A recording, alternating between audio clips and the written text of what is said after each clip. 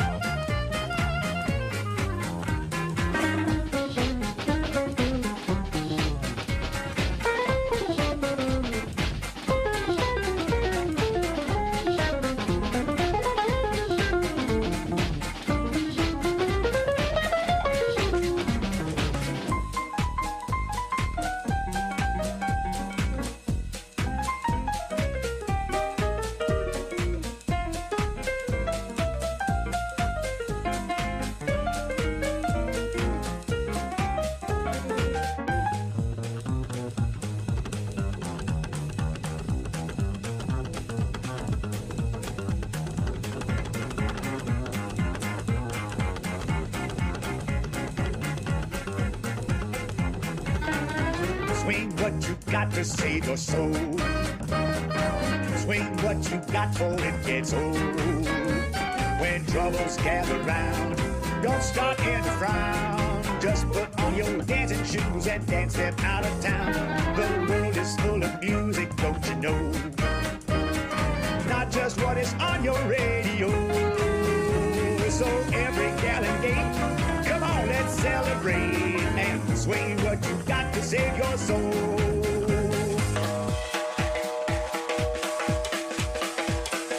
Swing what you got to save your soul.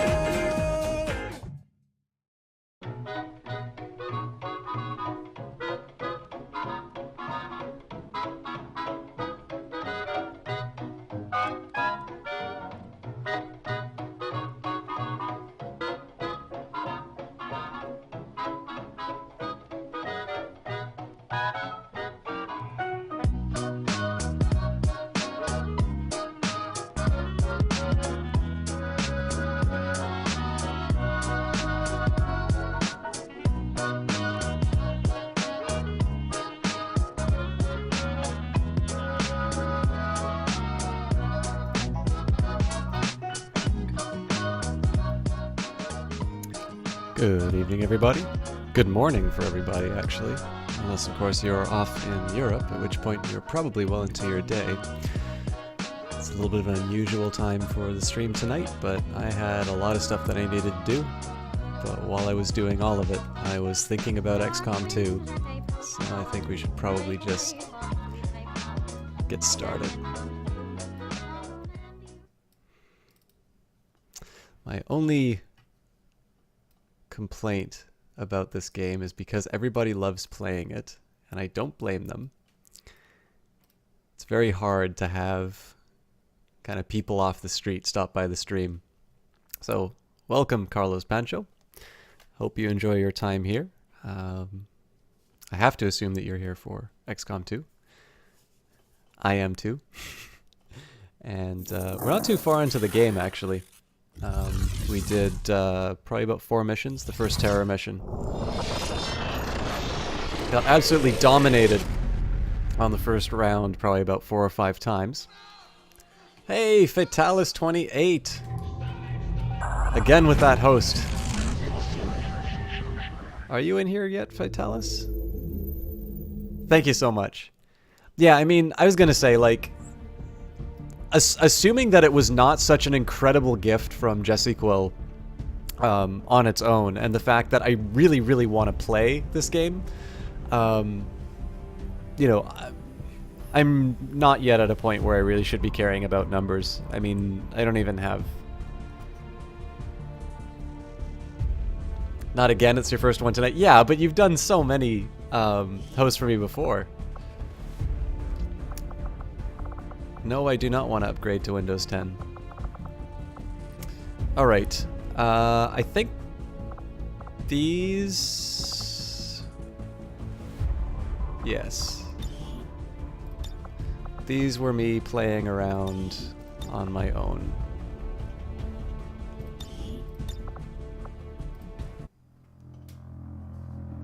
Hope everybody's doing well tonight. We will reintroduce this fine title once I see where we are on the map. Load times seem a little long on this one, but then I did also put this on my normal hard drive, just because kind of my experience of XCOM 1. That was definitely a mistake. But what is it? Anticipation heightens desire. True enough, you want this, but you need to upgrade your PC a bit. Really? I didn't think... Oops. I didn't think the demands on the system were that large. Actually, if you don't mind, guys, I'd just like to take a quick look at that myself, just to see for people. I know that's going to mean that the game is silent for a little bit, but let me just take a look and see what you need to play this game. So minimum are Intel Core 2 Duo E4700 2.6 gigahertz or an AMD Phenom 2.6, 4 gigabytes of RAM. GTX 460 or better. I probably wouldn't have been able to play that on my old PC then. Ridiculous amount of hard drive space, hence my disinclination to put it on the SSD. Yeah, it's actually some pretty beefy specs when you think about it. Alright, so we made our decision in terms of what we were going to do with power. I made a bit of a mistake in terms of clearing the alien debris here. Don't know for sure, you just assume anything post-2013 is going to kill your computer. Dragon Age Inquisition killed your GPU. I hear you on that. So my main intention here will be to clear out down to the exposed power coils, because right now I can't build anything else. I'm going to be interested to see whether or not I'm actually allowed to build areas in between. If I'm not, that's actually a pretty severe blunder, because I could have, let's say, cleared out the alien machinery and then moved down to like an exposed power coil, or even better still, the alien debris and then the exposed power coil, gotten the bonus to power, built my guerrilla tactics school here. Or no, I wouldn't have, because I would have still needed to produce something here. But then I could have done proving ground and then so on and so forth. So we'll see what the game allows me to do. But I opted for Guerrilla Tactics School just simply because that would allow me to have more squad members, and I've not been doing a very good job of kind of training up rookies so far. As far as the goals for the game, we need to construct a new proving ground facility, which is going to be here. That will be to create the jack with which we will capture and manipulate an Advent soldier. We need to access the alien network. I don't know if that's... I think that's what we need to capture the Advent soldier for. I'm not sure yet, but constructing the proving ground is a necessary requirement for that. Contact the resistance in the Black Site region. We do still need to actually find them. We have researched resistance communications, and we are in progress making contact with West Asia. I'm assuming this is a necessary condition before we contact the resistance in the Black Site region. So there's not a whole lot we can do. We don't actually have that much as far as supplies are concerned. So what we will do is... Ooh, rumor from the Resistance. Commander, after our recent success, numbers of the Resistance in New India have brought us reports of activity that we may want to investigate. 6 days to find supplies. So... Avenger plotting new course.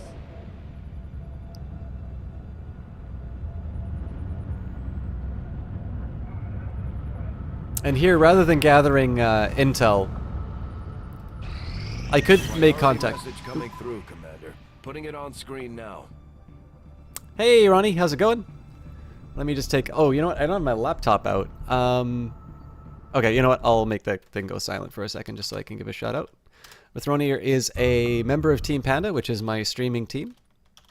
run by Seriously Clara, who's actually streaming right now. Not streaming XCOM, but she has kind of brought together a bunch of sort of like-minded streamers.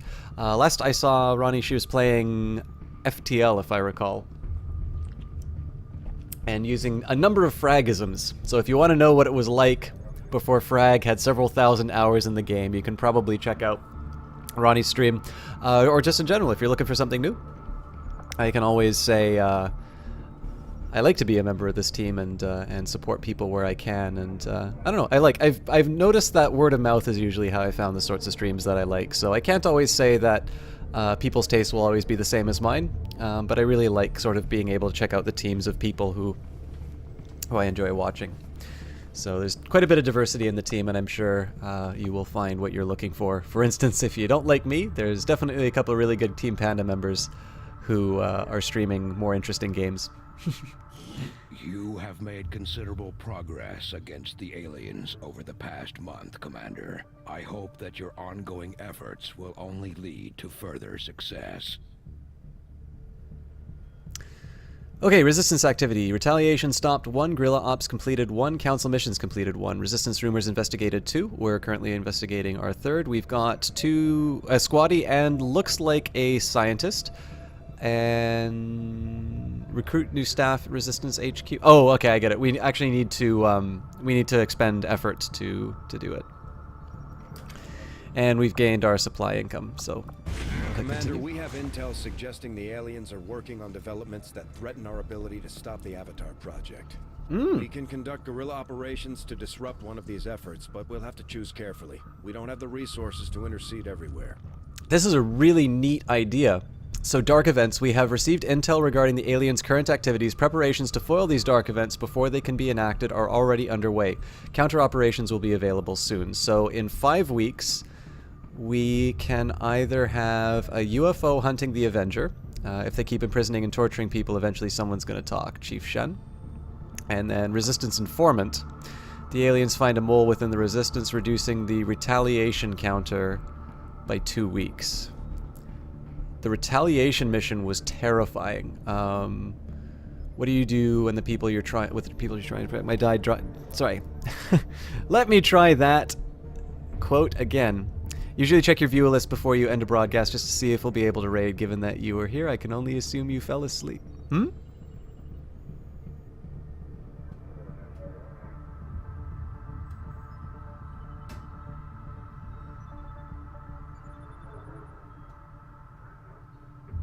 Check your viewer. Oh, you mean like so last night when you were gonna? Yeah, I definitely fell asleep. I'm so sorry, Ronnie. So what do you do when the people you're trying to protect, that my dad tried to protect, turn against you? I don't know what happens with Hunt XCOM, so let's stop. I do know the terror mission, and that one we almost blew it. So let's stop the Resistance Informant. If I can. I cannot. Commander, the Resistance has a hidden cache of resources stashed outside of Advent's reach.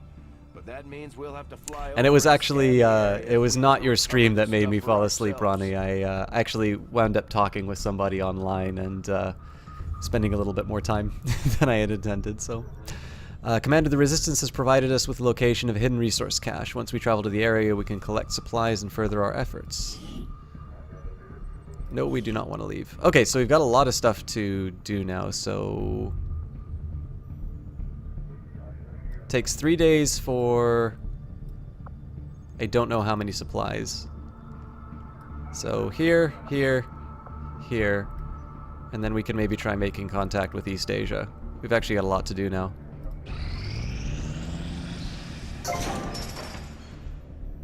Yeah, that is very true. Alien debris cleared. A new room is now available for constructing a facility. Devora Parrots is now available, and we've gained 35 supplies. Maximum power consumption reached. Thanks, computer. So here, I think I'm gonna... I mean, it's tempting to hit alien machinery. Actually, let's try that.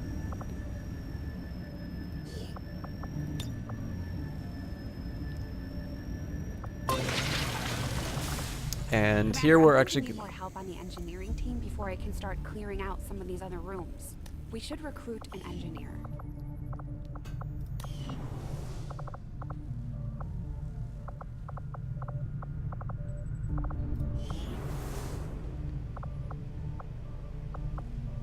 I don't know if it lets me...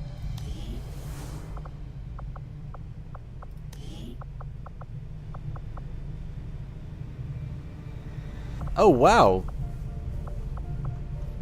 I don't think we actually had most of these.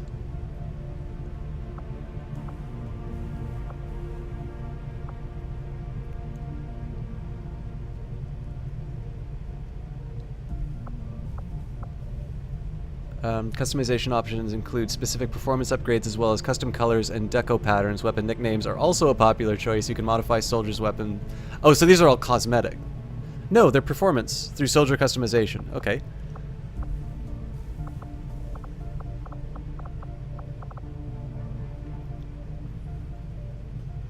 From within engineering, select View Engineers to bring up a list of engineers currently available at XCOM along with their current status.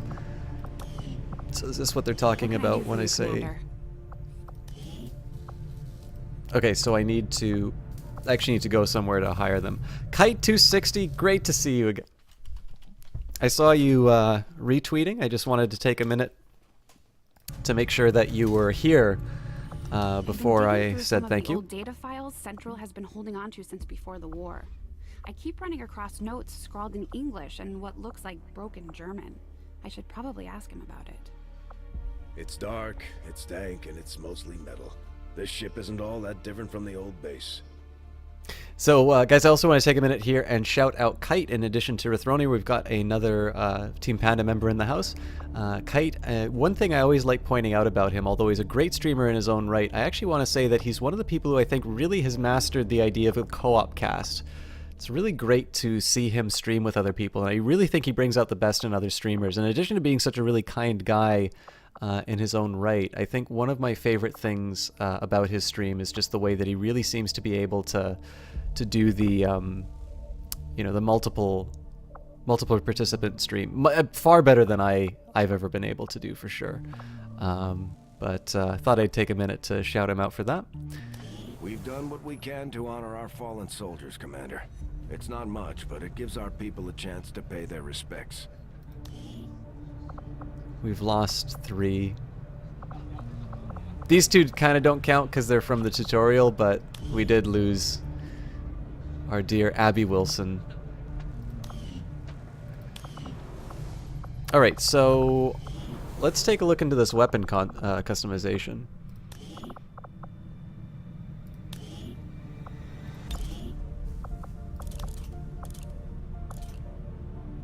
Interesting.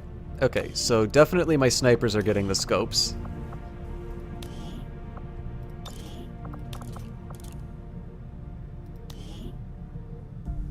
Once the weapon upgrade is applied, it can be replaced but not reused. Are you sure you want to apply scope to this weapon? Yep.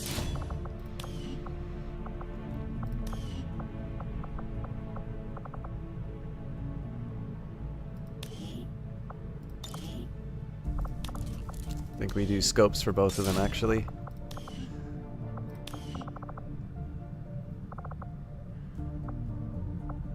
Now, as far as rangers go,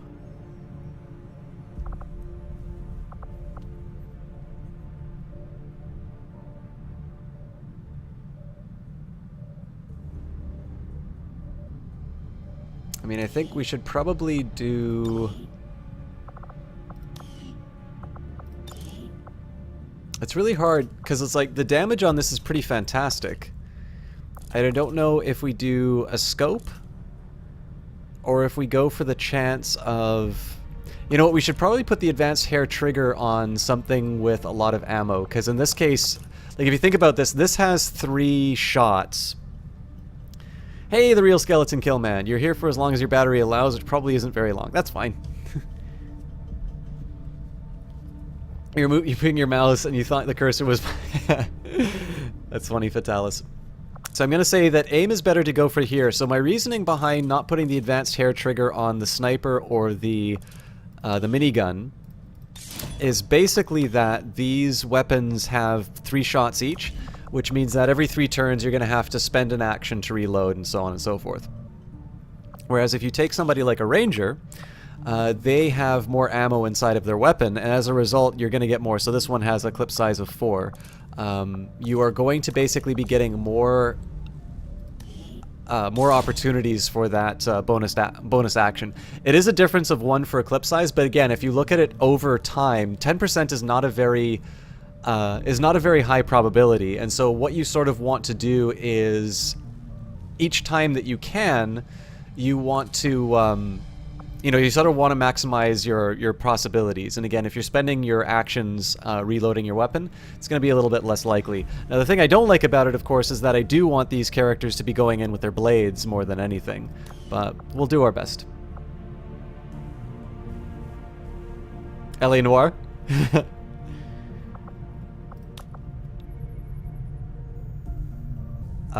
Notice I'm... Oh, CK2? Crusader Kings 2? Alright, I think I've got everything I can do here, so we're just going to focus on finishing...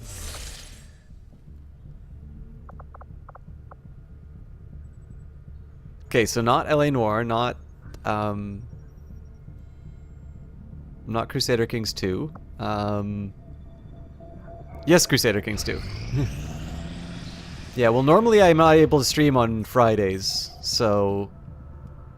Strategic resource located. Okay, we actually waited a long time just to get 62 supplies, so that was a pretty bad use of my time. But this crumbling sports arena was abandoned after years spent serving as a makeshift field hospital. The overgrown stadium is littered with crates and decaying equipment buried under the brush. Dr. Tygan was able to identify several items which retain their scientific value despite the conditions. Okay. Commander, we still have supply drop from the Resistance awaiting pickup. We could use additional supplies to purchase weapons and armor or to build and upgrade facilities. I know! So. Avenger plotting new course.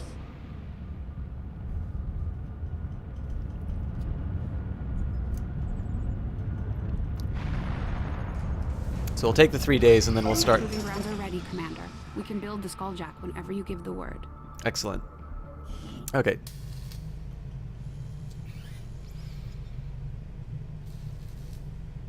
Yeah, no worries, Bishna. I know it's late for me. I tried to tweet it out, but to isolate some of our more experimental concepts, especially when it comes to weapons development. I tried to tweet out to make sure that people would know I would be streaming tonight, but I agree. It's very late. I'll have the team get started immediately, Commander. I'll let you know as soon as we've made progress. Commander? Okay, let's see what items we can build here. So we've got nothing as far as weapons, so we're gonna hold off on these items. Can't build facilities. We're already working on something in the proving ground.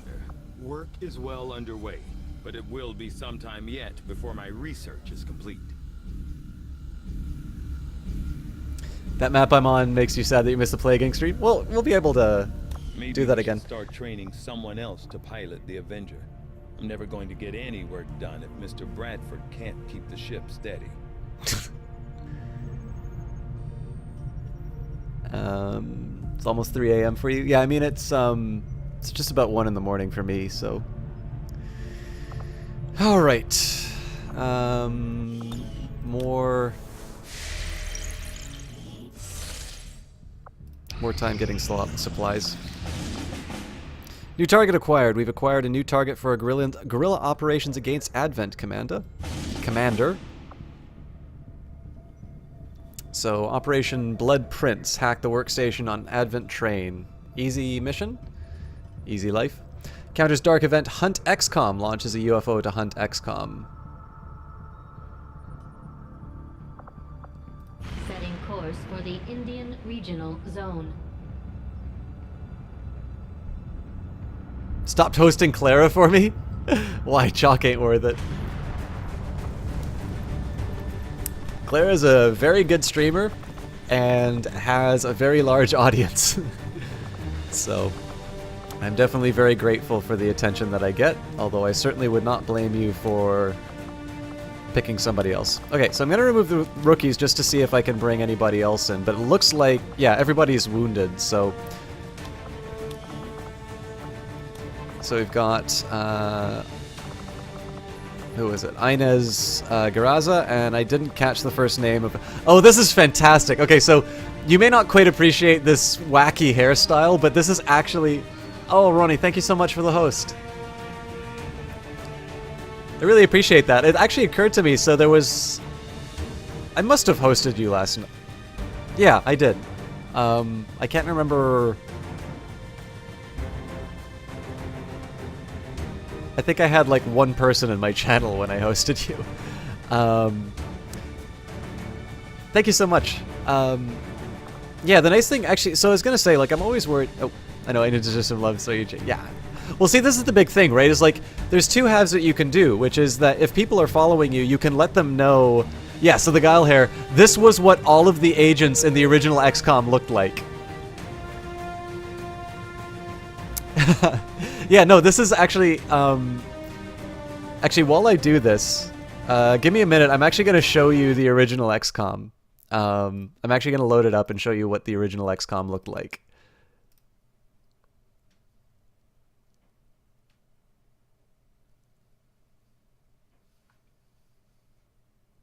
Uh-oh, I hope I didn't screw everything up.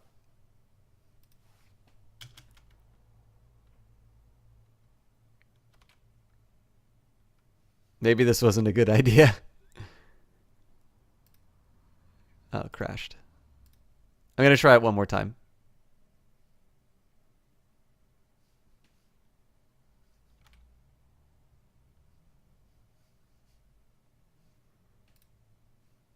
Yeah, no luck. Okay. Not really worth it. Only played XCOM Apocalypse of the original series. Well, see, the really funny thing about it is, the first game is just this absolute landmark. Like, it was incredible. And everything that came afterwards was either kind of butchered by the publisher or not affiliated with the original designer, Julian Gollop. Like, for such a masterpiece of a game, it's actually been very, very poorly treated. And it was only until Firaxis made XCOM Enemy Within that, you know, that it really kind of found its modern take. So, I don't know, it's really, really great stuff. I'm sorry I can't show you guys the original look, but man, look at this guy. I wish I could be this cool. But anyway, so quick word about loadouts. I definitely want to have my sharpshooters with me, and Sakamoto has been pretty outstanding with his performance. I'll talk a little bit about how I plan on using him. Corporal Kelly is my ranger with the blades. I believe we'll be starting in stealth, so she'll be really coming into her own here. And then two rookies. I decided to give one the med kit. No real reason for doing one or the other, but in this case, hopefully we'll be getting them promotions this time around. Everybody else is getting grenades. And we'll launch the mission.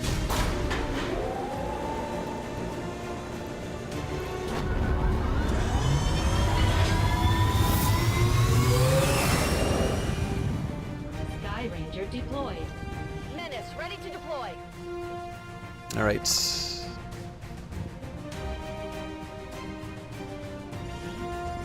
We've been keeping an eye on an intermittent signal moving through this area, and we think it's tied to an unprotected terminal on board one of the Advent trains. We can't pass up a chance to retrieve their data on the latest alien project, so we're moving on the train. Eliminate all hostile forces with extreme prejudice. If we can seize control of that data, we might have a shot at stopping their progress. Yeah, so Vitalis, I liked XCOM Apocalypse as well. It was actually one that was involved with Julian Gollop, although he considers the project to have been not as good as it could have been, just because there was a bit of interference from Microprose, and I think the art apparently was really messed up with it.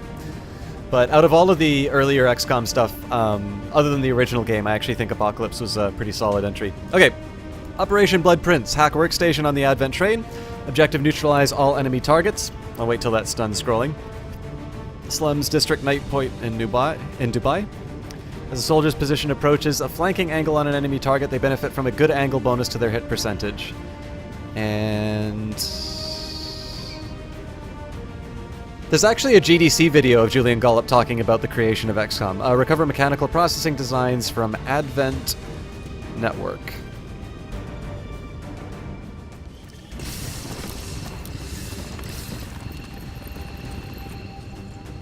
S-15, this is Avenger. The access point we're after is just ahead. Move to secure the area. Expect hostile resistance. Okay.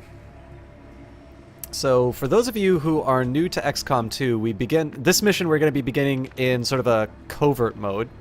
So the idea here is that the enemy is not going to be aware of your presence until you basically until you're flanked, like until you're actually out in the open. They are not going to be able to see where you are, who you are. Oh, Miss Ariella, thank you so much for that host. Guys, there's so many Team Panda members who are hosting me right now. Thank you, everybody. I was actually in Miss Ariella's chat not too long ago, busy harassing her and hurting her in Choice Chamber. I know things got a little frustrating for you for a while there, Ariella, and I'm really happy that you worked through it and you're still able to get through to the end. Guys, if you have not checked out Miss Ariella, you really should. She's somebody who I got to know in Vancouver, not in the biblical sense, unfortunately, but she was she actually did a really good job of finally initiating contact with me at one of the Twitch meetups. She was glaring at me from across the restaurant while I was busy chatting, and yeah, she's an absolutely wonderful streamer, really wonderful human being, and oops, just give me 1 second, guys. Oh my God, Infamous Matt, thank you so much. Vitalis, you are more than welcome to post a link. Let me just take a minute here and shout out Miss Ariella and reply to... I would never want to belong to any club that would have someone like me. Thanks a lot, Infamous Matt.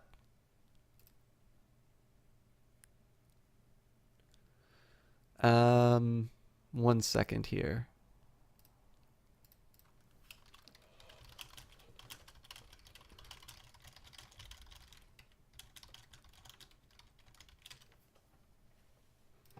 Time to troll lol SC. You can't troll me any harder than I have. Yep, that's the look I was looking for. So guys, if you check out Fatalis's link there, that's what the original guys look like. So let me just take a quick second here. I've shouted out Miss Ariella, and I should actually check too. Who was it? Infamous Matt. First of all, thank you very much for that follow. And are you a streamer yourself? All right, so let me just take a quick second here to thank everybody. So we have got Alex the Ginger Boy got sent from Ariella, the girl with no accent. She said, "You're cute. She ain't wrong." Thank you very much, Alex the Ginger Boy, Infamous Matt, Dark Duchess 90, Miss Ariella, who's already gotten Hacker of Drow. I remember you. And I would never want to belong to any club. Alex the Ginger Boy, thank you so much for that follow as well. You like trollolololing me and my smexy voice. Well, I still don't know about my voice, but I really appreciate it. Anyways, guys, Miss Ariella is actually one of the kindest people I know, which is very odd that we get along so well, because I am a dick. And you are Infamous Matt. Well, if you would like, feel free to drop your details inside of chat. What you stream, why you stream it, how long you've been streaming. I obviously can hit that shout-out command for you, but I think at this point I get a chance to speak about the virtues of all of the people in here, Rithronier, Miss Ariella, Kite260, and I have a feeling it's going to mean a little bit more, and I'm going to have the benefit of speaking with you or hearing your perspective. Or sorry, I'm going to be able to give a better shout-out for you in the future if you tell me what you're about and if I get a chance to see it myself. The audio is really far ahead for you. Around the clock, but you'll never see them loading or unloading any cargo. At least not where anyone can see it. My God, you know, I wasn't expecting double digits from this one because the you know, like, this is a really popular game. This is a new game, and I'm all over it. I mean, there's so many good streamers streaming it right now, right? So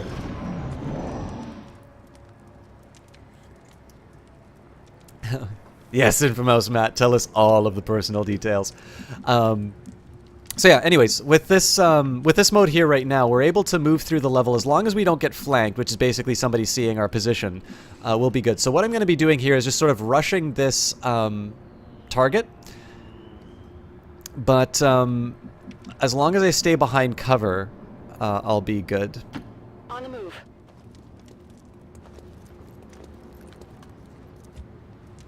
What I'm especially looking for right now is the Advent soldiers. Running. One thing that they've done that's a little bit different in terms of this game too is you'll notice that there's a timer counting down right now. That's pretty much been a feature of every mission that I've gone on.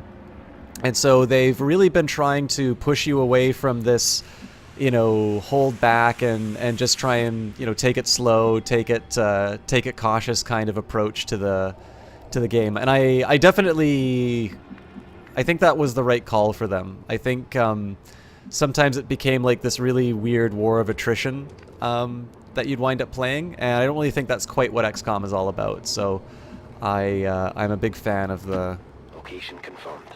the format that they chose. Skeleton Killman stream rarely, inconsistently, and with no mic or cam. Solid copy. Yet he is still better than Chalk. Well, chat, I'm going to leave it to you to decide. I've already lost 2 people since I said thank you for there being double digits in here, so I don't think Skeleton Killman is wrong. Alright, so still don't know where the enemy is yet. I'm going to be using my my rookie to kind of scout ahead. And what I'm going to be trying to do here is put them behind these kind of taller covers here. The big thing is that I want to move up as far up as I can in order to be able to, you know, to deal with the network shutdown. But I don't want to rush so much that I get caught off guard. Got a group of hostiles over here. Oh, Jesus! This changes everything.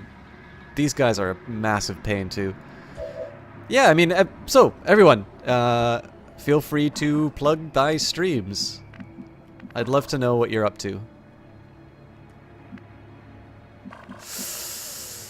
Oh, this is really ugly, actually.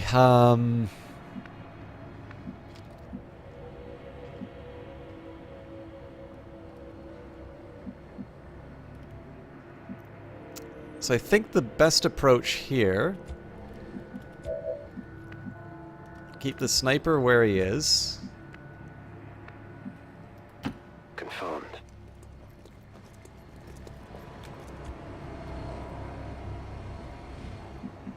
So I'm going to put him into Overwatch just in case things go wrong. And actually I think Long Watch will be a good call too. This thing might go loud if the rookie gets caught here.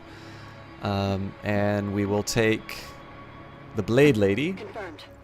Now ideally she's going to go rushing in and pounding one of these guys with the blade. But in case that doesn't happen, I'm going to set her up in Overwatch. So the big thing here is I prepared in case this character gets caught, which he didn't. That's great news.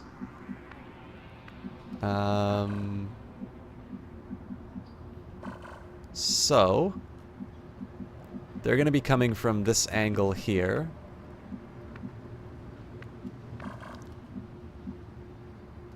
Actually, let's do something risky. On the move. So here I'm going to go into Overwatch, and what she's going to be doing is kind of giving some cover up on this end. And what I'm going to be hoping for here is the rest of my team to be able to deal with the guys inside of this room. So we set up Long Watch for my sniper. And we've lost sight inside the train, which is a problem.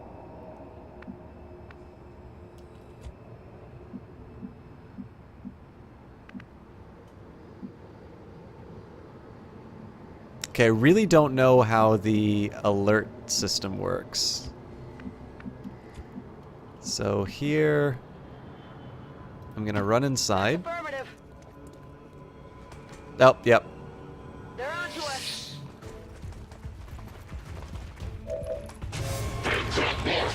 At first, Advent deployed non-lethal stun units for crowd control and the occasional protest. We don't see a whole lot of that anymore. Missed. Okay, so not an ideal start to this mission now.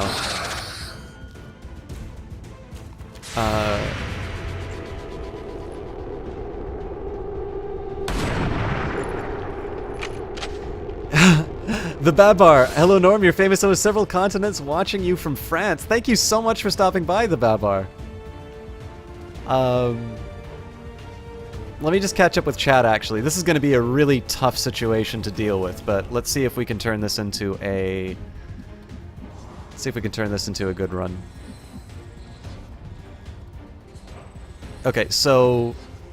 Okay, I'll catch up with chat first, and then I'll talk a little bit about how I'm going to correct the errors that I've made in this setup.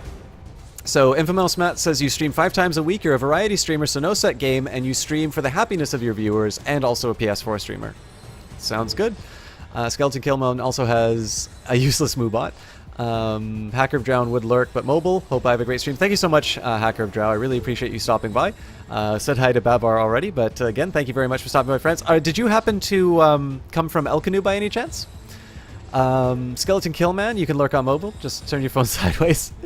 No, not do anything else. Audio mode and do something else. The audio still plays. Thanks for that, Infamous Matt. If you're on iOS, you can set Twitch to play in the background. Gonna lurk while you play Crash Bandicoot. I don't judge at all with Ronir. And it's a great game. And Fatella says your Variety Caster stream co-op on Tuesdays, story immersive games on Wednesdays, bigger games on Fridays, Sundays, and anything else that doesn't fit on those Saturdays.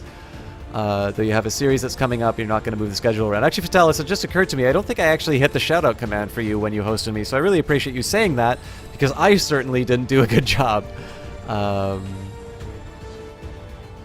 And you know Chalk's name now?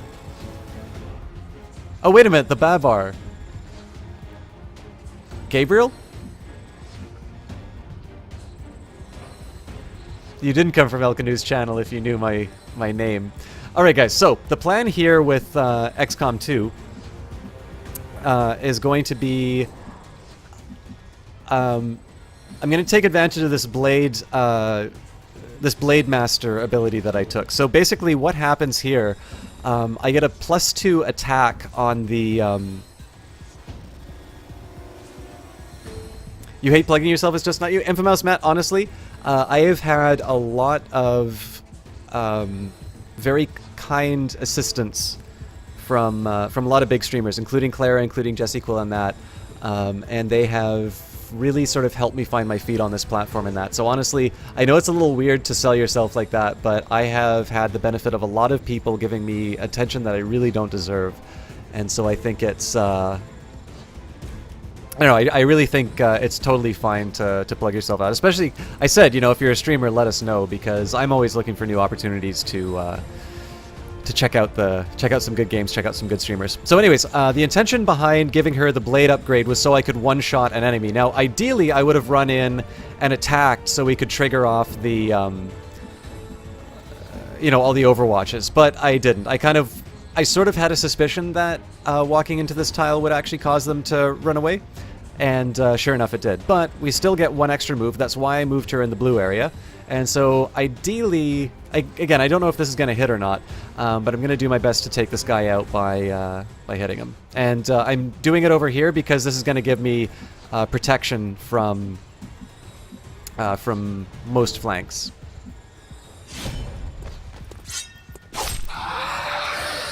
Get styled upon, Sectoid.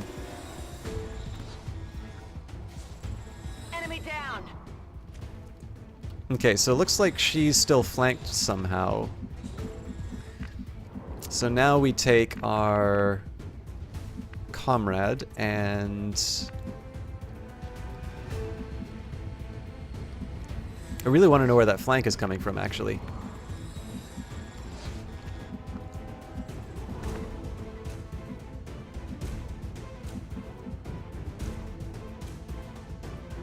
I think the call here is we'll move him up. And then we're gonna... Oh, hang on. We don't overwatch. Yeah, we go for the 45... It's a 45% chance of hitting, but in this case, it could potentially take him off the board, so I always go in that case.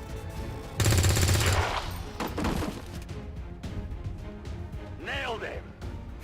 I hope you're doing great. Better overall at XCOM. when you obviously love to run into ambushes. Okay, well, that was a highly questionable move on his part, but certainly helps me out.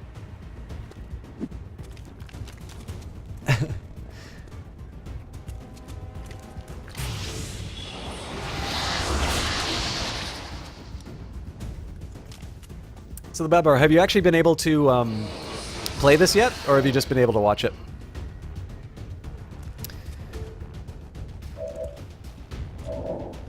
Okay, so this gives me a chance to... Well, there's a couple of things that I can do here, actually. I could try to...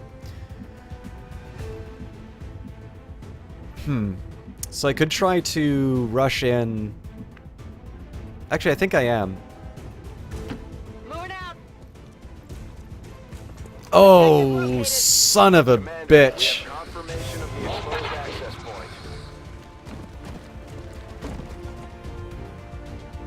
That's gonna be painful.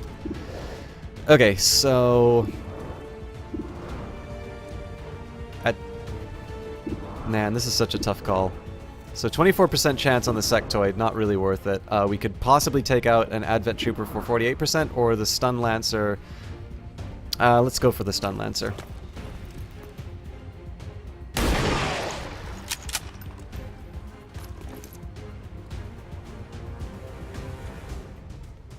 Okay, now Paul. 69% chance. Yeah, that's the right call.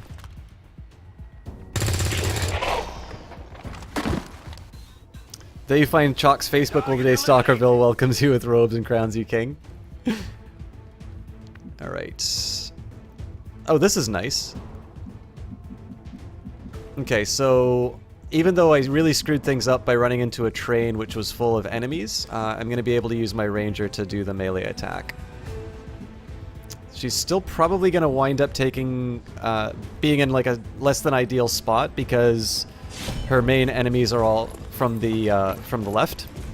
But in this case, at this point I just want to take people... So the idea here is I want to take pieces off the board. I want to minimize the potential damage from the enemy by basically eliminating... Oh Jesus, I got really lucky on that. There's heavy fire in this zone. Damn it! Find some cover.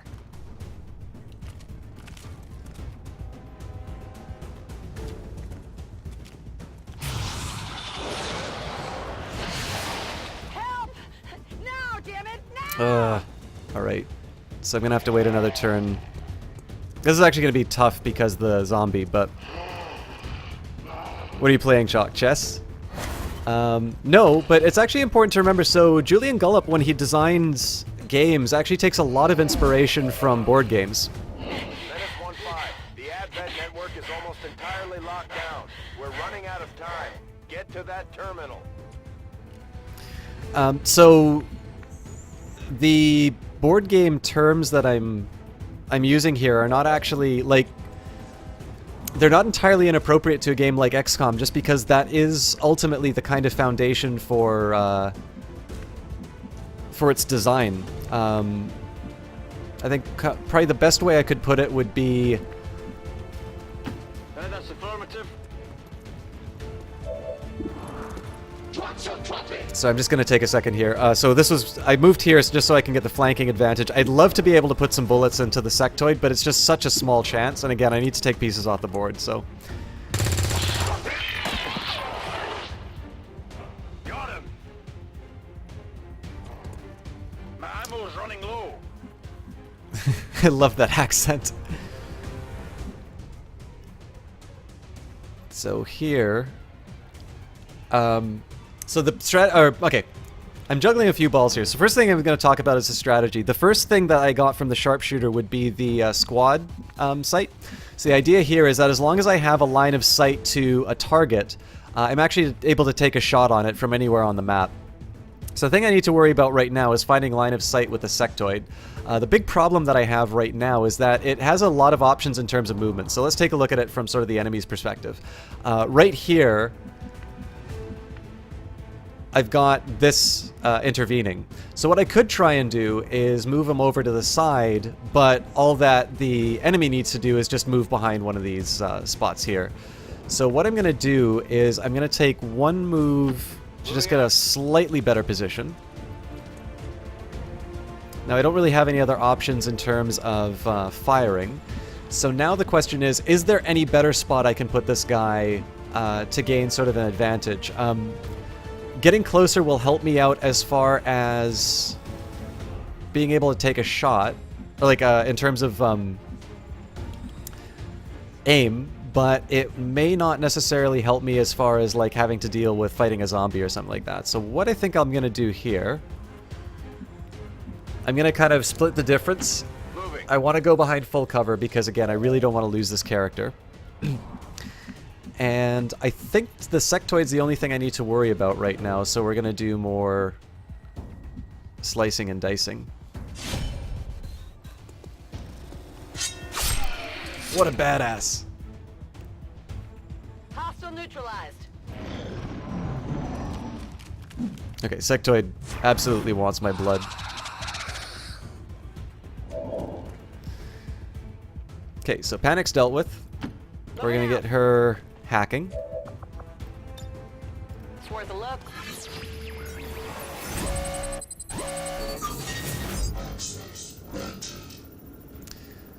Okay, soldier's hacking stat permanently increased by 20%, 4% chance, or income from current region is increased by 25%.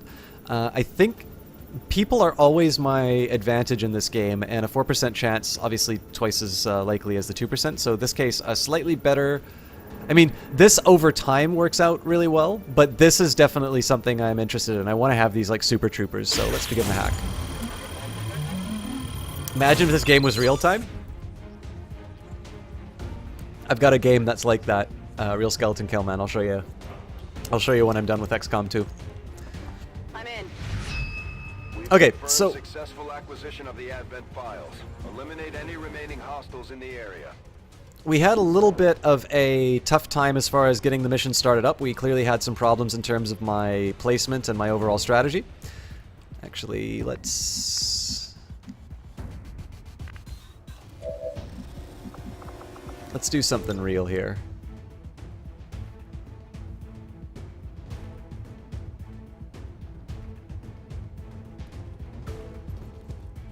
I'm not quite sure why that counts as cover for him. But in this case, let's do some damage.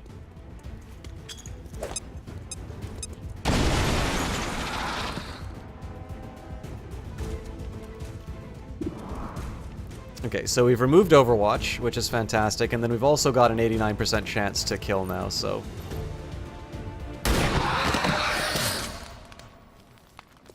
So again, the big strategy here was just to make sure that my snipers... Status confirmed. All hostiles are down and the area is secure. Status confirmed. Mission accomplished.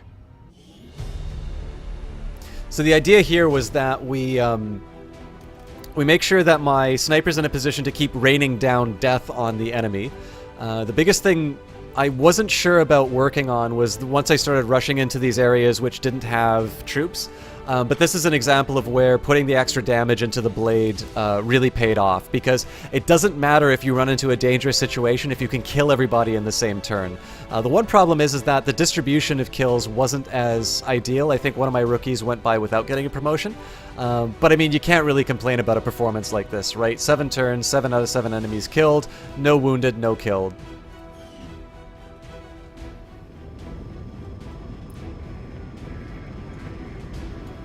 So, successful shot percentage, 100% from rookie Paul Edwards.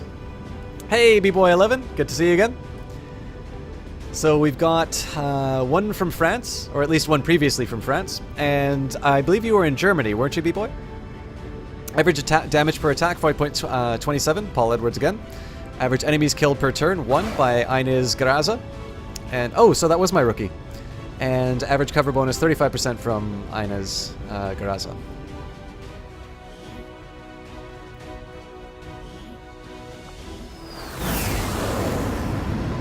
Not bad for the first hour.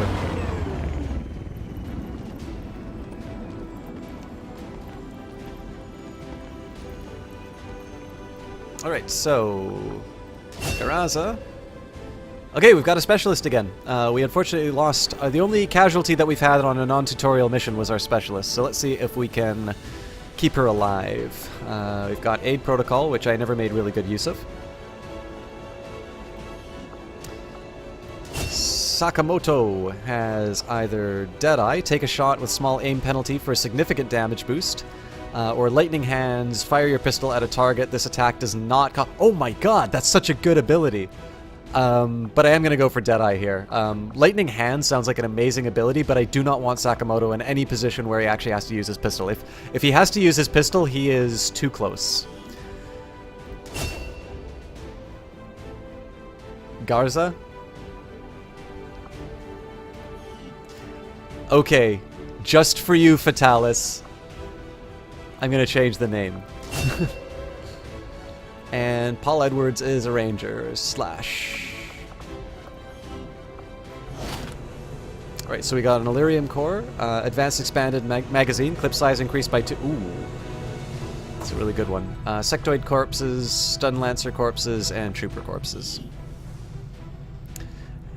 Research unlocked. Advent Stun Lancer Autopsy. The Advent Stun Lancer is commonly seen maintaining order and quelling disturbances around the world. Their unique stun lance could be adapted into a weapon our rangers are already training to use. Considering the limited resources available to you, Commander, you have still managed to exceed my expectations.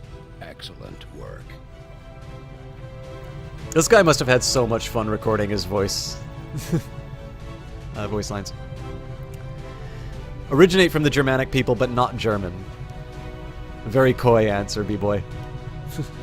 An admirable performance, Commander. Your forces successfully recovered the mechanical processing designs from the Advent network, dealing a blow to the aliens' ongoing efforts. And we gained another specialist, actually.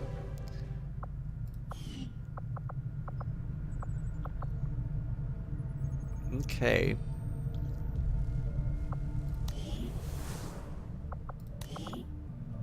So what I'm going to do here, I've already put a scope on Sakamoto, so what I'm going to try is my other... Oh, hang on.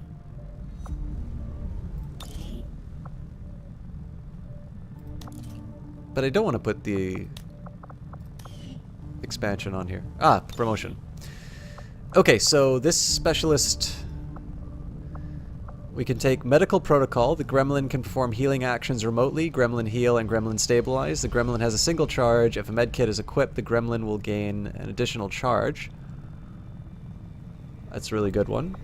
And Combat Protocol. Send the Gremlin to an enemy to jolt them, dealing guaranteed damage, which is increased against robotic enemies.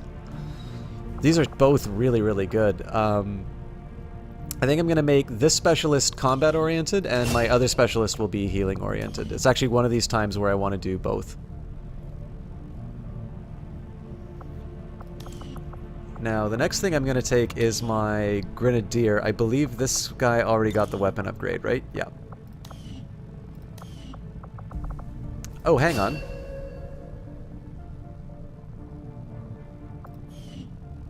We've now got a nickname.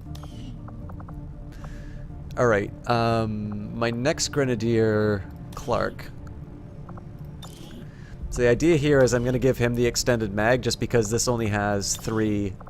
Oops. Only has 3 shots. To expand that by 2, 5 is a pretty outstanding benefit. And I think I'll try and orient him towards doing the cannon damage. Okay. I have a feeling this game is just softening me up for disappointment. Commander, we still have a supply drop from the Resistance awaiting pickup. We could use additional supplies to purchase weapons and armor or build and upgrade facilities. Your people have been all over the world. We've been to skis and from the place where Thor and Odin originate from. Oh, that's right, we were talking about this. So, I don't remember if it was Sweden or Norway. I feel like you should... No, I don't think you've said Sweden before.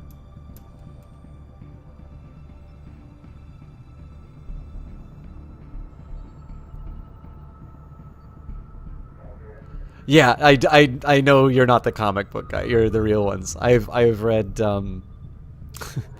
read some of the myths. All right, Commander, the Resistance has heard rumors of a black market in the wilderness near one of our havens. If we scan the area, we may be able to locate them and see what they have to offer. I will ignore that for now, just in favor of the supply drop. Avenger plotting new course. It's really neat how they've kind of given me these, not dilemmas, but like just this, like these limited resources. Like I need to use time to be able to gain things like specialists and black markets and such. I'm almost thinking I need to go back to.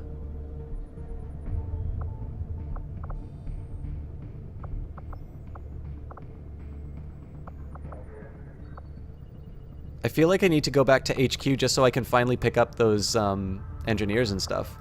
Commander, we have a priority message coming through. It looks like an encoded signal from the Resistance. Patching it through to your quarters now. I don't know yet, Fatalis. I'm gonna guess no. Ever see Troll Hunter? Heard of the great John? No, I have not, B-boy.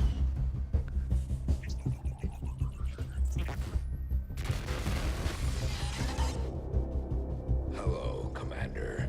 It would seem your recent activities have gotten Advent's attention. Our unwelcome guests are on the move. Advent has been diverting considerable resources and personnel to covert facilities across the globe. The exact details of these operations are highly classified. However, they do have one thing in common. A single word that appears in all their files. Avatar. I believe the black site we had previously uncovered to be but a part of this Avatar project. Based on what we have uncovered so far, its true scope is far greater. This project is being directed from the very top of Advent, from a source I am still unable to determine. All attempts to uncover its identity have met with failure. It is time to take a more direct approach. Though we may not know the exact nature of this Avatar project, we can still disrupt it. We must root out these hidden facilities with the help of local resistance cells, disrupt our enemy's operations, and in the process, uncover the truth. Locate the source of this Avatar project, and then destroy it. Were the enemy to succeed in their efforts, I am certain it would mean the end for us all. I am confident you will take whatever measures necessary to eliminate this threat, Commander. Well, thank you, B-boy. Welcome to France and Norway. The aliens' progress and on this Avatar project here. If they finish what they've started, it sounds like it'll be the end for all of us. Oh, wow. So we actually have a timer on this one, too. All right. And most importantly, MixSplit, thank you very much for stopping by. I don't think I've said hi to you tonight. Whew. It's a little hair-raising. All right, then. We've got our work cut out for us. So keep picking up the supplies. Collected all the resources from this location. The Resistance should provide us with additional supplies in a few weeks. Let's go back to HQ. For India.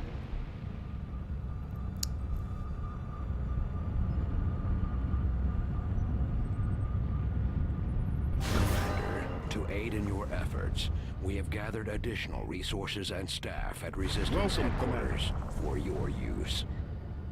Okay, scanning bonus medical assistance. While the Avenger is located here, Resistance HQ provides extra medical staff and resources to help our soldiers recover from injuries faster. No. Scanning bonus rapid construction. Okay, maybe I don't need that then. So definitely want another scientist. Can't afford the specialist. So actually in this case, let's do the medical assistance because I'm not going to be able to do any construction. Now, The big question for me is whether it is better for me to go to make contact with Asia or the black market. And I think in this case, contacting West Asia, now that we've got the Avatar project underway, really need to start dealing with some of these story-based missions. So they cheated a bit on the camera handling for found footage since it featured telekinetic characters. See, now I really want to see these movies you guys are talking about. Guerrilla Tactics School now operational. Okay, excellent.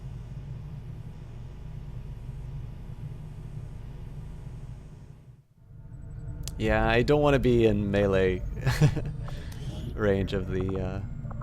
Okay, so squad size 1 will cost us 50 supplies. Oh man, these are all so good.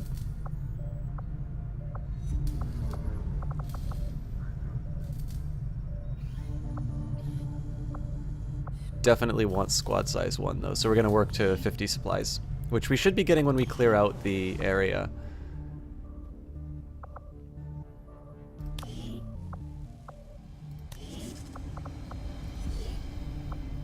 We still only have 1 engineer. Okay. Well, we continue to do the job. Gotta go make your dinner. Have an awesome night. Thank you so much for stopping by, Miss Ariella. Thank you so much for the host. I definitely had probably over double the viewers just from your host alone. So I hope you have a great night. Maybe we get a chance to see you a little bit later. And I hope all is going well for you. I know we didn't quite get a chance to talk as much as I was hoping earlier. And Kite says it's going on 5 a.m. Gonna head to bed. Have a good night and thanks for the stream. Likewise, Kite, thank you so much for the host. Thank you for your support as always. It's ridiculous the time that you stay up, but I always appreciate you hanging out here and lurking. So, guys, thank you very much. And of course, for some of the people on Ariella, I know what it's like. I know some people, you know, kind of only want to hang out for a raid as long as the streamer is there. So for those of you on Ariella's side who maybe this isn't quite your thing, I totally understand. Thank you very much for hanging out in the time that you did. Although, of course, I'm very happy to retain you if you're enjoying XCOM 2.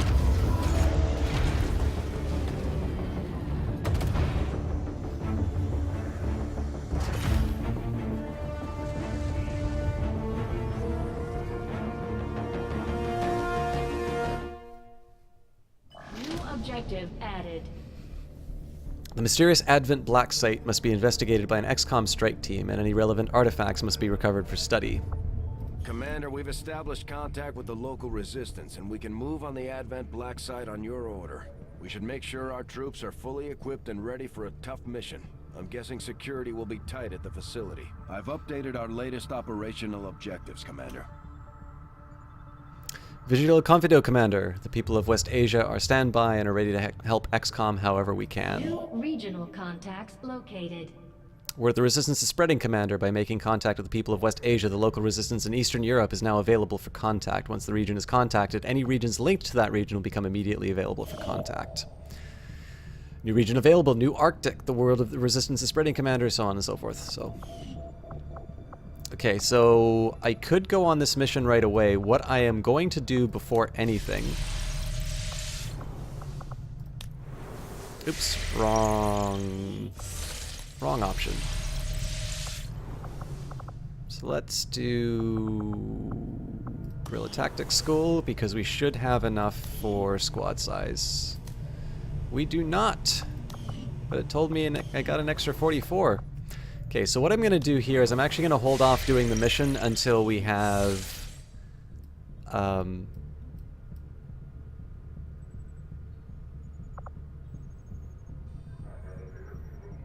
going to hold off into the mission until I have the resources for it. So we're going to... We've utilized all of our available communications capacity. We can't establish any new contacts until we upgrade our systems. Oh, damn it. All right. So much for that. So we're going to do... We'll need to completely scan this region before we can establish contact with the local resistance. I'd advise we stick around and finish the job, but the choice is yours.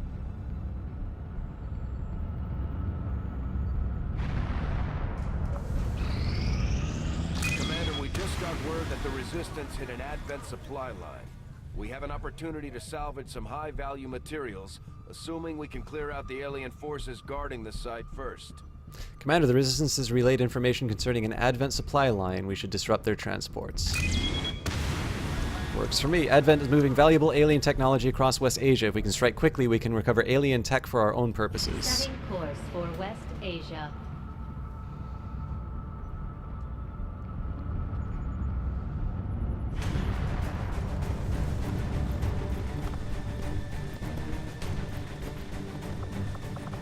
Okay. So I think this is the right... group. It's also, I think, our first moderate difficulty one, so we kind of want to bring our A team.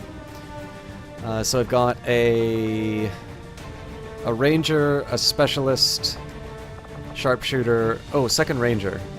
We can do better.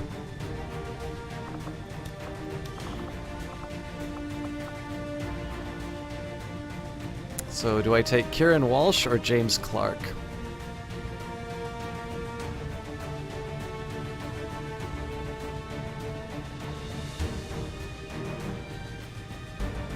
Actually, here's what I'm going to do. I'm going to take James Clark, and then I'm also going to remove Sakamoto in exchange for Stephanie Cook. She's currently shaken, so the idea here is I'm still going to keep her further back, but we're going to put her on a successful mission in order to bring her morale back up. So raid the Advent train, moderate difficulty.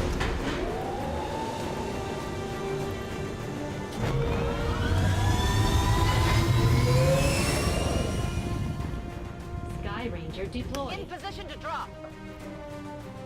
If you have a problem, if no one else can help, if you can find them, maybe you can send our A- team. The Resistance ambushed an Advent train moving through an area of remote wilderness, and they've left plenty of cargo for salvage. That's where we come in. Once you're on the ground, eliminate all hostile contacts and secure the area. Seize anything of value. Alright, supply line raid, Advent train, neutralize all enemy targets, and secure supplies on the Advent train. Location, wilderness of West Asia. Tip, when controlling a ranger, right-click on the enemy to initiate your charging melee attack.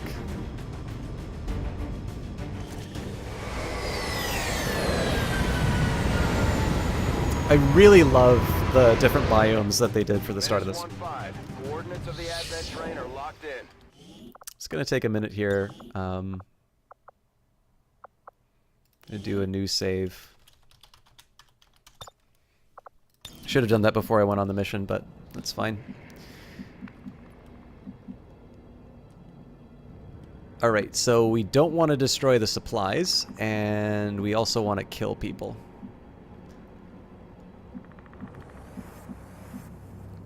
So I'm kind of gonna learn my lesson from last time, and not... especially because I don't have any,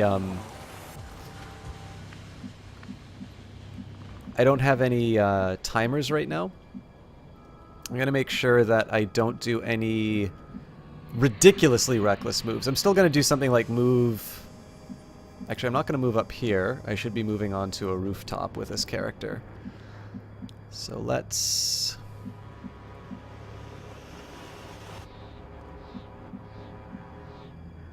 Well, I can be a little reckless. Move. Eyes on a hostile patrol. Okay.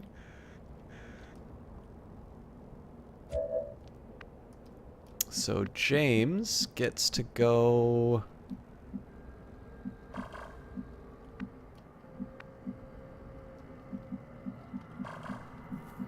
See, I don't like this spot because what's going to happen is they're going to run away behind this cover, and so all the advantage of the ambush is gone. Oh, this is an interesting spot. Okay, cool. So I move him up here, and then he can go in through the building. I like this. Got it covered.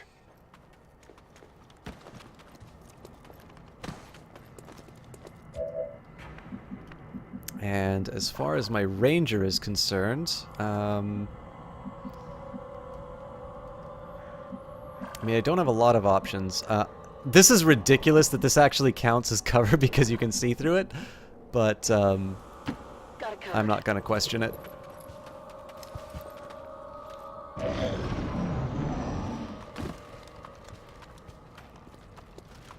Okay, not the best positioning for me if I'm completely honest. But I think I can work with this. Okay, so first thing I want to do is get my sniper into position. So, not quite the cover that I was hoping for. But I can work with this. And what I really want to do now is push hard on my team. The introduction of human Whoa! DNA, these creatures once operating under the guise of thin men now show their true form. A purely reptilian species. No reason for them to hide. The aliens don't need an infiltration unit anymore. Okay, so I think what we're going to do is we're going to pop up from behind this truck and rain death on everybody. I have a feeling I'm going to want to take this thing out pretty quickly, but let's set up for a good time.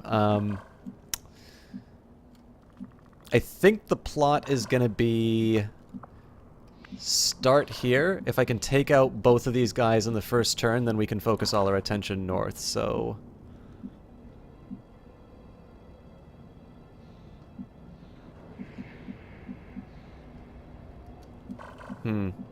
Still not sure about this placement, actually. Well,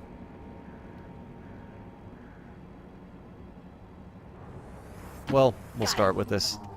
The big thing I'm worried about is if they, like, come through and flank us here. But that's a risk we're just gonna have to take. I'm in the top 27 of the percent of the streamers of this game. There are 212 streamers below you, bottom of the page.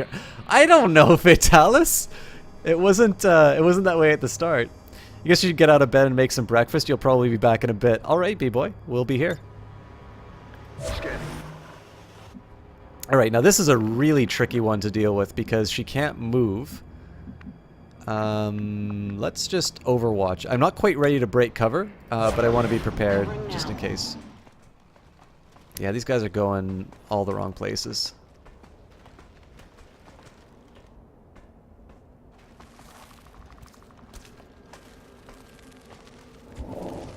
Although I should say, is that such a bad thing? Because I can...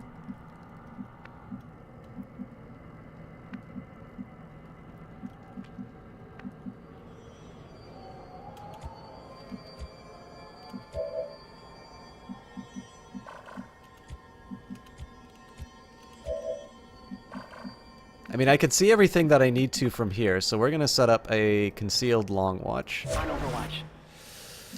Overwatch.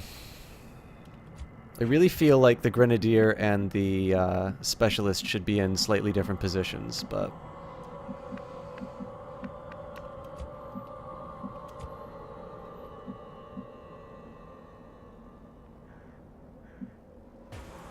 I'm on the move.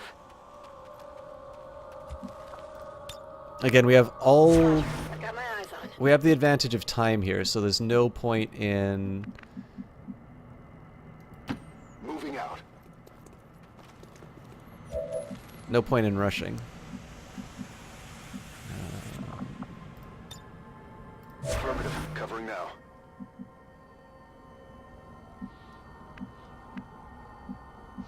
These are kind of crappy spots, but...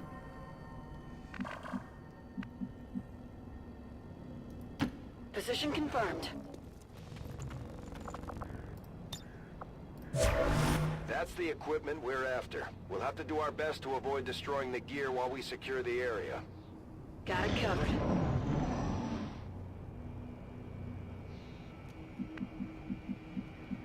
Okay, I think I'm gonna just have to start the party.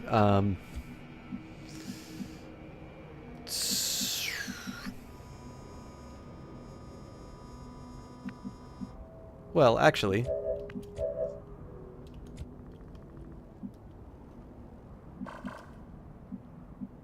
This lets me move my Specialist to an even better spot.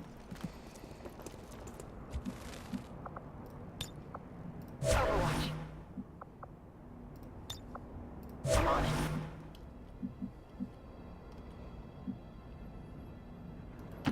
That's affirmative. I'm on it. The real question is how I deal with these... How I deal with this patrol. So I'm going to do one more Overwatch just to see if we can get some information. Didn't turn out. Eyes on the prize.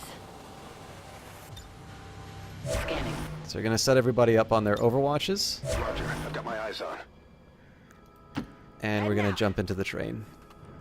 This probably triggers... Yep, there we go. We're in that fight.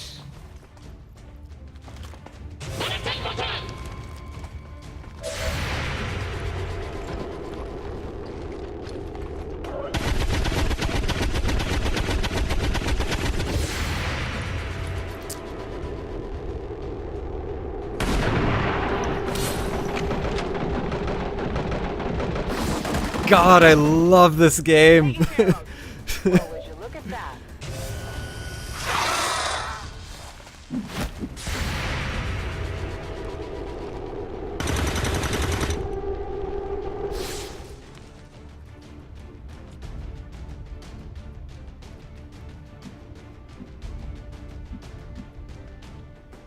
So unfortunately, I can't smack him from on high. What's going on with these guys? I think this is an acceptable risk. Again, this is taking a piece off the board, and now we can focus entirely to the north. We also pick up a free item. Patelis, I know I was just letting you know that you're doing all right. I mean, the gap between the top 1% and you is something like 4,500 views. So it's like the economy in America. Take it as you will. Well, I mean, America's a very prosperous nation. I would be very happy to be living there, even in a lower state.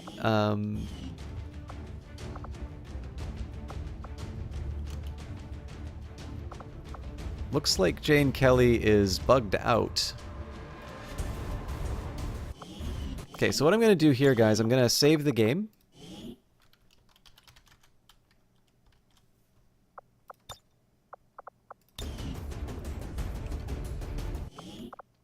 Let's try reloading.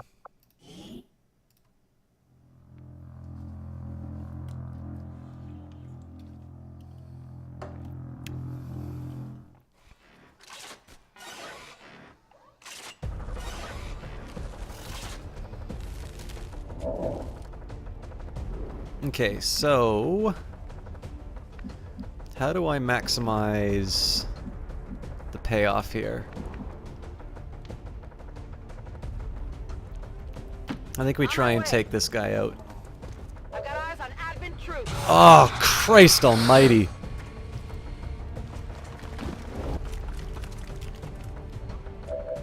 I was trying to flank this guy too. Okay, so 92% chance on the Advent Trooper. And I can't get the Snake Man. Okay, well.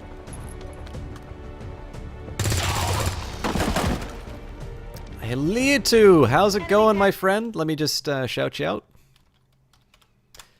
Got a chance to plug your wonderful Steam tool. I know you saw that already. I saw your like. 64% chance. I think it's worth it.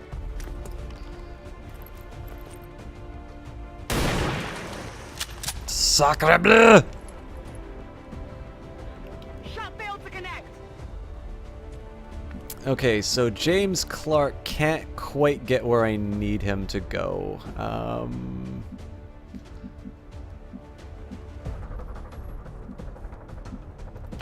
Position confirmed. Let's move him up a little bit.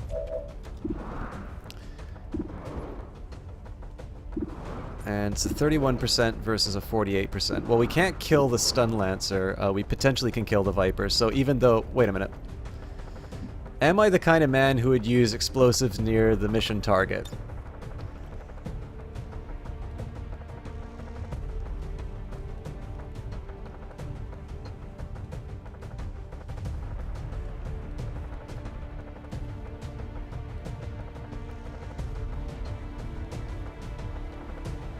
Is it better to... Yeah, actually, this is the better spot because it frees up my next agents.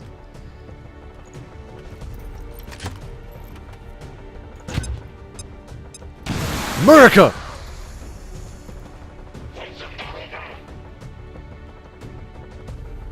But guys, 1-5. Watch those supply crates. If you destroy them, there won't be anything left for us to recover once the area is secure. I didn't think I destroyed any supply crates. Yeah, so guys, Leah2 has actually done coding streams in addition to Nuclear Throne, and he's one of the people who does Crusader Kings. You know, that game I'm supposed to be streaming when I'm not enjoying XCOM 2. I think he's an absolutely wonderful streamer, really nice guy, and has done a lot to promote my stream when I mean, the fact of the matter is that we don't really stream at times that allow us to watch each other at least as often as I would like to see him, and I hope the feeling is mutual. So, if you guys, I will say, especially if you watch streams around this time, I think Leah2 might be a little bit more in a time zone that works a bit better for you. Damn it. And you should definitely check him out. Really diverse stream, a really great guy. Ooh.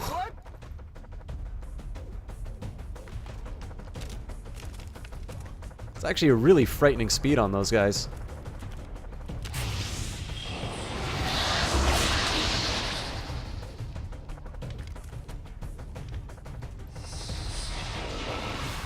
Okay, so now I really need to use the time to my advantage, pull back, and get a little bit of distance between me and the enemy.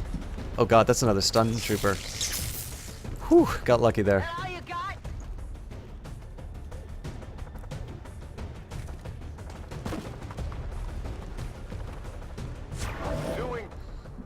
Ooh, it's an Overwatch.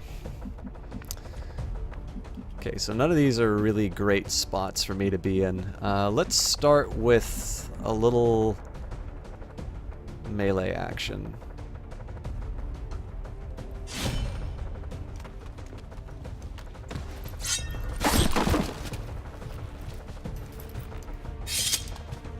You often start now plus 5 or 6 hours, and thank you very much for the kind words. Definitely wish I could spend more time here. Well, I'm happy to be streaming at this hour so we can at least enjoy the time that we have together. Okay, I'm not quite sure what to do with this guy. Let's see what we can do with the Advent Stun Lancer. Good chance of a crit and really good chance of... Actually, hang on. It's long... No, it's not going to work, so... Let's just get our normal shot. Oh, baby! Target eliminated. It's Canada for you guys.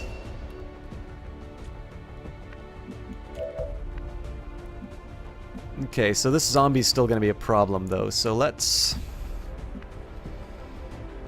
So is the Overwatch, though, so let's think for a moment about what we're going to do.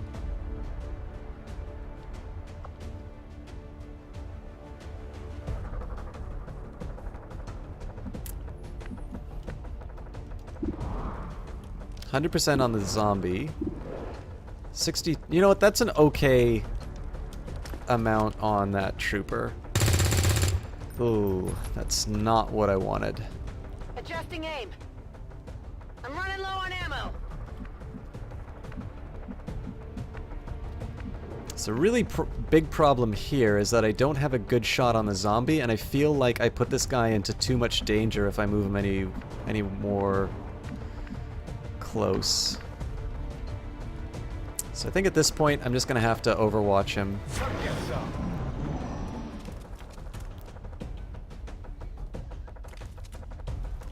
Fatalis is going to go visit Lurktown and get some rest. Have a great one, Fatalis. Thank you so much for stopping by and all the support you've given me.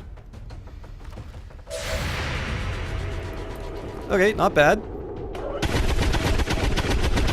That is bad, though. Missed the target. Oof. Okay. Trying to flank us.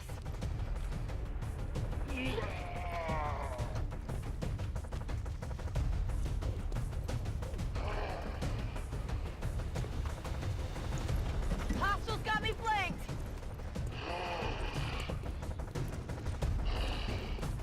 The move speed on these things is absurd. Okay then. Okay, I gotta find a really good way of getting her to safety while still being effective against the enemy troops.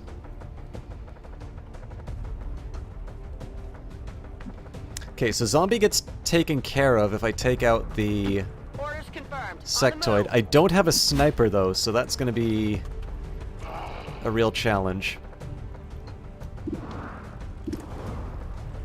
Oh, 12% sucks. Okay, we'll just take out the Advent Trooper here.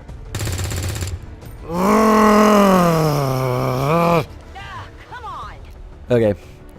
Negative ammo. I'm spent. See, the thing is, every bit of ammo that I spend on this zombie is wasted, really. So, okay, let's reload. Back online. 79%? Oh, but it's not the target I friggin' need.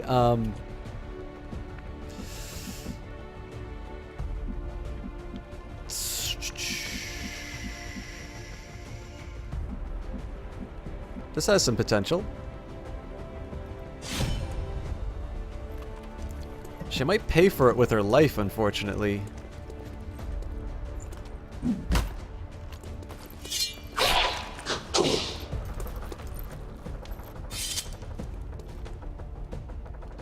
Enemy eliminated. So maybe the right call is to actually try and take out the zombie. On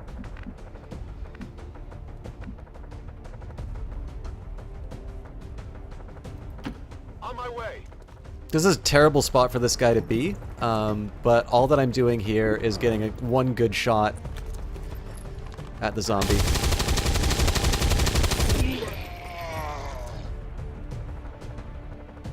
Okay, not enough to take him out, unfortunately. So what we're gonna do... 79% chance. That's a pistol shot. Yep, we'll go for it. You just screwed your teammate real bad.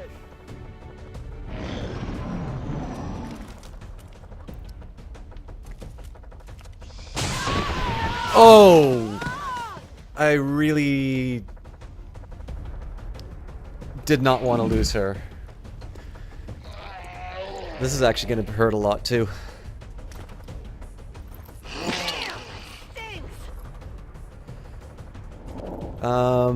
We actually just went into a point where we can lose this pretty hard.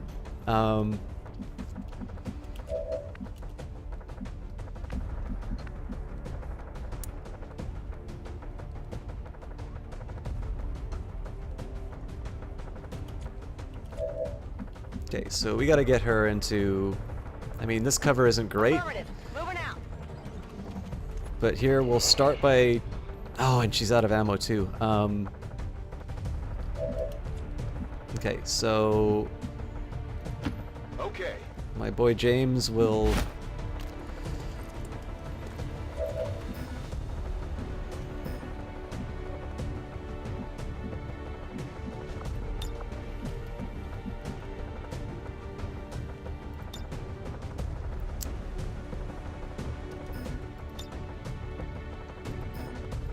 Why can I not fire a shot at him?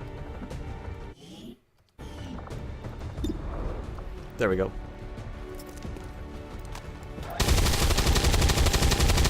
Jesus wept. Get it together. You had to limit your Steam downloads to 25 megabytes a second when you were going at full speed. The stream was buffering incredible amounts. Yeah, we're at 25... We're at 2500 here, but I think that's justified given the game. Okay, so my next step, I gotta move my sniper into a better position. This means another pistol shot. Unfortunately, we're gonna get really badly killed if... Okay.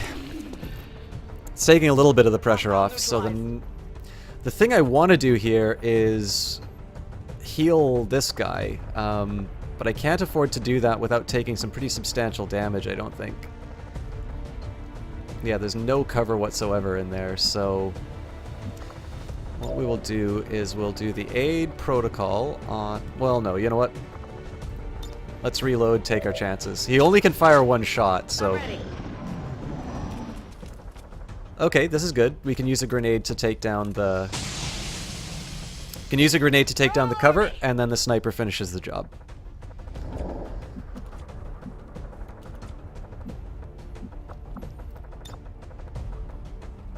In fact, if we drop this properly, we damage both.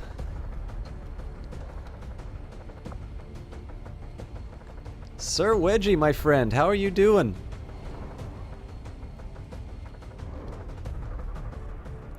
Okay, so the idea here is I need to eliminate that cover. So I'm watching the colors pretty closely. Take this! If we can damage this guy as well, that's fantastic. But the real thing we need to do is take out the cover. Okay, good damage. I believe that still counts as cover there, unfortunately, so...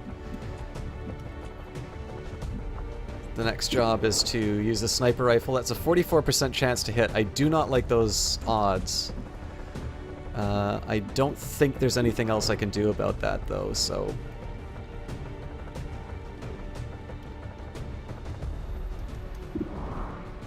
So we'll take our chance. Glorious! So it really sucks that we lost our ranger. Status confirmed. All hostiles are down and the area is secure. But Status confirmed. that's how the game works. 9 of 10 enemies killed. So apparently somebody made it out.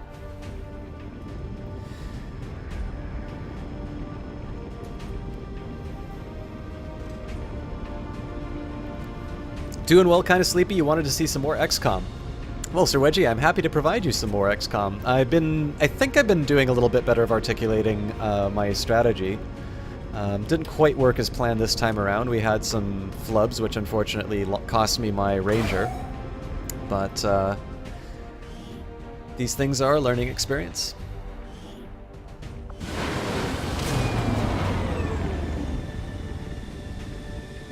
Where it really, like, it was kind of that fight in the middle that really really cost me there, so... Get up, ya babies!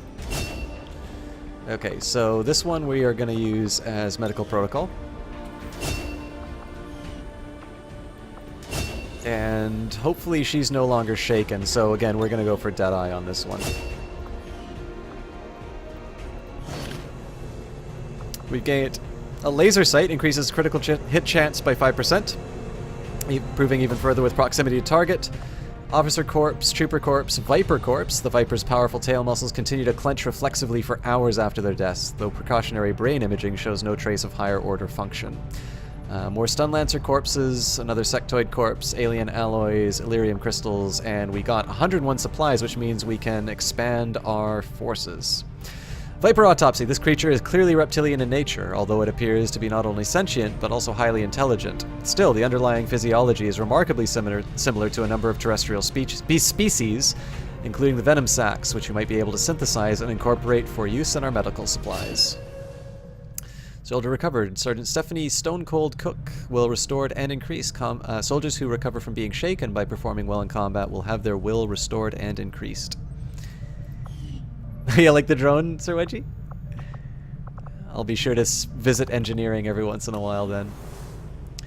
Okay, so we will begin definitely by increasing squad size. This is also a training element as well, because we're going to be able to put some more rookies inside.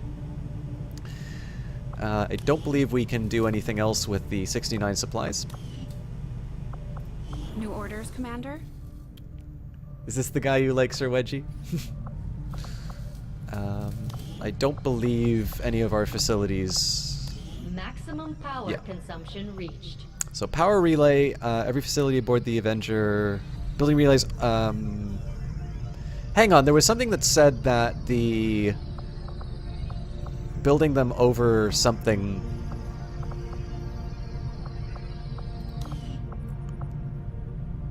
I'm pretty sure they said building over an exposed power coil is going to improve it. I don't know. We'll figure it out. Can't afford anything anyway, so... I don't think we can build any items that I want either. Nope. I should see if any of the troops have been keeping count on alien kills. Might be a useful recruiting tool. So we also need to start worrying about building up resistance comms. Let me just take a quick look at what those will cost. Power consumption reached. Resistance comms facility increases the number of regions that we can make contact with. Further contacts can be gained by staffing an engineer here once construction is completed. Okay.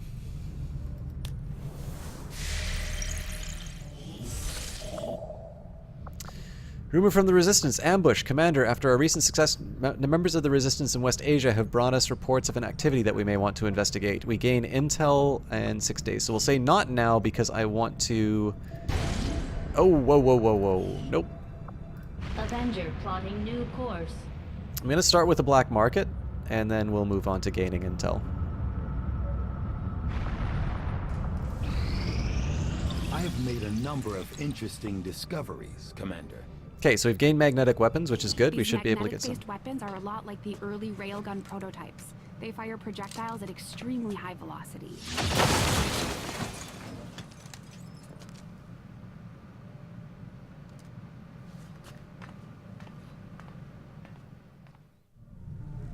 Having finally gotten a closer look at the Gauss rifle technology Advent has deployed among their forces, I'm fairly confident we can develop a magnetic weapon system of comparable power. The obvious question, why not simply use the Advent weapons directly, was discovered early on by Resistance forces in the field. Some years ago, the aliens began integrating a sort of genetic verification technology into their weapons that prevents them from functioning by any species whose DNA has not been pre-encoded. Unfortunately, the system also exerts lethal force on an unsuspecting unauthorized user, a fact we should disseminate as widely as possible among the Resistance cells we have contact with. As for our own variation on the technology, Dr. Shen and I have taken compounds of the alien weaponry recovered from the field and utilized key elements to develop a sustainable prototype. We can safely begin reproducing the system as the needed materials become available. Tygan. Sorry guys, I'm just hunching over my monitor here, so I'm just taking a minute to adjust the microphone. So we've gained the mag pistol based on advances in magnetic weapons tech we've achieved. This pistol boasts a substantial improvement in power over our conventional pistol. Shard gun magnetic weapons technology let us synthesize alien alloy fragments into a spray-style projectile, and our rangers can use it to dramatic effect. The closer the better. And finally, the magnetic rifle. Magnetic projectile tech has enabled us to create a rifle-style slug throwers. They represent a substantial improvement in power relative to conventional assault rifles. Advent Trooper Autopsy is now instant. Commander, given our extensive battlefield experience against the Advent Trooper Autopsy can now be completed instantly. Sectoid Autopsy. Commander, given our extensive battlefield experience against the Sectoid Autopsy can be completed instantly. So, Though I boom. was never witness to one myself, countless observers attest to the existence of a much smaller, less intimidating variant of the sectoid that took part in the original invasion.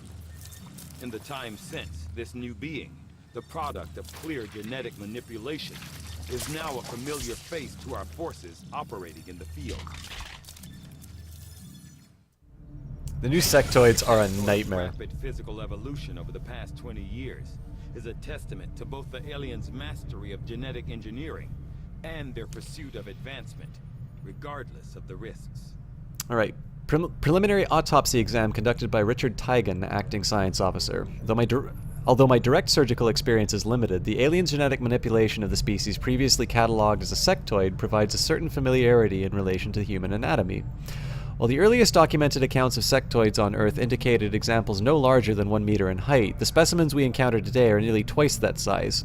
Knowing full well that the aliens continue their efforts to integrate human and alien DNA, my findings here only reinforce the notion of a continuous development process.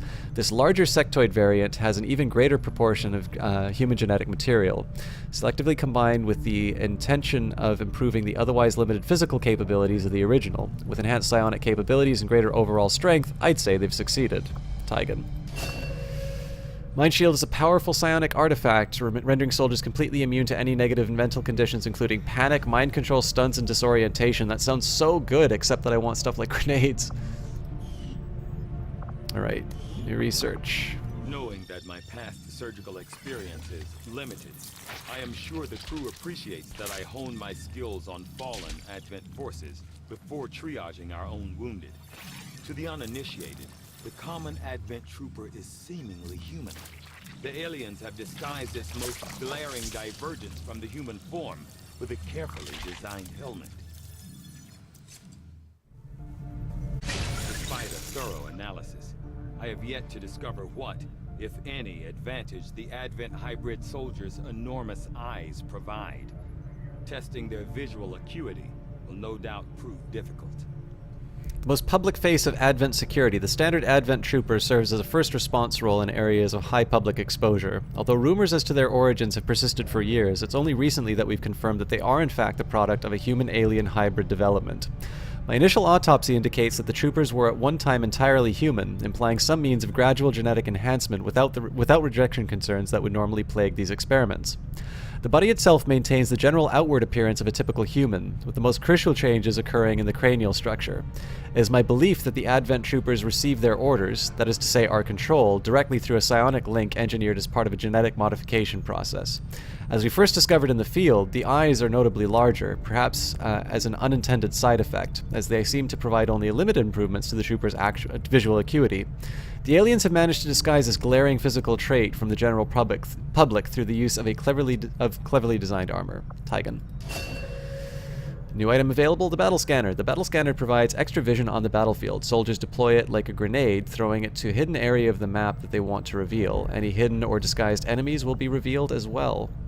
The fact that there are hidden and disguised enemies terrifies me. I don't think we have any more instantaneous changes. So hybrid materials, which is going to bring us on the way to armor, I think, or we can do Gauss weapons. With our mastery of Advent's core weapons technology, we can now develop specialized weapon system using the alien technology to improve our power storage and consumption, projectile path fidelity, and penetrative forces over greater distances. We may be able to develop a sniper rifle and cannon variant based on our newly learned magnetic weapons technology. It's actually really tempting to have stronger weapons like that, but let's do hybrid materials. Make that research a priority, Commander. I'll notify you as soon as the report is available. Well, you're just too smart for me, Tygan. Hello, Commander. Let's get some guns. Wow, that's expensive. Let's hold off then and see what happens at the black market.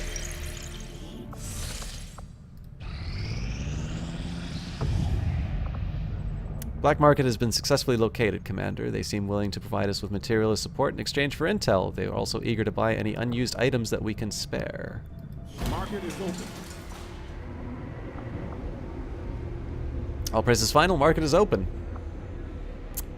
Black Market has expressed a particular interest in our alien alloys, Elerium core, and sectoid corpse stores. I think we can afford some sectoid corpses. I'm going to keep one just in case we need to use it. Hanging on to alloys.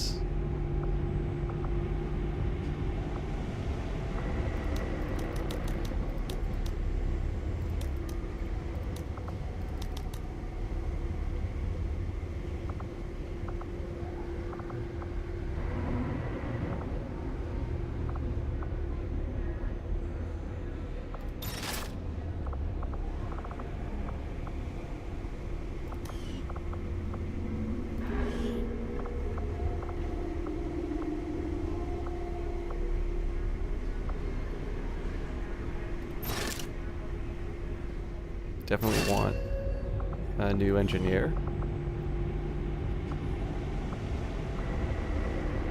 Alright. I think that's quite acceptable. Alright,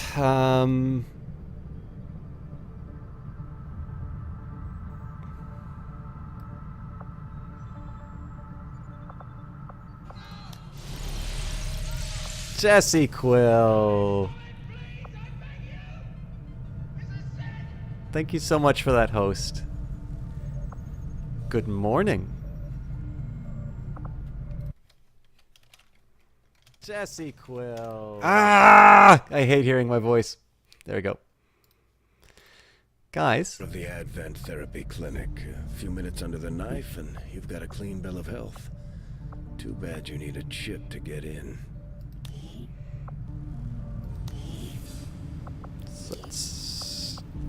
We've got a new engineer, so we'll put him towards that work. I seem to have offended her. So, let us take a moment here. Ladies and gentlemen, have any of you heard of a certain hot-headed, fail-counting, social justice ranting variety streamer who listens and giggles a lot? Because she was playing XCOM 2 today. She was doing it for charity and raised over $2,000 to fight cancer, in addition to playing against somebody who is a much better XCOM 2 player and probably streamer, although I have not personally seen him myself. She is an exceptionally gifted entertainer. She is somebody who does a really great job of making everybody feel welcome, making everybody feel like they are valued. She has got a real talent for finding a good game to play. She knows when a game isn't working and when to disable it. She is somebody who I've been able to see much more of off of stream, and somebody who has been very kind enough to not just host me and shout me out and give me lots of promotions, but has also given us entertainment over on this side of Twitch.tv through the form of her co-casts with me, namely Saints Row the Third, although there's going to be a few more of those coming up. And in fact, somebody today was just mentioning the Plague Inc. Stream, so maybe we'll be doing some of that in the future.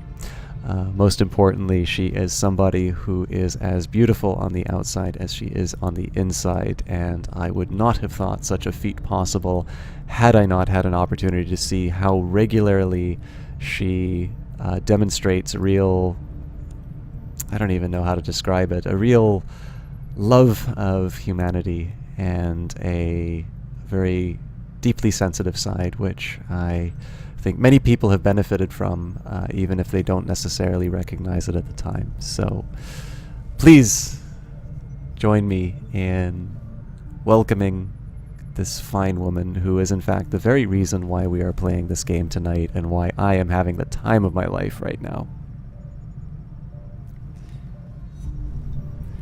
By the way, we're being hosted by 5 channels right now.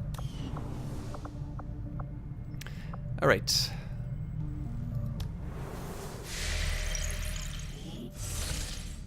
Actually, Jess, you don't want to multiplayer this, do you?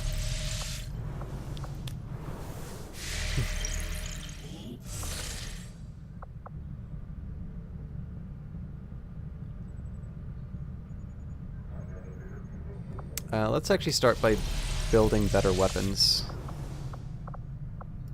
Just give the word and I'll get started, Commander.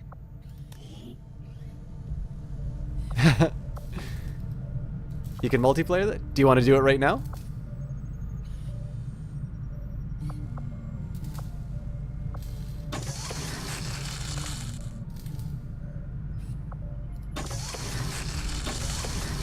There we go. Looks like we've got some... What do you know about these gene therapy clinics, Doctor?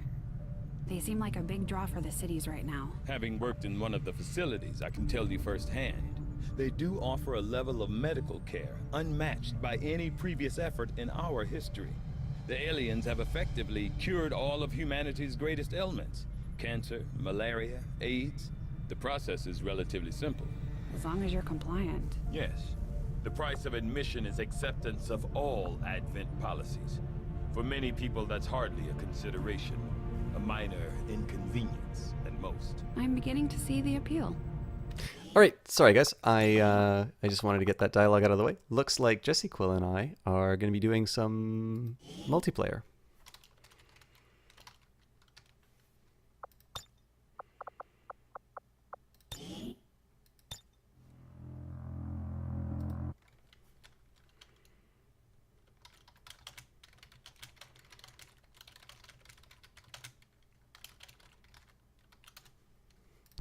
Sorry to rope you in on this all of a sudden, but I think this is going to be a lot of fun.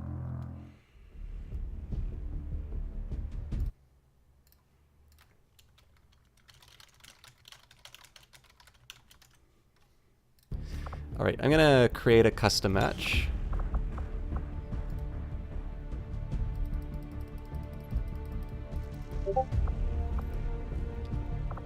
Okay. Looks like the milady is setting it up, so I'm gonna sit here and wait.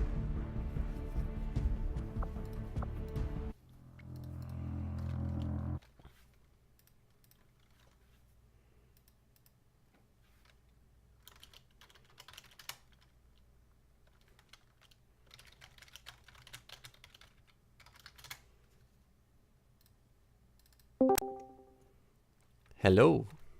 Hi. I hope, it's actually really early where you are. Have you gotten any sleep? Yes, I'm good. Okay, excellent. So, did you have a particular point value in mind for this multiplayer game? Or should I just wait before I make any squads? Sure, so, with our multiplayer event that we did a 90-second per turn, which was a little short if we had a full squad sometimes in a big map, because it's kind of laggy. Yeah. And then we had 10,000 as our squad point thing, which I think was pretty good. All right. So I'll start. I'll kind of start getting myself into shape.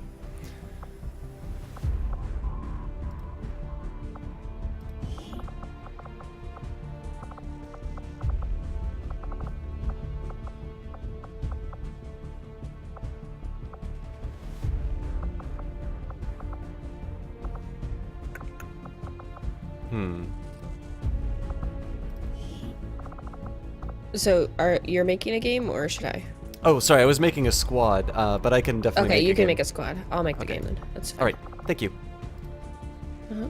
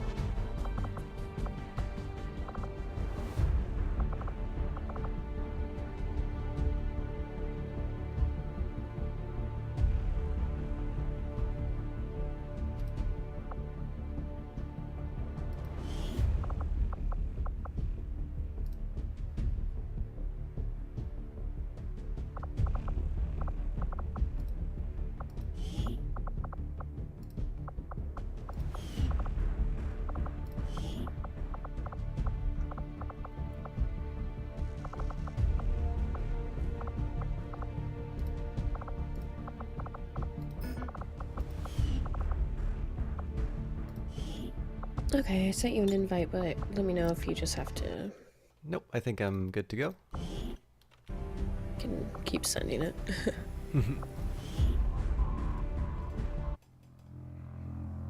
Alright, you're having such a hard time figuring out if you dislike the XCOM games so much because of what you expect because you like the old games, or if you just don't like the XCOM games because they are not for you. I mean, it's a tough call. There's definitely a big difference from the original game.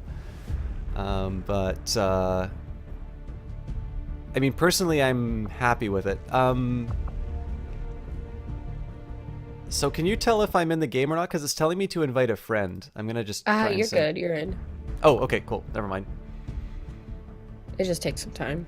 Okay, fair enough. So, oh, and it looks like I'm triggering.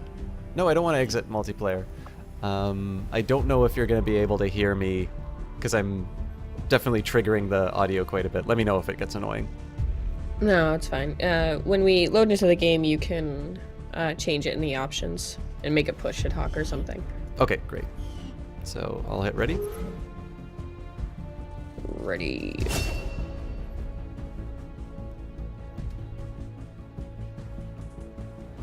All right, chat. I'm gonna expect you to put appropriate bets on this. Always bet on System Shock. Oh, of course. But Jesse Quill is smarter and more experienced, so.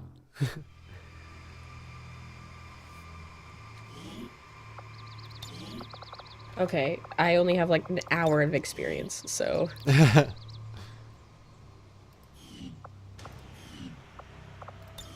Alright, I didn't put a time limit because I don't think we really need one. We're kind of talking to each other, so. Absolutely. Now, I don't seem to be able to select units right now. This is just kind of consistent with having a laggy game?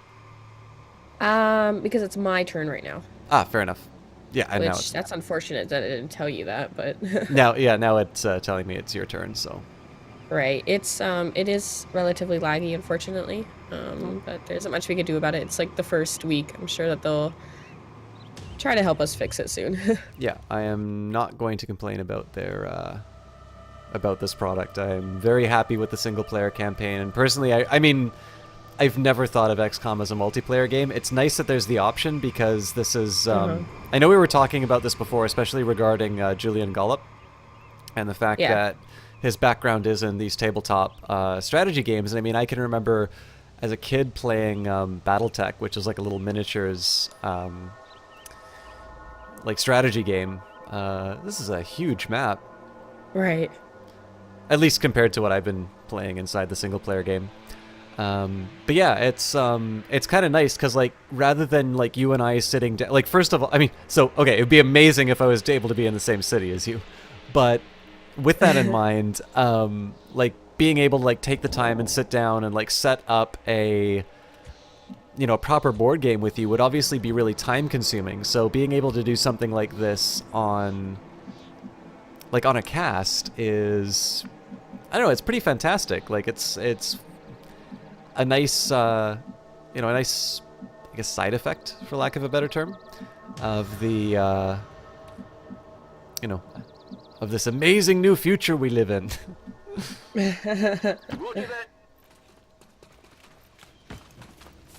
Yeah, I love multiplayer. It's so amazing.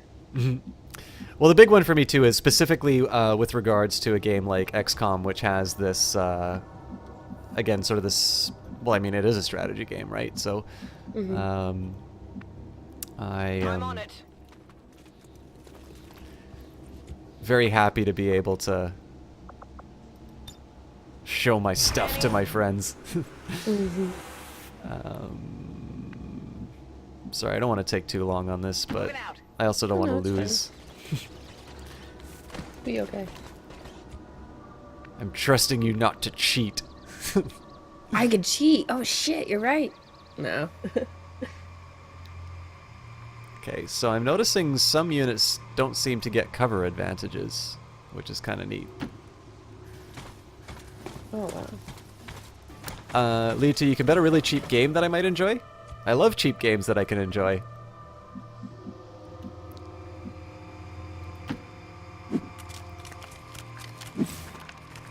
Oh, by the way, if you like the original XCOM, do you... you may be interested... I have not played it personally, but I hear that Xenonauts is supposed to be a little bit more of a faithful modern take on the new one. Oh, you were thinking Waveform, but I already have that. Yeah, I do. I probably have like a lot of playtime because I fell asleep in like the main menu on that.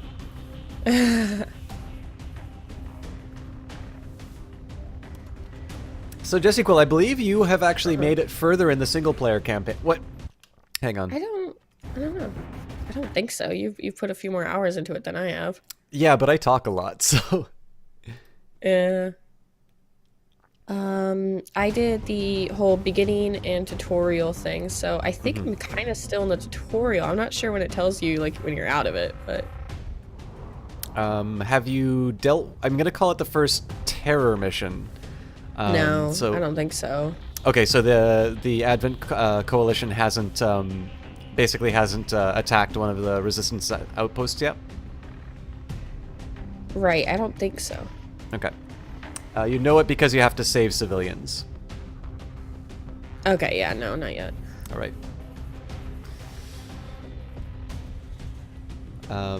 Let me say that I guess its commander difficulty is the one below legendary. Uh-huh. It is a very challenging difficulty level. Oh, man.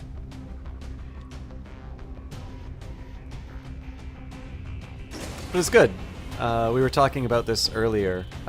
It's I think it's important to, you know, accept games for what they are, and don't demand that it be easier because you want to feel good about yourself. You know, like, just rise to the occasion, in my opinion. Tried Xenonauts, yes, and you definitely enjoyed it, but you got pissed off at its apparently quite good cover system. A single alien destroyed you, and it seemed like an invisible alien from nowhere just wrecked you. You should play it now, now that the devs explained what happened.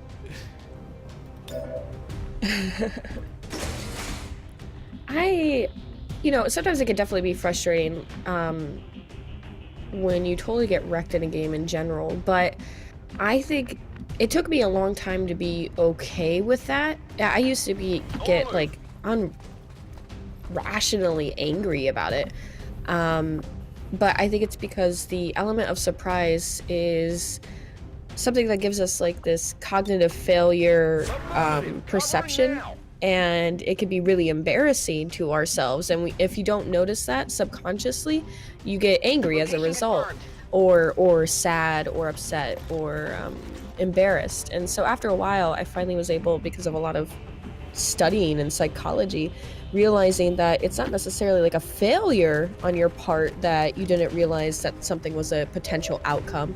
It's more of like, hey, this is something that happened and you're gonna have to deal with it. And that's definitely helped me be able to not only deal with like something as simple as getting wrecked in a video game, but just regular real life situations. Sorry, I'm just throwing down some psychological knowledge. No, it's good. I like this stuff. That's why I watch your stream. Thanks. But I mean, I think one thing that's really wonderful about your stream too is you've institutionalized the idea of failure. Yeah. Like, I was able to... Oh, sorry, go ahead. No, go ahead. No. I would love to hear your thoughts on it. Yeah, well, it's just, you've taken... I mean, one, it's a nice little reward system for the, for the fans of the stream, obviously, where they will... they're going to be able to... I mean, in one sense, they're kind of rooting for your failure because, they get something... they get something out of it. But I mean, in this case, it's turned into a positive thing, right? It's a reward currency inside of the channel. It gives people opportunities for things like that. And it also, I think the thing that I love the most about it is that it gives you an opportunity to talk about, why you do it that way. Because, I mean, especially given that I play a lot of MOBAs and things like that, it's... like, there are people who get really, really irrational about some very simple things. And, like, it's almost incomprehensible to me, except for the fact, like, I kind of feel the frustration when things don't go my way, right? It's just that I don't let it get to me. Like, I like winning, and I know that getting mad at people is not how I'm going to improve my ability to win. Exactly. Yeah, definitely. So, yeah, it's, I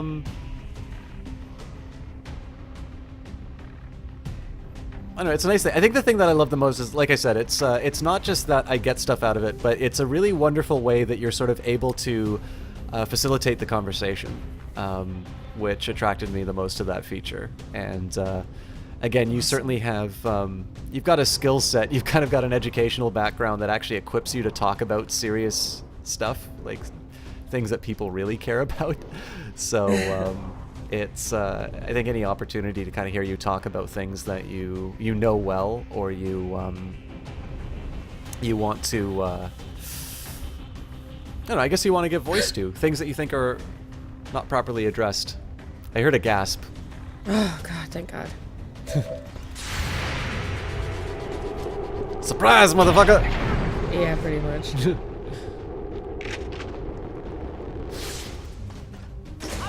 Adjusting aim. Whew. Okay. Yeah, you can probably see it now. Yeah. Now I'm just going to take a minute here because Leah 2 has been patiently waiting for my response. So I love that I can be destroyed. It seems fair, but that one was like, I see nothing. I got shot from right next to you. The alien was in an upstairs window and shot you in the face. You really like that. As long as he understands the thing, e.g. Jagged Alliance 2 was like that. It can totally destroy you, and there's a lot of things to take into account, but it's fair, and you can use the same tactics yourself. Yeah. I mean, this is the big thing, is I think people, in the end, really want to feel that the games they play are... I don't know, balanced, I guess, is maybe the way to say it. It's, okay.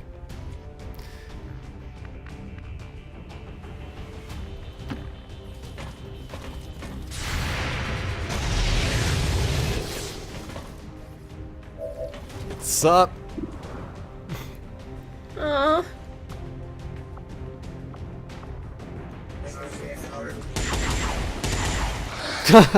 I suck. Good. Whew. Ewok's attack. Guys, let me just take a second here and shout out Ewok Fuzzy Nuts, who I believe is the one hosting us. I'm going to be really embarrassed if he isn't.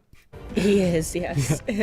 Let me say hello to Ewok Fuzzy Nuts, Tobe Free, Wheels WA, M Tness, Sophie Monkey, Seda 12, Irlin, and there is that hosting notification. Thank you so much, guys, for stopping by. I know Ewok was playing XCOM 2 a little bit earlier, and I believe then he switched to Diablo.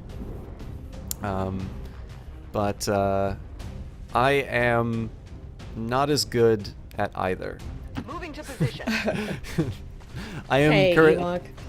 currently playing XCOM 2 with an absolutely delightful caster on Team Panda, Jesse Quill.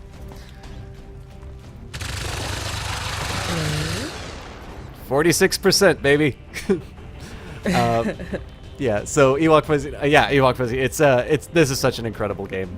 I am extremely happy with what they did with this. Moving to position.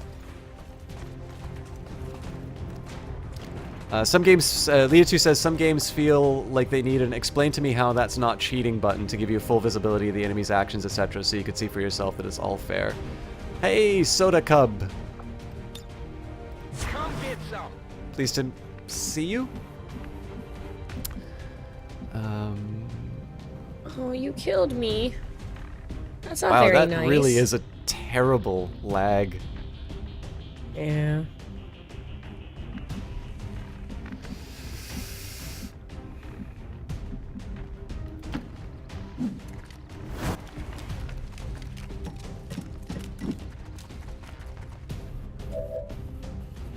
Interesting. Copy that.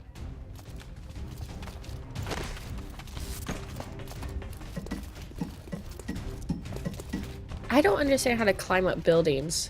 I've tried to do it, but it doesn't really work. So I see. I guess you can see my movement. Yeah, so Yeah. if you scroll your mouse wheel up, then you should be able to see the higher levels. Now you do need to have some way of accessing it, so I see there's a ladder near your position, and you should be able to... Yeah. So I've seen those. I don't know how to... I don't know. Maybe I just need to play around with it more. More clicking random buttons. Yeah, I'll do my best. I have no idea what the hell some of these units are, but I have a feeling they're going to wreck me. God, I have no idea, man.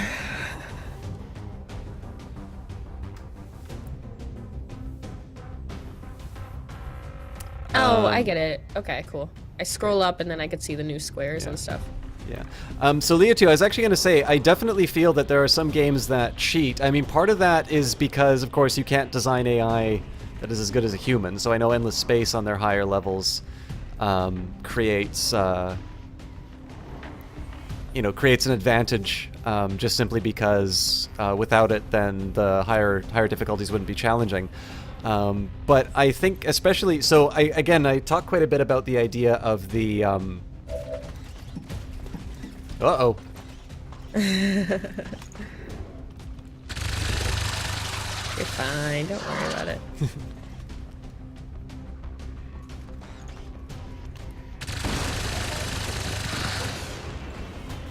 Noob. Wow. Okay.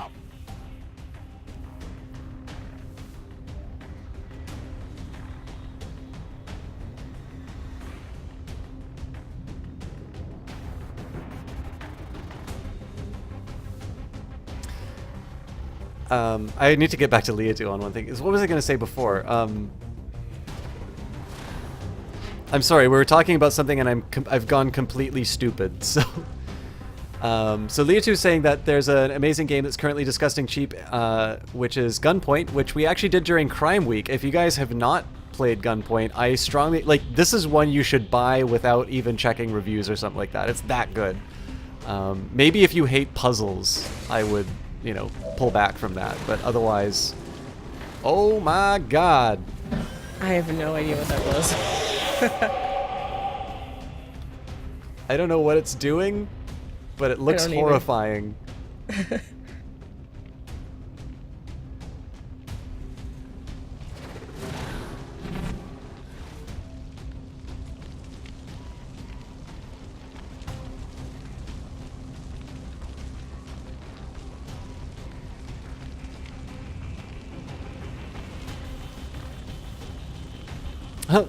Glad to see you again, B-Boy. We're actually playing with Jesse Quill right now, so this is a multiplayer game. And I am learning all the new units.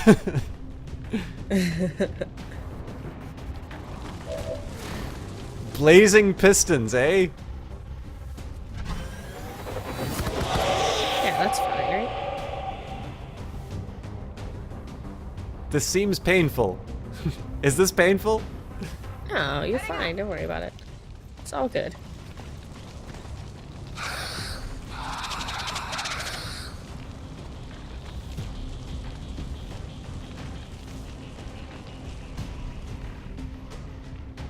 Wow. Man, this game is cool.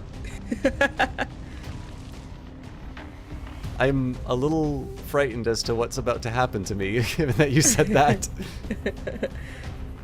I am actually starting to get a little bit better at this game. I'm not as reckless, I guess, maybe? Mm-hmm.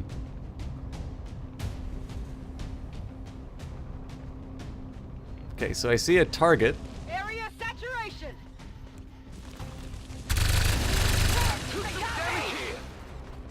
Damn, that stings! They're repositioning on us! Mother of God. Right? I didn't even know these units could do this crap. I know. I think it's because they're endgame units.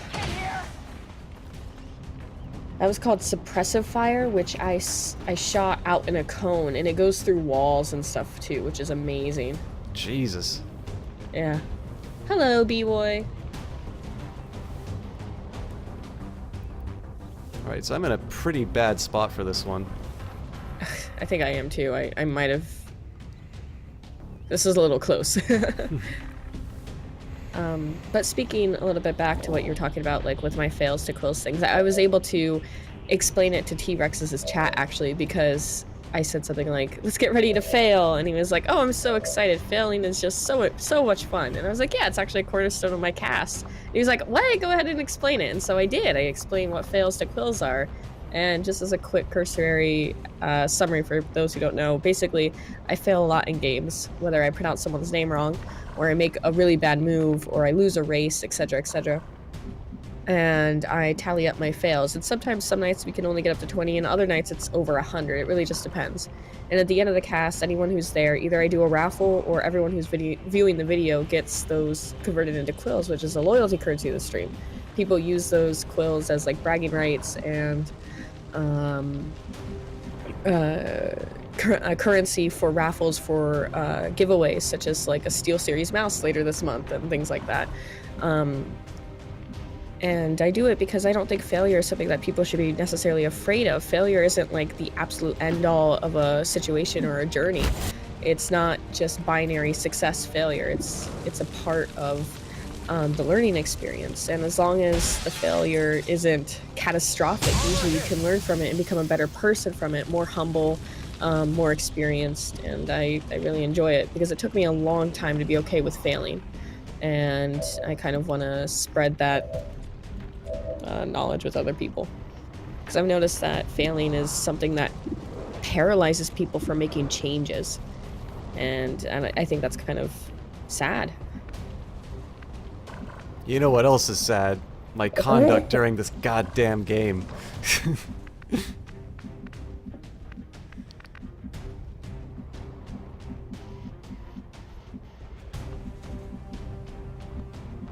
I still have no idea what these pylon things are supposed to be doing, but... I think they're like charging up their lasers, yeah. On your order. I don't know if I would be up there anymore if I were you.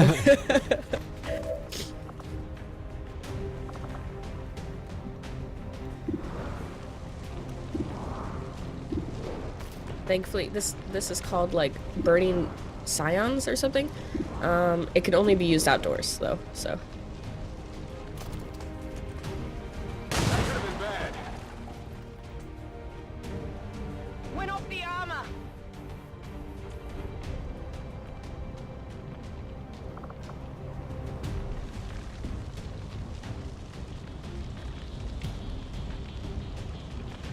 Nice hit. Thank you.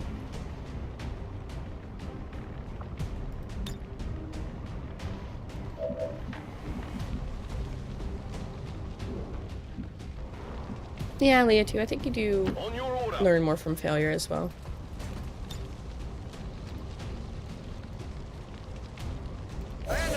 I mean, I know that there are some words in Spanish that I got wrong on pop quizzes and stuff that are kind of ingrained in my head for a long time, but I couldn't remember the ones that I did well on. Oh my god, we're like right next to each other. Hang on, that's... Okay, I have no idea how the fuck that ability is supposed to work. That was supposed to give me, like, extra attacks. Was it? Yeah. Oh well.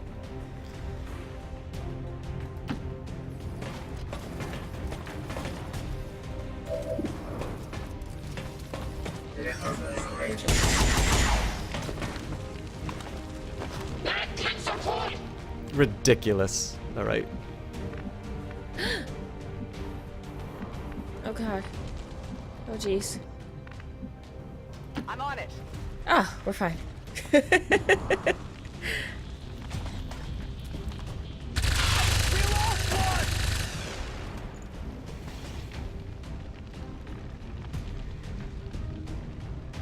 use some ammo over here.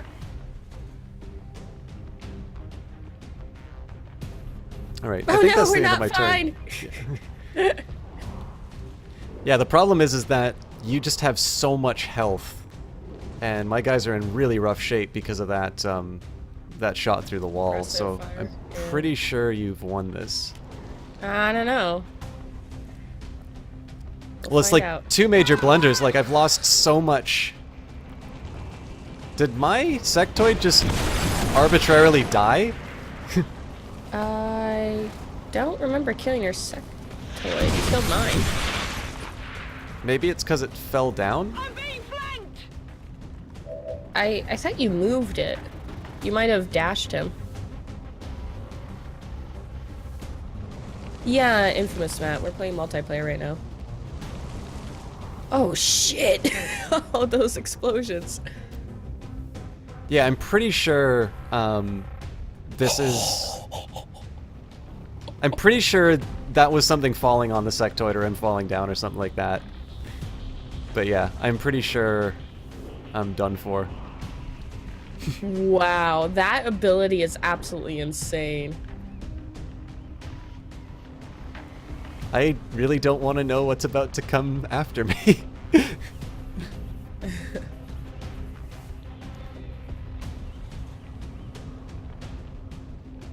Yeah, I killed your sectoid from those two explosions on the roof. Okay.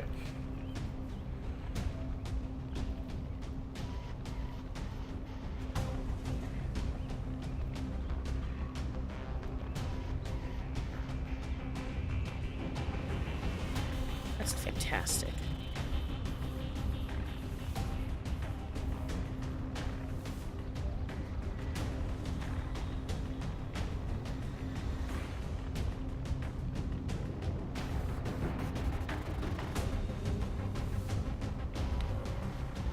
Are you sure this is a 10K army?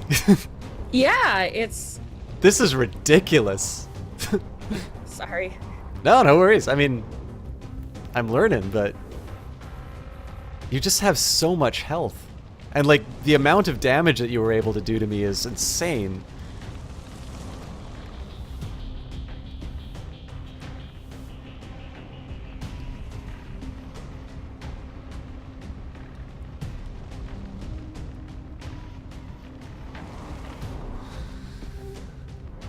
Oh my goodness.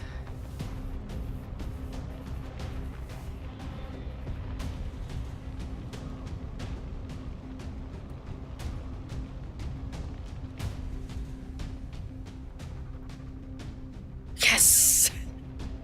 God.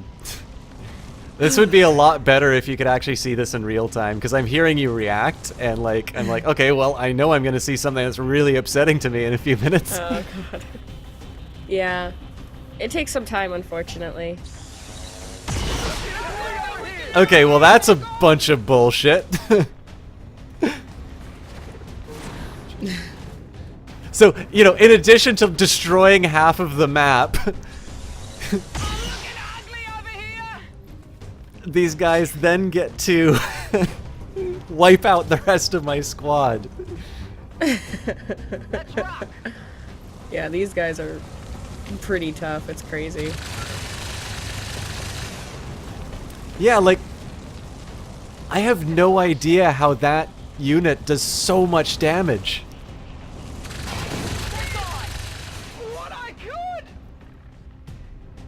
They're endgame, man. It's crazy. Yeah, but like, I have one of them and he's done shit. Like, the same unit that I have has taken out one of your sectoids.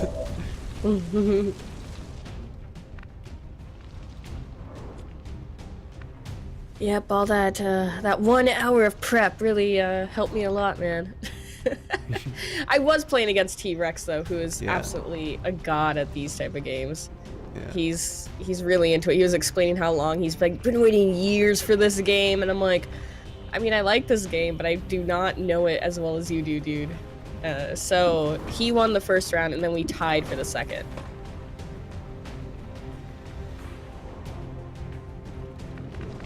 It was pretty fun.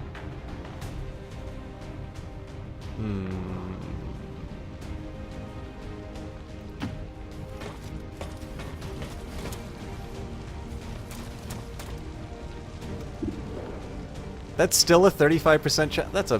Fuck this game. Oh, that doesn't make any sense. That should not be 35. Yeah. Hello. We're catty corner from each other, and... Whatever. Maybe your character you can't just see very well. Has a huge mask for protection, but can't see anything.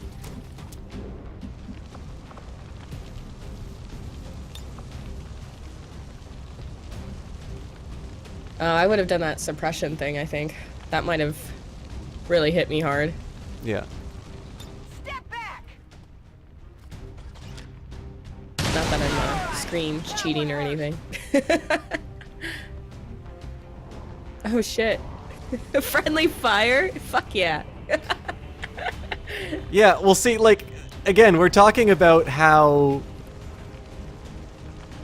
Like, that's the exact same thing that I did, and your guy has, like, no damage on him. I'm kind of annoyed with this game at this moment. But, come on.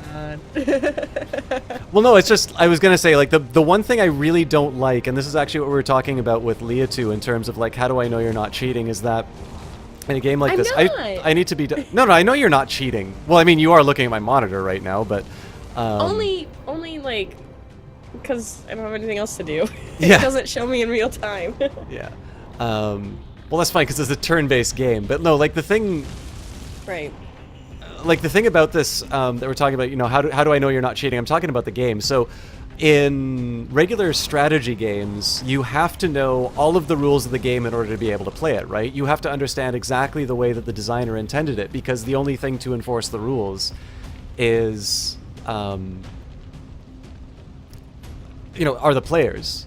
So both of them have to have equal knowledge. Both of them have to, both of the, like, so if there's something that causes the aim for that mechanized, that mechanized unit to go down, I would have to know that before playing the game to, to see what it's doing. So for instance, when I see that Shredder Fire shot go and it reduces 2 of my units down to half health, I'm like, okay, that's an amazing and OP ability. Clearly I'm going to use that and I'm going to get back into the game. And then I do it and it's like, oh, okay, well, this actually accomplished nothing. So this is actually, this is kind of the source of annoyance, because I don't actually know where I'm supposed to learn this other than kind of like getting my ass kicked a whole bunch of times in multiplayer. It's actually one of the reasons why I usually don't play games like this, like in public multiplayer. I usually don't play them that way, just because I don't get anything out of the experience other than frustration.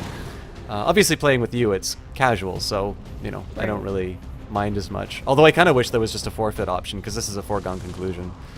But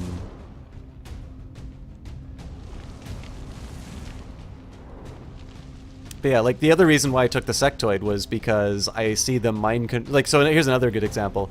I see them mind control my units when I play the normal game, so I'm like, okay, well, I think this is something that the sectoid can do. And yet when I try to mind control one of your units, there isn't an option. So it's like, okay, well, the whole reason why I got that unit is now gone.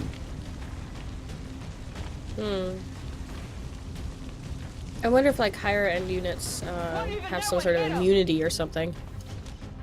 Maybe, but it's the sort of thing that you'd hope would be communicated. I think it's just something that kind of has to be figured out for the campaign and stuff. Yeah, here's another example of this, right? So you use some ability that allowed you to attack twice, and yet when I do that with my ranger, I only got 1 attack on you. Right, I have no idea how that works. So what I used right there was rocket launcher on that other guy, and I didn't know that I would be able to shoot again. So I was like, oh, okay, I'm just gonna shoot again. So that's what I did. Yeah. The same thing happened to me and T-Rex earlier today. I didn't move my opponent or my character at all, and I was able to shoot him 3 times, and he was like, how could you do that? I don't understand. And I think it's because I didn't move.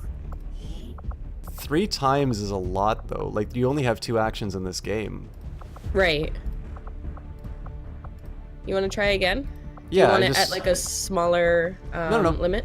No, we can do the same. I'm just gonna change my arrangement though. Okay. Cool.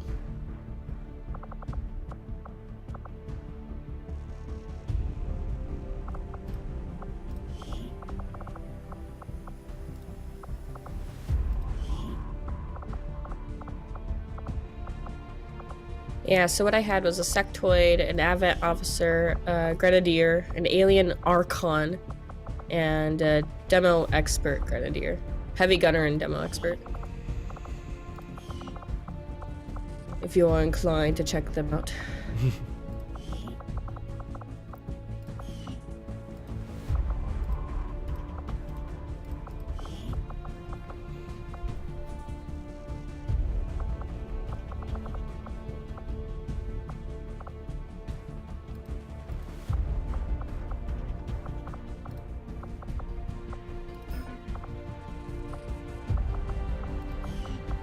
Oh, some of my characters had something called a mind shield. Makes wearer immune to negative mental conditions such as panic and mind control. Disorientation, stun, panic. But direct damage is not blocked.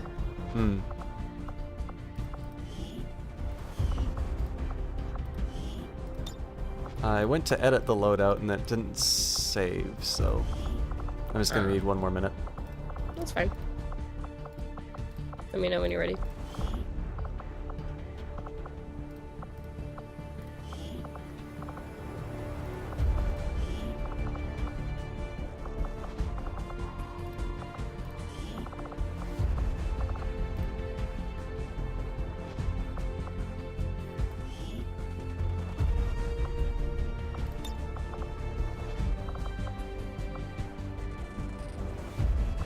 Okay, I'm good to go.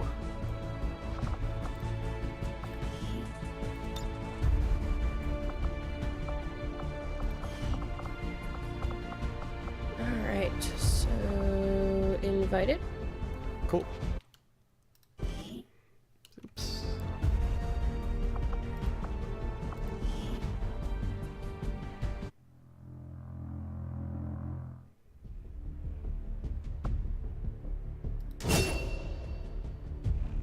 So it says Small Town Temperate. We weren't on a small map last time, though, were we? No. I mean, it's called Small Town. I think it's just the name of the map. Okay. It's not letting me... Oh, okay, there you are. Wow, you're right at 10,000... Or, yeah, 10k. Yeah. So, mixed split. I've played XCOM with Enemy Unknown, never beaten it, though. Played the original a long time ago. Yeah, so I haven't beaten Enemy Unknown / Enemy Within. Doing actually not too bad on the campaign. We're on Commander mode. We've lost two units, and the rest has been... I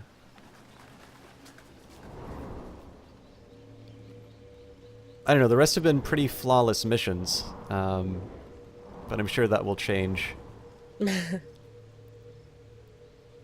Yeah, I never really played a lot of XCOM because I was always someone who said, oh, I'm not really good at strategy or tactical. And then I started actually playing and I'm like, oh man, I really like this. You actually have to think. I started playing because of, I mean, I used to do like Civ 4 and 5 and things like that. And I forgot how much I actually like those games. Yeah, well, I mean, we've talked about this too. One of the reasons why I like streaming games like this are because you get to... Like, for me, somebody who relies on using his voice during cast, it gives me a chance to explain, you know, the decision-making behind what I'm doing. And, you know, it's not always right. I mean, one thing that's sometimes a little frustrating about Crusader Kings 2 is when people are really insistent about advice that is objectively wrong. But, you know, other than that, it's kind of a chance to exchange with chat, which I realize I'm not doing right now, but things are a little calm. Thank you for... doing the job I don't do well and getting chat involved.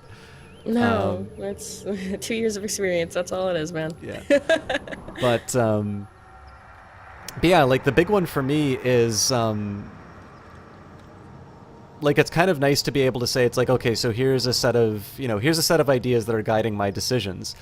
Because in the end, there's not necessarily one correct way, especially when you're playing against another player. All that really matters is whether or not you've actually won the match. That's kind of the well, I was gonna say, like, in terms of whether or not a strategy is optimal or not, right? It's like, well, did you win? Now, there's obviously some points where you can sort of say it's like, okay, well, you know, you got extremely lucky with a series of, you know, of random draws. Like, there is an element of randomness inside of these games. But if all of a sudden, you know, you quote-unquote get lucky, you know, several times in a row, it's kind of hard to say... It's kind of hard to say that it was just luck that was driving that, if that makes any sense. Good to go.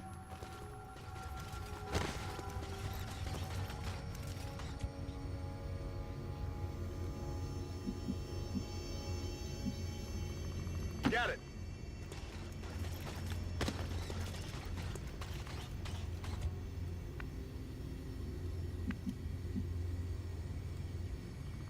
Roger that.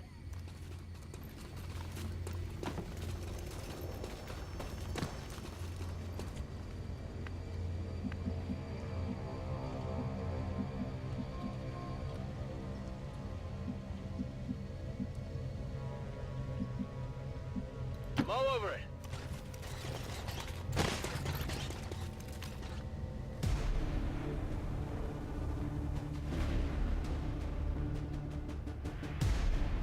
Wow, Matt, that's pretty crazy. Max rank and stuff, that's awesome. I hope that I can get that far in the campaign eventually. I could definitely see myself playing this and Enemy Unknown / Within. more often. They're really pretty games, and they have a cool storyline and neat stuff. One of the nice things too is they continue to reward you. You know, when you just keep going up to the harder and harder difficulty levels, they force you to. So if you place a game like this on a very easy, you know, in a very easy setting, once you get up to the harder difficulty levels, you realize that, you know, you were able to get away with some bad habits before, and you know, especially like when I'm playing this on Commander, like I had to do the first mission 4 times over. Because oh my goodness. I was, you know, I was not respecting the game. And again, that's kind of what I'm talking. When I say it's like the only thing that matters is winning, is not like, you know, I'm some like sore loser kind of like, bah, this game sucks unless I can win all the time sort of thing. But like, just simply the idea that, you know, what you think you know, walking in. You don't know what that sound was. Oh, you'll find out.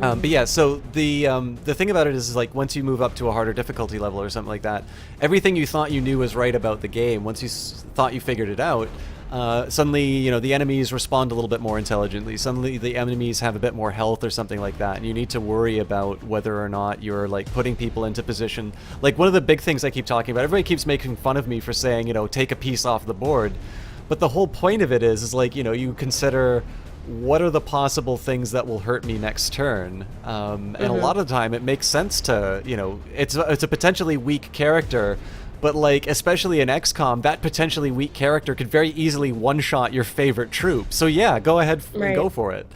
It's the same thing as like pawns in chess. Yeah, okay, the pawn is not exactly a very strong piece, but if the pawn captures the king, nobody cares. It's still, you know, it's still the piece that won you the game. Yeah, so don't be surprised at the ingenuity of certain pieces. Yeah.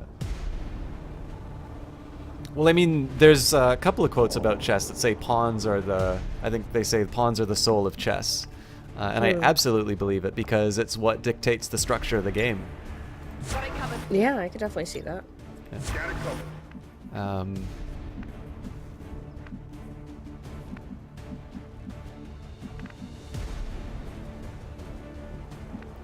The top difficulty of XCOM 2, I think it was called Legendary. There's 4 difficulties. Yeah. So there's Rookie, Beginner, Veteran, Legendary, something like that. I'm sorry, I don't remember exactly. I saw Rookie and I'm like, yep, that's me. I mean, Commander is the 3rd difficulty, I believe, for XCOM 2. They changed the names. Okay. Yeah, so then I think it's Rookie, Veteran, Commander, Legendary then. Yeah. And I'll,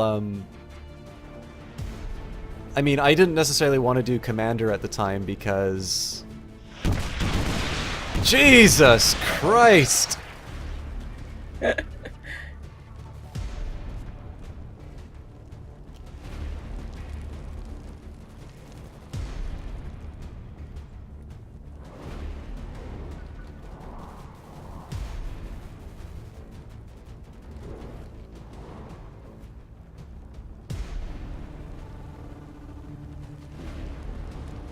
Just giving us a little bit of sunlight. Hey guys, I got a new skylight! You had to figure they had to change the names as there weren't any insane Iron Man streams last night. So I actually found out, we were wondering why we couldn't do Iron Man. If you enable the tutorial, Iron Man is disabled for you. So interesting. I'm not particularly interested in doing Iron Man for my first playthrough because I think Total Biscuit said there's like 60 hours worth of gameplay in this. So it's like I don't want to get to like hour 50 and I'm like, oh, you lost! What does Iron Man entail in this game? So basically, I believe Iron Man in any game is supposed to be you cannot save. So like if I play Iron Man on Crusader Kings, you know, I can't go back to a previous save and like, you know, reload and do it differently. So in this case here, if you were to enable Iron Man and you lost a mission, if it's a critical mission, like one that decides whether or not XCOM is terminated, presumably the game is over at that point. If you, you know, if it's a mission which is just like, oh, do I get my resources or not? You would not get the resources, and you would, how do I put it? I wonder what you're trying to do. Oh, I have no idea.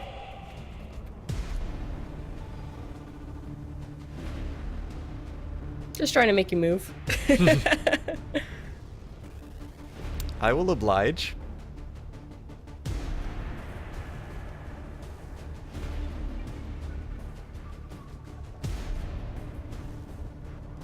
Not quite sure why I can't overwatch you, though. Yeah, that is weird. Yeah, so like this thing is up in the middle of the sky. I've got 3 people on Overwatch. They're like, whoop, nothing's happening here. I wonder why. That's kind of weird. Yeah.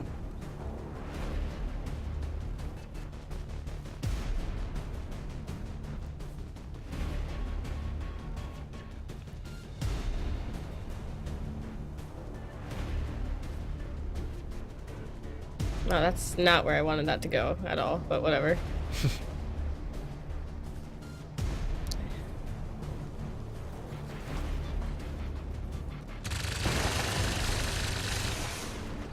They're all over me. Enemy is still up. Iron Man XCOM save after every turn, so you couldn't change your accent. Oh, and like it saves on one save game, and you can't do your own saves. Yeah, so like... Okay. Yeah, when I'm saying you have to... Man. I'm having a little trouble figuring out exactly where everything's gonna land now. Well played.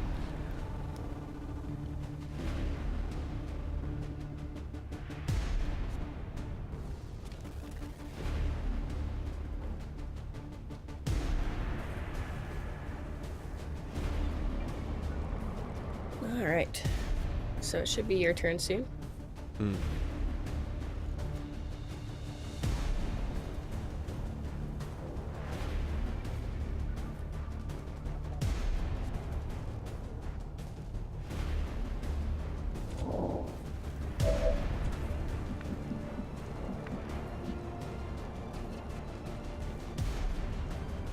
on it.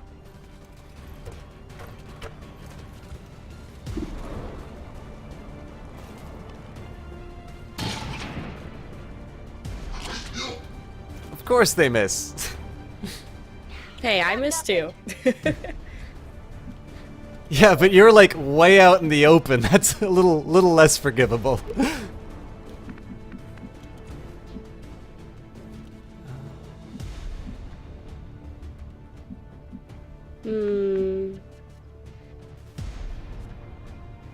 A choice and options to ask confirmation for moving. You know, I'm not sure, but let me look.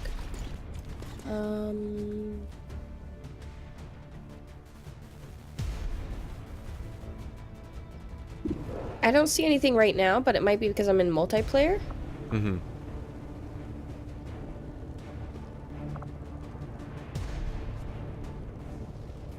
But it's more of like, you know, you move the mouse and then you see something and then you go to right click and I guess you micro move your mouse maybe at that moment and then it moves you like 6 squares over on accident.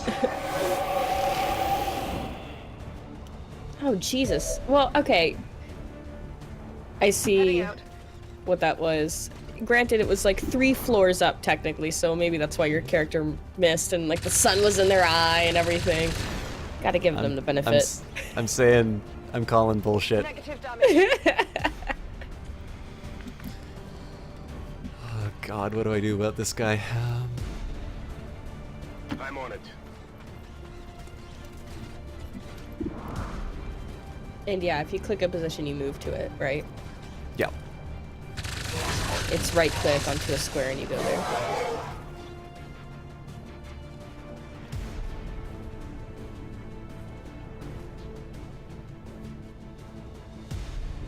Even your characters sound frustrated. Ah, come on! I hate this game.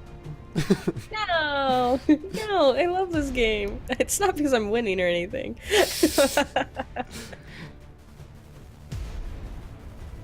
I like your title for XCOM 3, so this is what the bottom of the page feels like. Yeah. You actually aren't on the bottom of the page. I actually am on the bottom. Okay, so No, why the you're not. fuck did my guy just take damage? I don't know. I will let you know in a moment. If I could see it. Maybe it's my turn now, so I think my Scions, they charge for a turn, and now they're raining down hell, basically. Yeah, but it's like, what's the point of the... Like, so there's like obviously a big explosion here that I've taken damage with and so on, but like, what's the point of marking that area if it's not actually... Like, I would have moved them further back if I knew that's where the damage was going to happen. Right. Ah! So, I don't see where the lasers are for you, but for me, I could see that your guy is right on the edge of it, and I could see that he definitely gets hit by it. So yeah, that I am seeing that he's outside of that box, and not hit by it. Oh shit! I think I killed my own dude from that. That sucks. Yes, you did. Well, whatever. Well, it's the reason I targeted that one, because it had charged up first, so it was going to land, and then the next one was going to land on top of it. That's smart. Yeah, but I'm still losing. Oh my goodness.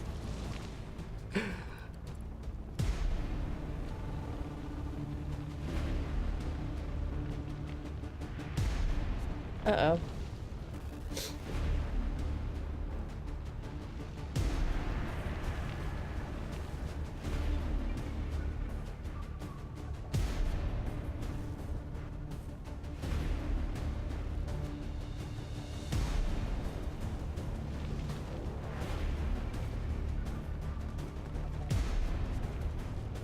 Splash blast radius larger than the drop spot you see, the center of the lake. Yeah, Okay, Nick. Thank you, Nicola. I'm not completely stupid. Like, I obviously understand that there is a blast radius now. The source of this complaint is that if you're going to put information inside of a game, then ideally it'll be something that's relevant, you know, to the situation. It's like, okay, fair enough, there's a blast radius or something like that. But, you know, this is the first time I've encountered this in a game where it's supposed to be presumably like two evenly matched opponents. So including something like, you know, basically something that's common knowledge, in my opinion, is the better routine. Because basically what's going to happen, like the first time anybody encounters a unit like this in the single player game, awesome, you have no idea what it can do, right? But if you have a multiplayer game where it's supposed to be, you know, okay, we're going to set a point limit of 10,000 or something like that and just see who can outplay the other guy. At this point, it's not just I'm better because I've had the experience of playing XCOM 2. I also have private information about how this ability works, which may result in you adopting a suboptimal strategy. And again, like, you want to make a game that's accessible to people. But I think it's a shame because this game is so good at visually conveying information. And if you notice, like, the UI is really, really good in terms of being very terse while still, you know, letting you know what you need to do. So like the blue haze that you have in a covert mission or something like that. That when I encounter something like this in a multiplayer game, where it's kind of like, okay, I'm trying to do the best with what I know right now, and all of a sudden it sort of feels like the rules have shifted. It can be a really, really frustrating experience. That's Sure, kind of where I I'm think- talking. I think at the same time, they wanted multiplayer to happen after you finish the campaign, because obviously it's kind of giving you spoilers of the different type of units that you can have or encounter. And it might actually take away from the experience of the campaign to see these blazing scions that I have, and you can understand once you see those, oh shit, like, they could do some serious damage, so I need to accommodate for that. Oh, thank you for spoiling the game for me, Jesse Quill. I wouldn't have wanted it spoiled by anybody else. Well, I mean, it's kind of obvious if you could pick these characters to play in multiplayer, they're gonna show up in the game, right? Like, I have no idea. I haven't played yet. That's a lie. I was watching you play just now. Or not now, but played just as today. far as you have, or beaten it, or anything. On reserves. Hello, Juggo. How are you? How was your night last night? Oh shit, your character's burning. I'm glad you're having fun. Shot failed to connect. Oh, how'd you miss? That sucks. Yeah, My ammo's running low. this game is bullshit. Moving to position. I think it just feels bad for me for getting my ass wrecked. Over 1,000 For people last fuck's night. sake! Oh god. Yeah, come on.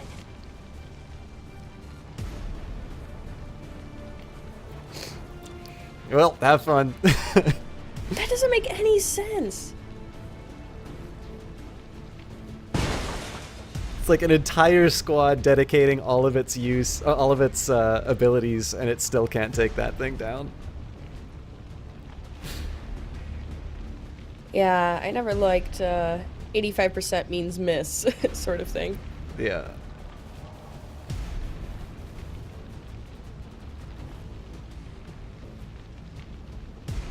I forgot I was supposed to plug in my laptop. Oops. It's just because I'm writing stuff in Slack. God, Jessie Cool sucks. We should kick her off of every team. No. I like streaming with you.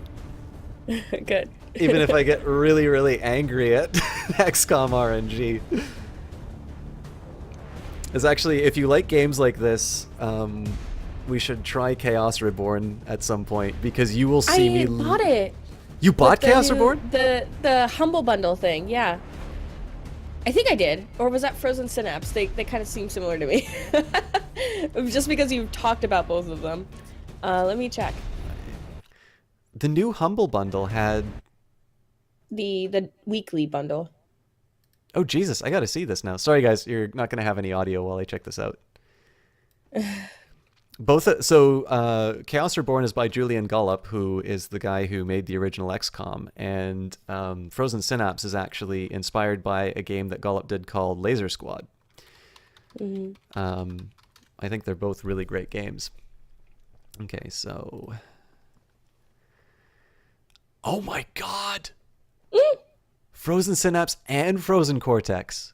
Guys, okay, holy shit, and Chaos Reborn? Okay, guys, seriously, if any of you really like, if you guys like XCOM style games, you have got to get the Humble Weekly Bundle.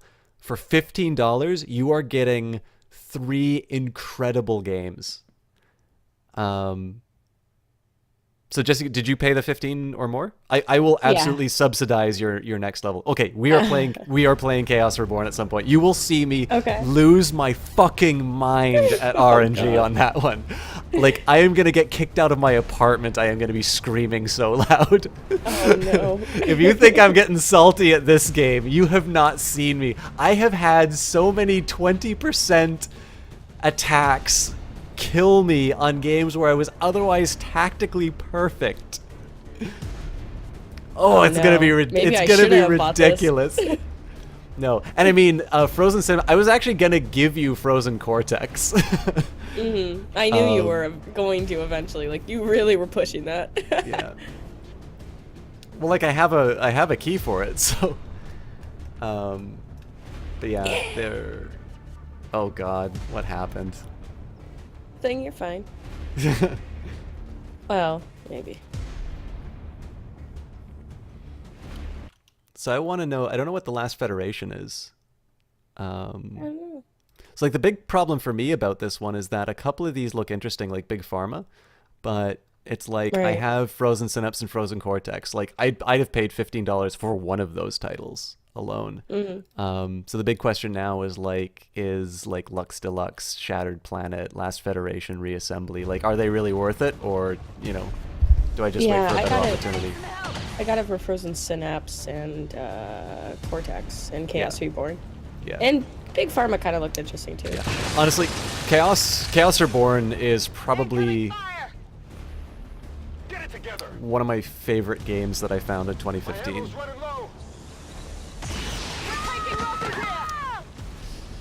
Fucking bullshit. Fine. Well, I mean, again, I thought so that particular position I thought was protected from the at least 2 of the guys that wound up killing her.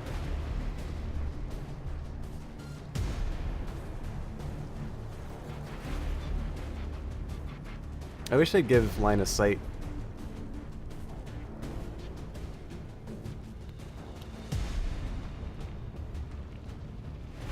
Okay, so here's a question. Have you installed Frozen Synapse, Frozen Cortex, or Chaos Reborn yet? I'm installing them right now. Excellent. Is that something you're interested in tonight? Maybe. Alright, I'll let you know. Chaos Reborn, Frozen Cortex, Frozen Synapse, right? Yeah. Okay. Cool.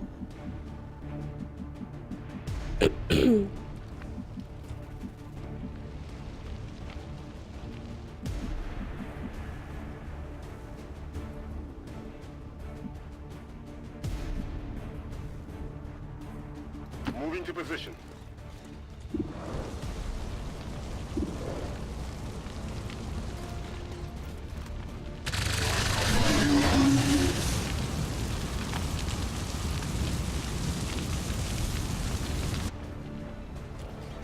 That's it. I'm out. I'm on it.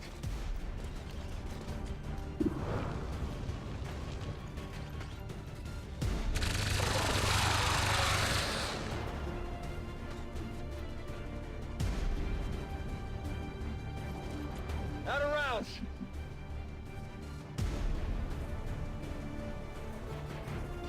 On your order.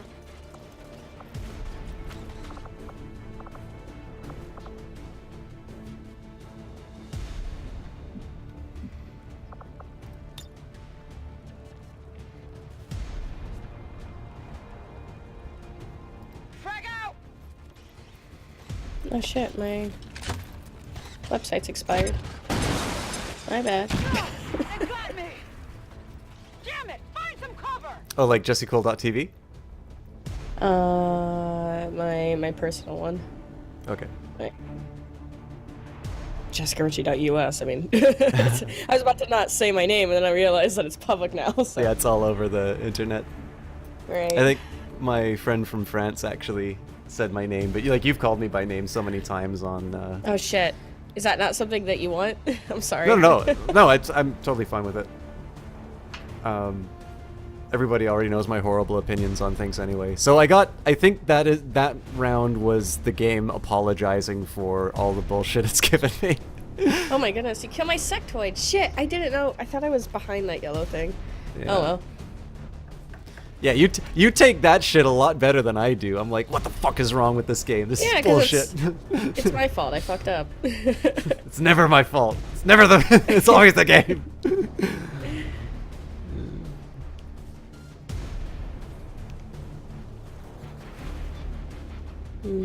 Oh man, you totally destroyed my cover there.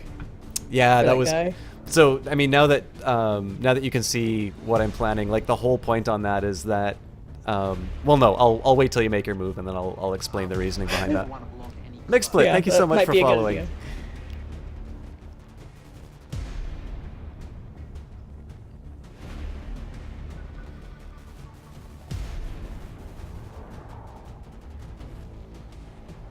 Actually, MixSplit, I believe you are bringing me back to even numbers for follows, so 630? Hey. My god. Only several thousand more followers and I will no longer be questioned for the inclusion on promotional events.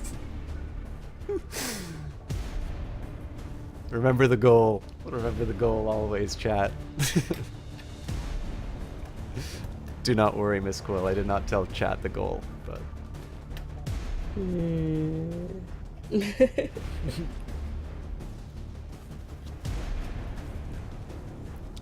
So actually, MixSplit, you're mentioning that reassembly has been on your wish list. I haven't actually heard of it. Would you care to pitch me on it?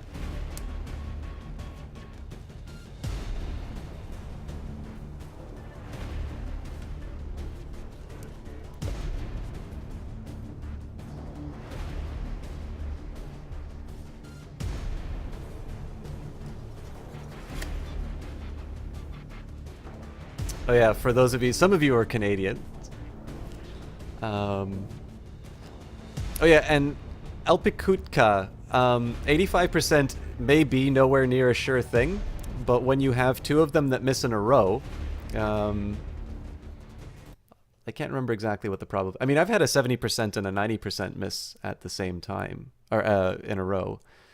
So, two 85% shots missing in a row should be happening. I have a computer, but not a calculator. Oh, hang on. 2.25% of the time.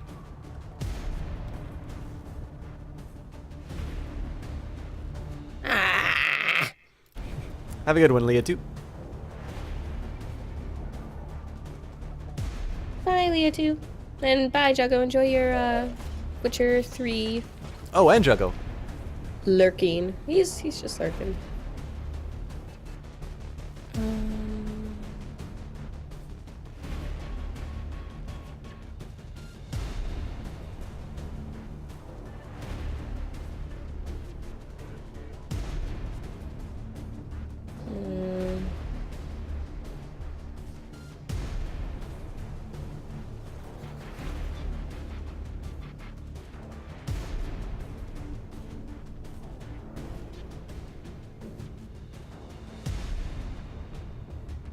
Oh shit.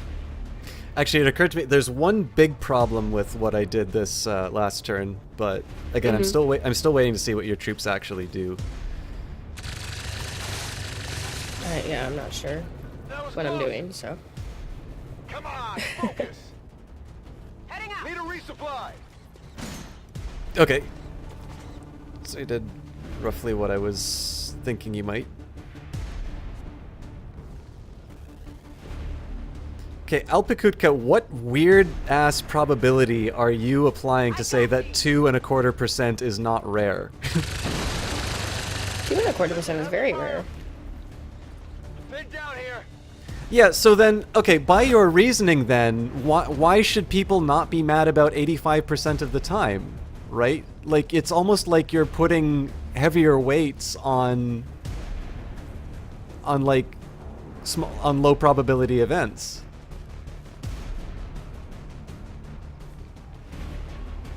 I mean, the whole purpose That'd be really interesting if the game actually did that. Like, it rewarded you for taking shots that seemed rarer because it's at below 50%.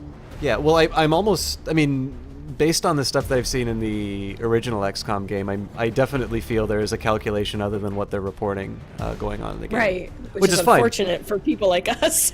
Well, yeah, I mean, I was gonna say, like, that's part of the game, right? Like, I'm used to, you know, having, like, a 90% shot and then my unit, like, screaming and... Panic because they missed. No, like, just, I was gonna say screaming and, like, firing into the wall. I have no idea what happened to that guy's cover. I'm assuming you destroyed it somehow. Yes, I did. Okay, so the plan behind that one was basically to force your unit to kind of like have to move. The problem is that everybody needs to reload. Yeah, so so like basically the advantage that I sort of gained for this round didn't quite do what it was. You think that people should learn to accept that it's not the most probable thing that happens and plan more for the failures. Okay. But that doesn't change the fact that you can't say that people should not be mad about 85%, which is a very certain event, and that 2.25% event. By the way, I have no idea how I turned myself off of flaming. But yeah, like the objection that I'm raising is that you seem to kind of have two different ideas of probability, and the whole purpose of those calculations are to sort of give like a very standardized measure, right? So if you say, you know, this event should happen, you know, you can't get mad because of 85% of the time, okay, but then you can't say it's like, well, you know, 2% kind of happens very frequently. It's like, well, no, not really. Like, not any more than 85% is kind of what I said. Yeah, I get that you've had a 98% miss on you. Like, it's... Unless it's 100%, it's far from certain. Right. Oh, so there's a mod for unknown that gives you real probabilities. Modifiers that don't shoot normally. You know, that would be really awesome. I like that idea. Lets you see the real probability. Yeah.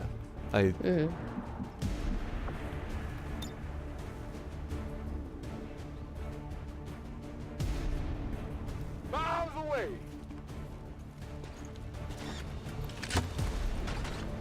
Yeah, Overwatch.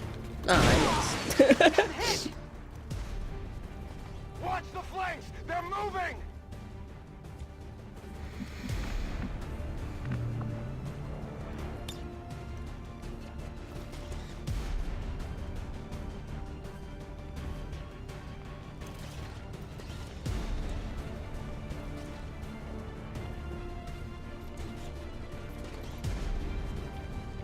Target locked. I need some help. Oh, Jesus, I did that wrong. Oh, no.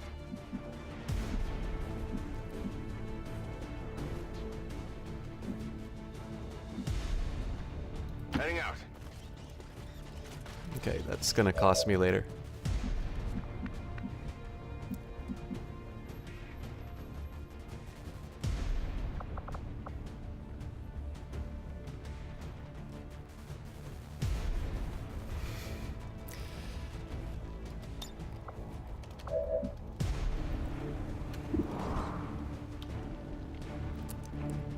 Alpikuka, you do realize that depending on what you're doing, there's actually different measures in terms of what the significance of something should be, right?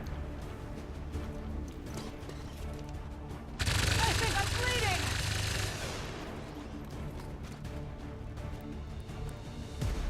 I'm all out.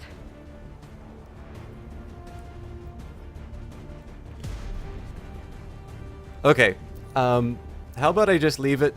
Because I'm actually really not interested in this conversation that's going on in chat right now. I'll just say that you're all probability experts and that I don't know what I'm talking about.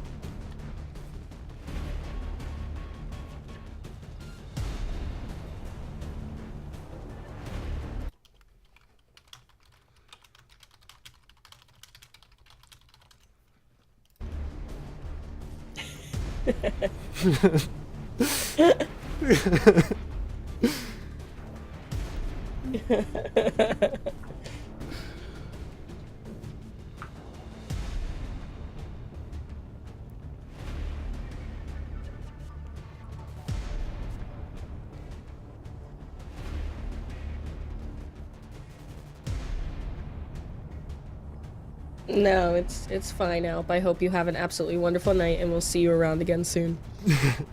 Have a good one. Alright, oh fuck, I have to reload? I thought you're supposed to reload after every, like, your character auto-reloads. That's bullshit.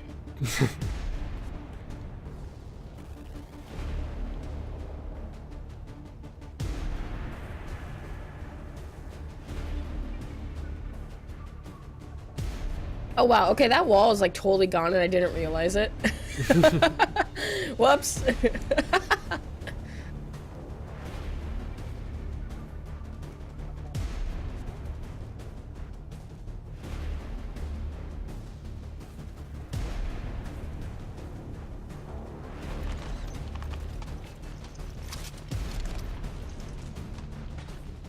Ready to engage. Oh yeah, Matt, absolutely. That's 100% true. Like, if it's not 100% chance, you can miss, but it's just unfortunate that we have this cognitive ability to remember the times where things don't occur the way that they're supposed to. So if you have an 85% chance, you really should be able to hit, but you don't remember always the times where you have like 50% chance to hit and you still do. we just remember the ones that just seem so probabilistically unlikely, and they're kind of ingrained into our memory. All right. You and I will talk about this later. Yes. I am not contributing anymore. I know, I'm sorry. No, no worries.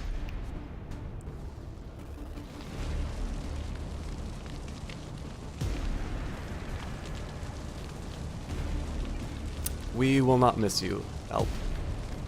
I know Jesse Quill is trying to be nice about this, but honestly, you are not contributing.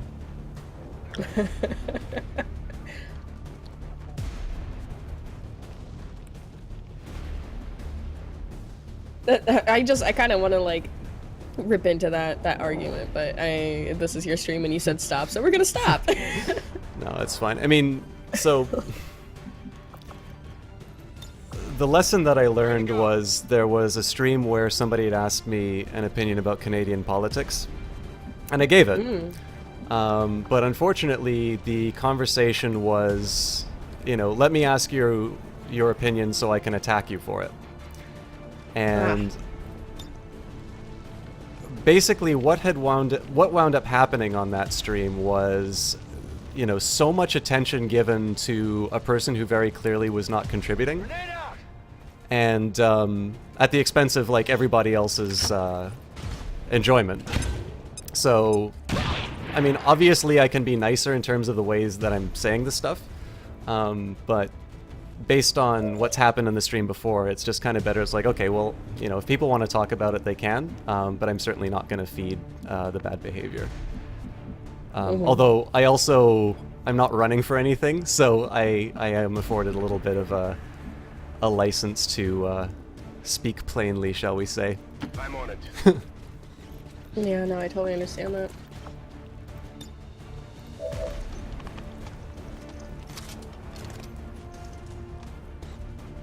Ready to rock. Hello. Hey, Sleepbringer. Yeah, Sleepbringer, you alright? No, Matt, I don't think you're attacking at all. It was Alp that was being a little bit God, how do I put this politically kindly? Don't stand on ceremony on my behalf. Yeah, Mix, it's 7 a.m. for me, and I took a nap, but I'm not exactly at 100% cognitive ability right now. I can understand that stress, that struggle. We're green to go.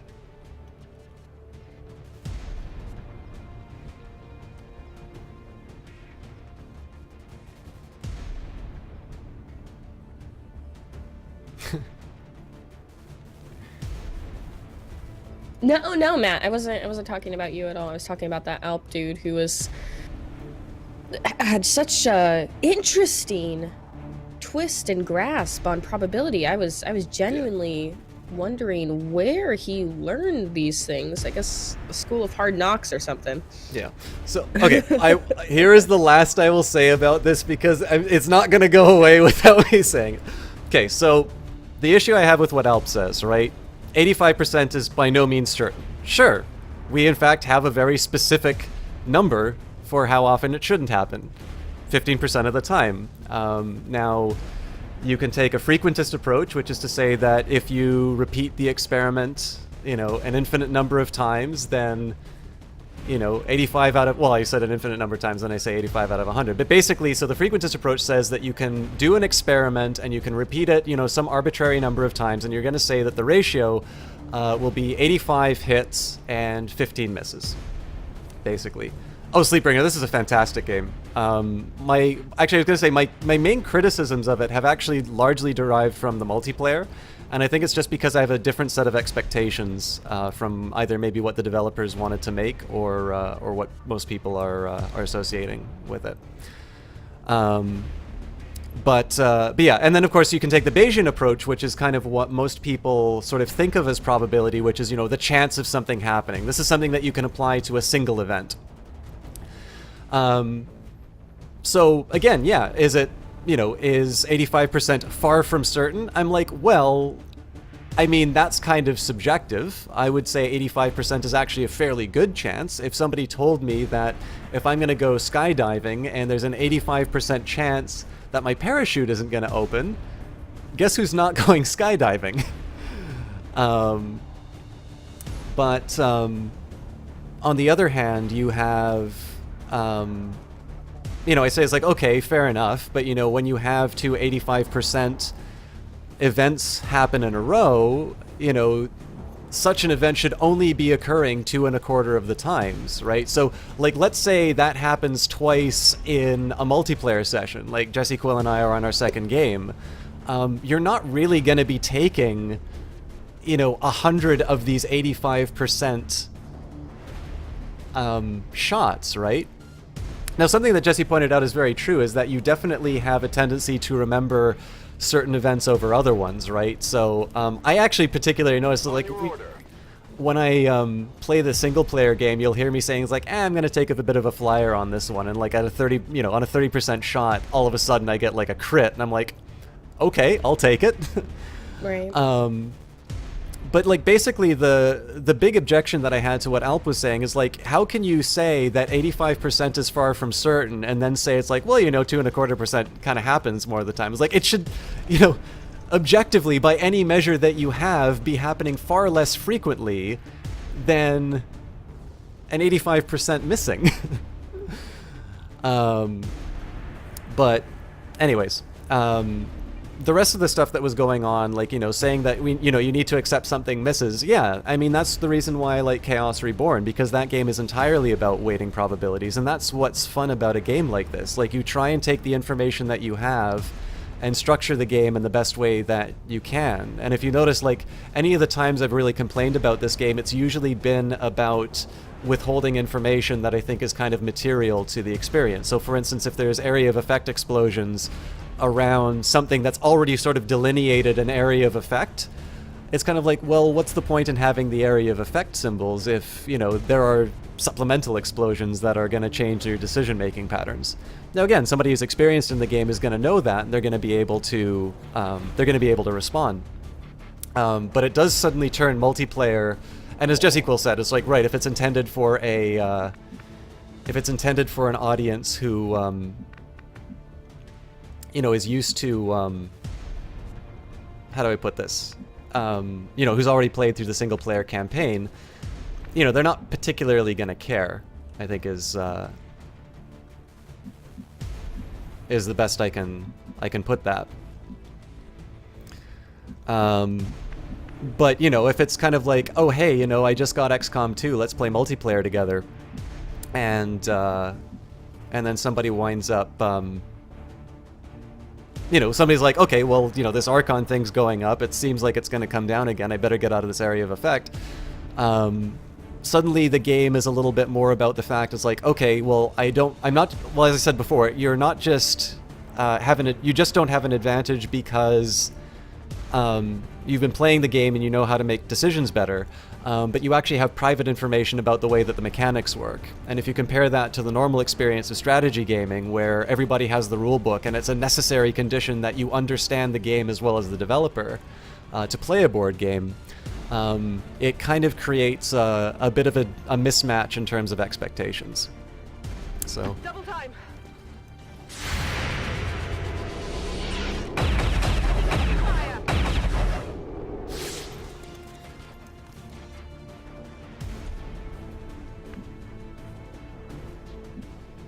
Well, I mean, Liatu, no, I mean, like, obviously, anytime that there's some chance of that failing, you know, you could be really unlucky in having it, you know, and just be, you know, running that experiment where, oh God,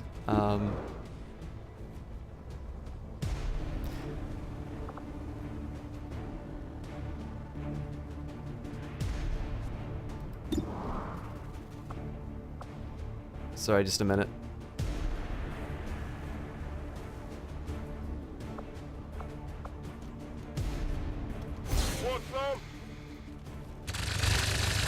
Oh, that is so fucking stupid.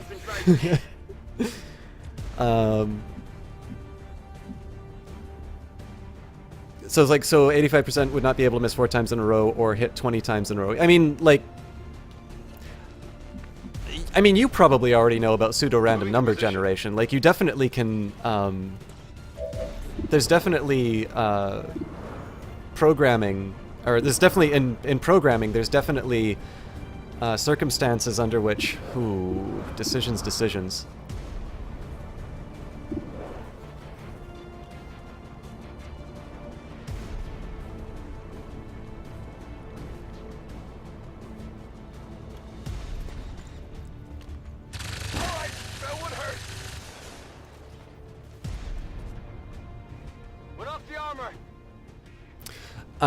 But yeah, so you can definitely make RNG, which kind of enforces the distribution.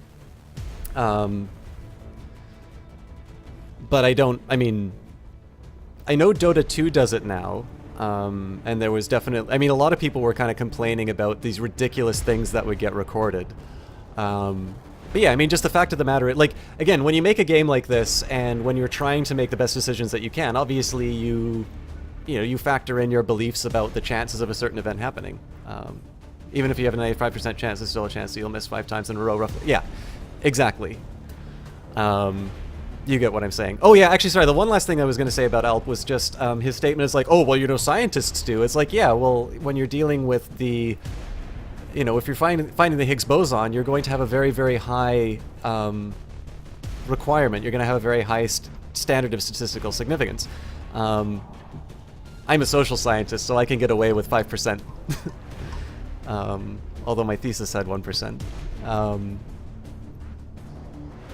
But the other thing, if you really want to get into a statistical argument, you can point out that if you only want to look at that, so if you have the idea of a type 1 or a type 2 error, so this would be either failing to reject the null hypothesis when in fact you can, or alternatively, accepting something that isn't true.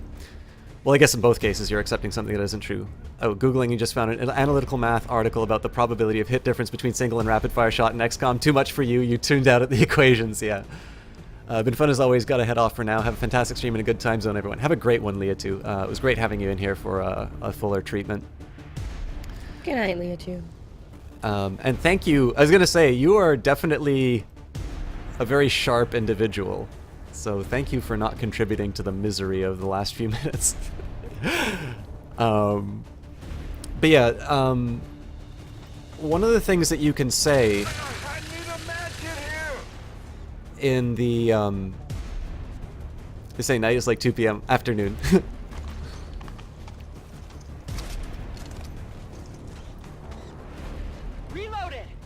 One of the things that we do, so if you think about it, like, even saying that 1% of science experiments or something like that are actually going to wind up giving false results, in some ways you can sort of consider, like, if you really think about that, you can consider the sciences as being like this huge data mining operation for finding, like, false results, which is a little terrifying. And so one of the things I'm working on, that was a really clever move. Thank you.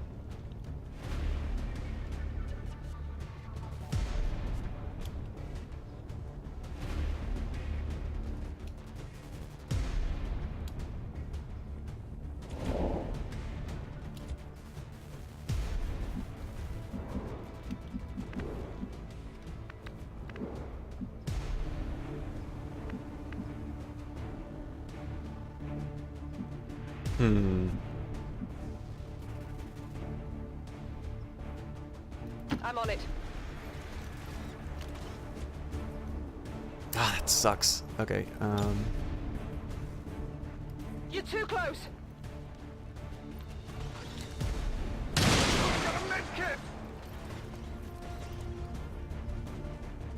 not quite the result I was hoping for, if I'm totally honest.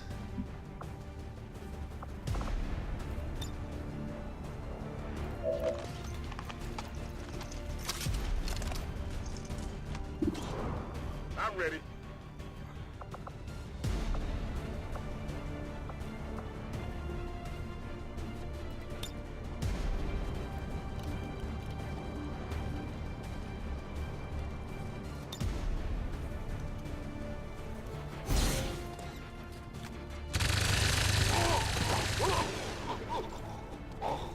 I'm using so many resources to accomplish this, but this might be something that I can win the game with.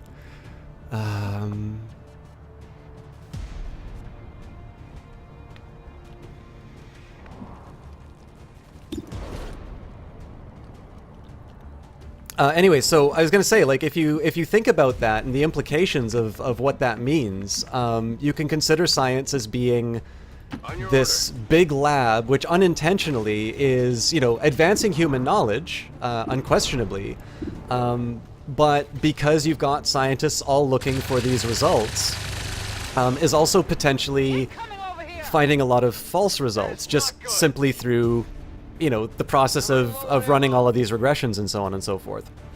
And in fact, a particular problem of this would be in a paper, let's say, where you're testing, lots of different hypotheses, right? So, you know, we've talked so much about the statistical work that you've done.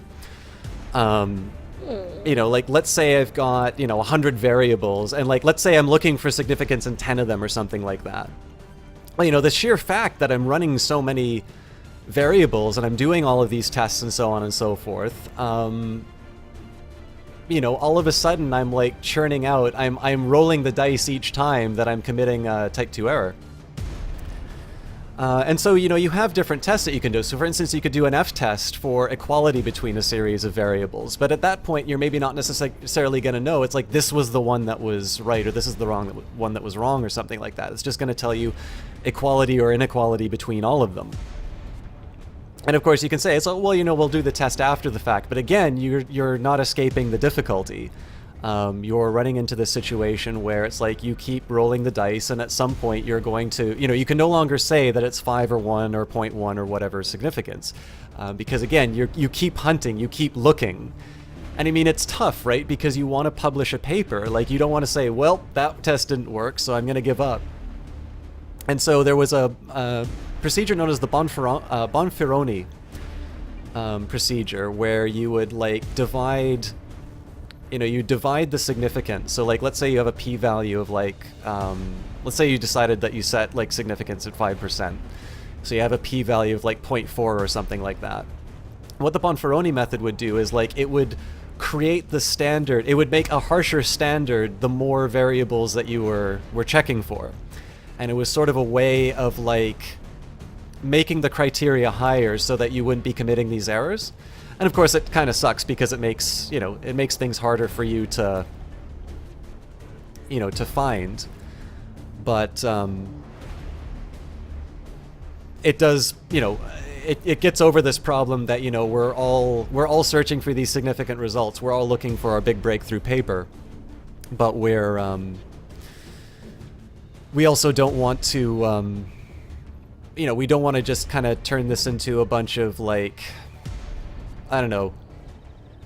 Well, I mean, you just need to look at psychology papers, right? It's like, you know, they want statistically significant results with really counterintuitive,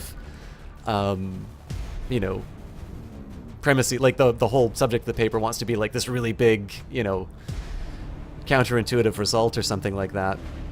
And it's unsurprising that a lot of these papers can't be replicated because basically people are making things up as they go along, or they're like torturing the data until it confesses to anything. Now the Bonferroni method is like really restrictive, and so there was this guy called Holm who made an extension to it, which actually was able to still achieve what the... I think I'll get to see what happened to my unit. Get hit the plate. I need ammo. We lost Well, I lost someone too. Or did I lose two? Oh, hey, now I can move. Okay. There's still hope.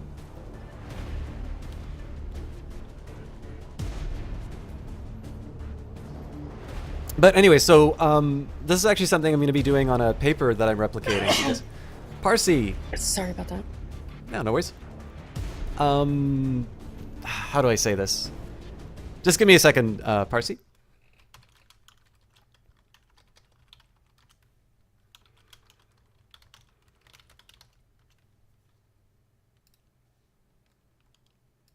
Oh, it's here, Parsi.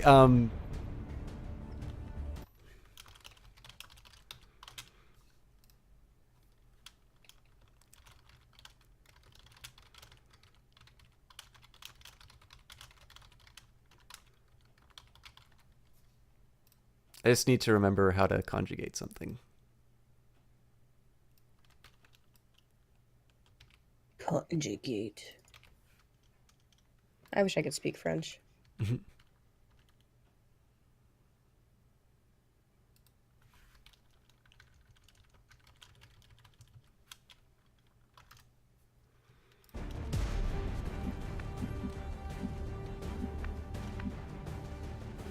I'm sorry, Parth. I am disgracing your your language. But thank you so much for stopping by. I have not actually. I was planning on doing Deus Ex at some point. How is that not flanking you? I knew that I lost count of where one of your characters were.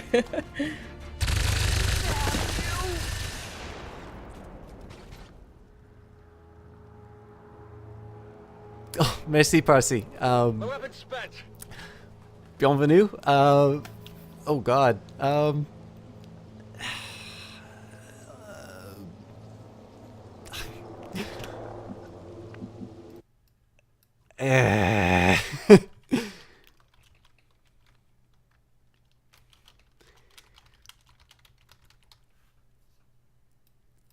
What is it? Is it merci de votre visite? I'm sorry, Parsi. Thank you so much for stopping by. This will be an excruciating few minutes for you, I think, but I really appreciate you stopping by. And I know you from El Canu, so it is wonderful to have somebody from that channel stop by, because I think he's a wonderful streamer. And if any of you in French can speak French, and sorry, if anybody in chat can speak French and translate that, On the move. I will love you forever.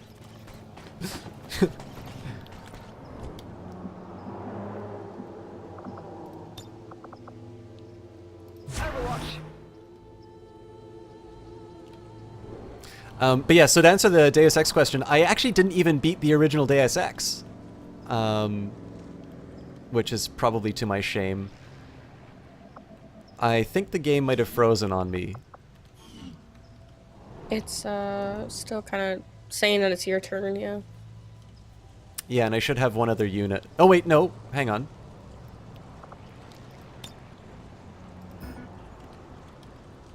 No! Don't kill me. That's mean. Okay, maybe it's just resolving itself, but... But yeah, so I've played Deus Ex, not finished, and Human Revolution I have not even started, but I do own both, and I do intend to do them on stream. Okay, good. I'm not locked in. This is such a bloody battle. I hope I make it.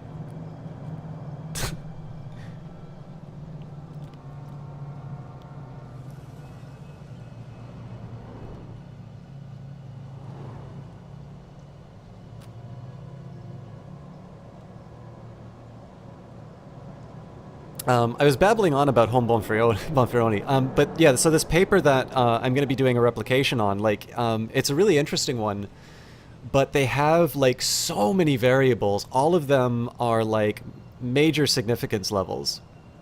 And they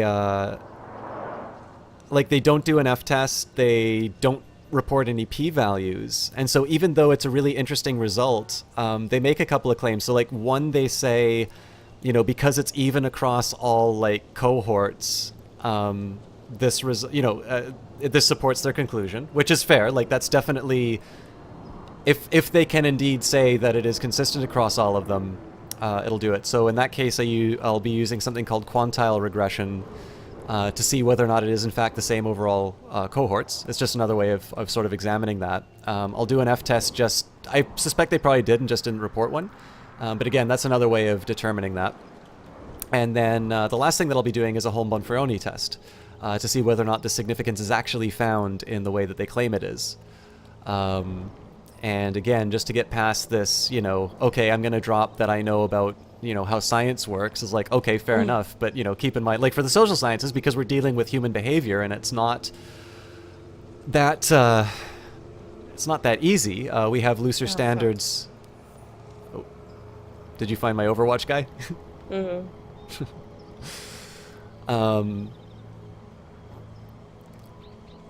You know, like the standards are like people don't behave as regularly as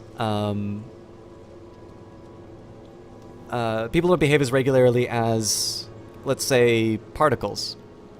The whole purpose of physics is to try and quantify how nature behaves, and nature tends not to change her rules whenever we go through this. So, I mean, I wish I could do...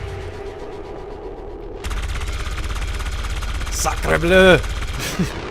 Well, it was a good attempt. Oh man, you're gonna make me hunt you.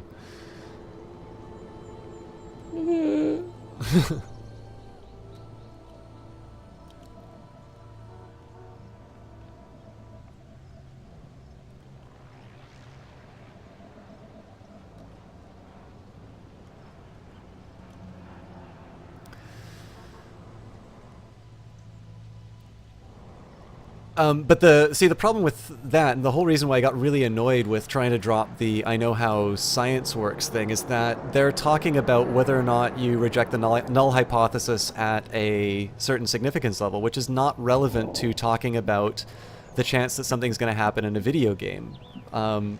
It's actually the one thing that really annoys me whenever I talk about subjects I'm interested in, which is somebody, you know, and I can't blame them, right? It's cool to take part of the conversation.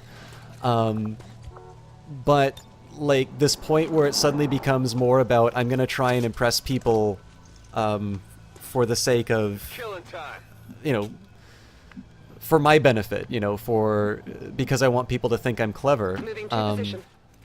I just wish, I wish people would kind of go about this stuff a little bit more honestly and speak to,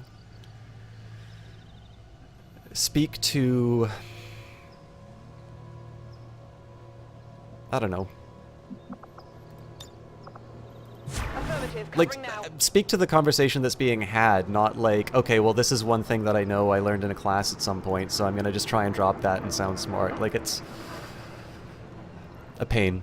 Anyways, I wound up, like, completely monopolizing the conversation on that, on the subject that I said I wasn't going to carry on. Does anybody else have something they want to say about probability? And Raider Rich, hey System Shock, I didn't know you streamed. I thought you were just some dude in Jesse Quill's Discord. You know, just Raider Rich. I'll probably stop streaming after this Gong show where I'm insulting viewers and whining about multiplayer on XCOM 2, but I have been known to stream from time to time. I hope you're having fun, Jesse Quill. I have a feeling you've just kind of been sitting silently waiting for me to get it all off my chest. Yeah, no, I enjoy the chat. Yeah. Well, I was gonna say, like, even if I get away with this, like, you have me completely on edge this entire time. Whereas, like, so even if I win, it's kind of like, okay, it's like by the skin of my teeth. Whereas, like, the last round was just complete domination. Yeah, this one I made a few mistakes. Yeah. I mean, to my credit, I did play slightly better. Oh yeah, absolutely. The big one was kind of what happened in the west side of the building, where I was able to basically just erase all the cover and sort of put you... Right, and I didn't realize that because like you know how the walls kind of fade for some reason, I just didn't see that it was gone, and I didn't move one of my guys. Yeah. Well, the other intention behind that too is mostly to get me some tempo. So the idea here is that I'm running into these problems where I've got a lot of units which need time to reload. And so the idea behind that was to try and force you back through, you know, through basically erasing your cover. Right. Now, I mean, it obviously, yeah, it was kind of helpful for me to have, you know, an easier to hit target. But the main intention in that was just to kind of get myself into a position where I could come back in strength. And, you know, as you can see, it sort of bought me the time to move one unit sort of around one side and then the other one around the side of the building. So the main advantage, like, whether or not I'm right in this estimation, the main advantage that I see in being inside the building, especially when you've got those Archon units, is you have a lot of cover. And so the intention here was to try and stay outside as long as I could and just say that, you know, the Archons are a known quantity. As long as I can sort of move outside of their blast radius, they may wind up putting themselves in a disadvantageous position, which is sort of what happened, but again, I don't understand that mechanic very well, so in the end, I wound up taking more damage, and like my guy wound up on fire, which ultimately led to his death by the garbage bags over here. But in this case, I now have a problem, which is like, okay, well, I can't cluster everybody. There's not a lot of cover outside. Because then you'll just use that like ridiculously overpowered ability to cause them problems. But then I also decision time.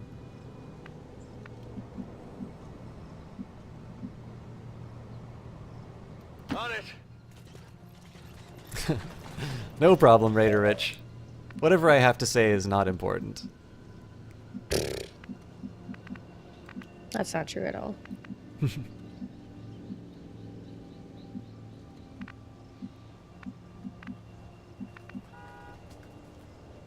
On your order.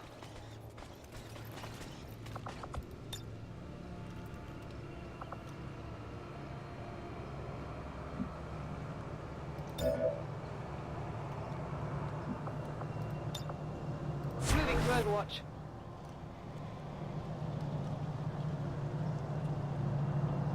But yeah, so like the idea behind this one is to say it's like, okay, so sorry, are they called Archons? The guys who like blow up the, I can't even remember.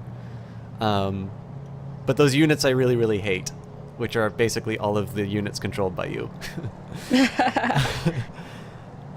It's because you didn't account for the increased burn damage within 2 squares of the garbage bag modifier. Doesn't everybody know about that?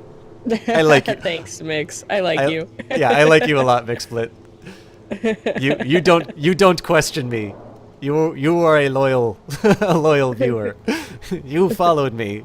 I like you. I will be nice to you. I will not be nice to the guy who tried to bring physics to a game conversation. Inadvertently called us all assholes for not agreeing with his twisted view of probability.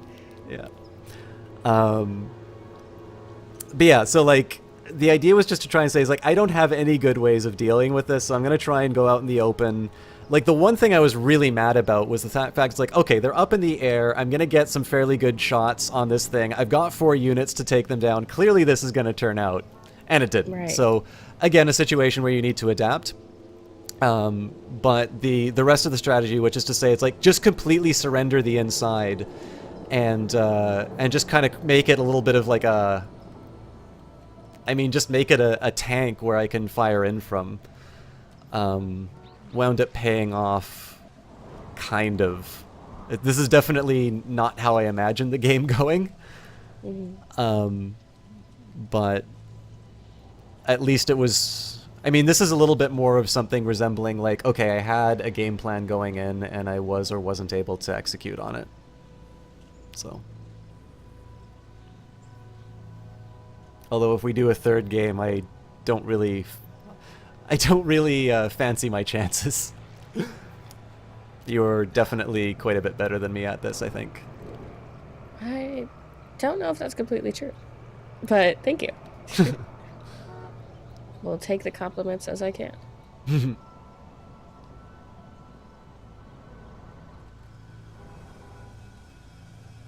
I feel like all I'm doing is running around now. Well, I mean, that's what your advantage is, right? That guy does not, like, that guy definitely does not do a trivial amount of damage. Like, he's somebody I need to be worried about. And because I have 2 units that are relatively strong, you basically need to I mean, this is my view. Obviously, you can play however you want. But you kind of need to force me to find you and end it. Because if you just go out, like if you want to just like run into the middle and say it's like, okay, I'm going to get an awesome flanking move, then it's, you know, that's going to that's going to be troublesome. Let's say. Mm-hmm.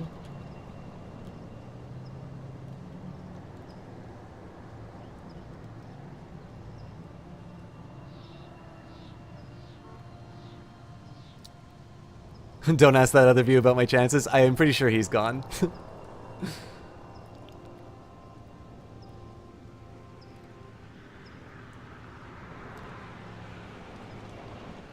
I mean, I guess I'm talking about probability again. The funny thing about this is if you were to ask Jesse Quill about what we talk about privately, this is actually a conversation I should be really, really eager to have. I mean, for crying out loud, I mean, you don't mind if I tell you what I got you as a gift, right? The book? No, I don't mind. Yeah. It's like I got her an econometrics book for a gift. He's so romantic. I try. Oh, hello. You only YOLO once.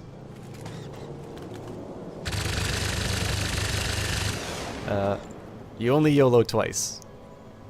Not good.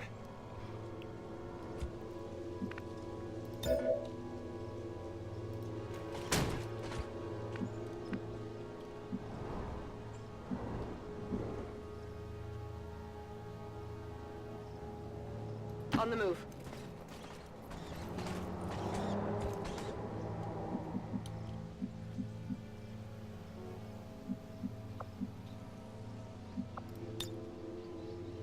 Scanning.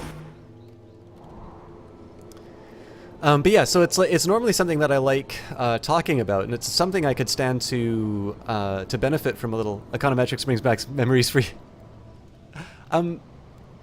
Elbidon, now, I don't remember, because I've actually had a couple of econometricians in this channel before. You've been here before, haven't you?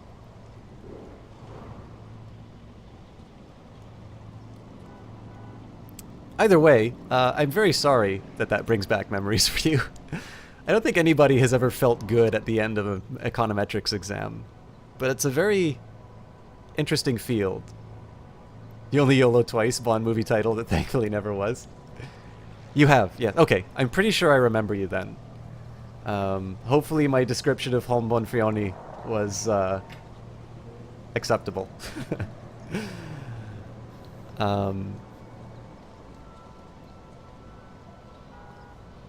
One of Clara's followers. Fantastic.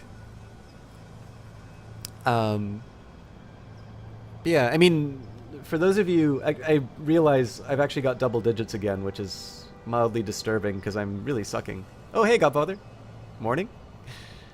I think one of the things that's so interesting about econometrics is that you go just past regular statistics, and you really start drilling down into the idea of not just causal effects, which of course are interesting in and of themselves, because almost anybody you talk to is going to tell you, well, you can't mistake causation or correlation for causation. It's like, thank you. This is why I'm spending several years and thousands of dollars in school. But you're also getting... What's a good way of putting this? You are adding to this already very impressive intellectual framework of statistics, this set of tools specifically designed to deal with the assumptions that get upset. So, like, you've got your standards, so the sort of stuff you would expect in, like, the Gauss-Markov theorem or something like that. They're not necessarily that sustainable when you actually think about the way people behave. And then when you go to econometrics and you see the development of things like instrumental variables, which are explained in the book, but just kind of the idea of saying, it's like, okay, well, I can't observe this, but it's actually really important that I do. And to just see all of these really impressive tools that people have come up with in order to deal with these problems. It's why I still, like, read the textbooks, and, you know, why I try not to get too depressed with my school stuff. Why are you sighing? Trying to figure out how to do this.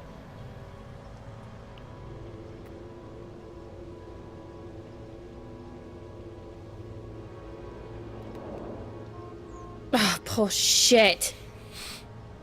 Oh, thank God. I guess he found my other guy, huh? Oh my God!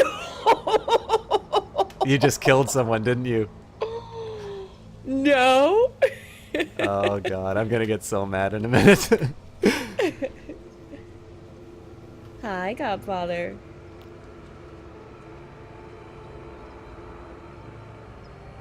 Those guys, the character you have doesn't have to reload, does he? Because he's got a plasma rifle, right? I think I do. Oh, fair enough. Yeah, Godfather, they have all the nukes, unfortunately.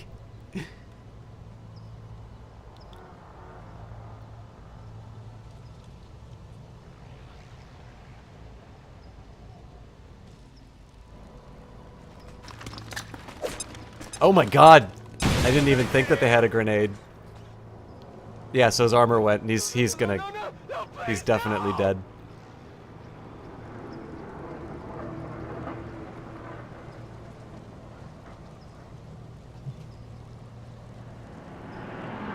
I wasn't even thinking about grenades. Yeah, me neither until I saw that as an option. Science has never agreed with you?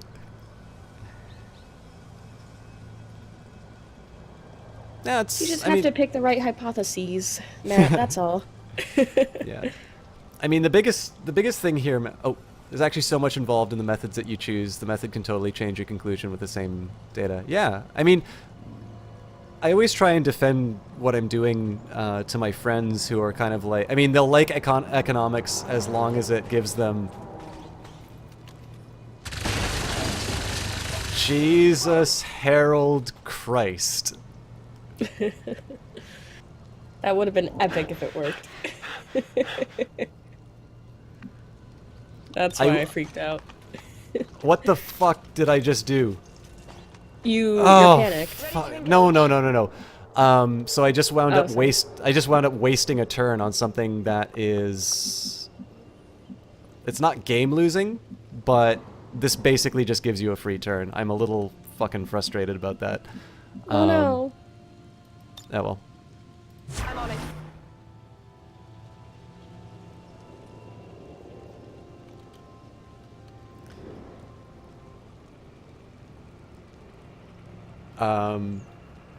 So yeah, to Albin, so like I kind of have to, so I mean I have friends who will like really like statistical or econometric methods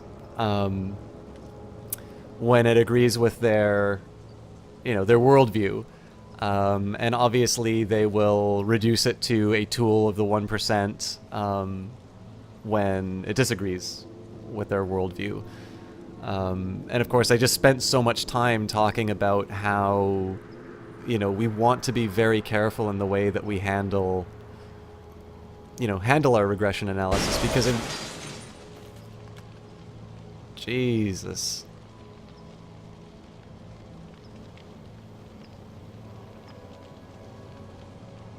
I'm pretty sure he's dead this turn. Spoilers.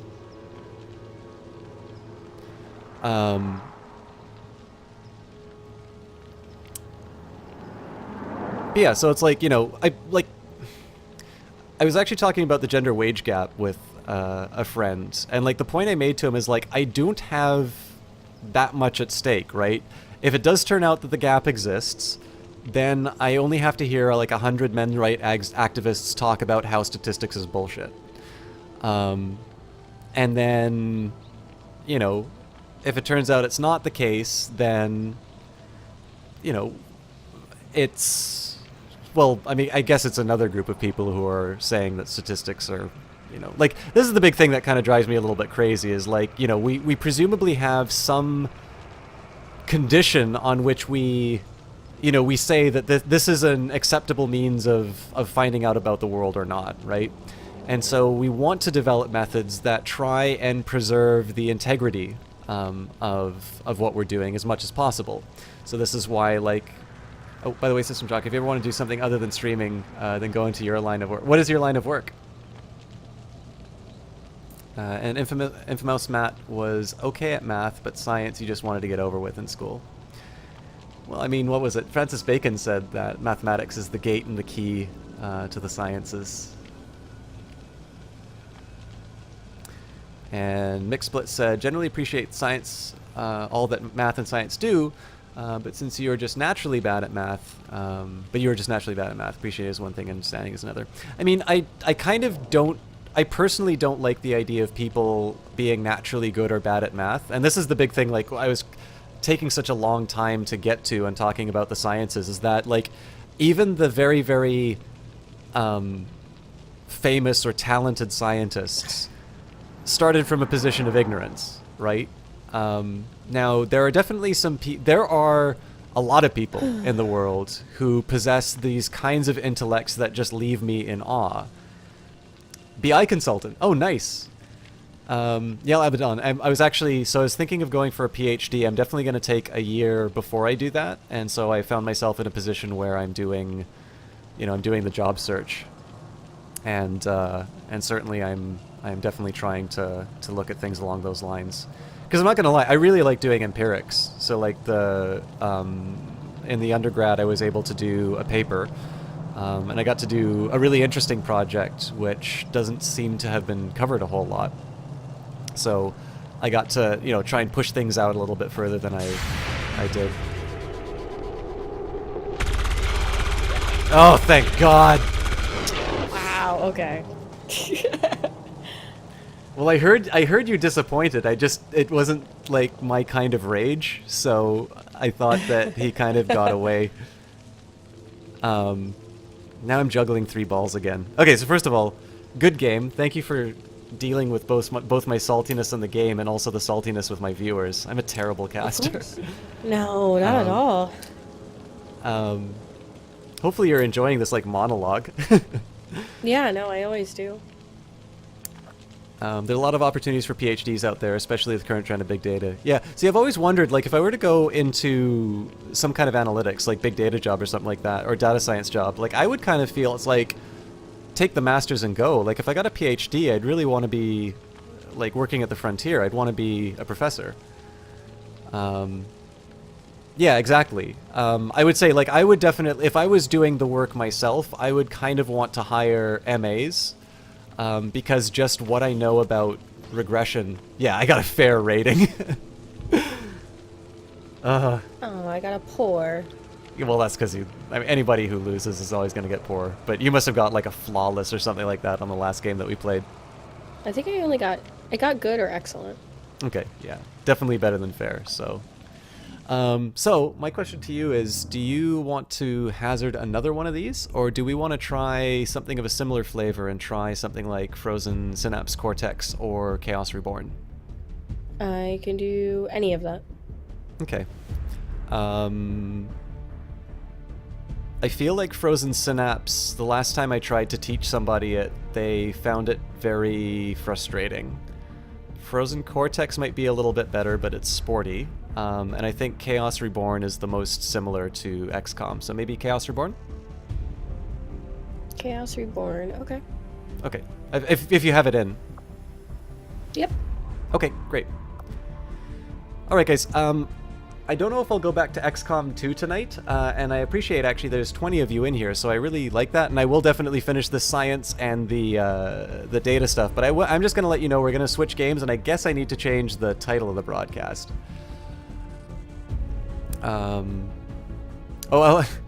Helbadon, I've worked for a bank. My soul's already perfectly corrupt. I'm gonna have to go back into the squad designer and see if I can make a better use of the 10K. But for those of you who are here for XCOM 2, I am going to be resuming my campaign probably tomorrow. But for now, I think we're going to be finished with that tonight, and we're going to...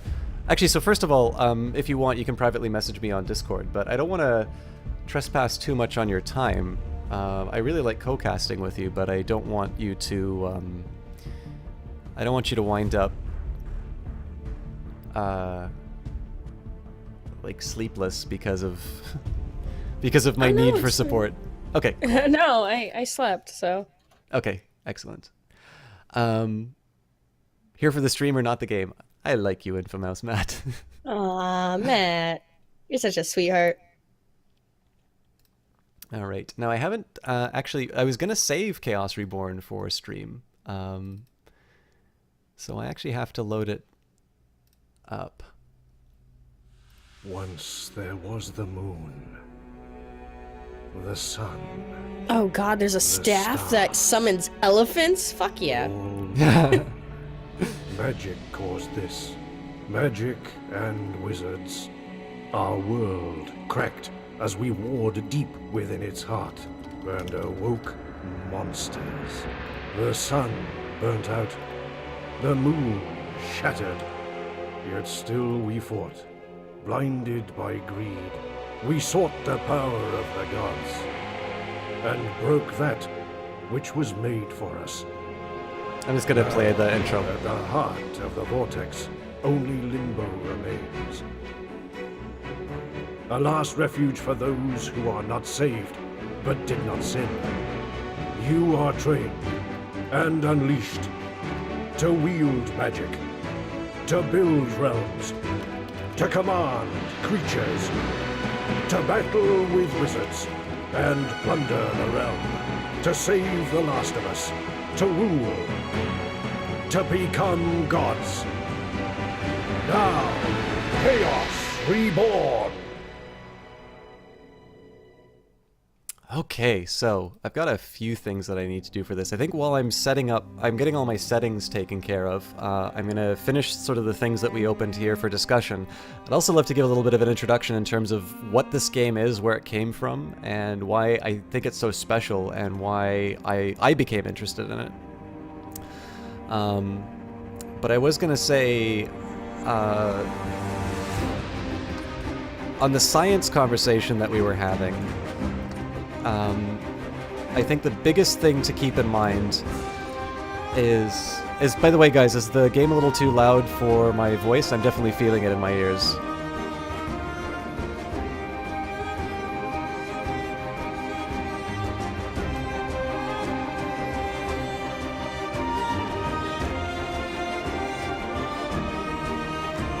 Let's take a minute to make sure I'm not getting drowned out. Although I should probably keep talking until it may need lowering. Thanks a lot.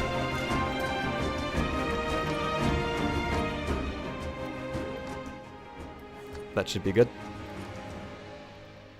It's about the same volume to me, so you kind of... Yeah, great. Alright, see you later, Rich. So yeah, the biggest thing is, like, you know, even these very big scientific figures have come from a... Talk louder, I can't hear you. Some of these big scientific figures have, you know, have all come from a position of ignorance. Now, I think the big problem with our education on this is that, at least in Canada, some of the ways that the allocation of teachers work is like you get your desired appointment if you... Chaos, more probability. You're seeing it at everything now. Yeah, I was going to say, this game is entirely about managing probability. I get so ragey playing this game. It's awesome. Let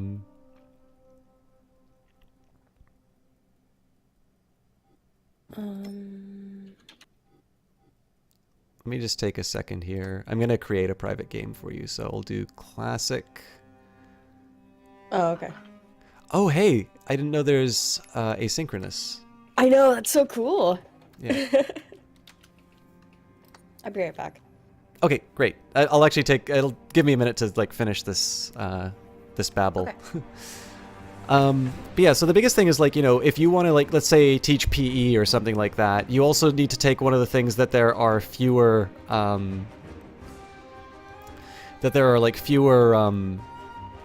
teachers for. So it's like, you know, the math teachers do math because they want to do PE. Or like the English teachers have to take a hard science because, you know, everybody wants to teach English. And I think the real shame about that is that you've got people who are maybe not interested in the subject teaching people, and they don't necessarily know what they're teaching themselves. And I noticed, like, for me in middle school and high school, I was actually a little weak on my math. And it took my interest in economics and going into university to be taught by people who have basically dedicated their lives to mathematical research or to the sciences, to really appreciate the beauty and the interest of that subject. And so I really, truly don't believe that there are quote-unquote math people or science people or something like that. Now, I do believe that you have sort of a temperament for things. So, you know, you hear about musicians sort of, you know, when they were little, they're like banging on pots and pans and they just like making sounds, and they're going to dedicate... Oh, it's visible. Drat.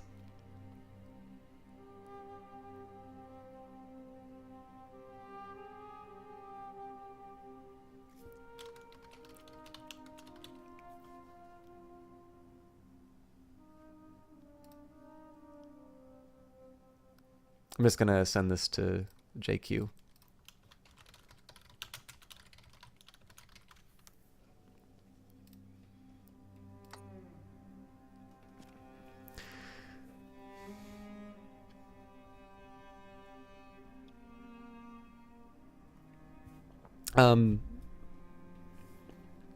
So yeah, like, I think what happens to people is they have a temperament for this stuff or they don't. And I think one of the big problems is that a lot of people get turned off of mathematics because the way it sort of gets taught is like, here's a series of like facts or something that you need to memorize, and if you don't respond in the right way. What's this game like? You've never heard of it?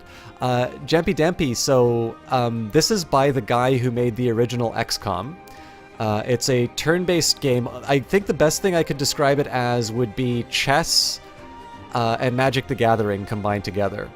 You start off as a wizard and you sort of summon your units and try to kill the other wizard. That's the only victory condition. Like even if you like kill all the monsters and one monster gets through and kills you, it's still you know, you still lose. But I will explain the full game when Jessie Quill gets back, because she hasn't played this either, and so I'm going to try and turn this into a little bit of a tutorial. But yeah, in any case, I'm kind of meandering around and I'm sort of repeating myself on this one. But the biggest thing I need to say is that I really truly believe that what people are born with is a temperament to do certain things, and that your temperament will lead you to specialize. And I think the shame is that because we have people who are not interested in the subject giving people their first introduction, like I can remember not appreciating that a square, so like 2 to the power of 2, and the square root were inverses of each other, right? I didn't know that if I took 2 square root 2 and then, sorry, 2 to the power of 2 and then applied the square root to it, that I would get 2 back. What I did know though was like 2 to the power of 2, okay, 2 multiplied by 2, that's 4. And what happens when you take the square root of 4? Well, I need to memorize that when you have that square root symbol over 4, 2 is the result. Now that just might be that I'm an idiot, right? But this is the way that I learned math, and it's like, God help you if you have like square root 3 or something like that, because there isn't an easy square. You know, you need a calculator for that, and if they don't let you have calculators, well, you're just in big trouble. And then, you know, I started doing linear algebra. I loved math proofs. I had a really wonderful teacher. He's actually a fellow of the Royal Society, called Ed Perkins. And I finally got to appreciate it for what it was.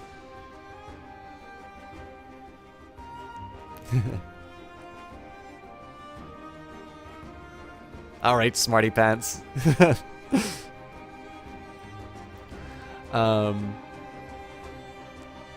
yeah, so it's you know, I went from somebody who was fairly good at math in like elementary and middle school, and then not so well in high school, to somebody who, you know, managed to get into the program I got in. And I don't know a whole lot about... I know nothing about biology. I know a very, very small amount of physics and a very, very small amount of chemistry. I'd actually say I probably know more about chemistry from working with film than I do from classes. Thing is, language is not math, yet you choose the path of math. Yeah, there you go. But... on the other hand, too, is like there's a certain fetishization about the sciences right now. Everybody wants to be a science guy. So, hello. Hey, so it turns out that all the information that you need is on the screen, including the password. So, thank you, chat, for not taking Jessie Quill's spot. But But yeah, I think the biggest thing is like if you have an interest in it, I'd strongly recommend you pick it up. There's a lot of very good popular books on these subjects now. So Jampy Dampy, so I tried to explain a little bit about this, and obviously, Jesse, I need to explain what the hell is going on here. But I do want to give you a quick introduction. So this is actually a remake of a really old like Atari game or something like that called, I think it was just called like Chaos. But similar premise, like your two wizards battling. Now, if you're interested in this game, it has a really wonderful set of tutorials that will introduce like each individual concept sort of line by line. As it could be that you've just never been able to find math enjoyable, always a pulling teeth kind of thing, especially into algebra and beyond. Yeah. I mean, this is the big thing. Like, if there's... While I see a value in studying these things, I can't make people study things they're not interested in. I'm really interested in math and stuff, but I can agree that if you weren't given the fundamental building blocks properly, or if you didn't see the connection between two different formulas and those sort of things, it can be really difficult to try to catch up. Definitely. And I think that's where a lot of people fall behind. Yeah. And not necessarily because they're not smart enough, but they just weren't given the right tools. Yeah, they don't have kind of the prerequisites for the higher level stuff that they run into. And I think that's a really big shame. So, as a little bit of history, so Julian Gollop, the guy who created XCOM, had made this Chaos game before, and it's received a couple of remakes, but this was a Kickstarter project, and he really wanted to bring it to kind of PC in its new form. So I will say that the tutorials for this game are absolutely fantastic. They introduce one component at a time. I think this actually times me, so I'm going to take my move. But I'm going to try and explain what I'm doing right now. So you get one move, at least one spell, and then each of your creatures get like a move and an attack. Oh yeah, one move, one attack, one spell, and then your creatures get a move and an attack. Oh, this was actually a stupid decision on my part. So let's try and fix that with one of these.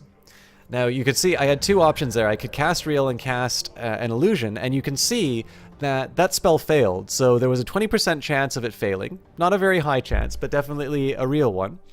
And in this case, the spell fizzled. Now, if I cast an Illusion, it would have a 100%... Oh, yeah, my turn's definitely running out. So I'm going to run out the clock here. I have the option down here of Disbelieving. By the way, this is a good one to play on stream because, of course, everybody has the same information. Except for what's in the deck. I guess you can see what's in the deck for me, but you don't know what these creatures are, so I guess it doesn't matter. What you can do is you can cast Disbelieve on creatures that bring up. Now, if it's an illusion, the creature vanishes, and you get your... and you still get to cast a spell. So right now, Jesse Quill, what you want to focus on is you can move. So the big thing is that if a successful attack happens to your wizard, you lose, right? So this game could potentially... What? Yeah, this game could... Look, it can end in a second. This game could actually end in 2 turns. If I had a creature that I summoned. Now it's not likely that happens, but like this is like the king in chess. You do want to protect it, although you are also an offensive piece. Now these little purple things here are like little mana wells. So if you land on them, you get extra mana, which you can use to enhance your spells. And if you look at the cards at the bottom of your screen, these are all spells that you can cast. You can cast 1 per turn, and then ignore Disbelieve and Dispel. Did you understand the Disbelieve mechanic? I'm not... it gets rid of illusion characters? Yeah. What you're probably going to want to do this turn is... Okay, so... I'll tell you what. If you look at my screen, you'll see at the bottom... Yeah. There's one called Windwalker. That's an item for myself, so that makes my wizard individually more powerful. All of the other cards are basically just creatures. So basically, and if you mouse over the creature, it'll give you some stats. I appreciate that it's kind of hard to understand what those stats are. But basically, you know, just focus on maybe like attack and defense or something like that. The big thing you want to pay attention to is the number in the top left-hand corner, which is the probability of success. So again, you get to trade off between something that is very likely to go through, or something that's not very likely to go through but is very powerful. I will explain Chaos and Law next turn because we are running out of time a little bit. But if you try and summon one, oh, there we go. So in that case, the Aw. spell failed. Now what you could have done is you could have cast an illusion, which would have been guaranteed to succeed. But I would have had the potential of disbelieving it. And of course, the big thing about this game is if you know that it's like, you know, if it's like a 40% chance of succeeding kind of creature, then you're like, okay, it's probable that that creature isn't like real. And then you can try and dispel it. Of course, if you try and dispel a real creature, then you lose your spell for the turn.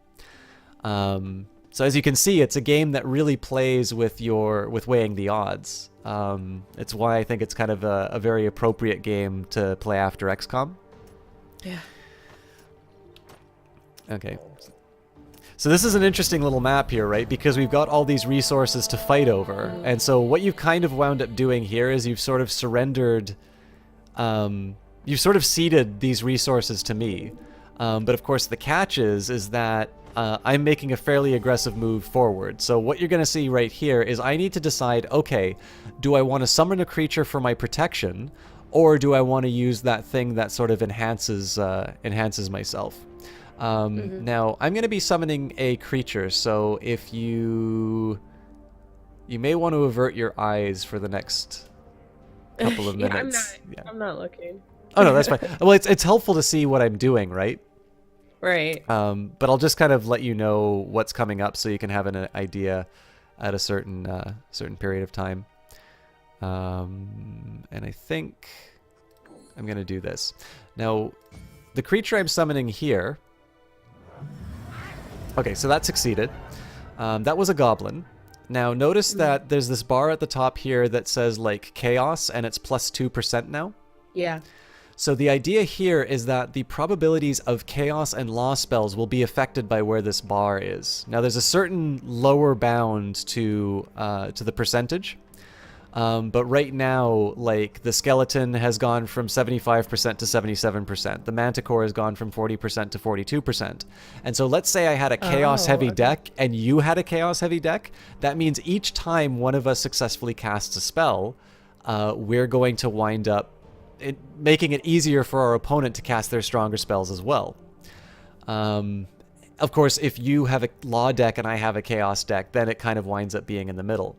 And of course, if you cast an illusion, you know, it may even be that you know the opponent is going to wind up... how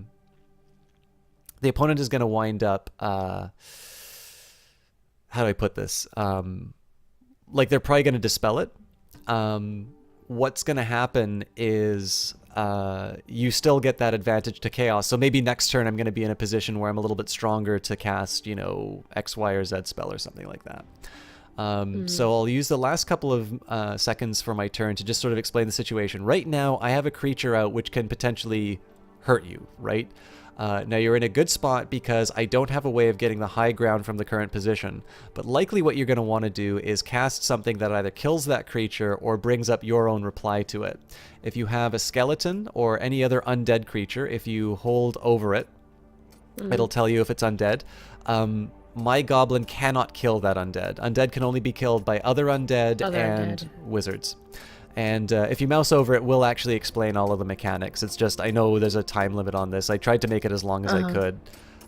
So if you have any questions, obviously let me know. But is the game somewhat intuitive to you? Yeah, this is cool. Yeah. I like this so far. Yeah. And the thing that's really great about this, I was actually having a conversation with a game designer at EXP Bar. Ooh. Interesting.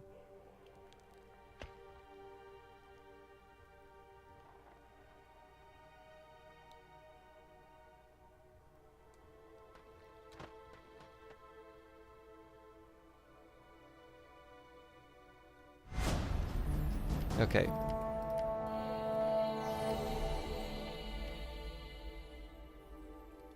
Actually, I just caused a really big problem for myself, so let's see if I can fix that.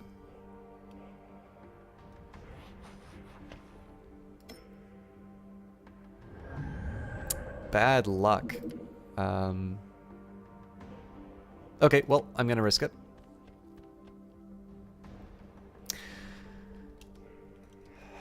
So I was talking with a game designer, and I said, isn't it really interesting that you have a game like, man, the viewer count is dropping like flies with this game. Whatever. Yeah. That's fine. I don't think I've really been on top of my game tonight as far as commentary. That might be my fault. I don't think it's your fault. I think I let myself react to chat poorly. Do illusions fight? Yes, Jampy Dampy. They are, so like if you like summon a dragon, they're gonna behave exactly like a dragon until the person dispels them. There are creatures that can paralyze, and you can actually so with the paralysis creatures.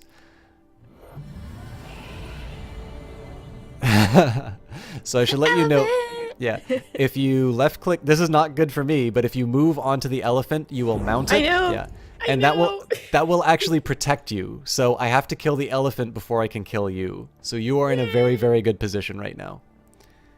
That's hardcore viewer. Yeah. Well, I was gonna say, like, I comment on the viewer count thing, but it doesn't mean that like I'm going to. Like it doesn't mean that I'm going to. Like cry myself to sleep tonight about it. Right? These things happen. I know where I am on the totem pole, and I know there's a lot of work that I can do to become a better caster. So I observe, but I'm not gonna I get salty over RNG in games, not view counts. Oh, British. We actually have a guy called the Distinguished Gentleman who sometimes stops by coming through. I guess I should talk more. I think you're you still have a couple moves left on your creatures, but you're probably deciding what you want to do this turn. I don't know how it works. Okay, I think I got it. Okay, cool. I will explain at the end of the match why I think there's a slightly better move. Yeah, so in that case, attacking the goblin from that position actually puts you in a slightly better move. However, it does block me from attacking you from the high ground, which is pretty good. Yeah. Dutch but live in the US. Okay.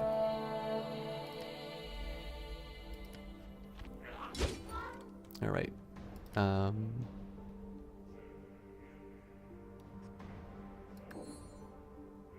British, Dutch, Texas, like from Texas.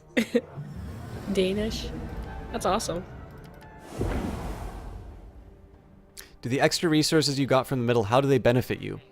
All right, so actually, Jesse Quill, this is a good point. So if you notice in the bottom right-hand corner of your screen, you're going to see a little diamond. Yeah. Okay, so it probably says like 0 or 2 or something like that for you right now. Okay. And above it, you're going to have a special spell. So in my case, I have one called Percussion of Giants, and in this case, it summons several giants for me. Now, to bring this spell into my hand, I can click on it, and it's going to cost me 52 mana. And the thing in the purple gem is the amount of mana that I have. The other thing is I could also use mana to boost the probability. So for instance, I'm hovering over the Sapphire Dragon. Now the Sapphire Dragon has a 20% chance of being summoned right now, especially because we have a very heavy chaos balance. But what I could use 20 points worth of mana to increase the chance of that creature being summoned. And so Jessie Quill doesn't actually know. She knows that I've collected a lot of mana, but think about what this does to the strategy of the game. If I summon a Sapphire Dragon, normally you should say 20% chance, I call baloney, I'm going to disbelieve it, right? Now, because she knows I've collected mana, did I use mana to summon the Sapphire Dragon? 40% is a low probability, but it's not 20% low. I have an international audience. Thank you very much, guys. I mean, it's an international cast right now, technically, too. Yeah, Canadian and American. So, like, again, this game is a lot of, I mean, there's some pokerish elements to it, right? You know, you have to kind of decide what does your... this so far. Yeah, what does your opponent have? What do you have? You know, just because it's a 90% summon doesn't mean that it's not going to work. There's that 25% attack I could have done on your elephant. Not very likely, but there's so many games I've lost from like a 15% probability attack. It's, you know, it's madness. But yeah, so the mana that you have here can give you an advantage in several ways. Also, when you start equipping gear, which I haven't done because I obviously have more gear than Jessie Quill, who will have none because she just got the game. But basically, you'll also have special abilities that you can use, which will appear just below the end turn button.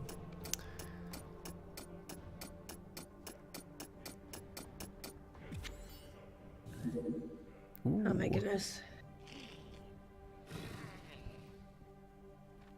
It is my turn.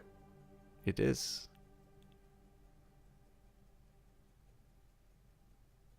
What does that mean? I'm engaged to enemy. I can't move. Right. So in that case, you should be able to move like around. You should be able to move within like one space. But because you're locked into combat, you can't just like arbitrarily move out of the way. So you're trying to move your elephant, right? Right. Oh well. Okay. Yeah, so you can put yourself into a better position, but you can't just completely disengage from the fight. And I'm not 100% on how that mechanic works, if I'm completely honest. Because it seems like some enemies can and some enemies can't. Okay, so you killed my goblin. Yay!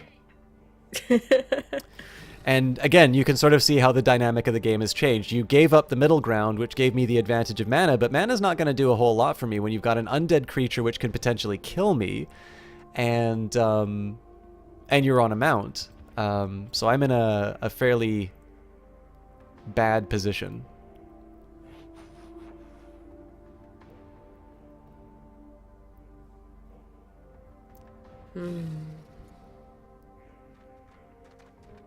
How do I use my extra mana? I don't...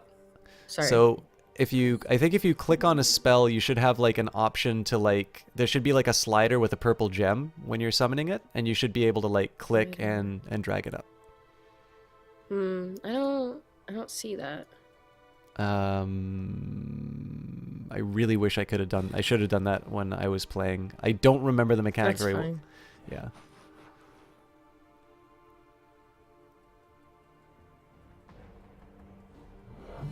Well, it turns out you didn't need it. Yeah. Oh, you should have actually been able to summon 2 more of those. I don't know. I think what you could have done is you could have clicked on the spot where you did for that one, and then you would have been able to click on 2 other green tiles, and it would have summoned 3. What the fuck, game? I know. Weird. Okay. You're winning, don't worry. Guess.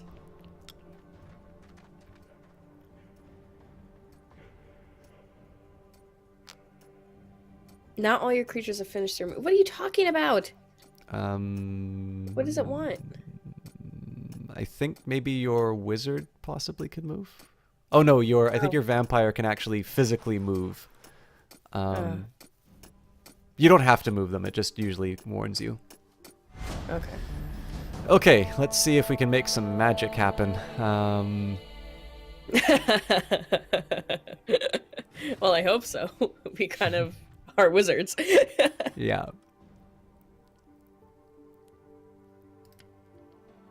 That's a really bad spot for me.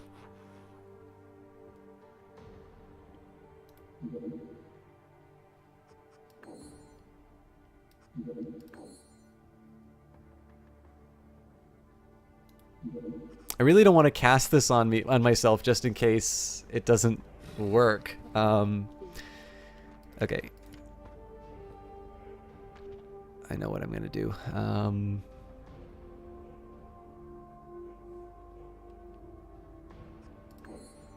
Nope, too far away.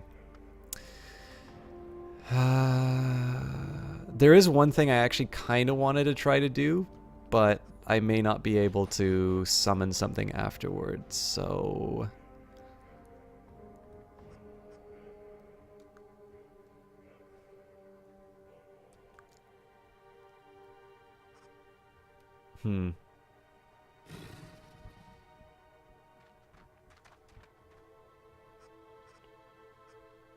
You know what?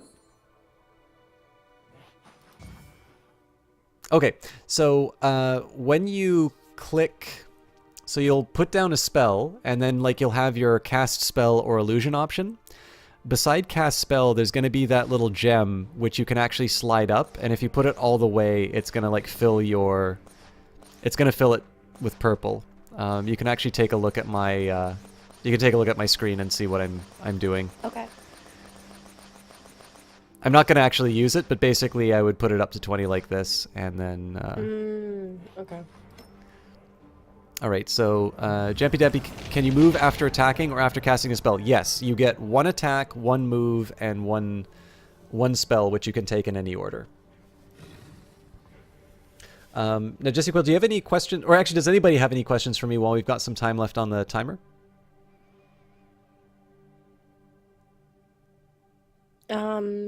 No, not really. Okay. Not yet. Sounds good. Magical XCOM. I mean, it is. It's the best way I can explain it. And I think you can probably see now why I chose this one. Well, I mean, you haven't played Frozen Synapse, Frozen Cortex, but you've at least seen Frozen Cortex. And you can sort of see how this is really kind of this probably bears the most, the biggest indicator of of the fingerprints of Mr. Gollop. The multiplayer, by the way, I found it is even cool. Like the Realm style multiplayer is even cooler than I first imagined. It's this is actually a very well done game. The individual battle side is fun and cool, and I think it's a really interesting game. But the way that they actually sort of set up the campaign mode and the multiplayer mode is really, really interesting. I'm not quite sure why you did that move.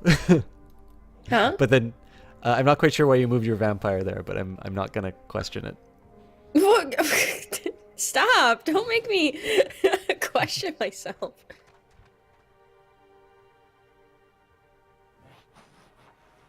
This is kind of I kind of want to explain what my strategy is, but I also sort of don't. Don't worry about it. Yeah. It's okay if I lose. Yeah. Well, I mean, you kicked the crap out of me in XCOM. So, how does high ground work? Higher probability for your attacks and lower probability for enemy attacks.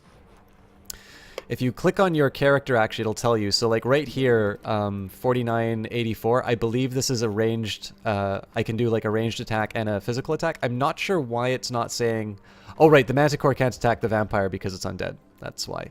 So again, here, 10% if I do a ranged attack on the elephant, or 37% probability if I... Okay, so I'm going to try something here first. I knew it! No! So here's an example of here's an example of how this works in general, Jampy Dampy. So you can click on your character. It'll give you some estimates here.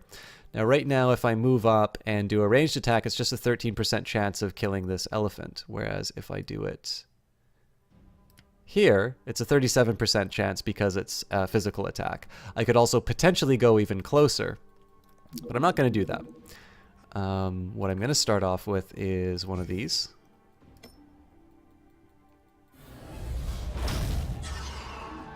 Oh, that was also an illusion. Sneaky lady. So what I did here, guys, this had a 98% chance of being cast, so near certainty, but only a 68% chance of killing the elephant. Now that was actually a really important decision for me, because what I can do now, if I get a successful hit on this character, I win the game. So now I'm going to move in. Notice that it's gone from 13% chance to remove the mount to an undisclosed percent chance to end the game. And we'll see whether or not I can bring it home. Nope, she survives. So I'm in a little bit of a pickle right now, because it's possible I lose the game. If her rat kills my manticore and her wizard kills my wizard, doesn't matter that I got this advantage, or vice versa. So that's kind of how this game winds up working. Not that I want to dictate your turn to you. Maybe you want to move your wizard. Like, if the wizard attacks me and it doesn't turn out, then there's this really awkward moment where I'm like, okay, I'm going to try and punch you. But I'm going to end my turn if you don't have any questions. Okay. Not all my creatures have finished their moves. I'm not sure I... Oh, hang on. Hang on. Yourself or something? Damn it! Yeah.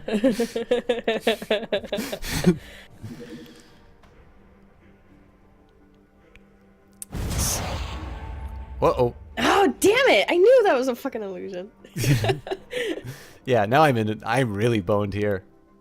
So 33 and 27% chance. GG. And I was gonna say, like, that's not a really high chance of working, but that's what this game is all about. So when I was talking about this with this game designer, I said, I was like, isn't it interesting that Diplomacy has this game with no random elements? It's like considered one of the best strategy games that was ever made, and we don't have examples of that in we don't have any examples of that in gaming. And she pointed out actually that randomness is something that is a great equalizer. So even, you know, with this game against Jessequel, even though I'm experienced in the game, in the end, you know, I tried to weight things in my favor as much as I could. You know, I got rid of the illusion, I took out the elephant, and ultimately I got taken down by the rat. So those damn rats. Let's see if I can put in a slightly more impressive performance, shall we? Oh, I guess you're going first? I guess. Cool. So just for reference, it looks like there's only one mana sort of area, which is closer to you. It's actually a really small map. Took out the elephant in the room. So actually, guys, again, let me just say how much I appreciate you guys staying here. What are your guys' impressions of this game?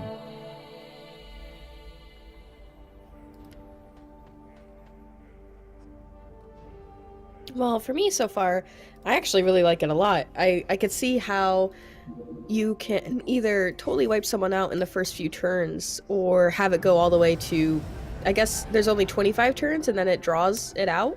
Yeah, you can actually also do based on victory points, but traditionally you say that the game is a draw. I did put like maximum turn length and the highest number of turns possible. Mm-hmm.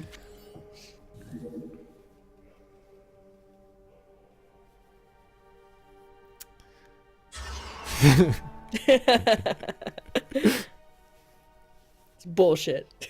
Yeah. Oh, I see how the rats work now. It's like poker, Magic the Gathering, Heroes of Might Magic combo. Yep, very fair assessment. Wow, that's a lot of them.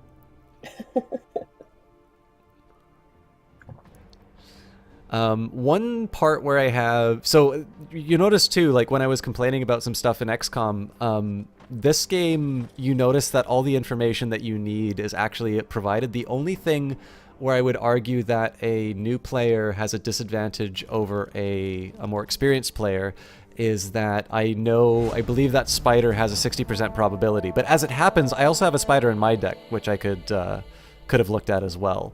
But it's possible that somebody who's more experienced may sort of just remember the probabilities having played the game. But so far as I can tell, that's really the only piece of information that's actually withheld from the players. So I think that's kind of a cool feature of a game like this. Oh, bye, Mix. It was great hanging out with you. Have a good night. Thanks a lot for stopping by, Mix. And again, I really appreciate... I knew that was an illusion. You love your illusion. I'm going to remember this about you. You like illusions too, all right, buddy? We'll see. But yeah, Mixsplit, it was actually great to have you, especially because I know I didn't do my best this time around. You're very supportive in some of your comments. So I hope I get a chance to see you around again. And if this wasn't quite your thing, I still appreciate the chance that you gave me. I really feel if I don't see you again, it would have been... it's certainly not for a lack of your, let's say, hasty judgment or that. But have a great night. I love that. That is like my favorite item in the game. It's pretty cool. Yeah. Well, it's so good for mobility, and like obviously, as you could see, like at the end of the game, positioning is everything. Mm-hmm. Oh yeah, I noticed the follow there, McSplit. So, I also am losing follows. So, you'll you'll make it out soon. I was gonna say I'm small enough that I can only go up from here.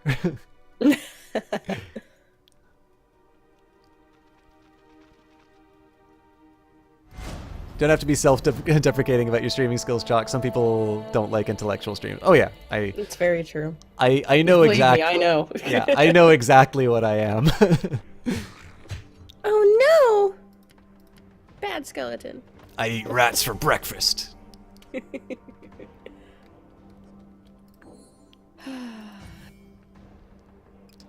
Your follow is better than his.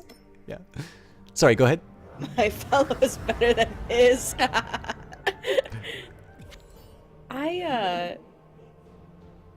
Are there trap cards that you could put down? Oh, that would be so cool. Right? Like on a hex tile? Albidon, I love Animal Farm. So there's no trap cards, but there is something called like the Twisted Wood, which will like you can grow these trees, and if you stand beside the trees, they can attack you. There's also a goo, which has a chance of expanding out, and if you have an enemy creature beside the goo, it actually gets trapped. Ah! Oh, I love Bloodlust Totem too. How high can the bonus from Chaos Law Balance go? I don't know, actually. I've never hit the bound. Maybe 100%? That would be weird if it could. Did you try to attack the skeleton? I did, but why did I move instead? Because okay, so because we're not close? No, it's undead, so you Oh can't... shit, that's right. Yeah. I can't do anything. Yeah.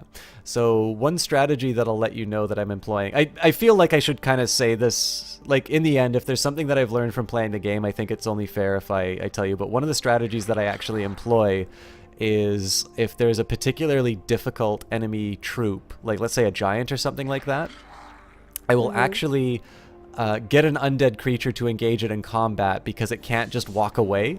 So in that case, you can neutralize a pretty nasty opponent. Now, what you have done with these rats is you've prevented my skeletons from being able to move where I want them, which is good. Nasty. Whew. Oh no! What is that? What's what? There's like a...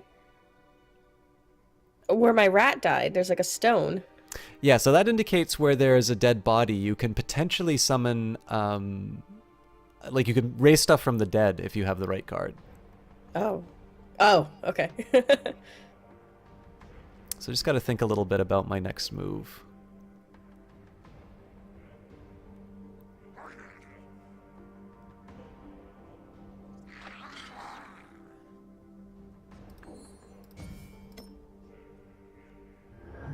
Damn it. Oh. Run away, little girl. Say hello to my little friend. Actually, the way you beat me last round, I keep forgetting that people have magic bolts. It's like probably my biggest weakness in this game. Yeah.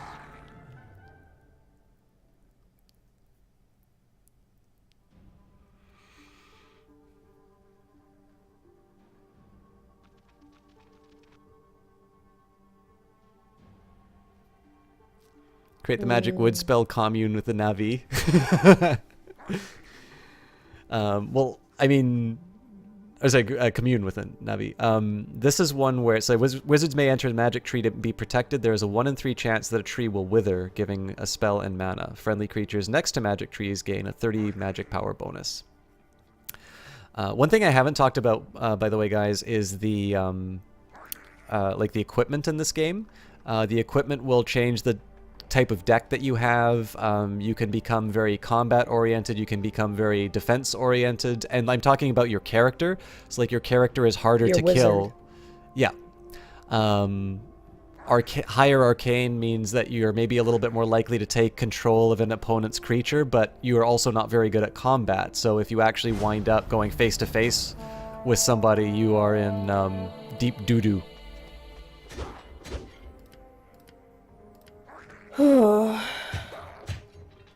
Not exactly the outcome I was looking for, but I was almost gonna dispel it or disbelieve it, but then that's a pretty likely creature, so it was real. Yeah.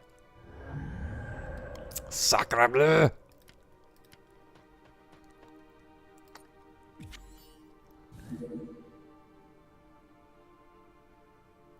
When you have the time, could you go through the stats and explain them? Sure. So this lion here, I don't actually know so much about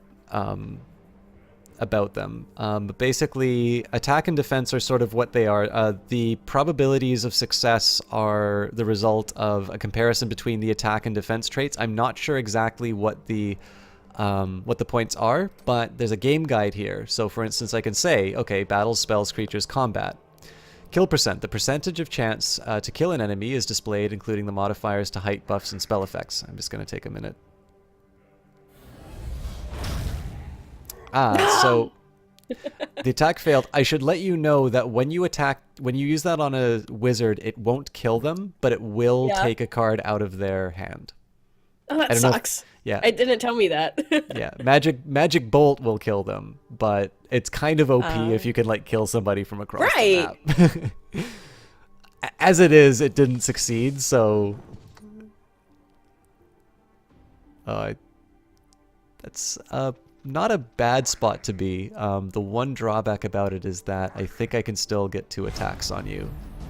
Yeah, well, there's not much else I can do. So yeah, that's true. So yeah, in terms of the attack, so kill percent to kill an enemy is displayed, including modifiers for height, buffs, and spell effects. The basic chance to kill depends on the ratio of the attacker's attack value to the target's defense value. For example, a lion with attack of 4 can kill a dwarf with a defense 6 with a 4 to 6 or 40% probability. Attack outcomes. An attack will always have one of 2 possible results. The defender survives intact by dodging, blocking, or absorbing the attack, or the defender is killed outright. There are no hit points to keep track of. There's terrain height, so the height of the hexes may be one of 3 different height levels. Creatures can attack from 1 height level difference, but not 2 levels. So a dwarf can't attack this goblin up here, but he can attack the goblin up here. In close combat, attacking from a higher level will boost the attack value by 50%. That is, an attack value of 4 becomes a 6. When attacking from a lower level, the attack value is halved. An attack value of 4 becomes 2. With ranged combat, the attack value is boosted by 25% when attacking from 1 level higher, and 50% when attacking from 2 levels higher. Attacking from 1 level below incurs a penalty of 25%, and 2 levels a penalty of 50%. And there's multiple kill percent. Sometimes when selecting a creature, possible targets are highlighted in 2 different attack percentages. This is because the attacker defense values can vary depending on where the attacker moves to. So this lion here gets a 50% probability of killing the dwarf from the high ground, but if they move to the low ground, it's only a 40%. Or actually it says here, in this example, the lion can attack the dwarf from where he is for a 50% kill chance due to height advantage, or move to a lower level and attack with a 40% kill chance on a non-modified attack value. So the nice thing about this game is like literally everything you need to know to play it is actually inside the game guide, which is always accessible in the game. I think that's I really kind of wish it was something that developers would put in more often, personally. But I am glad that our good friend Julian did. Yeah, exactly, Jappy Dab. It reminds me of the Civilopedia in Civilization. So what I'm going to do here, this is the lower of the 2 chances, but I really want to get 2 attacks on Jesse here. So we start, doesn't succeed, and so we go to the high ground. You lucky bastard.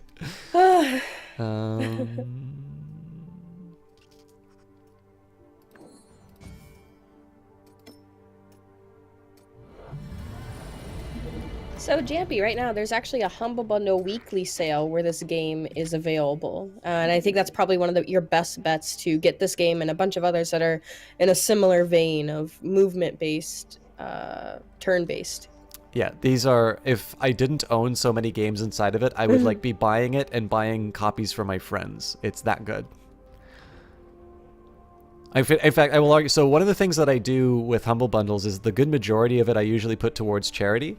I would argue on this one, I really feel the developer here deserves some attention to that. That's exactly what I did, actually. Yeah.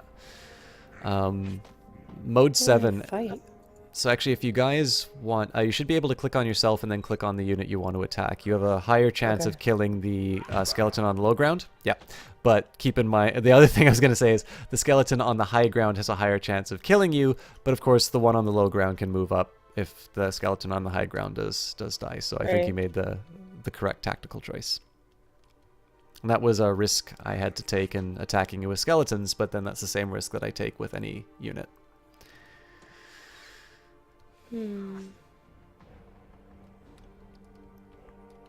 But yeah, I mean, I'm usually on Humble, like, I really don't give Humble tips. I understand that you need somebody to provide that stuff. You're kidding me, right? Of course that's an illusion. Wow, okay, rude. Don't believe in my chaos ability or something? Yeah, well, it is a plus 23%, so it's actually somewhat credible that it's there. But I also know you really need something to get rid of this skeleton. So.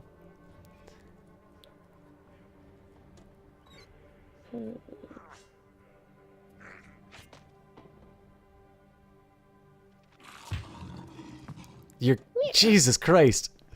Did you like sacrifice to some dark god or something? Wow! Can you just not be proud of my random ability to be good at games? Yes, I am very proud of it. I believe you could have moved your character, by the way. Ah, fuck! No, I couldn't. I'm engaged in combat, that's why. Fair enough. Okay. It was an illusion! Or wait, it wasn't. They always do that. So was the vampire an illusion or not? Yes. It was an illusion? Yeah, I thought so. Another rep? Yes. Alright. Yeah, so like I'm definitely of the opinions, like if you're gonna say that you're doing something for charity, I kind of want you to show me that you're serious about this. So I usually don't give a Humble tip, because I also buy stuff from the Humble store. I'm actually trying to not buy stuff on Steam, because I don't really like some of the practices they've been doing lately. Yeah. So with that in mind, I die so many times to these eagles, it's not even funny. So with that in mind, I'm like, well, you know, I finance the Humble store, I finance the Humble people through the store. I always check what the charity is, and the lion's share goes towards the charities. But I really think in this case, especially with like Slingshot Games, which is Julian Gollop's company, he actually left Ubisoft to work on games like this. And so I really want to see him succeed. So I'm a little confused as to why I can't attack. Oh, it's probably because it's like two squares. That sucks for me. I'm gonna go bold. Whoa. Oh crap, I didn't know. Oh, that sucks for me. What was that? This is an eagle. No, I don't understand what it tried to do. Oh, just move. You should. I'm wanting to strike fear into your heart. Yeah, that's basically what it looks like it's doing. Okay, so what I just summoned there is a ranged unit.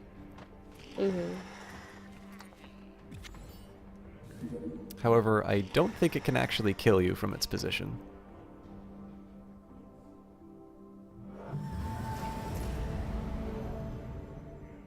Pfft, dwarf. Aye. Well, that's actually not a bad spot to move. Thanks.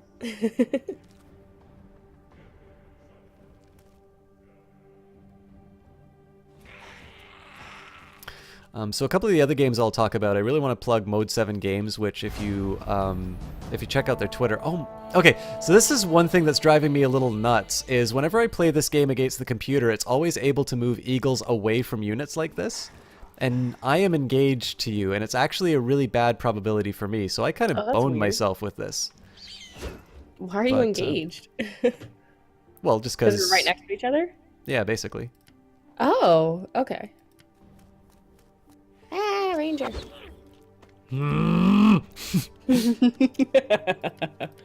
Told you I get ragey with this game. I know. You're worse than I am.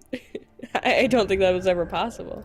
Can you climb up a height of 2 at once? Only 1 at a time. Unless you're flying.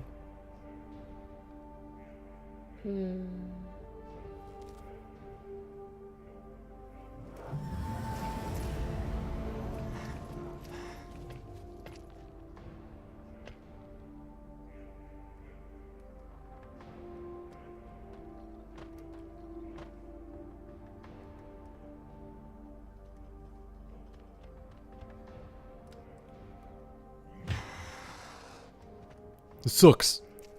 I hate this game. That's how I feel like with Crusader Kings 2, just trying to figure out everything. Fortunately, man. Damn. Fortunately, we can like co-op that game, so it's not as... Yeah, I would like to do that soon too.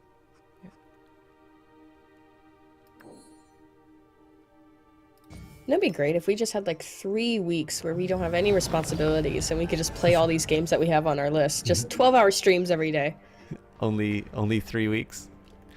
Well, I think we could get the things that we have planned done in 3 weeks. Yeah. Yeah, I see. I'm kind of tempted to get it because of Big Pharma, but I'm like, you know, I could also probably just buy Big Pharma for, you know, for that much. But yeah, I mean, the game, Paul Mode 7, Paul Taylor is a really great developer. And again, the thing I really want to stress is that Frozen Synapse is inspired by one of Julian Gollop's other games called Laser Squad. So it is kind of its own beast, but it's, I think, a very respectable title in its own right. So, worst thing about starting Crusader Kings is handing out du jour in a way that makes sense. I'm almost decent at it. Yeah, Troll. I mean, you've seen me fail at that, so... It's just one of them CK things. So you get both those games if you pay $15. Yes, you get basically everything at that tier and below in the bundle. It's why I'm raving about it. It is easily one of the best Humble bundles I have ever seen. I'm actually a little salty about the Humble monthly bundle because I own so many games in it. It's actually why I've avoided... I disbelieve. Rude.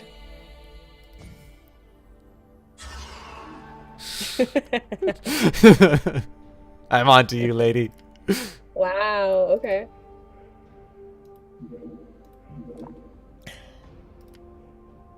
Yes, you get all of the games if you get to the tier that they ask you to, which I think is still 15.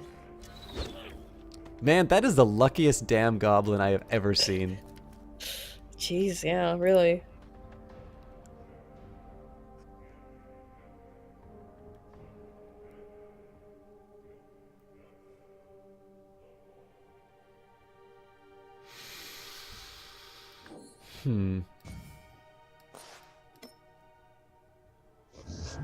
Damn it.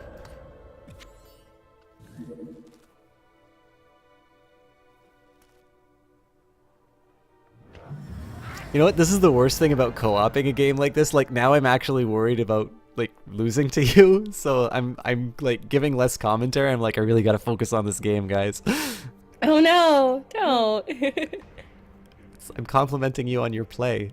Well, thank you. I'm just clicking buttons, man.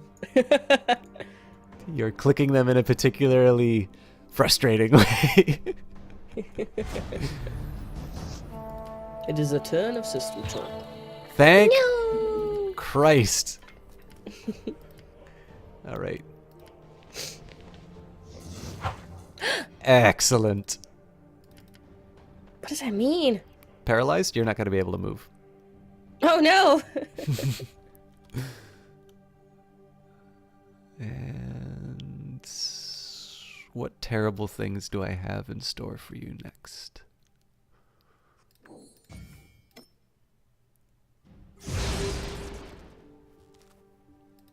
There we go.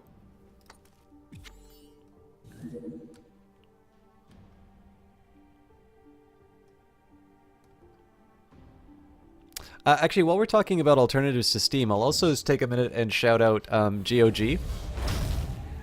Why you gotta do that?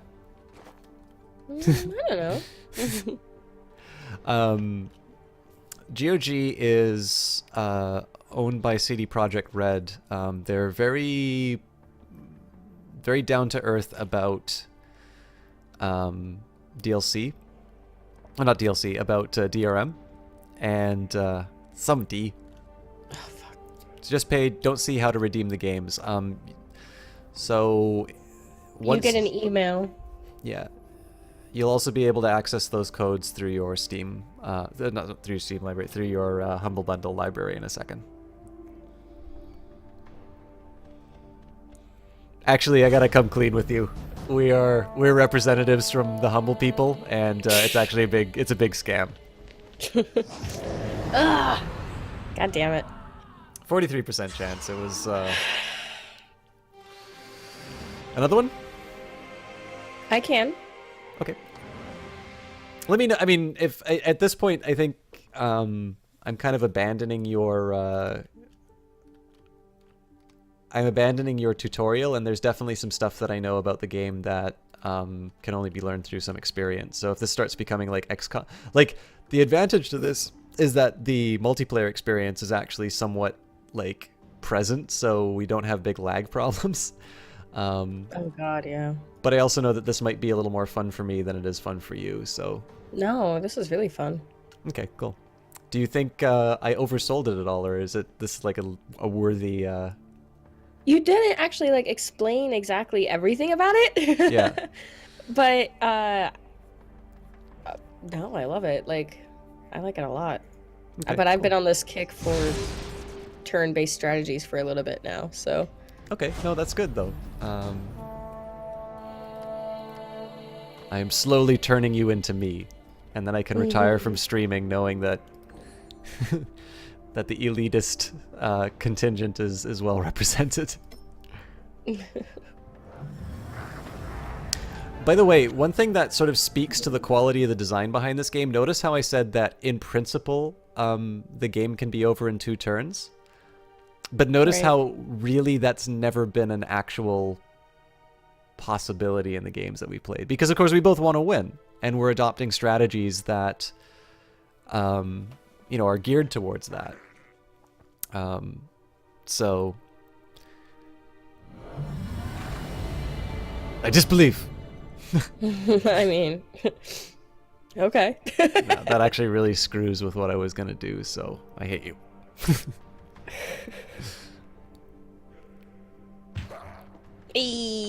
Jesus Christ. Is this the kind of game I normally stream? I'd say so, Jampy Dampy. I still have some claim to being a strategy streamer. I did build a new computer recently, so I've been playing a little bit more variety. So in the case, like things like L.A. Noire, but this is actually a game that I've been wanting to stream for a really long time, and Jesse Quill gave me a wonderful excuse to start playing it. So, yeah, I would say maybe my co-caster can say whether or not I'm overselling my strategy credentials, but I'd say no. Absolutely not. I think when I think of System Shock, the stream, I think strategy and amazing voice. So, I mean, of course, I think about a bunch of other things too, like great dialogue and intelligent conversations and command over different various types of games and topics in life and in gaming. So it's a great time here. I love it here. See, I thought you were going to say, I think of other things, but I can't repeat them on stream, so now I'm a little disappointed. Wow. Chat, she's laughing because not because she doesn't believe them. I'm a hot-blooded sex god. My mom told me so. Oh God. Well, that's great to know. Thanks so much for that imagery.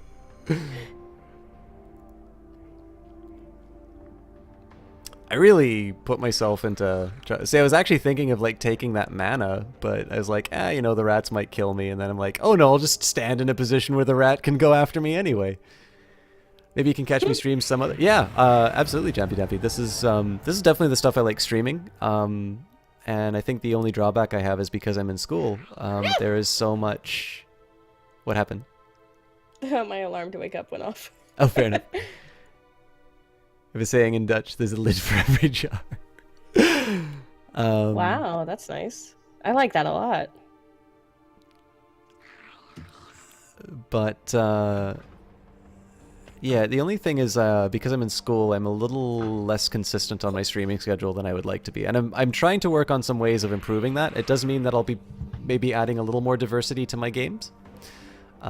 Which isn't necessarily a bad thing, but I know that, like, some of the Crusader Kings 2 people are a little disappointed in the fact that I'm not playing it as often. We did just get donated Conclave, and I did just hand it off to Jesse Cool. So just to give you an idea of what a selfish person I am, Jesse Cool donated XCOM 2, which is the only reason why I was streaming it tonight. Well, that and the fact it's an incredible game, but... like, the only reason I was able to stream it was because of that incredibly generous donation. And so I decided, well, you know, Crusader Kings 2 is on sale, so I guess I can put a little bit of money towards saying thank you. So, like, she's basically at a 1/8 of compensation for this absolutely amazing gift.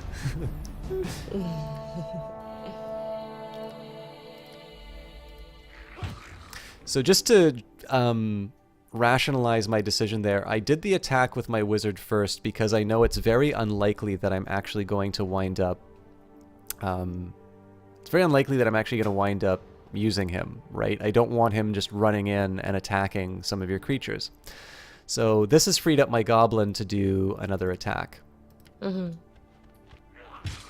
so, as you can see, had I used the goblin to attack your rat, it's probable that he would have succeeded.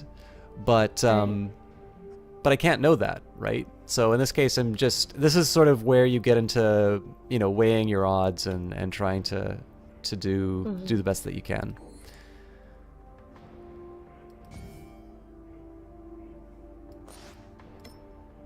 Oh, of course, Matt.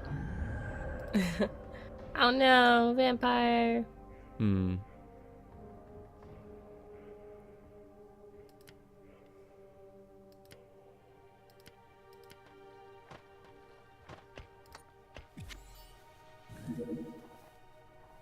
Yeah, for those of you who are not followers of Jessie Quill already, it is the highest recommendation that I can make for streaming. It's not just because she's here. It's not just because she got me stuff. There are other people who've gotten me stuff, and I am always very grateful for it. But she has given me a lot of advice about streaming. She has given me a lot of support. She was one of the moderators that evaluated me for Team Panda. She is somebody who I will never be able to repay the debt that she's... Well, everybody, Jessie Quill is my formerly favorite streamer. That's fine. I think I just need to go for a little bit of a longer game now.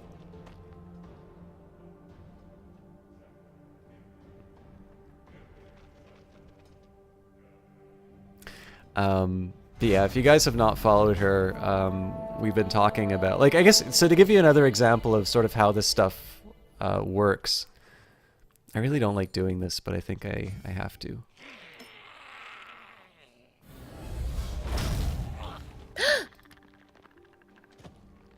Rude.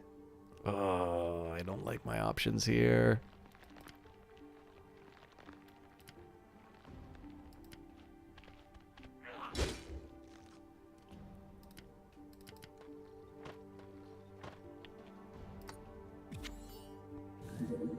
R.I.P. SE. Apologies. But yeah, so like we talk about streaming a lot. We talk about some of the things that we'll do. In fact, I've been talking with her about how one of my intentions is to actually put a little bit of an effort in terms of growing the stream. And I mean, we're probably going to wind up talking at some point about how I handled, you know, somebody who is not contributing in chat. There's probably some better ways that I could have done that. And she has a couple of years of experience doing this stuff. And this is stuff, like, it's worth remembering, right? Like, you can really only watch one stream at a time. And I mean, let's face it, guys, there's no contest in terms of me and Jessie Quill. Like, if she's streaming, I don't expect to see anybody here. Oh, no. But, well, it's like you do everything that I do at least as good as, if not better than, right? So, wait, why did you make my goblin is the only square in range of both trees? I will show you in a minute, Jampy Dampy. It's a risk, but it's one that I want to see. Okay, so didn't work out. What I was going to do is I was going to use it. It was the most direct way that I could go attack her wizard. And it was a risk, but it would have been a really good one had it worked.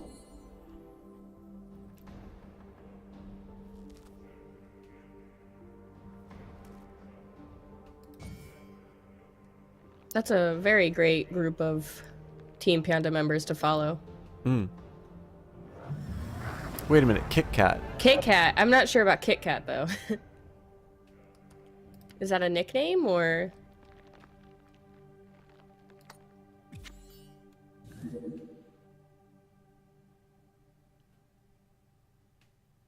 So earlier you were talking about how women lack comedic timing. I didn't actually hear you say that. Hear me see what? Troldus says, so yeah, earlier I was talking about how women lack comedic timing. Yeah, Troldus? What? I'm sorry, could you elaborate on that? It's a trap.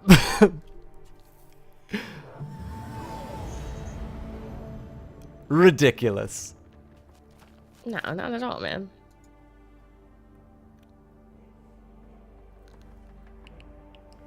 Kit Kat Paw. She's a French streamer. I like French streamers. So if you like French streamers, I strongly recommend checking out a guy called Elcanu. I have seen more games that I've wanted to buy having watched his stream. Oh, interesting. Oh, okay. No, she's not Team Panda. But if she's interested in it, she can apply. Mm-hmm. What the fuck? Board's looking a little crowded. not enough blue characters, though.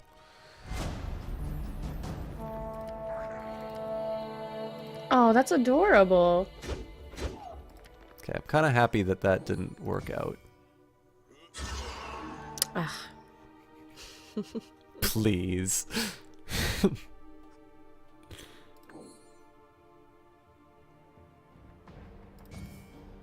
What's Team Panda? Well, Team Panda is the stream team created by Seriously Clara.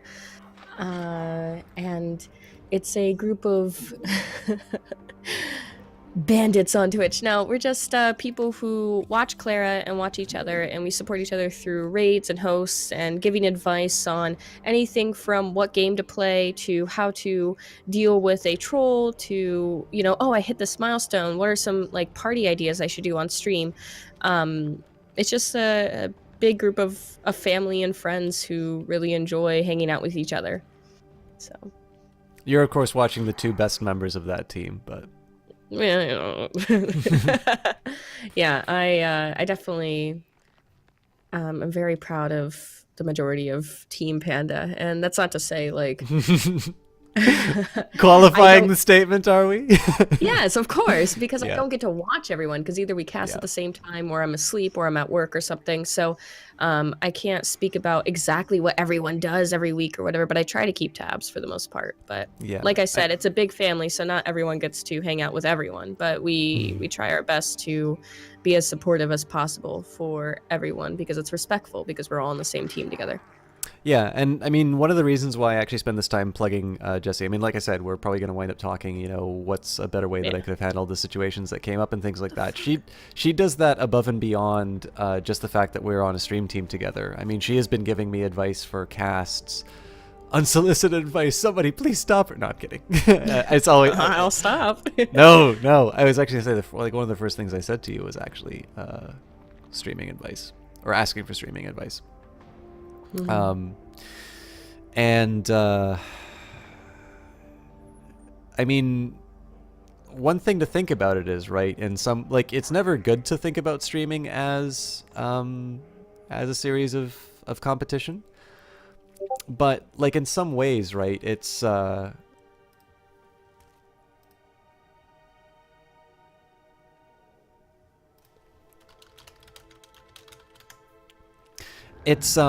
yeah, sorry guys, I'm just responding to Discord. Fountain of Light, oh my god, that would have fucked me so hard. I still have the mature filter on, right? I don't know. Yeah, I remember you used to compliment me for not swearing, but like, then we started playing Chaos Reborn. No, I mean, like, an occasional curse word coming out, especially if it kind of enhances the sentence or makes it funny or something, I don't mind at all. But people who use it in every single sentence as a description or anything like that, it's just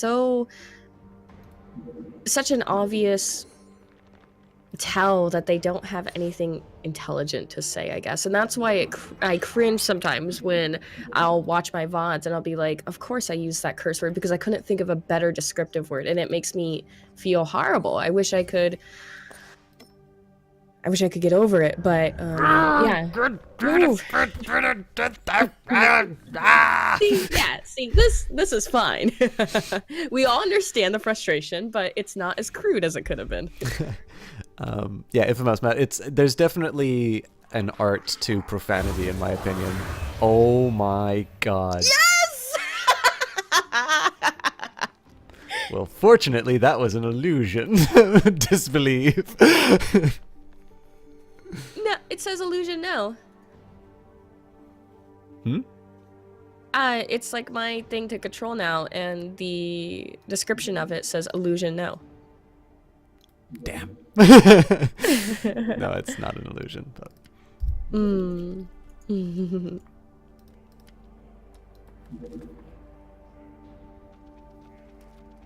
Now I actually really regret blowing that mana, but I got a couple of tricks up my sleeve still. I wouldn't expect anything less from you. But yeah, so it like I say, it's not worth it's really not good to consider streams, you know, competitors. But like in the end, right, you can really only watch one stream at a time. I know you can like lurk in more than one stream, but when it comes down to really it, engage, yeah, there's one at a time. And so, you know, her taking the time to bullshit. Put your money where your mouth is. Oh, it's like 40, but you want to use all your mana. I used all my mana on the Fountain of Life. Oh, damn, I don't know. Isn't this a great game? Yeah, I love it. Yeah. But yeah, like it's effectively like what you've done, and like I'm not the only person you've given advice to, but effectively you're training your competitors. Yeah, that's very true.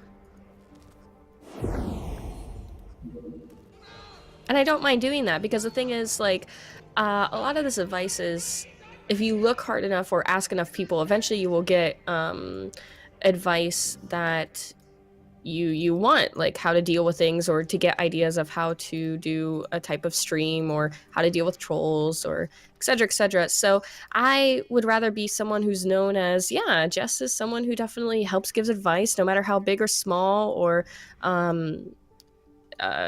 how often you hang out in her stream or whatever. She'll definitely give you help. I'd rather be known as someone who's kind, helpful, and respectful than anything else.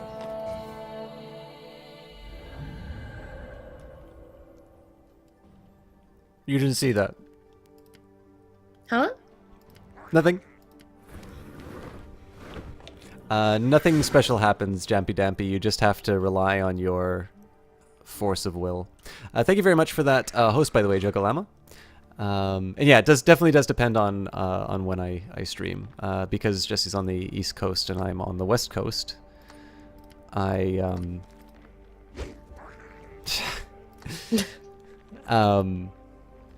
definitely have a little, I don't know, a little bit of an edge, I guess, for lack of a better term.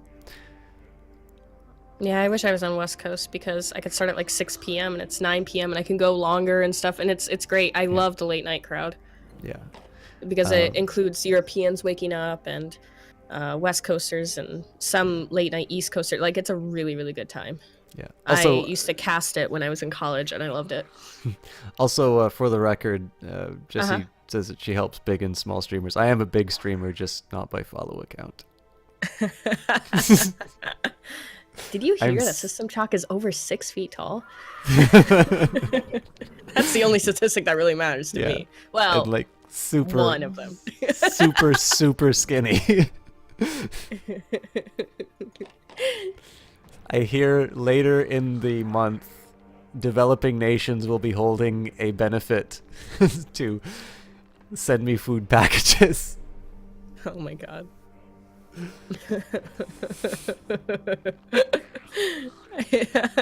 I could do that if you want. Developing nations, yeah, America. Oh god. That's what treat streams for, I think.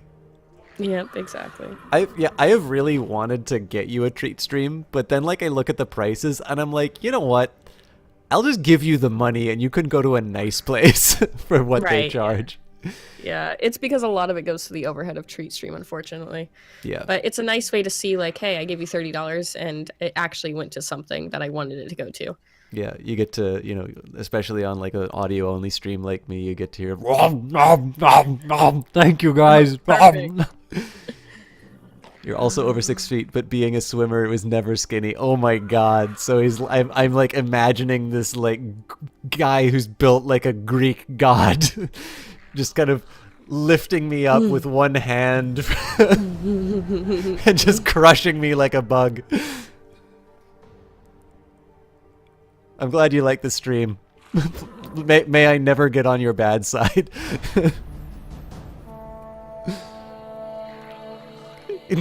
No, not Greek. It's like I'm built like more a like god, Roman. just not a Greek god.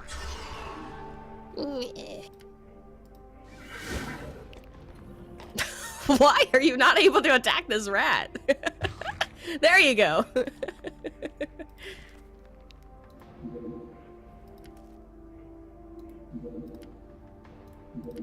Okay.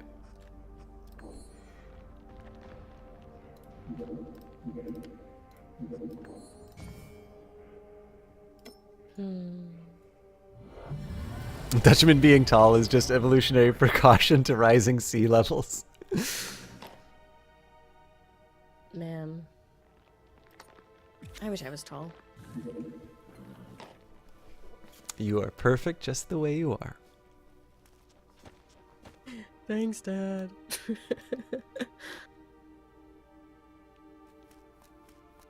You're welcome, Mom.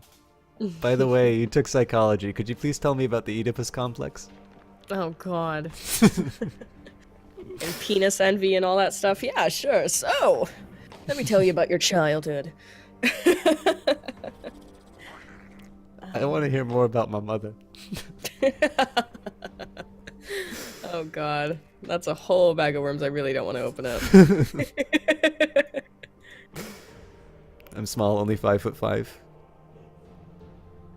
Well, you know, the funny thing, Infamous Mouse, like, it took me going on Tinder. Are you just copying the spells I'm casting? Wow, can you not? I was into spiders before they were mainstream. Why does it keep saying, like, I can move, but I can't? Probably your character. My wizard, yeah. Yeah. Fucking wizard. There we go, thanks. Your IT job is getting boring. Yeah, I did. Oh, please go ahead. Yeah, I did IT for 5 years, and I just got out of it, and I went into PR for gaming. And it's definitely a huge jump and a difference. It's very stressful, but it's a good kind exciting of to stress. change. Yeah, it's exciting to change things. 1.8? What? Wait, are you supposed to put a comma there? Okay. I was like, whoa. Yeah, so it took me going on Tinder to finding out that people actually care about height. And then somebody's reaction to the revelation as to what my height was also something of an indicator that this was not just limited to The Tinder babes. I don't believe there are any babes on there, but I guess you're looking in the wrong places then. yeah. That's not true, actually. That was, I mean, the whole idea of like thinking that there's an algorithm to like judge hotness came from the fact that I was definitely being matched with people who are, well, beyond my means. I think you're just selling yourself way too short. Fair enough. How could I sell myself short? I know exactly how tall I am. Oh, nice, Troldus. Yeah, I think a lot of people have been finding relationships, either friendship or romantic or platonic or whatever, through Tinder, OkCupid, Meetup, Match, all of that stuff. I think it's really Grindr. wonderful that... Yeah, that's true too. I think it's really wonderful that we have the internet now to bring people together who previously would have never known the town that they're from existed, let alone anything else. Yeah, I have not actually done any dating based off of that app. I actually, as soon as I started messing around with it, I immediately started thinking of microeconomics problems. Oh god. I don't understand how to have these trees attack. Like, I attacked once and now it can't. Well, it's because I haven't had anything beside you, but yeah, now you can. Oh, interesting. Okay.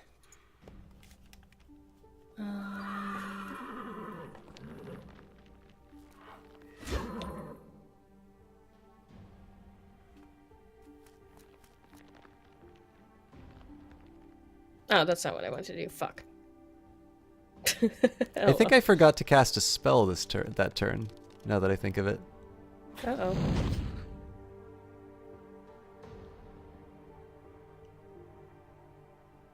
Let's go back. But yeah, it's one thing that always kind of surprised me about Tinder was people saying stuff like, you know, oh, we'll just lie about where we met, and I'm like, why? It's like, internet is not a bad place to be from. Yeah, I mean, the biggest thing to, you know, it's like, I can sort of understand saying, well, you know, it's kind of associated with being a hookup site. I'm like, and people don't hook up? Well, I don't. Right. But, I mean, that's that's more of a feature of me. But yeah, I think people shaming sexual encounters or just sexuality in general is really unfortunate. Like, I understand why people might want to keep it private because it's one of the most private things that people can do. Absolutely. But if something does come out into the public eye, I don't think people should make a spectacle of it like they do. And I think a really great way to... What the fuck? Get out of here! You get out of here! What's wrong with you? This is my defensive area! What are those? What do those do? I don't know.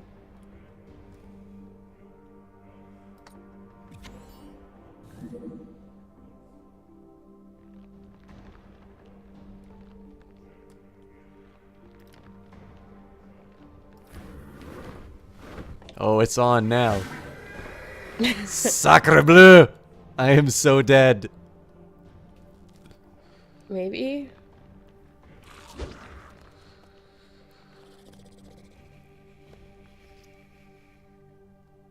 The fuck you mean I can't attack?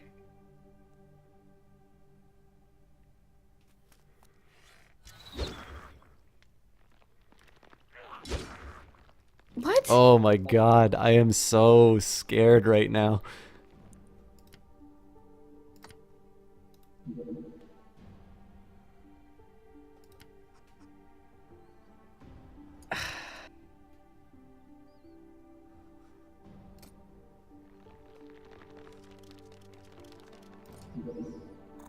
I'm very confused.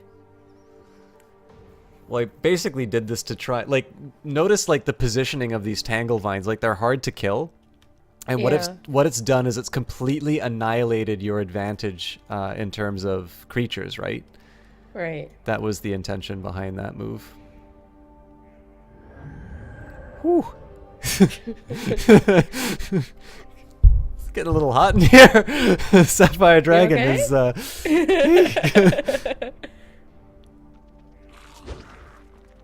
my god.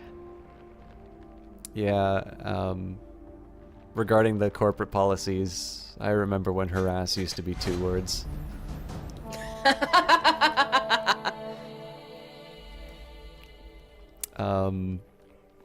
See, I was gonna say, like, fortune favors the bold and all that, but I also know what I'm working with, so...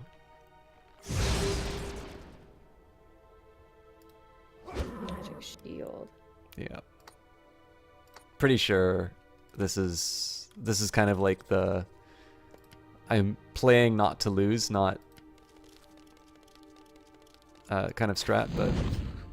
We'll see if I can do something with this. Mm-hmm.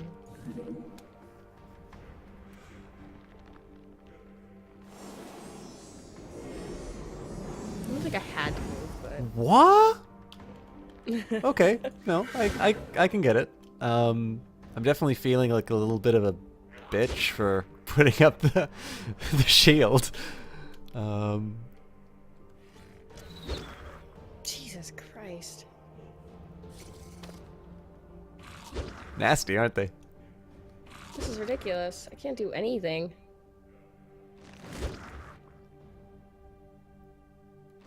Oh, what do the stats agility and magic power do it?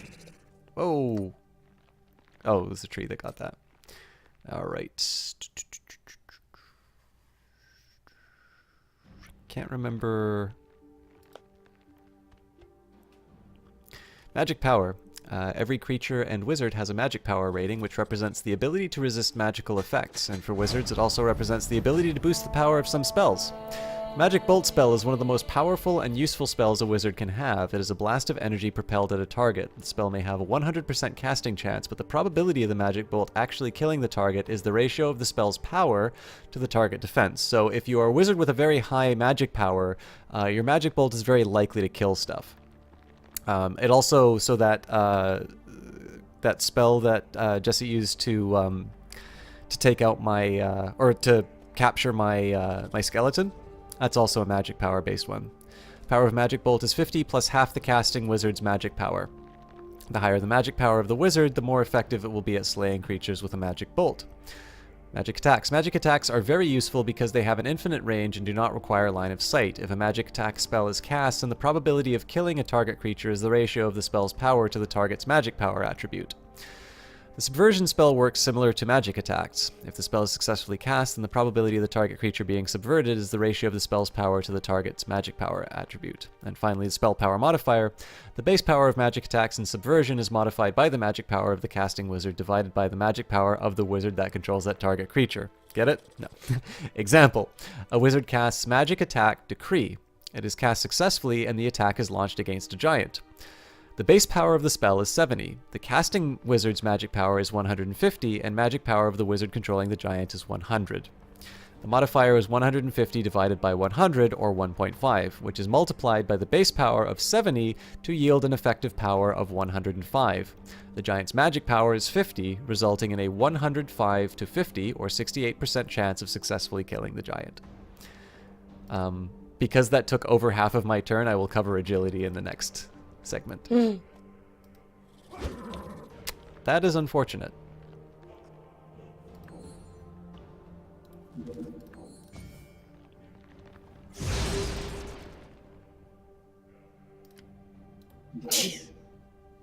All right, let me see if I can find agility. I don't actually... agility is the only one I don't remember. I think it's a movement-based one, but let me just take a look.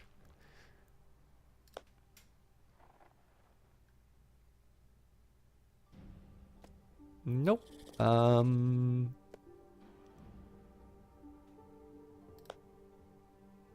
Agility. Oh, here we go. So, attack, the higher the attack value, the better the chance of killing an enemy.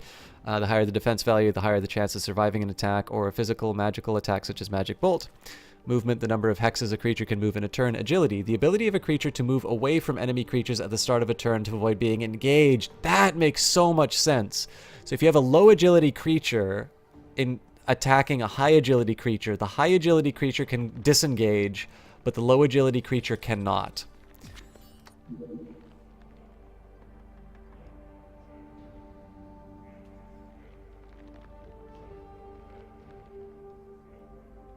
Yeah, Infamous map, for what it's worth, I'm still not particularly good at meeting people, despite the fact that I kind of play that on the internet.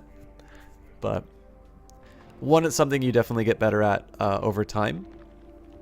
And I think one of the other big things about it is something... I mean, actually...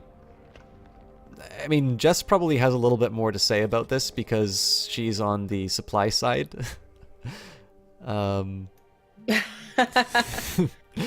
But I think one of the things that I said the last time somebody was here and kind of talking about a girl they liked, we talked quite a bit about how like the guy didn't necessarily offer anything as far as, oh, running away, huh? Actually, you figured out the really good way to kill me. I think. What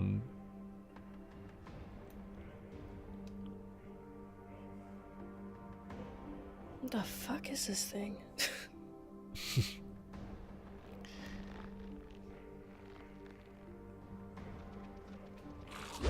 Oh, thank God.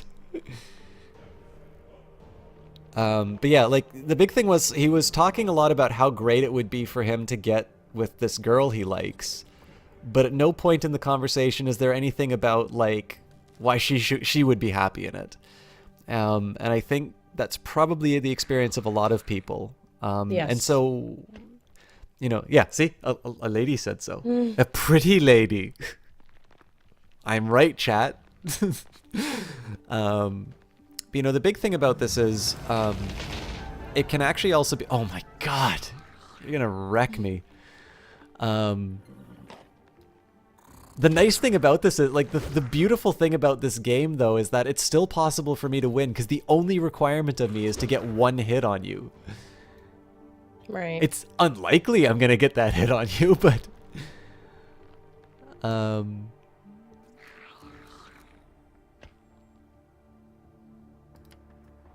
Ooh.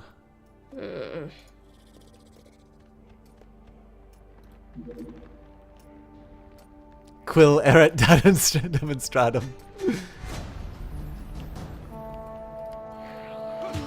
Ah, oh, thank God. I think basically the problem with...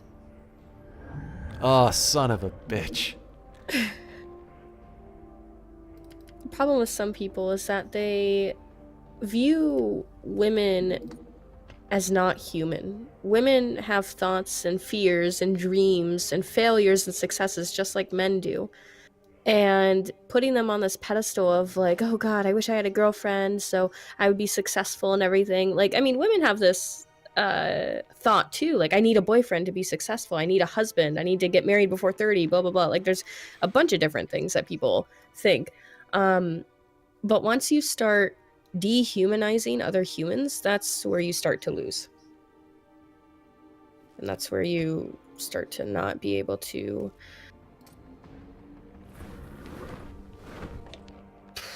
what is the word? Actually connect with people. What's up? This is what your wife thanks me for the most, that you support her in it. Yeah. Whew. Jesus. Achievement progress, Death Defier 5 of 10. Screw you for moving.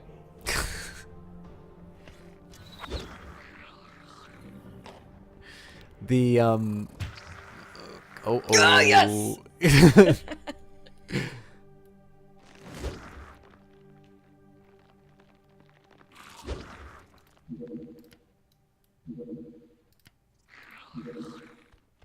I'm gonna need to make some decisions soon. It's just hard to see something what other was like about you. Oh, dude, Jampy Dampy.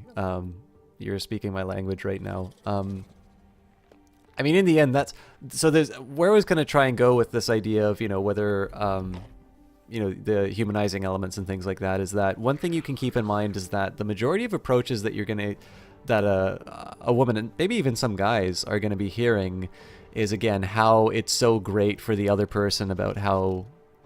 Oh, thanks. Hello.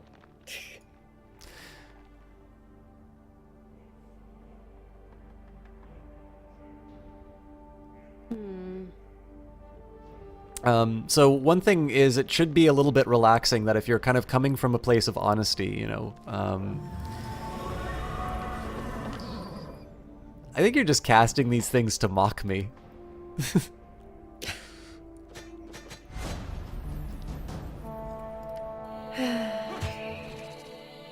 Ugh.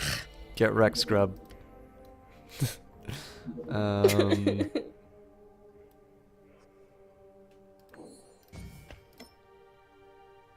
Yeah, Matt, but that should be your view of all humans, women, men, and androgynous alike.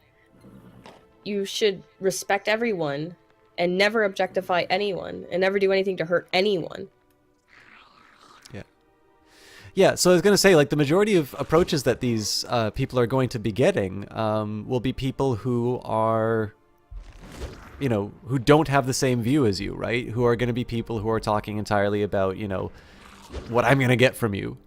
And nobody wants to be talked that way. So that could possibly be something that relaxes you. The other way to think about it is that I kind of needed to tell myself there's something kind of arrogant about me deciding for somebody else, whether or not they're gonna like me or something like that, right?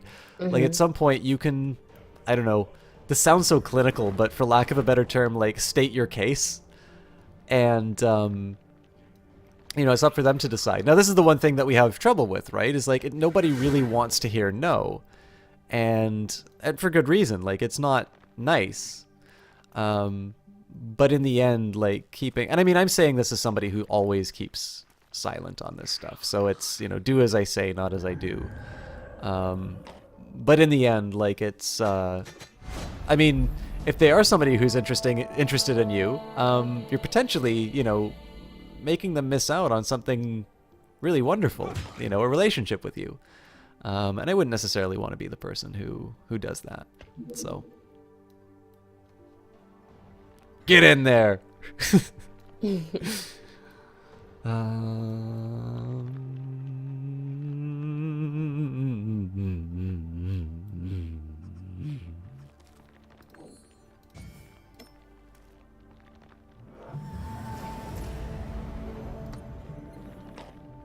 We're slowly coming back into the game, Reddit.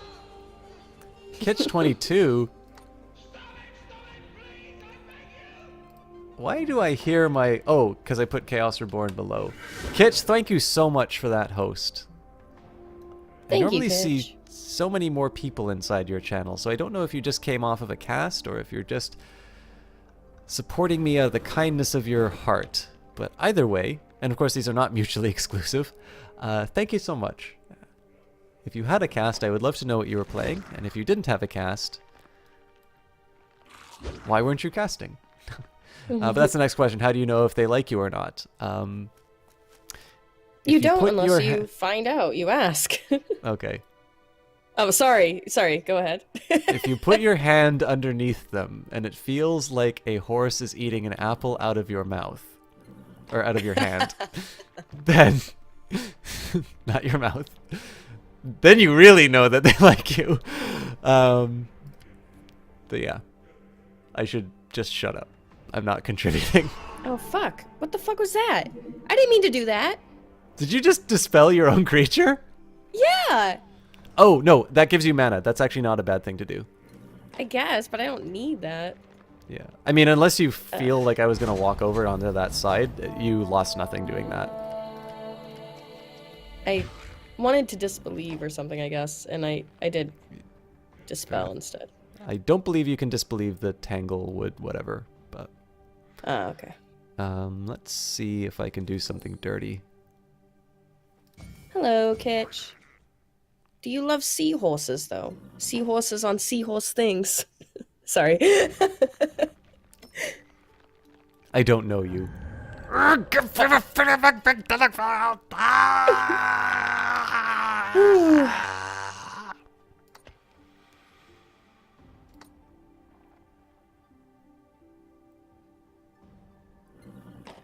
So, Kitch, if you like any kind of games like this, oh, this could be it.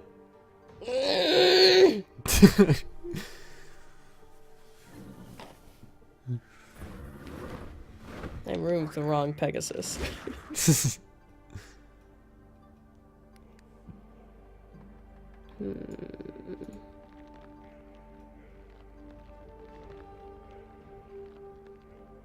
So Kitch, if you like any kind of strategy games, like let's say XCOM, this is a game by the designer of the original XCOM, Julian Gollop, and I love saying his name.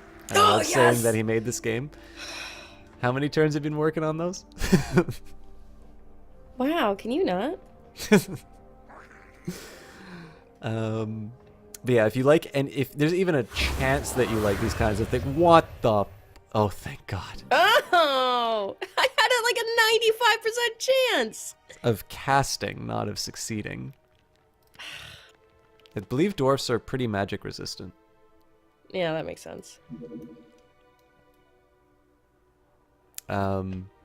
Yeah, so I mean, this game definitely bears the marks of its creator. It's I think it's a really great one, and Jesse and I are like really into it. I'm trying not to turn this into a draw. I'm definitely playing to win, but I've been on the back foot for this entire round. So, oh, crap! I'm engaged to you. That makes it hard. All right. You only YOLO once, chat.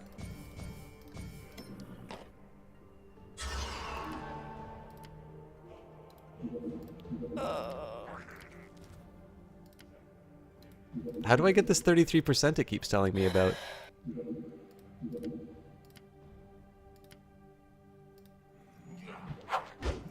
Oh my God. Oh, but it destroyed your bow. That sucks.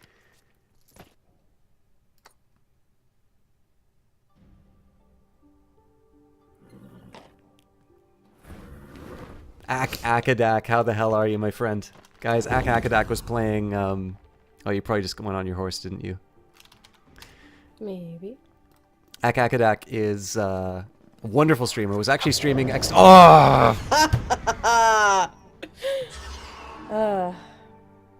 Good game. Woo! Do you want to do another after that, or? We can. We're definitely doing this. But yeah, this is in the new Humble Weekly bundle, along with two other absolutely amazing games, Frozen Synapse and Frozen Cortex. Of course. For this game alone, it's worth going to the $15 tier. The fact that you get Frozen Synapse and Frozen Cortex, amazing. I actually also strongly recommend that you put a little bit towards the developers, because Mode 7 and Slingshot, again, I mean, Juliet Gollop gave us XCOM. Like, that guy should be having free beer for the rest of his life. But yeah, guys, it's... I love this game so much. It's I'm always gush about it. I always, just love talking about it and say how good I think it is. We haven't even got to the most interesting parts about it. Like, we're just playing like one-off battles. There's a co-op in the campaign, sort of. It's like Dark Souls. But yeah, this game is so good, and so is Frozen Synapse, so is Frozen Cortex. If you like strategy, you have to have these games. You do not like strategy if you do not own those games. So, Troldus, you always hated when people who speak English as a second language adopt an accent and mask their mistakes, unless of course they've lived in that particular area. I like accents and dialects. Hello ladies, I have question for you. Okay. Would you like to hear my real accent? It's accents, I don't know, they suck. Sometimes. I can understand why people don't want others to hear the way that they actually speak. Okay, this might be a really short round. But I'm gonna try and do something dirty. You like the part where Jesse wins? I like winning. Wow, rude. I don't want to be blobbed. Well, maybe, but not like this.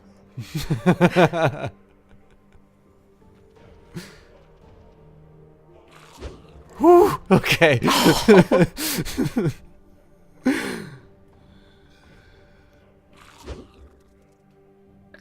These can kill you, by the way. I know. Okay. You don't want anyone to hear your Aussie accent ever?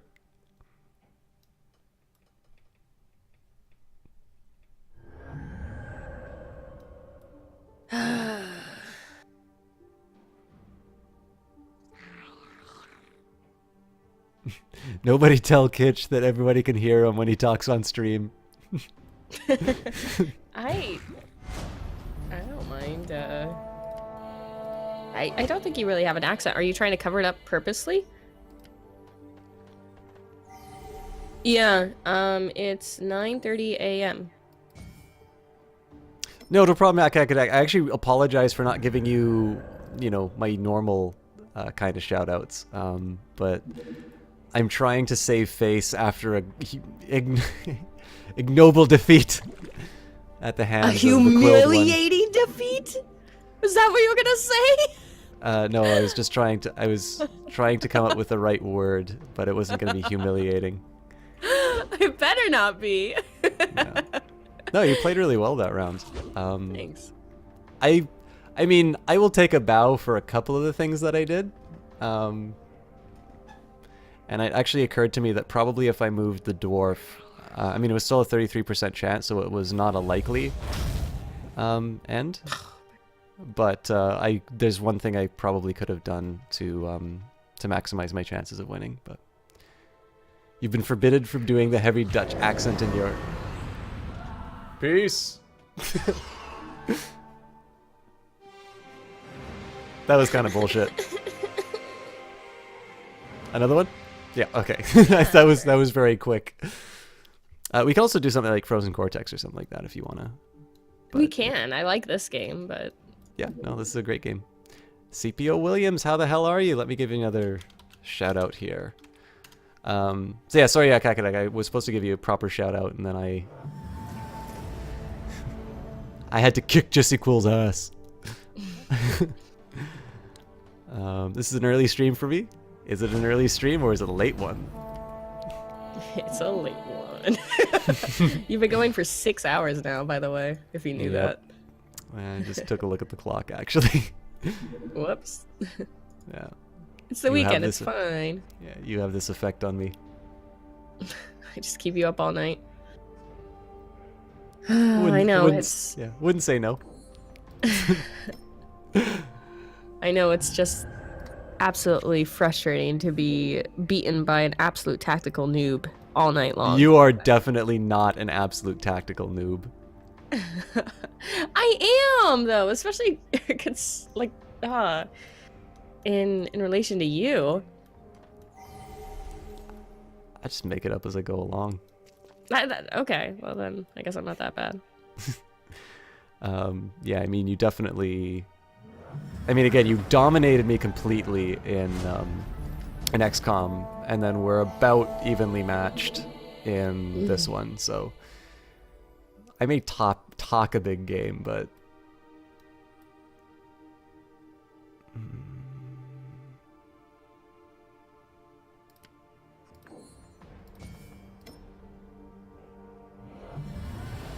in Dutch you have guttural R's. Only in some places do they have rolling R's. Guttural. Yeah. Wouldn't have the beans to play a tactical game against SC. Good game, Jess. Yeah, I know. It Catch. took me a lot of strength to be able to do this, but I was kind of putting it off for a while actually, because I'm like, I'm so bad at these games. Why do you want to play with me? Pompaneko, thank you so much for stopping by again. I'm not even getting close to finishing. I'm having so much fun with these games here. We were doing XCOM, and then Jessie Quill woke up, and we decided to co-op it, and or not co-op, multiplayer it. She cleaned my clock. I was getting really salty. I insulted viewers. It was a disaster. And we decided to move on. This is available in the Humble Weekly Bundle. This is an incredible game by the designer of the original XCOM. His name is Julian Gollop. You can get this for $15 at the top tier. In addition, at the bottom tier, even if you just donate $1, you get a game called Frozen Synapse, which is by Mode 7 Games. Really great development studio, and it is inspired by another Julian Gollop game called Laser Squad, and then their more recent title called Frozen Cortex, which is a bit of a sports game, very similar spirit, is also at that first tier. So those games alone, I say, if you like strategy style games, especially if you like XCOM style games, like the dollar you have to spend. Like, you don't like strategy games if you don't have Frozen Synapse and Frozen Cortex in the library. For 15, this is an exceptionally good deal for this game, and hopefully we'll get to show you why it's such a great game. But it's yeah, this is incredible.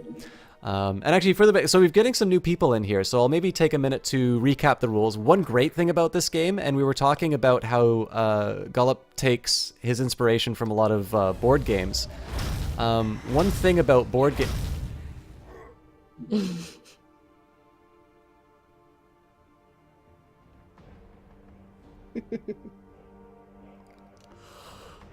Hey, how are you?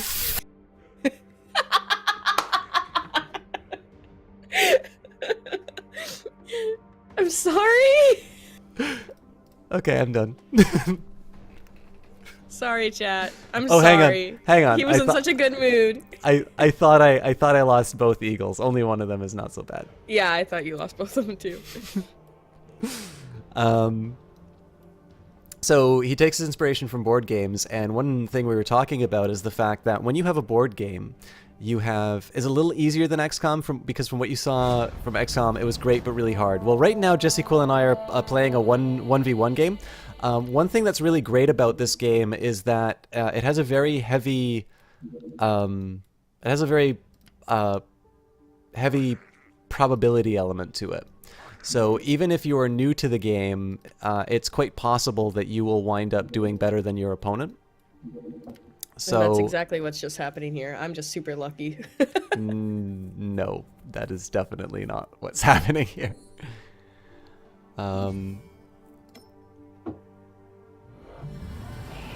Nice. So the campaign, I will actually say this is one of the best tutorials of a game that I've seen in a while. I think they do a really good job of introducing each concept one at a time and sort of taking you... can I see the stats on this thing? 60, 30. Okay. I'm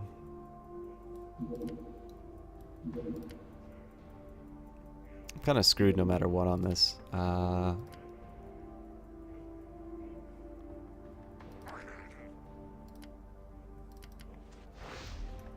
So, the thing about board games, and I know those of you who've been here since the beginning are going to get really tired hearing me say this, but in order to play a board game, you have to know the game as well as the developer. You have to understand all the rules, because if you don't, you can't play it. That is how board games work. There's no computer to enforce things. I'm going to run out the clock on this if you don't mind.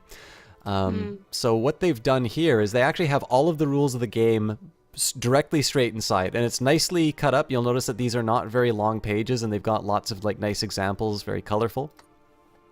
So even if you're in the middle of a game and you need to understand why that nonsense just happened, you are you have everything that you need. Now as far as this game is concerned, it's a little bit like chess. So you start off with one wizard each, and you will cast spells. Each of these spells has a certain probability of being cast. So this one has an 80% probability, this one has a 20% probability. And the idea here is that you can try and cast a creature, which is kind of how you attack. It's a little bit like the game Magic the Gathering, if you've ever played that. And you will try and marshal your forces, including your wizard, to try and kill the enemy wizard.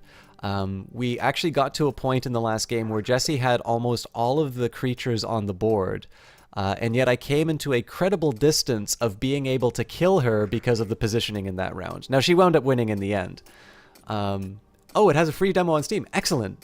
I definitely recommend checking out the demo, and as long as you do that before this week, you'll have an opportunity to buy the game for $15 and get another pair of really great strategy games. So the thing about this game is that you have the probability of casting your spells, but also to cast a creature, you have, again, another element of probability. You have the, you can cast an illusion, which is guaranteed to be summoned, but also you can use this disbelieve spell, and if you correctly identify an illusion, you get to cast a spell and the enemy loses that unit. If you incorrectly disbelieve, you can't cast a spell that turn, and so you're at a disadvantage. So it's a little bit like poker, it's a little bit like Magic, and it's a little bit like chess. And because of the probabilistic elements to it, that's a little bit of a balancing influence. So even though I've played this game more than Jess, Relita, thank you so much for that host.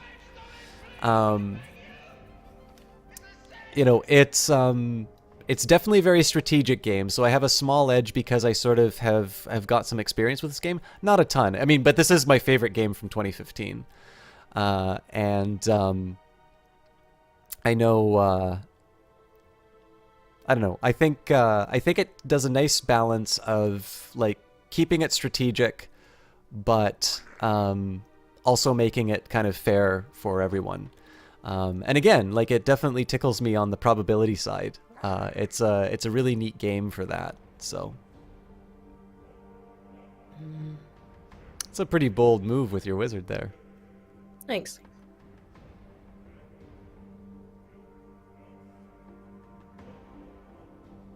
And actually, I'll also say this too. So it was Matt. I believe. Oh no, there was Matt and there was somebody else. Those trees. We had a couple people asking questions about the mechanics of the game. So if you have any questions about the game, I love talking about it. I am happy to answer whatever questions you may have. That would have been amazing. I may have raged. I wouldn't have blamed you for raging, frankly. I didn't know that he could move that fast, that far, but that makes sense. He's flying. Yep.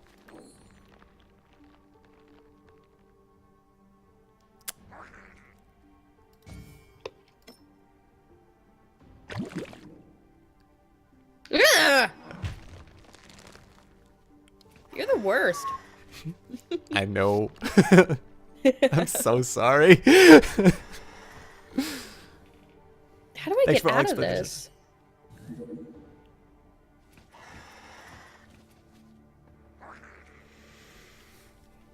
Oh, so now you're not gonna talk. Okay.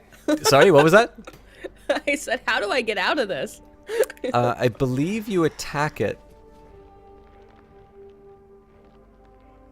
Someone just did my leg. Who? Really? I heard that. I have my bot open. I kind of wanna pay the quills for it, but I'm already making life difficult for you. Literally, my leg is stuck. How do I don't understand the blob because I haven't seen that spell yet before, so I don't know how to. Let me see if there's You don't have to explain it. Like basically, so it's a trap, right? And I don't quite know. I think it's just a random chance of kind of blobbing out. I don't know. So if you're webbed, you as a spellcaster can attack it. I believe if you're blobbed, you can do the same thing. So try and see if you can do an attack on the blob you're trapped in. If not, then you probably want to move one of your units. See, this is the thing that sucks about the blob, right? Is that if you go in to try and... Well, I mean, you can attack it as a creature, but of course, by being beside it, you might also get caught by it, right? Yeah. So you as a wizard couldn't attack it? Nope. Okay. That's good to know, actually. I didn't know that about it.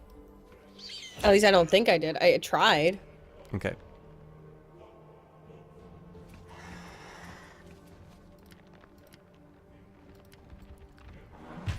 Gonna get a little bold with my wizard.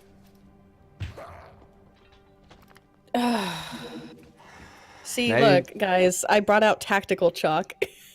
Now you know how I felt the last game. Now I'm gonna really make you mad at me.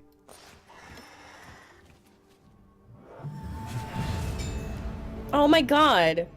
So this is something that makes it. Or here, let me just double check here. Garden Totem with bless your creatures with 30% defense and 30% magic power bonus. The effect is cumulative with additional totems.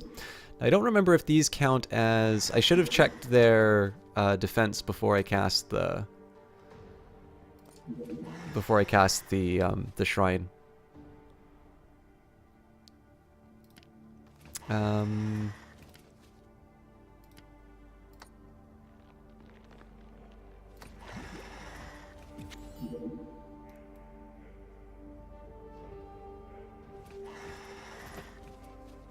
This is the one drawback with dwarves, is they're so slow.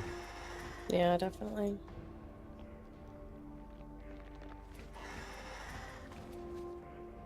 But all I really need to do with this blob here is make sure that your creatures aren't nearby. Oh, I saved. Revenge.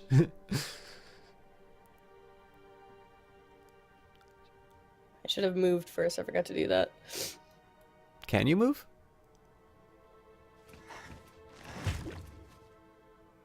Uh-oh.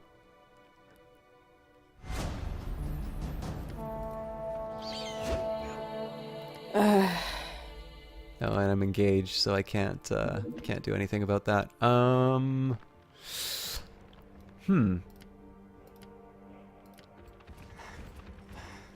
No, I didn't really, but let me see.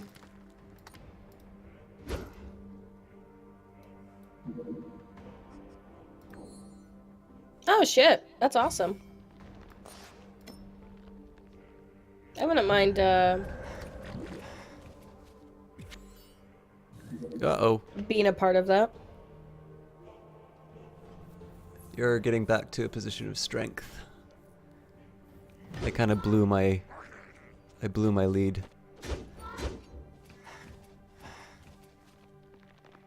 You know, a lot of people blow their lead when they're around me. Don't feel too bad about it. Jesus Christ, this is a family show.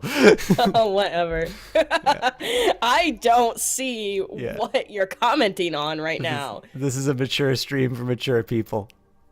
We make like all the 69 jokes. I have no idea what you're talking about. I'm just saying, like, some people just don't know how to handle themselves around me whenever we play together. It's fine. It happens. I can't even. If this is your strategy to try and sheathe, I haven't even started. Yeah. I could make a strategy. Yeah. If you're trying to sheathe strategic chalk, mission accomplished.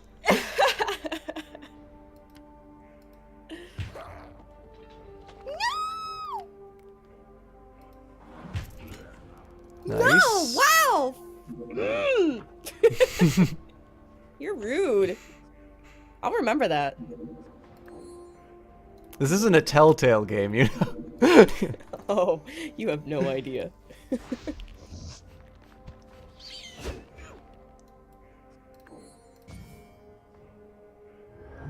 Damn it! Where did you come from here? Get out of here. Yeah, screw you.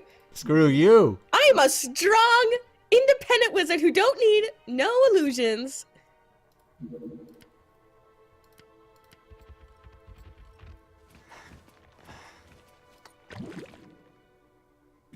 Ew.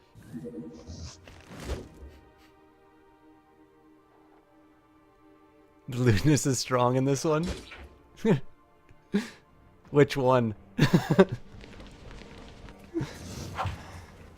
I hate you so much right now. Good. Let the anger flow through you.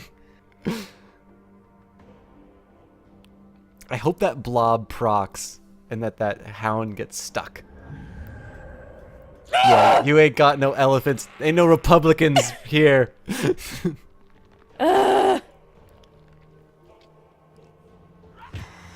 Fuck you and your eagle.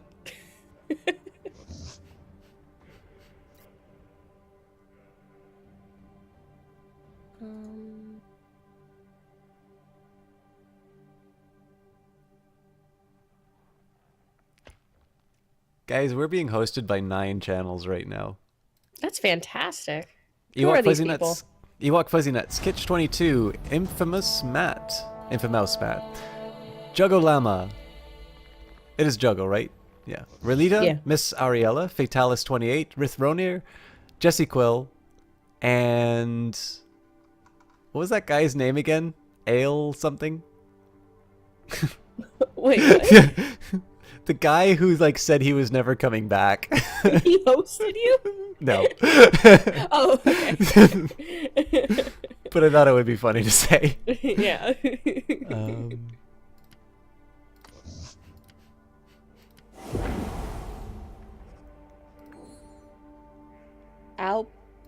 Alpikuka. Fuck that guy. No! No, that's bullshit. What is wrong with you? And you're casting your gooey blobs everywhere. Could you just like control that? Well, like you said, it doesn't. You inspire this behavior in people. You have only yourself to blame.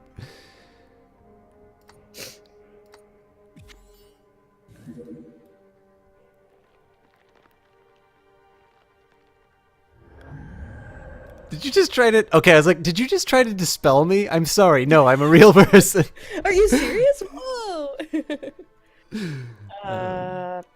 This is Penisy Kid. Congratulations, you have correctly identified my my status in the white capitalist male patriarchy. As opposed to the female patriarchy. I'm an idiot sometimes. It's funny. It's fine. Screw your tree. Yeah, that's right. Get gooped upon. Ew. Well, Ita, I'm sure you could contact him on Twitter and give him a day or two to respond. And if he doesn't, then just put the games back into your pool of games to give away. That's usually what I do. If people don't respond to me within 24 hours, they kind of lose their... yeah, I give them 48 hours usually, because you never know. Like, if it's a long weekend and they're not on Twitch or whatever. But... Jesse is tough but fair. Hmm? Tough but fair. I am? No, you're just tough. I'm not fair. Oh, because of my... Yeah. I guess I don't know. It's because, like, if people really cared, they would have showed up, sort of thing, I guess. Yeah. Well, I mean, you're talking to the guy who manages Clara's giveaways. I know exactly how people behave with that stuff. I mean, I will admit, and I don't mind saying this on stream, I definitely will wait. You know, so like whenever you use random.org, there's always going to be some ambiguities about things that come up, right? So for instance, if if somebody is... So, like, if somebody is... Oh,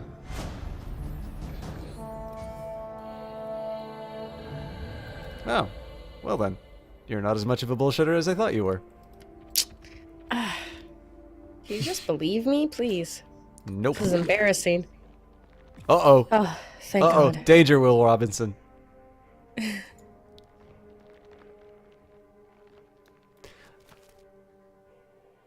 But yeah, I was gonna say, so like, there are some requirements that you need to fulfill to be eligible for one of the giveaways.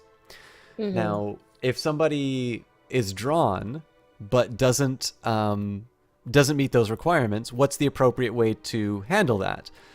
Sometimes I just use numbers, like I number every entry, and then I just do like a straight random number generator because it's a little easier for me in some cases. In that situation, is it appropriate for me to just, you know, remove them from the pool and put somebody else in place, or do I draw another number?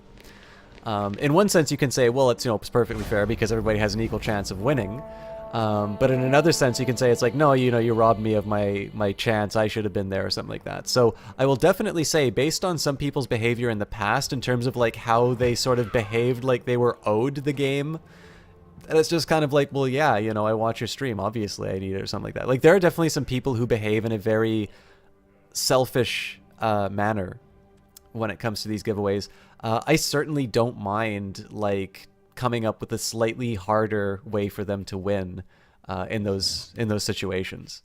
Right. And it's just kind of a way of, like, very, like, again, I want to make sure that, you know, if I didn't want them to win, you know, I'd talk to her about banning people from giveaways, right?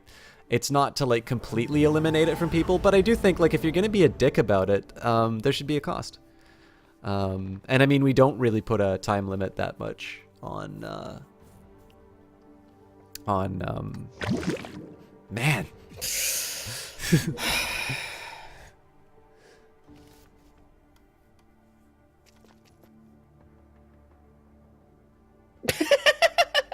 They're playing with each other. It's cute. Probability decides whether or not you win the giveaway. Man, you always keep getting these magic bolts.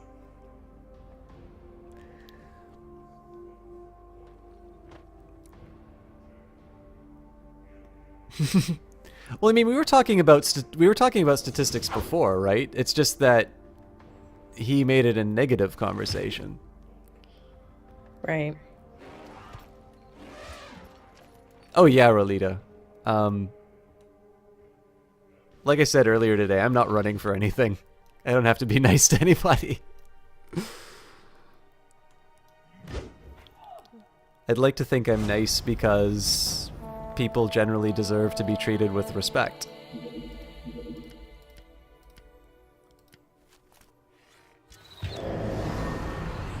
So what's that about respecting people?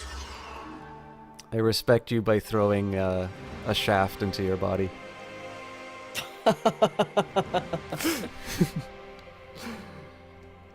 Wow.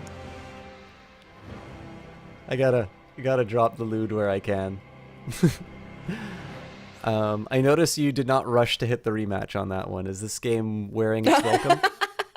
No. Okay, I'm actually going to try something here. Let's see what equipped looks like. So I'm just going to create another private game, all the same stats.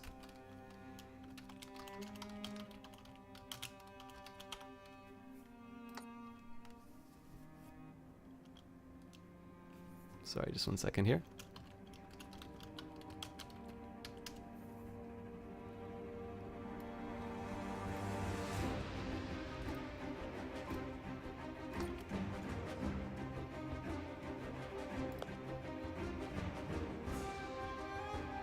By the way, guys, this is an up to 4-player game. New password this time. It all should all be on the front screen.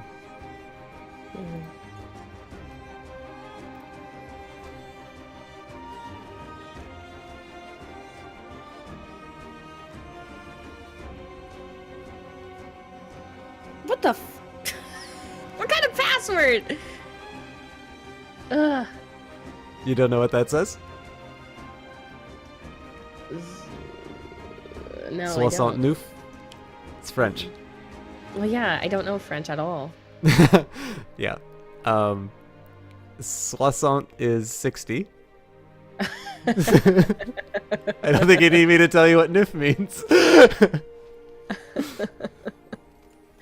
You're ridiculous.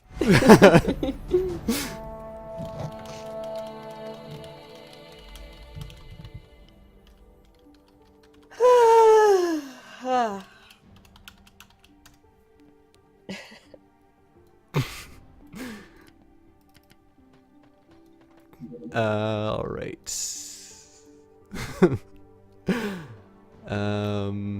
Okay, so I should just let you know, as you can see, you have got a somewhat different looking staff.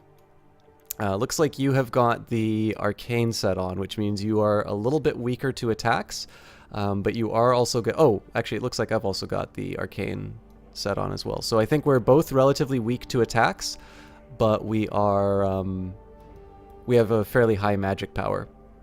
If you take a look below your end turn, learning foreign languages is all good.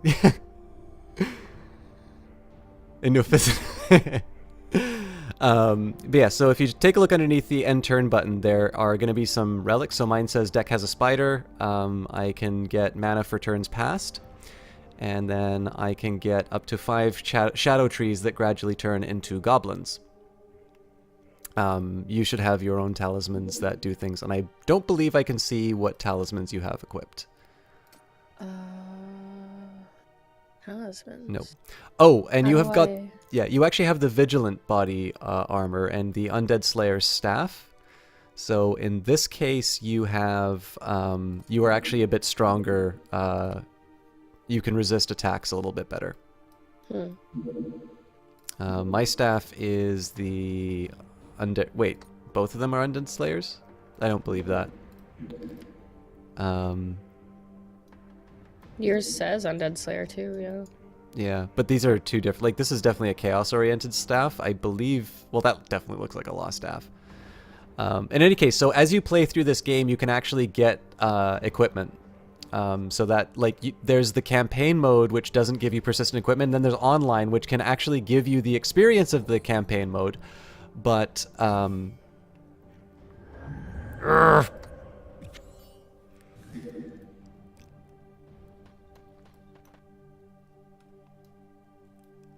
but you basically, you accumulate this this equipment over time. So I thought it was going to be... Alright, work calls. I'll keep the stream on, but won't be able to listen in much. Thanks for the awesome stream. Man, Albadon, thank you so much. I know you privately messaged me in Discord as well. I really appreciate the support.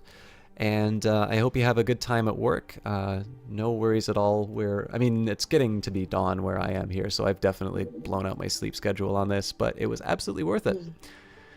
And Troldus is off as well. So yeah, guys, for those of you who are heading to bed, heading to work, just otherwise heading out, this was a lot of fun. I'm still going to keep going, but I understand that real life calls, so it's great. First of all, I really love it that you guys are taking the time to let me know, because, I mean, some people just kind of, you know, shut off, which is fine. But it's always kind of cool to be able to say thank you and to see you guys off.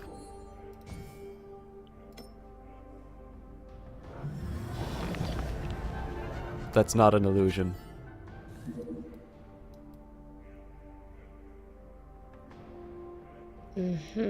Torjin! How are you? Hello, everyone.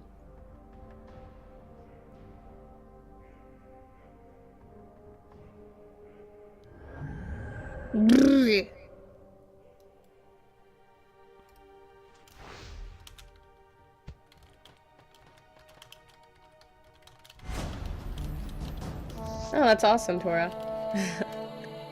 I slept a little bit, but I don't think I'm well rested. I have this effect on all women.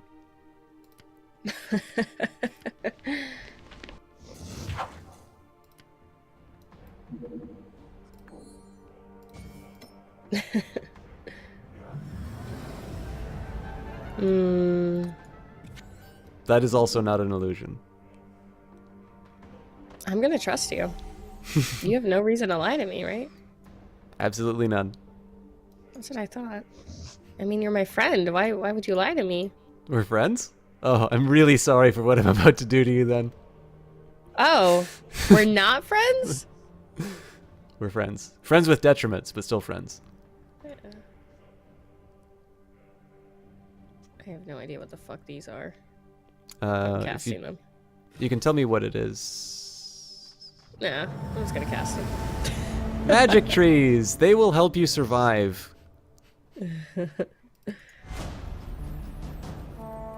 I wonder if I get my blob back. No! Screw you and your blobbing. Blob OP. Oh no! Eagle! We can't look towards the eagles now. I'm pretty sure you've got more than one of them. See, I have sworn an oath of enmity on eagles. Because they have, like, you have no idea how many times that 11% chance has, like, just totally killed me on otherwise perfect games. Like, there is no... If you want to see me rage, you need to watch me play the single-player version of this game. Ugh!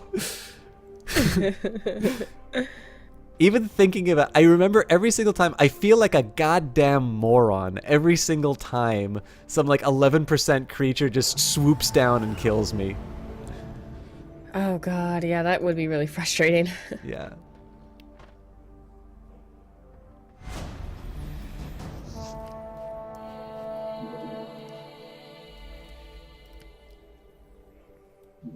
Oh man, Torrigen, I totally understand. I've been super sick lately. And I think today's the first day that I feel like about like 70-75% better. But I'm still kind of Is that a achy Bayesian and or stuff. frequentist interpretation of the probability? Why don't you explain the differences between those two for those who are not enlightened? Bayesian is the slightly more conventional definition of probability, which would be the chance of something happening, which means you could assign a Bayesian probability to a single event, whereas the frequentist is what we will traditionally think of in statistics, although you can do Bayesian statistics. Frequentist approach would only apply to experiments that could in principle be run an infinite number of times and refers to the outcome if you were to run that experiment an unlimited number of times. By the way, I'm talking about how well designed the game is, folks, but look at this! This is a disgrace! Worst game of 2015. Damn, I don't know what I want to do. Infomouse Matt, guess what's gonna happen to you soon? Yeah, really. That's how this works, right? Yeah. Oh, This is fuck, like I every moved to the wrong place. Yeah. Every time I start saying it's like, oh yeah, I'm super good at streaming, I get like probability guy coming by, and then like I scream, I never get my comeuppance, and then XCOM happens to me.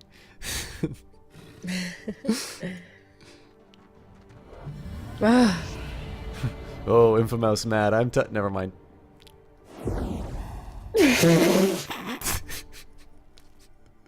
That's your elephant sound, right, Jessica? Yes. Yes.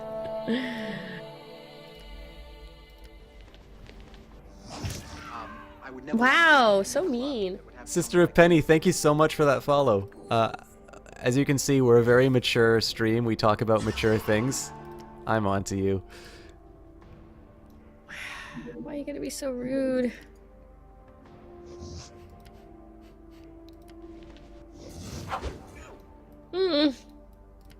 See, the problem is your armor actually makes you kind of hard to kill. But I will do my best. Oh, I'm so proud of you. Anyways, I'm very glad that you are seeing this complete gong show that is me casting, and that you decided to become follower number 630. We, in fact, have been at 629 both ways. Multiple times in the last week. Yeah, multiple times in this last week, because I am a clown. Your colleague is late, and if you haven't got sick yet, chances are you'll find a strong immune system and won't be getting ill for a while. Nonsense.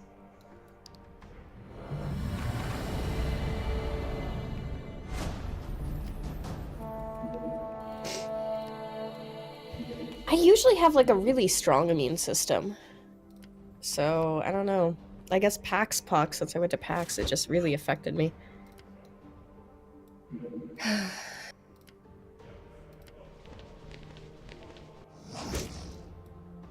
Sacre bleu! I think it still works. Oh man, I can't attack that.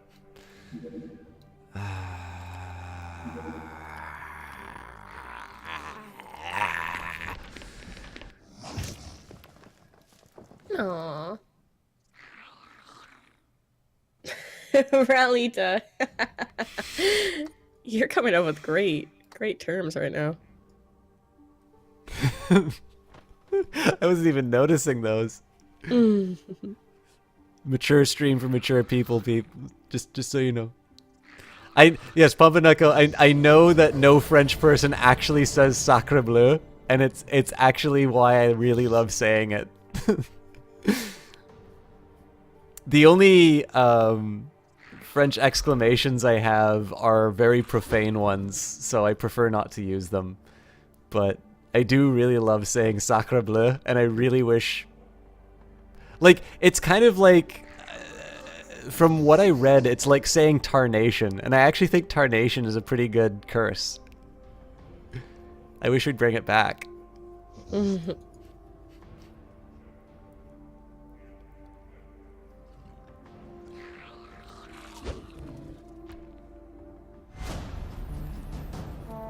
Is it Abouche or Aboucher? Every time you come here, you have to try to remember where I first decided to follow you from. So I'm very glad I have this effect on people. It's like, why the hell did I follow this asshole?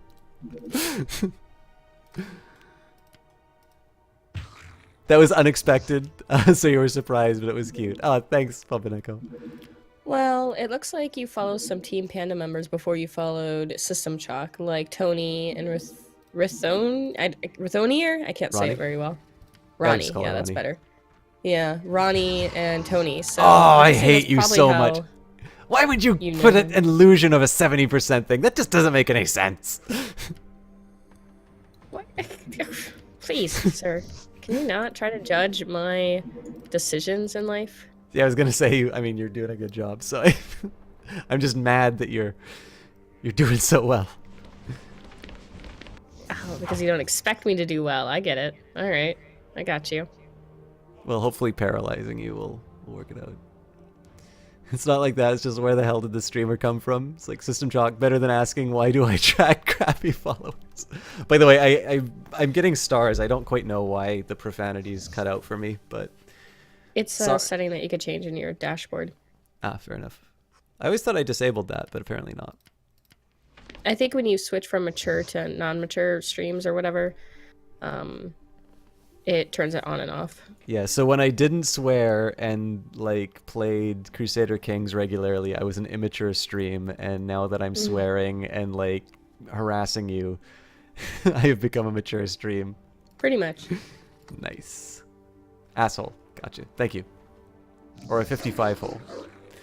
Seem to have this happen a lot where you don't remember following people. It's like one night you just got really drunk and started following random streams. Told you it wasn't an illusion. Okay, let's see if we can put this to bed. There we go. What game do I play? Maybe that'll help. I'm more of a talk show streamer, really.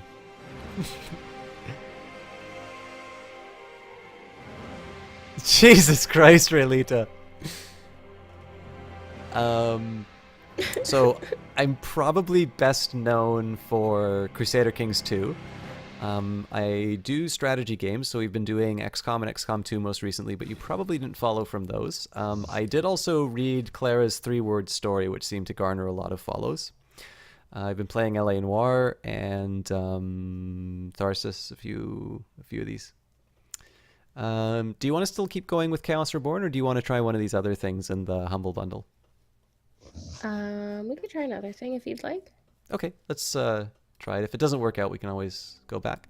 But guys, I do want to take a minute here and really strongly recommend Chaos Reborn. You've gotten a chance to sort of see what it's like. This is the character that I have right now in the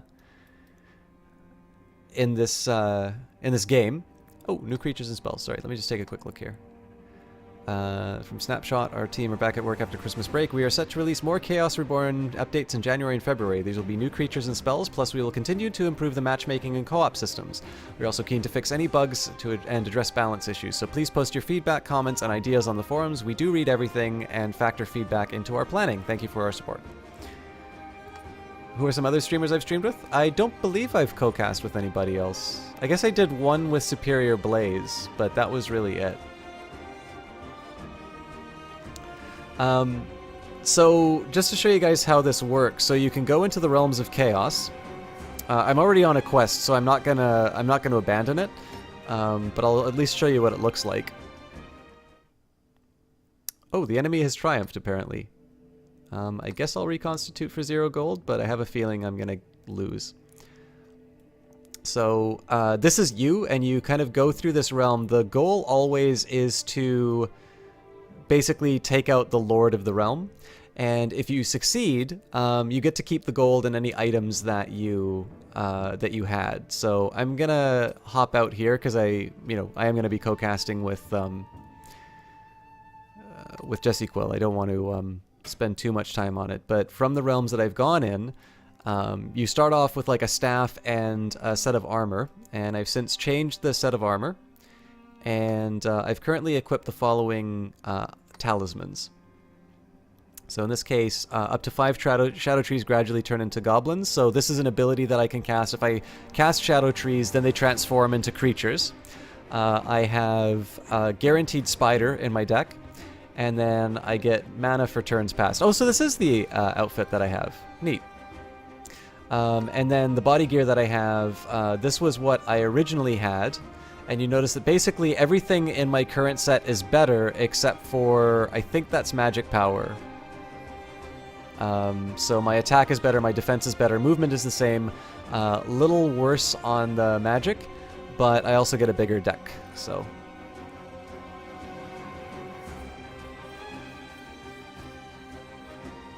I also took this staff because it gives me Scourge of Vampires, which is basically 3. I've got 3 staffs. Speaking of voices, System Chalk has a buttery smooth voice too, that you can want to spread all over some toast and eat it.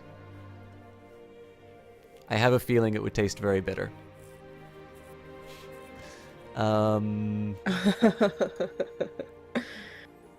be interesting to find out. Anyways, so one thing about this game is that the realms are actually designed by other players in some cases, as well as the design team.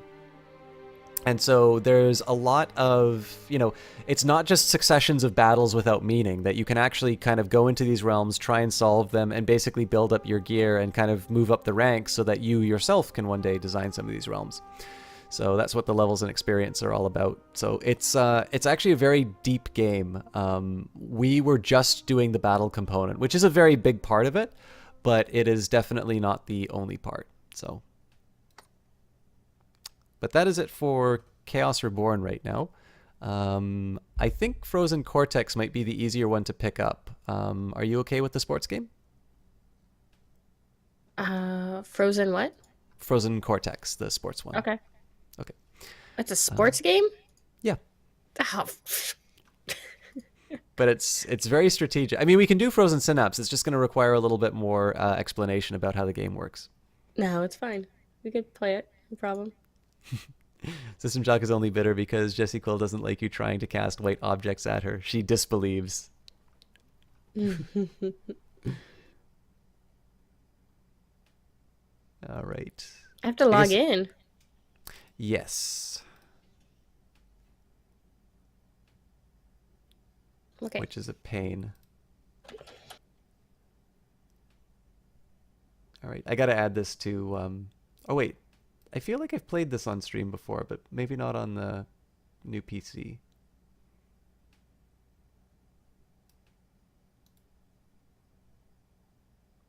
So, I was talking about... I'm going to guess that the volume's a bit loud for this. I turned it down. Oh, I was just talking about, like, for my game-to-voice volume. If somebody could let me know. Oh. Enjoy the sports bedtime for Japanites, and take care. Have a great one, Kitch22, and thank you again for that host.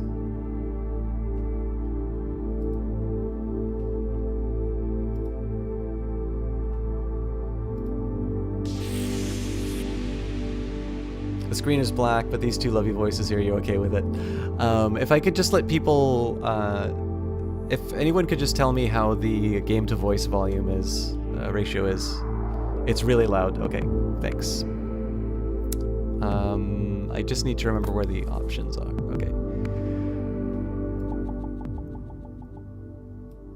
This has got such a good soundtrack, by the way. It's by the designer.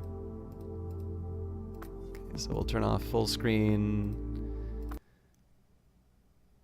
Ooh, game crashed.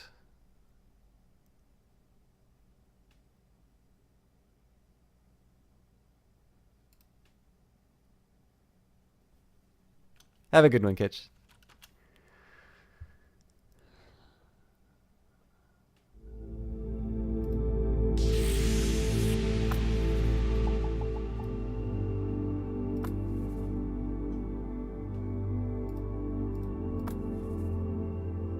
It's gonna change one step at a time. There we go. Alright, so I'm gonna add you as a friend once you've got a login. Jesse Quill. Okay. So, you are in the friend zone. Oh, yay.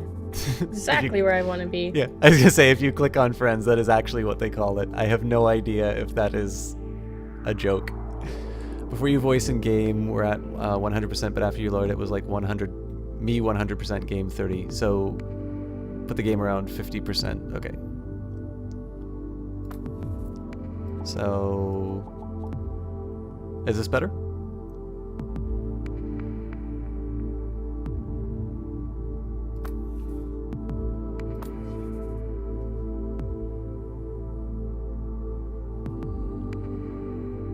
I guess I should keep talking to say that it's better. Probably.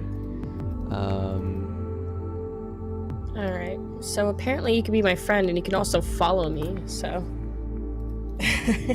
I can also follow you? What? Yeah, I don't know, it's... In the game, it's like, following you, question mark? Oh, right. So have you friended me as well? I think I friend-zoned you, yes. Alright. Full match, no stats, duplicate. I have no idea what these things are. Sounds about perfect? Perfect. Thanks, guys. So I will create the game. Now, the nice thing about this... So there's two things about it. Noted, Jesse Quill put you in the friend zone. It is luckily because if anyone tried to paralyze her, I think you'd get... Yeah. Following people on stage before stalking them.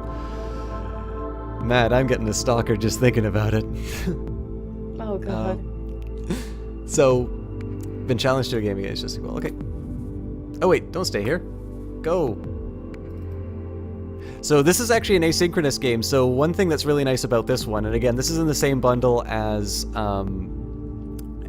Chaos Reborn, and the game that came before this, which was Frozen Synapse. Not the game we were playing before it, but the game from the developer. System Stalker confirmed. We've got a great matchup for here at Rexman Audio Arena today. It's System Shock versus Jesse Quill duking it out. Contractually, I cannot tell you how excited I am, Bob. Let's do this. I'm definitely awake this time. Alright. And guys, this game has got such a good soundtrack. Okay, so there is a lot that I need to explain here. So I believe... Yeah, I'm moving first. So the way that you can plan out your turn, Jesse, is you can click on any unit, including mine. Oh, God.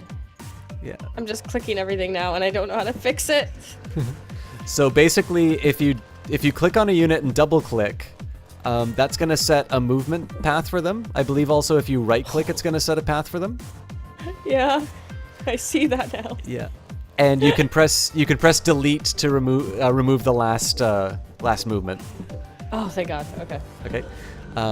Now this match is going to last 12 turns. Mm-hmm. So right now I have the ball.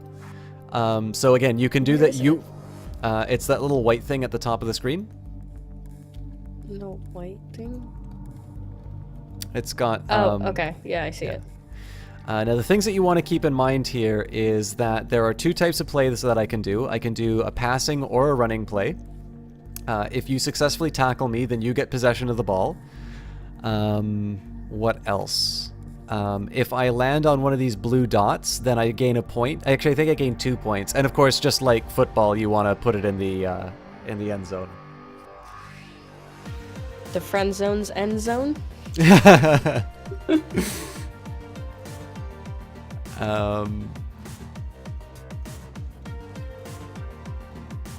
There's nothing innocent about that giggle, Infamous Mouse. Sorry, Infamous Matt.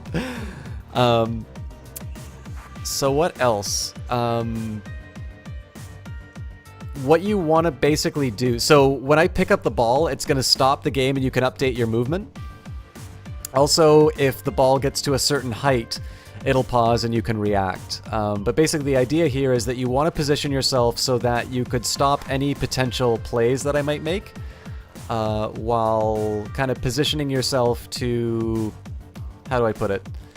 Like, if you do get possession of the ball, then, you know, you can, you know, try and do something with it, I guess. Mm-hmm.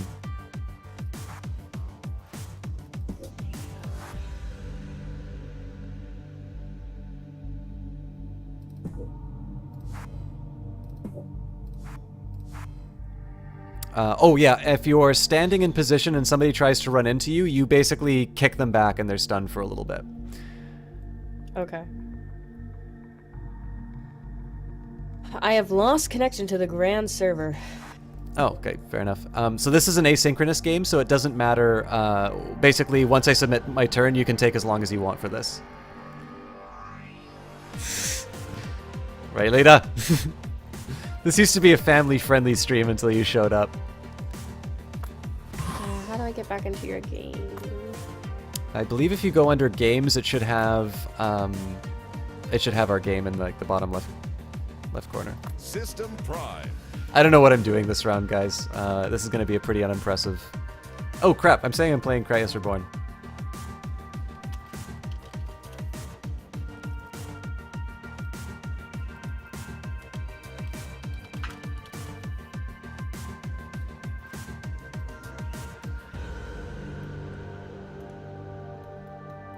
I'll be honest, I'm not entirely sure how much information I can get out of the first round, but it's probably important that I mention you can only run forward and pass forward.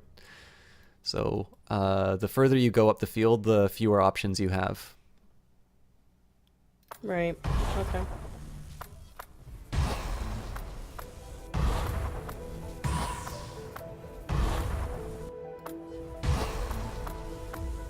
And now we will admire this good-looking game.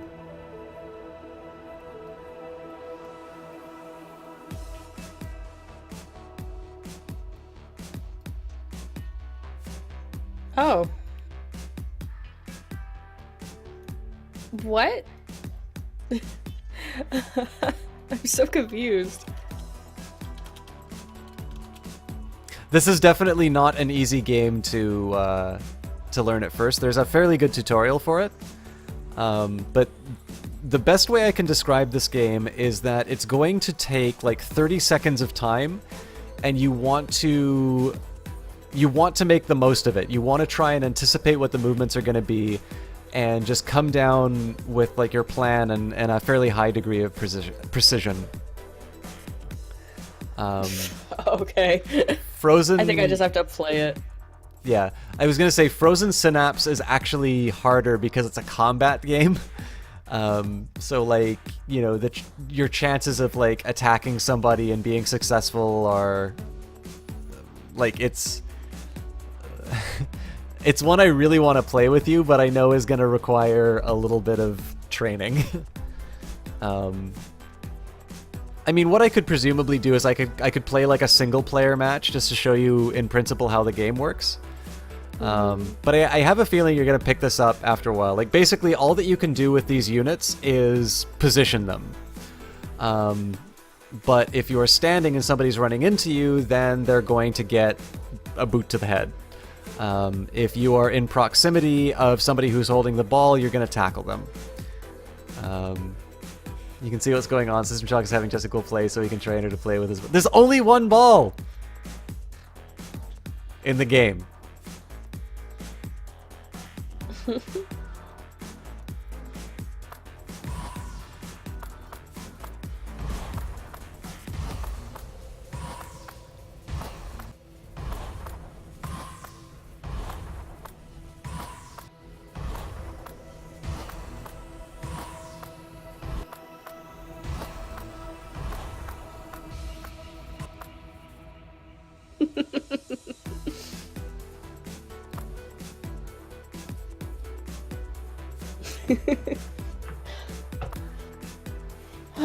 Hey, Ralita. All right, don't be rude to people who might not be above average.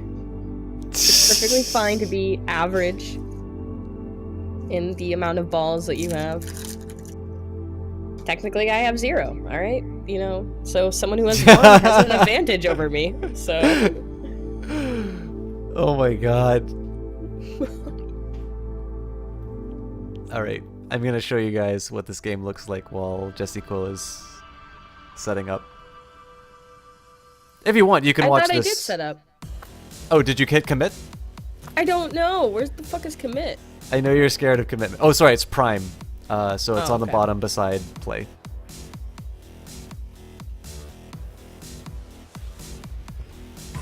There's a new turn. Yep, okay. So what we get to do now is see the outcome. Okay, so it looks like we're running head on. And the real question here is, what do I do with this opportunity?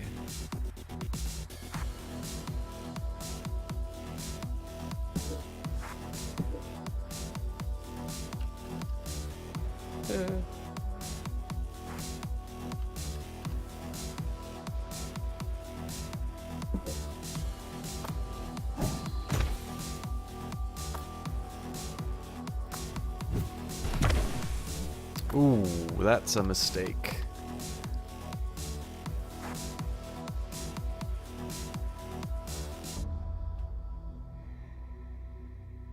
Or is it?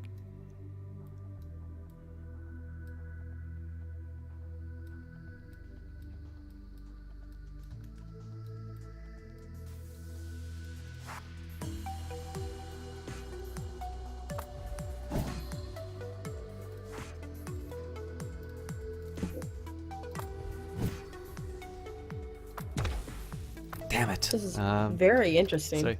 Yeah. So I'm trying to do something bold, but it might blow up on my face. Never know until you try. Hmm.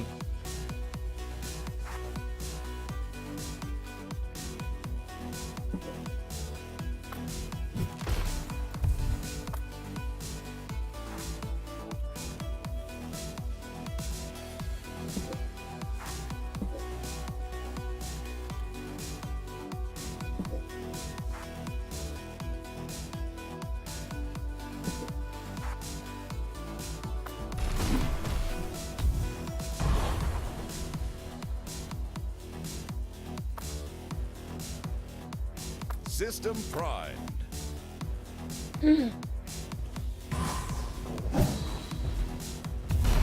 Oh, get wrecked! Ah. It's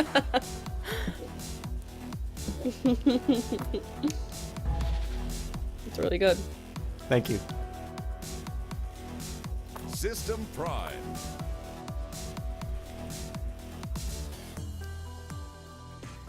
Yeah, you So- got that. Yeah, So- as you can see, like there's it's a really tough, like you can spend like days agonizing over a play, right? Because you can't know. Like this is the really wonderful thing about it, is like you can definitely try and angle the game to your advantage, but in the end, like you can't cover everything.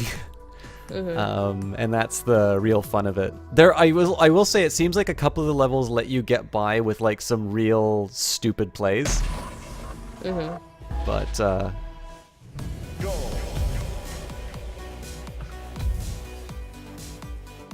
That was That's really fine. close though. yes, yeah. That throw. Great score from the offset takes that for the goal. That's 9 points in the play. Okay, so we go to the next round. And it's your turn to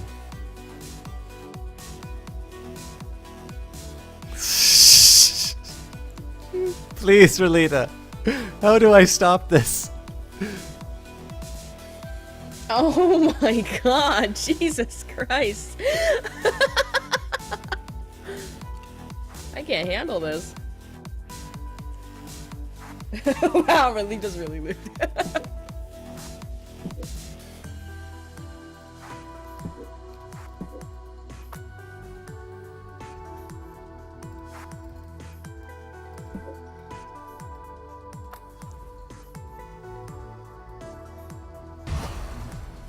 Okay. System primed. That's like such a lame ass start for me, but I'm dealing with somebody I don't know, so.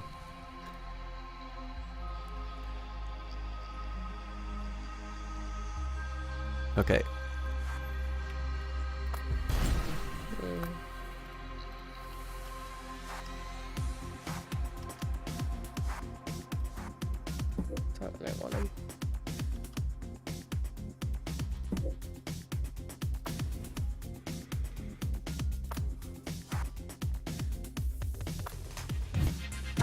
How do I throw it? You should click on the person who's holding it, and then you can click and drag. Oh. Okay. I'm feeling okay about this chat. Oh, I see.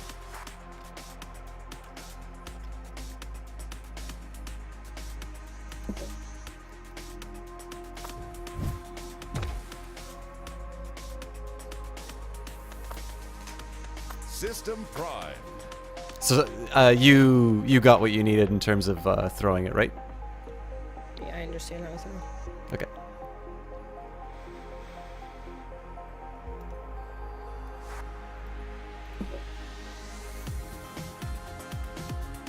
What the fuck was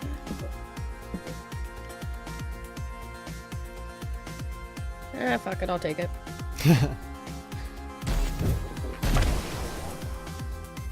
Okay. Kind of what I was expecting.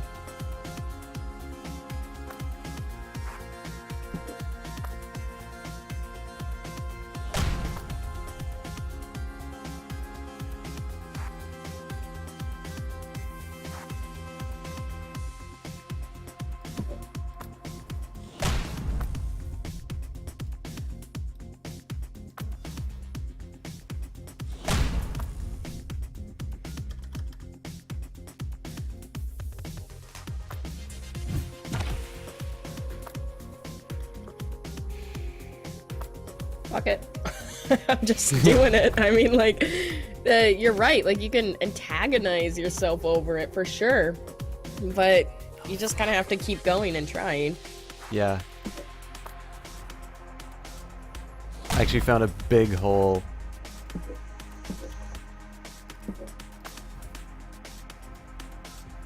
Oh, thank God. Oh my God, this is so...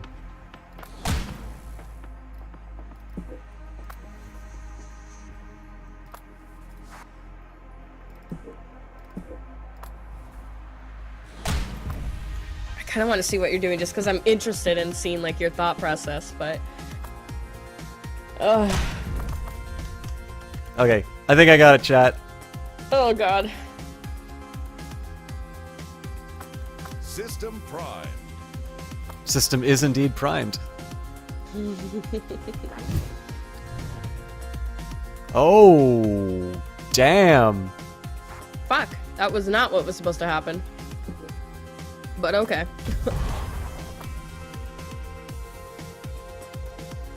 Man, that... Jesus, that was really unexpected.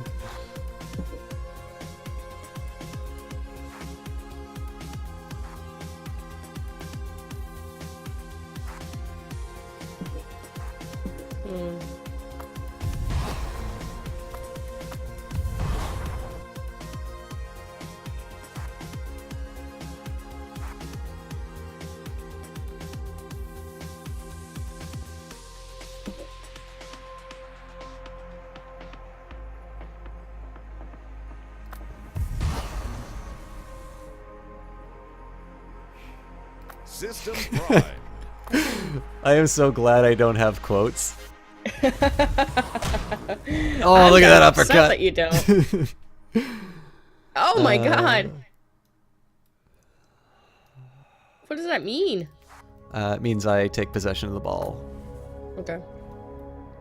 So it says your player may run backwards and pass this turn and pass next turn.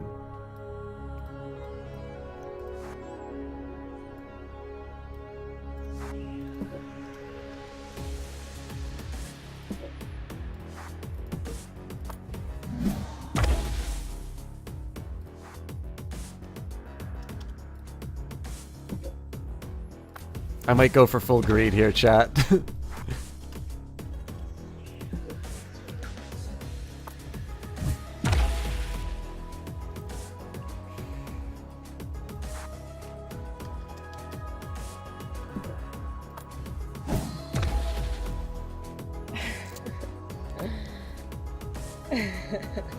This is gonna be tough.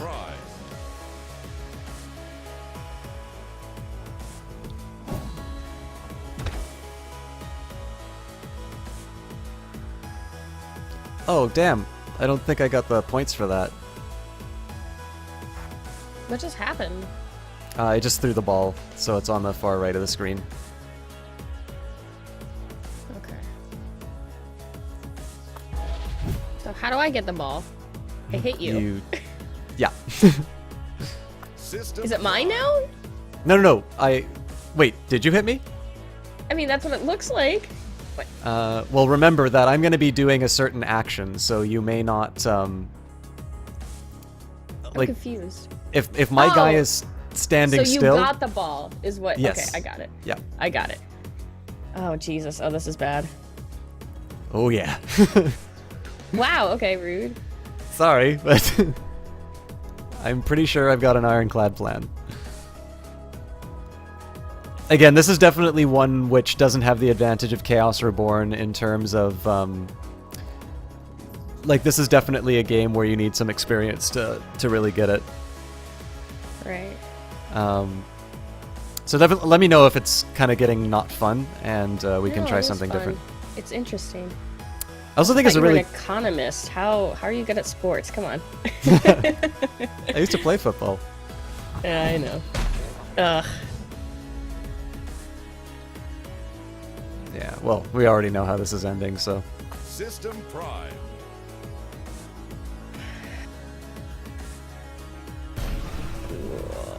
Oh, we can upload this to YouTube. Yay.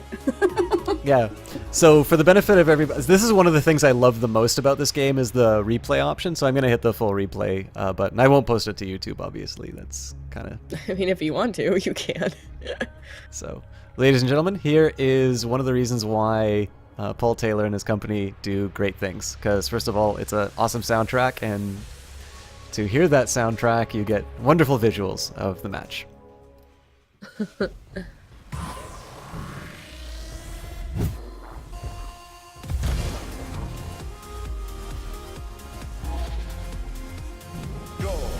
This is so cool. I'm turning up the volume for myself.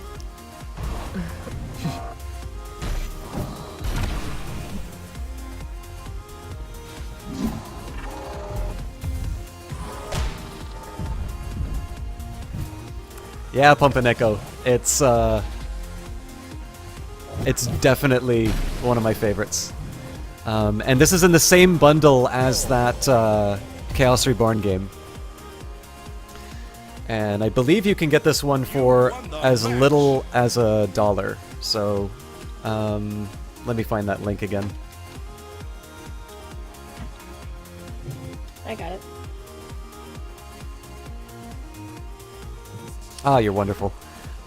Yeah, so the way that this works, the game that came before this, Frozen Synapse, is a combat game. Very similar idea, though. Asynchronous turns, and you, you spend a lot of time agonizing over like 30 seconds to try and come up with a perfect plan.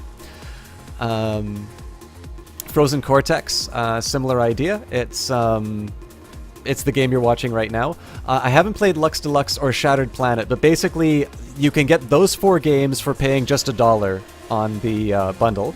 If you pay more than average, so that's $6.50, you get The Last Federation and Reassembly. Again, I haven't played either of those, so I can't recommend them. I can't also not recommend them. And then finally, if you pay 15 or more, you get Chaos Reborn, which is the game we were just playing, and Big Pharma, which is a game by it's Klifsky's company, the guys who make Democracy 3. I'll also say, if you really like this music, not only do you get Frozen Synapse, which has a similar kind of soundtrack, but you also get the Frozen Cortex soundtrack. And I mean, in addition to being a really great game designer, Paul Taylor is a pretty accomplished electronic musician. So if this is the kind of music you like, this is honestly, it's like one of the best deals I've ever seen. $1 for these games. I mean, fantastic. Frankly, though, I think the $15 for Chaos Reborn is a no-brainer. But so, Miss Quill, I am going to check. Is this something you are willing to try again, or do you think that you've had enough to know that this is something you want to practice a little bit more? I like it, and the only way you could really practice is to play, and I don't mind playing against you if you'd like, but yeah, it's all up to you. You're the caster. No, You're I in love command. this. Yeah, I love this game. So let's go again. Yay.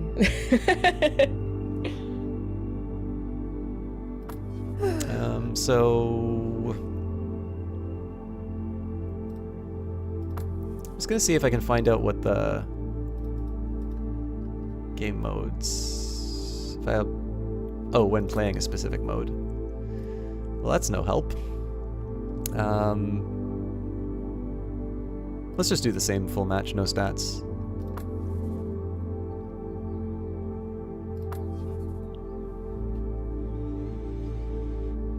You can also like customize your team and options and things like that, but obviously it's not the thing I'm gonna do right now. Oh my god, it's almost 8 o'clock in the morning. It's Bob Jansky with the Auditor and Silers for and Slizer for today's ECN Live matchup featuring System Shock and Jesse Quill. System's nominal, Bob. Let's do this. And I guess because I challenge, I go first? I don't know if there's any real advantage to going first. I think it's pretty balanced in that regard.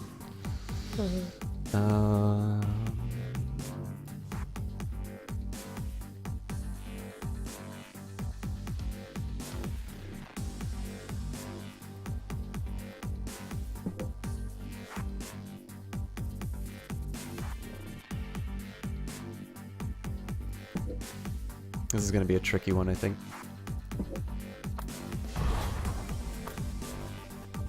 Are you blue or green? I am blue. Okay, that's what I thought. Oh yeah, I could tell from up there. Okay, System Prime.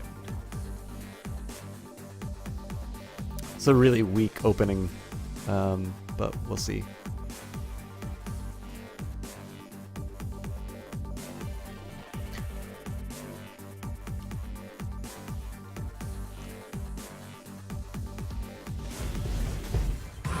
So dramatic.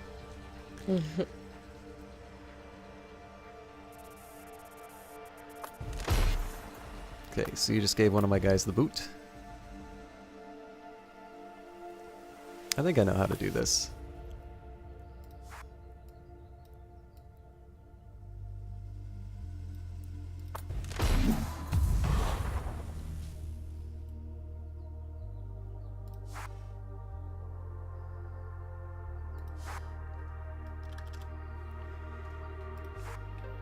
This is risky, but...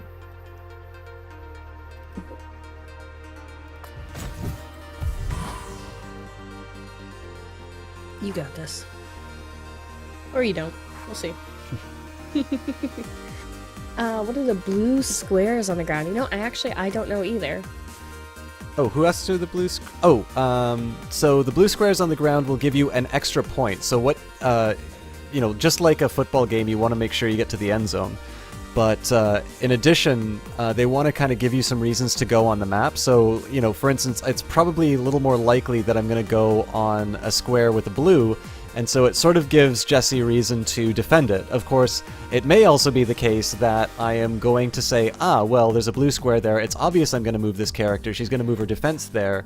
And so you know, I go and set, and I mean, again, you can go to second or third order checks on these sorts of things. It's hard to, you know, it's hard to kind of figure out where everybody's.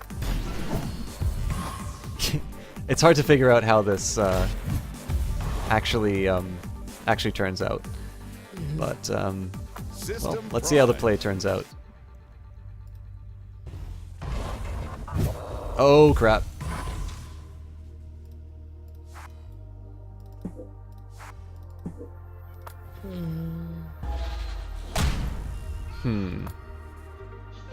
Oh, damn it, I did it wrong. Uncle Benz, thank you very much for that host. And you're getting it into the blue, right? That's right. Ooh.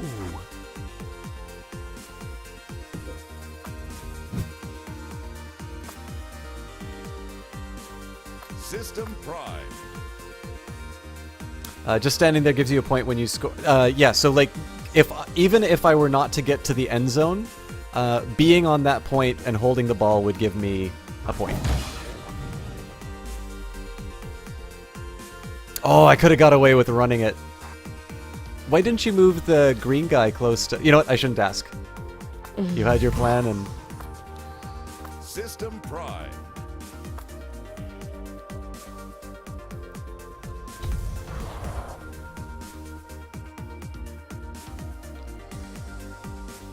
Uncle Benz, if you are here, definitely thank you very much for that host. I'm a little curious how you found the stream. I don't think I've seen you here before.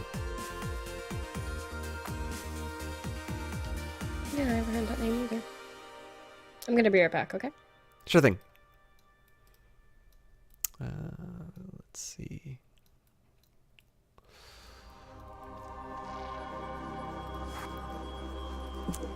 This track that's about to... Ooh, no.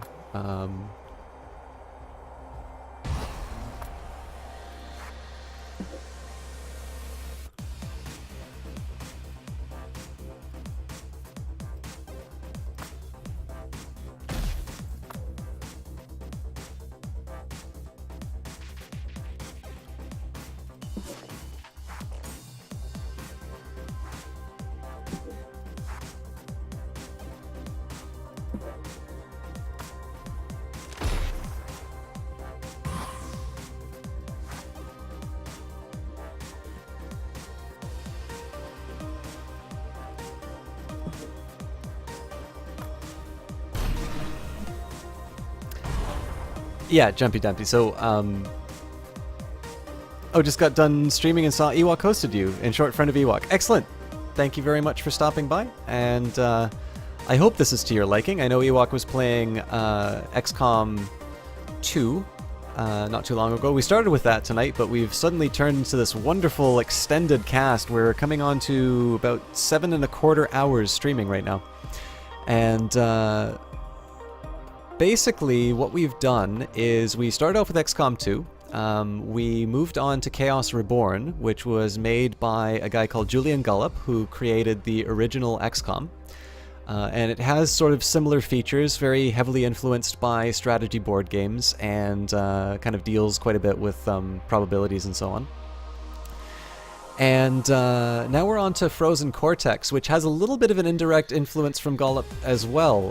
The developer, Mode 7, created a game called Frozen Synapse, which was based, maybe not based, but inspired by a game that Gullop created called Laser Squad. It's actually a really fun game.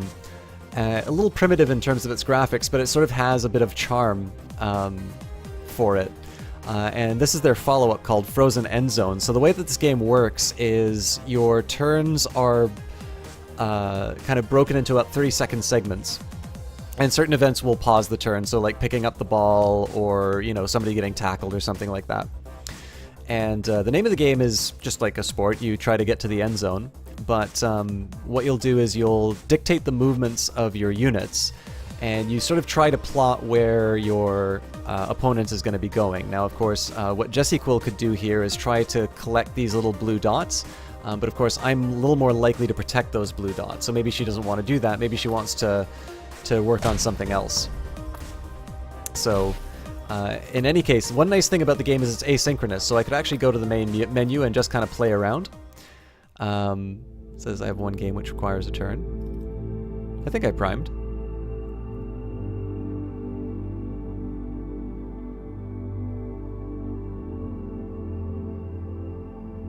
But yeah, if you wanted, you could actually play this game. You could submit your turn in the morning, and maybe your friend is going off to, to school or something like that. You can actually, they can sort of give their reply. Oh yeah, so I need System primed. Oh, did I really lose my turn? That sucks. All right. I think I remember.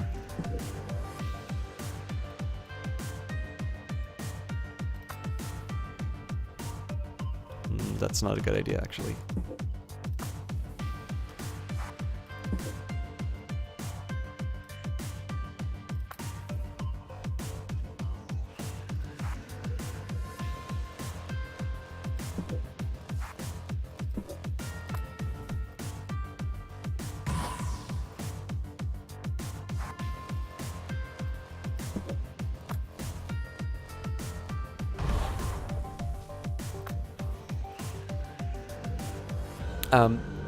So basically, as you could sort of see, I moved my units to roughly where they're going to be. What's going to happen here, realistically, is she's going to pick up the ball. And so I'm not going to complete all of these movements, but I may be able to get some information about what her play is going to be based on where these units move. And so you take turns, and like I said, it's asynchronous, so I can submit my turn now. And when Jessie Quill comes back, she oh, there she is now. She can complete her turn, and we'll see how it turns out. Now, I'm actually going to take a really quick second to go to the bathroom because it has been almost 7.5 hours now. So just one very brief moment. I'll just mute the mic. It's #1 chat. Don't worry, I won't be gone long. But I am still going to mute the mic. So back in a sec, guys.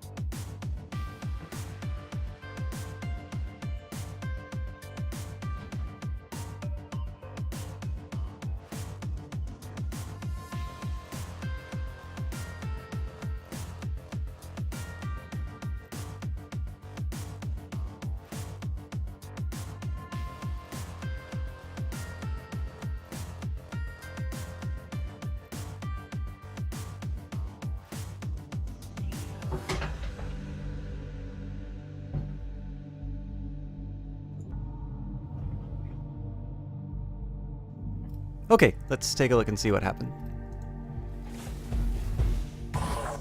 Amazing play! Alright.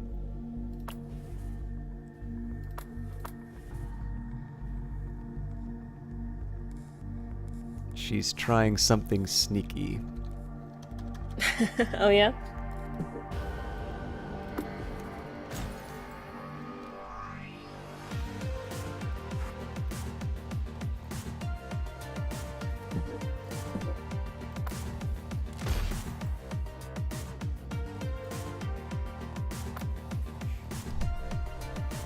Okay.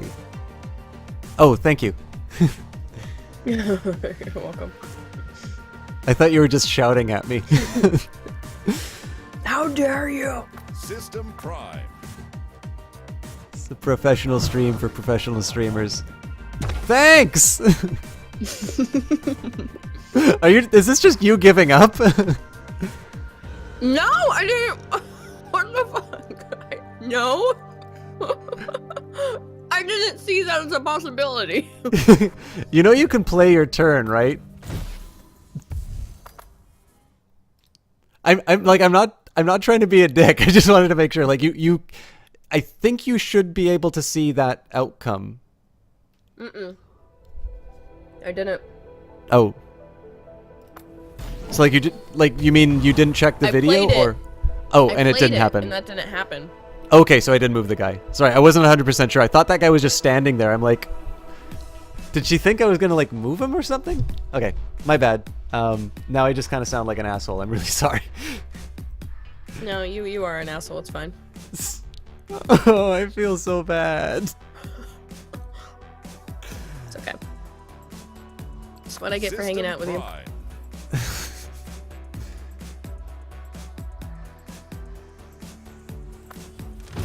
Well, it's like yeah, 11 I was having a snack. I'm sorry. Yeah, it's like 11 o'clock where she is. Like, at this point, if she hasn't had breakfast, which is entirely possible, we're at like lunchtime point here. Oh.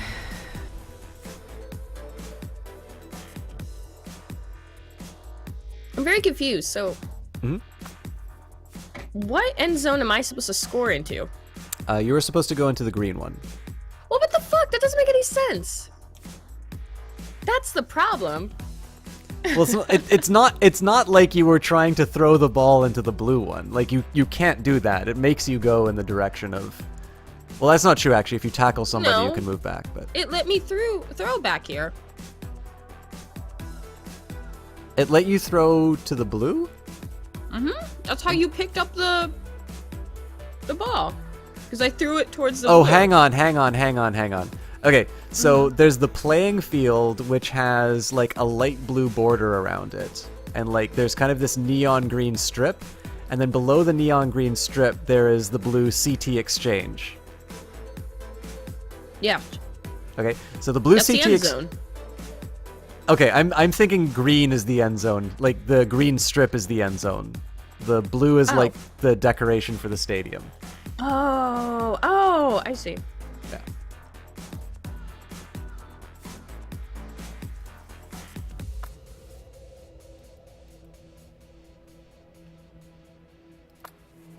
I'm really confused now.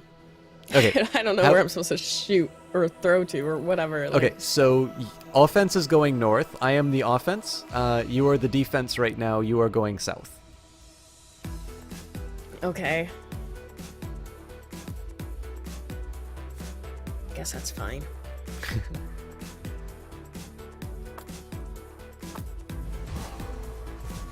Oh,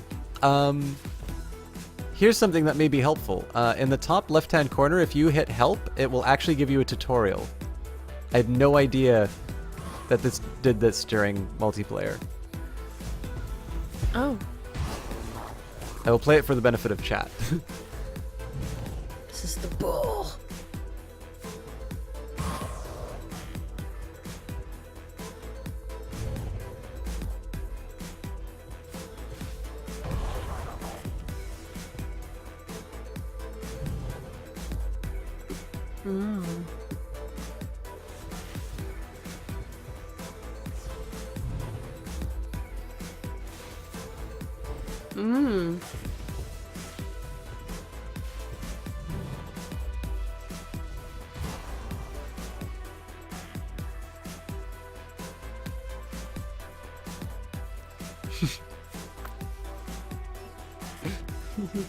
Momonico, I mean, what if somebody went and didn't think it was the ball? I mean, you couldn't even start, really.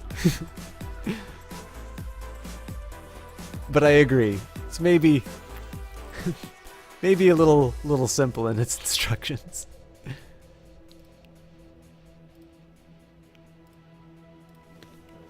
Yeah. Damn it, Relita. You just did a scary sound. It's actually really funny. I didn't think that would work when I'm offline.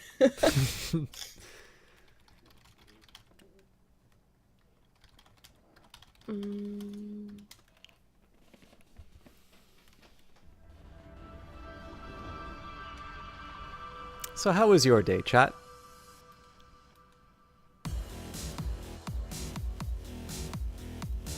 My day was pretty good. I slept for a while, and then I woke up relatively early before dawn, and I tried to go back to sleep, but I couldn't, so I came here. Some streamer decided to bug you. Bugging is not the word. So for the benefit of chat, this is It says the ball carrier must advance the ball further this turn. It'll clarify if I can't do it. So, but notice here, there's a red line, and basically it won't allow me to throw back.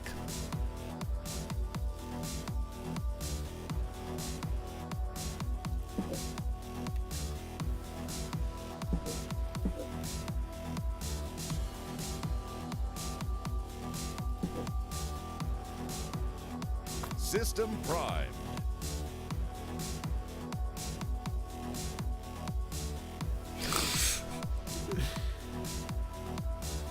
They're blue spells now. I ate something with a lot of food coloring. Hey, G-Face9. Nice to see you. This is a mature stream for mature people. I don't know how long you've been watching, but I am at about the 7.5 hour mark of a stream that was intended to be just a couple of hours long, and so I'm getting equally silly and bad. But thanks for stopping by. I'm assuming you came here for Frozen Cortex, which is a wonderful game and now available in the Humble Bundle.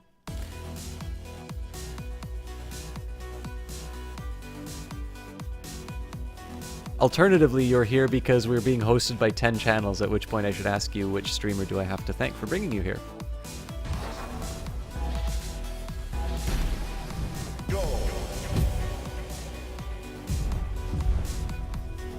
I love some of these little dances that they do. Yeah. Celebrations, yeah.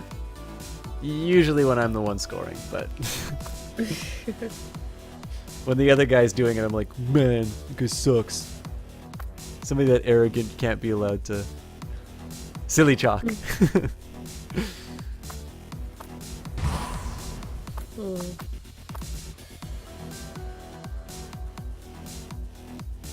I guess that's another one I should. So we've got System Flock, we've got System Chalk, we've got System Squawk, and I guess we can incorporate Silly Chalk.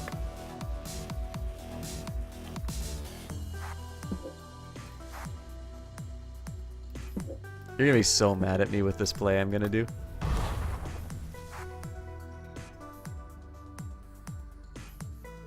System Chalk is so excited when he scores on Jesse Quill, he has to dance. Dancing is how I score with Jesse Quill. I'm sorry. Are you sure you're good, sir? System primed. So right now, you are supposed to get the ball into the south blue area. That is correct. So offense going south, I am on offense. Oh my god, Ralita, you are... Sir, are you okay? Do you need help? Do you need to get something off your chest? Or something on it? I don't know about you, but I'm looking to get something off your chest. Oh, wow, please don't. I really appreciate where they are right now, and they're gonna stay there. It's very cold. Unless, I guess, you can warm it up, but... Oh! It doesn't work when you respond. Well, how does it not work? I'm so bashful. I don't know how to reply. That's adorable. Wait, we have a Frenchman in here. Okay, Pombaneko, I need to rely on your people's history of romancing women. What do I say to Jessie Quill when she outludes me?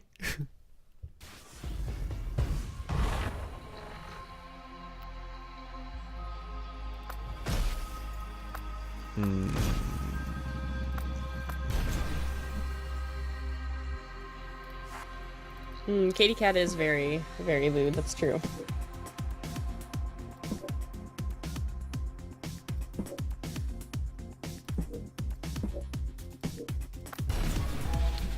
This is going to be utterly ridiculous if I actually pull this off.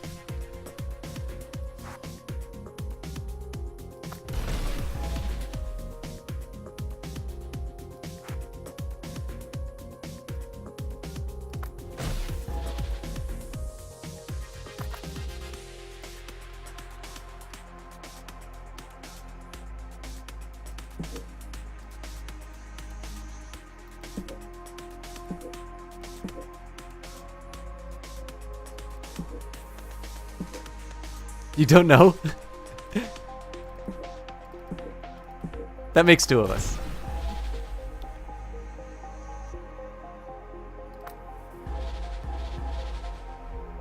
Oh, you're a French girl! And you don't think that French men are... I'm so sorry, Popping Out. I think I always wind up assuming that people are male on the internet. It's okay, I do too. Yeah, I am so sorry. And you don't think that French men are so good at romance and stuff. Interesting. I think that's more of a product of maturity than anything else nowadays. Yeah. Your man is from Russia. You had to look quite far. I actually have a friend from Russia who has many opinions on on Russian men. Some of them good, some of them she is quite critical.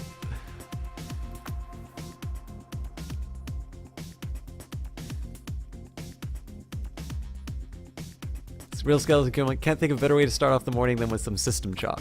Well, I'm very glad to hear that, Real Skeleton Kill Man. I am happy to be here for you to enjoy. So, I think you guys can see the obvious problem with this. But I also think she's not expecting... I think she's not expecting this play, so... No, it won't let me... System Prime. Why is it saying I'm running... I think I might have not... Oh, no. Supposed is the keyword.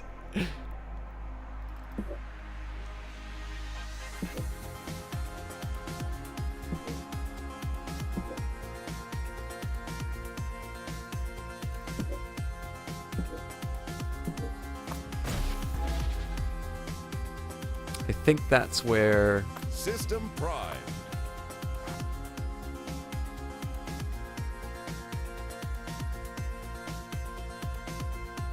System Prime. Oh, this is so frustrating.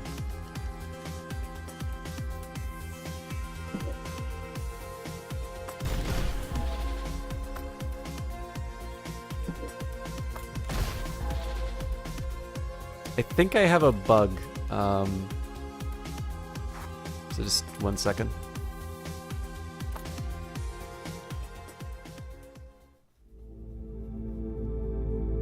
Yes, Redley, I know. I'm familiar with that scene in Titanic. Pow Now apparently just gave me a match. Are any of you Pow Now?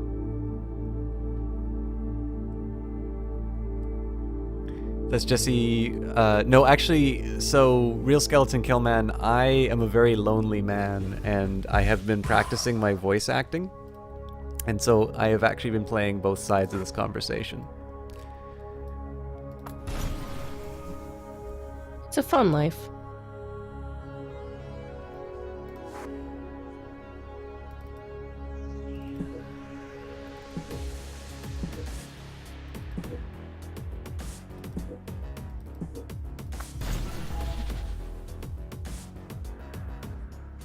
System Prime. Okay. Hold on to your butts, chat.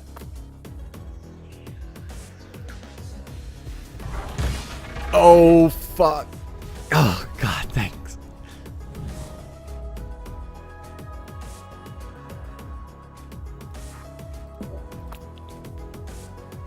How the fuck did that happen?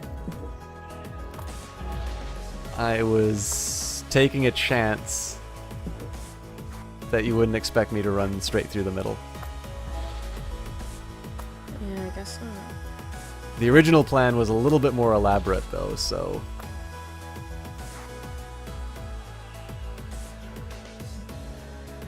System Prime.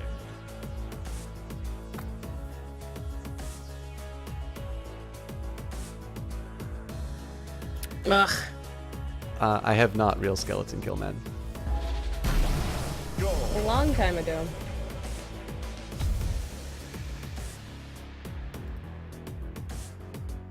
I feel dirty looking at that bunny butt, Alita.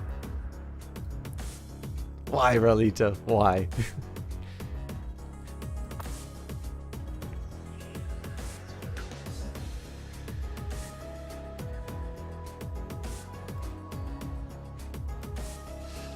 Okay. So now I need to find a way to make sure that you don't do that to me. Do what exactly? That play I just did. Just let me do my thing, and I mean, I think I'll screw myself by myself. It's what I normally wind up doing. Yeah, same.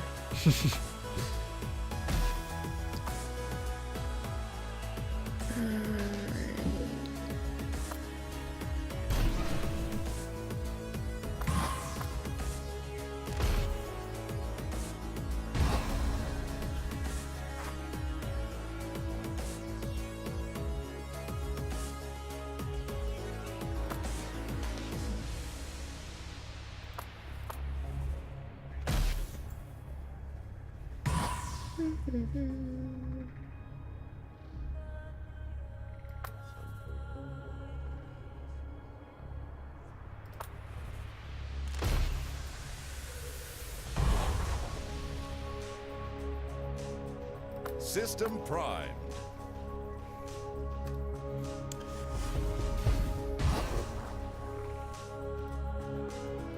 Whoa, I picked up a ball. That's crazy.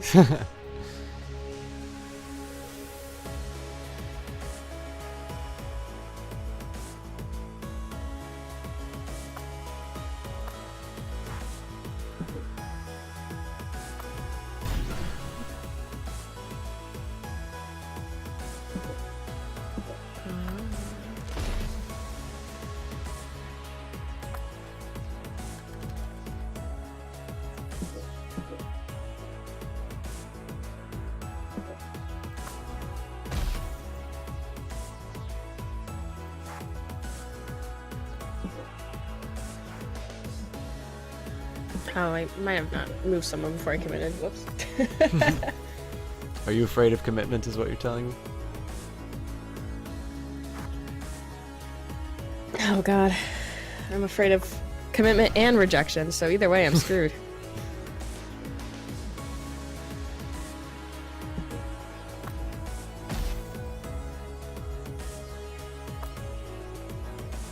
I might take a minute to figure this one out. Oh.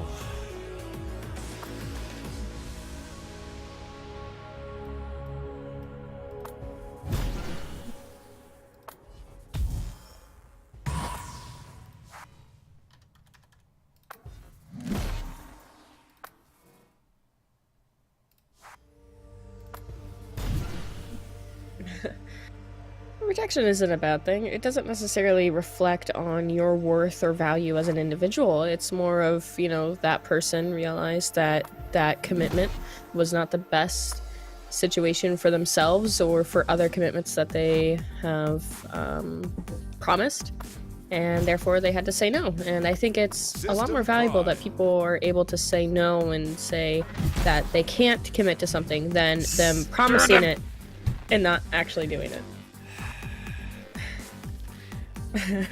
I actually plotted between the two paths whether it was going to be right or left, and I committed for left. System prime. Vantis57, how's it going?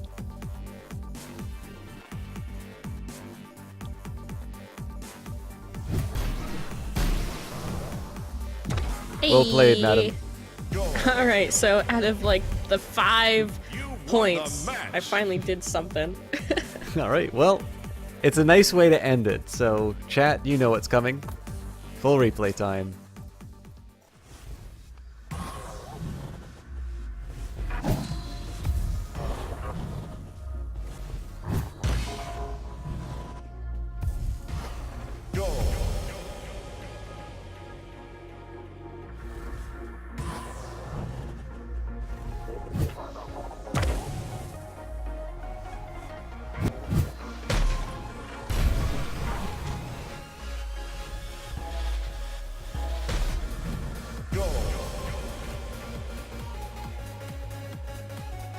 This is amazing.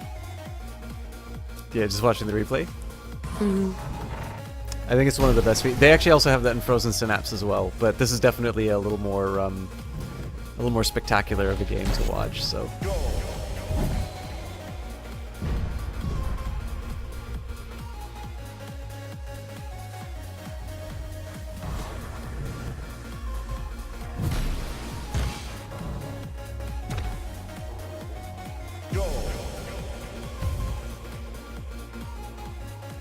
Won the match. Nice. Neat.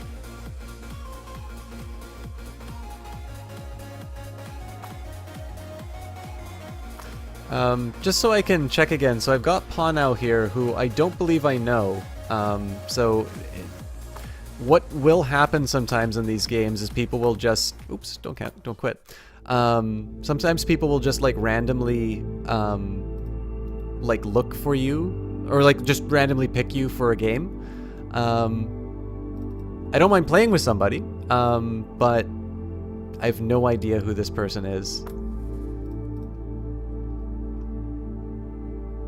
So if you are Pano, I would I just love to, you know, I'm very happy to play with you, but generally I don't play against people who just randomly pick me unless I'm really bored. Do you want to do another round of this, Jesse Quill, or I was detecting a slight sense of exasperation.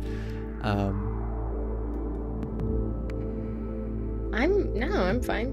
I mean, okay. It is getting kind of late for both of us, so. This is true. Should we call it, or should we do one more of any game of your picking? It's up to you. It's up to me. Damn it.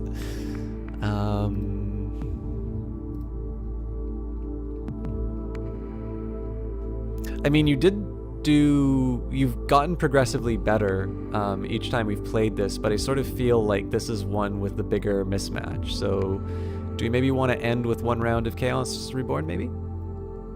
Okay. Ventus, are you Ian or Paul?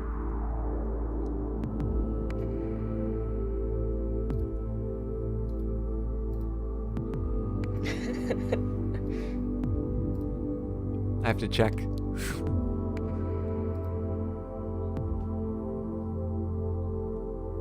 Nah, really, that's the other way around.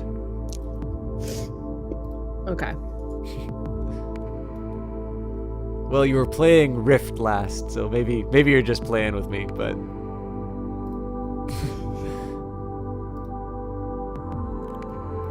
No, I do, but...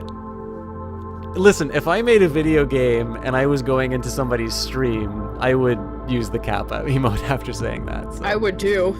Yeah. If you are one of the representatives from Mode 7, congratulations on an absolutely fantastic game.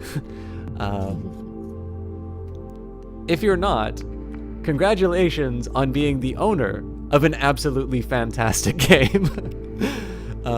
Which we'll actually be leaving for a little bit because as much as I love playing this, I think it's not as fun for somebody to kind of be thrown into a game which is very...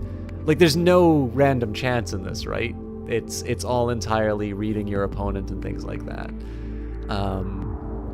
So at least Chaos Reborn has sort of that random element, so...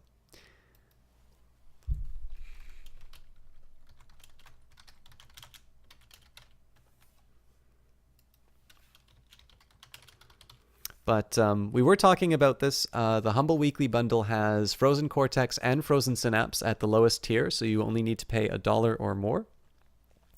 But furthermore, you can get this game, Chaos Reborn, if you go to the $15 tier.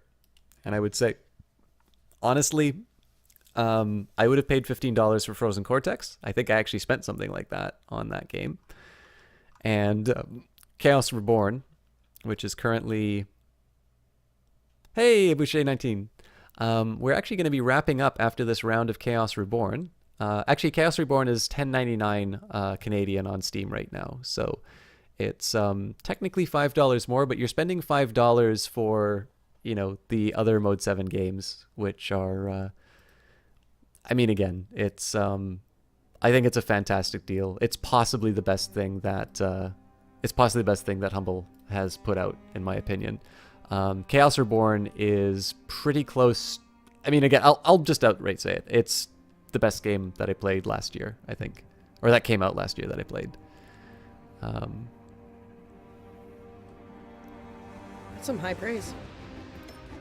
I really like it. I think it's a very, very well designed and just genuinely interesting title. And again, like, we've only been playing the actual combat element. Like, once you get into the realms of chaos and stuff like that, there's a lot to keep going. Oh man, I didn't even know there's a spectator option.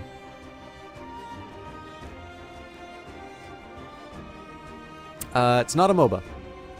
It's a strategy game. It's by Julian Gollop, the guy who created the original XCOM.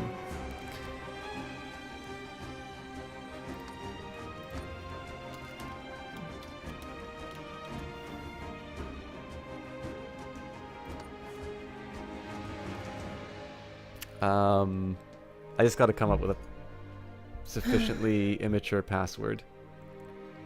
Oh, great. I can't wait.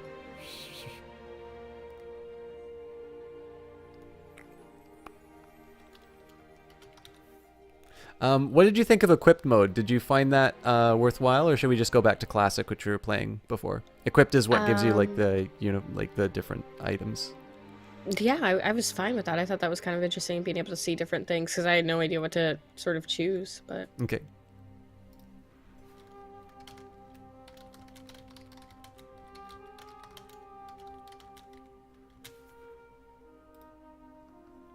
Give me some credit, guys. I'm not going to make that the password.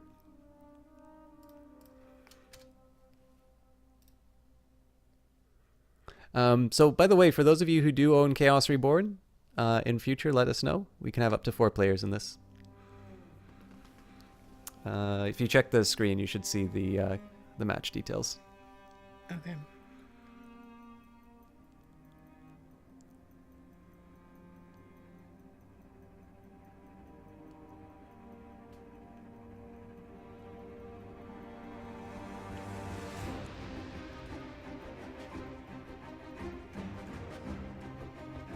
Hopefully we won't actually take all 25 turns. I don't know, we might. We came close that one time. This is I true. don't mind.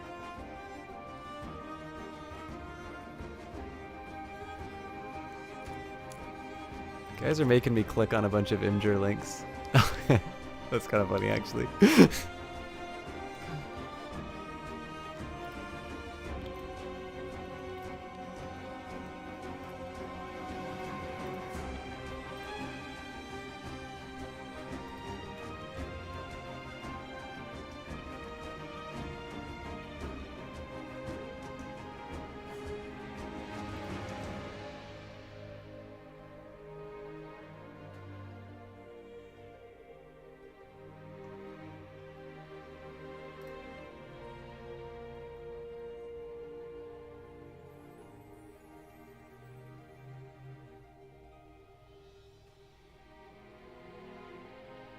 Okay, so multiplayer.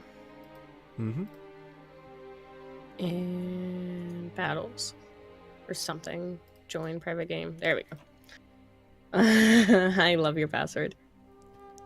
Thank you.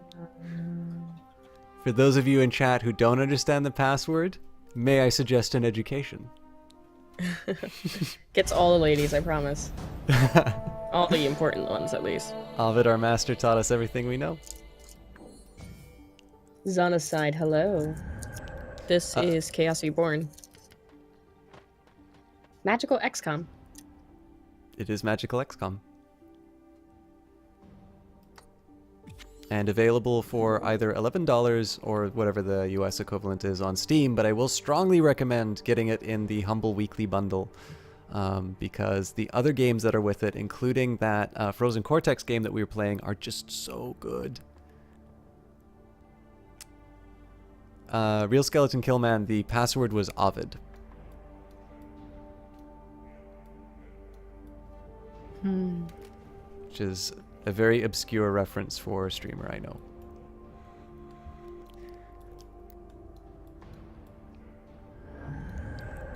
Did I forget to cast a spell? I think I did. Oh no, it was dispelled.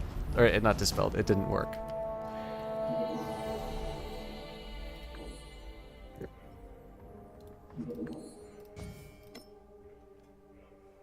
No, as that aside, an education is not just for a job, it's for mental health as well, and social health too. Yeah. You can't put a price on the way that education affects the way that you perceive the world and how others perceive you.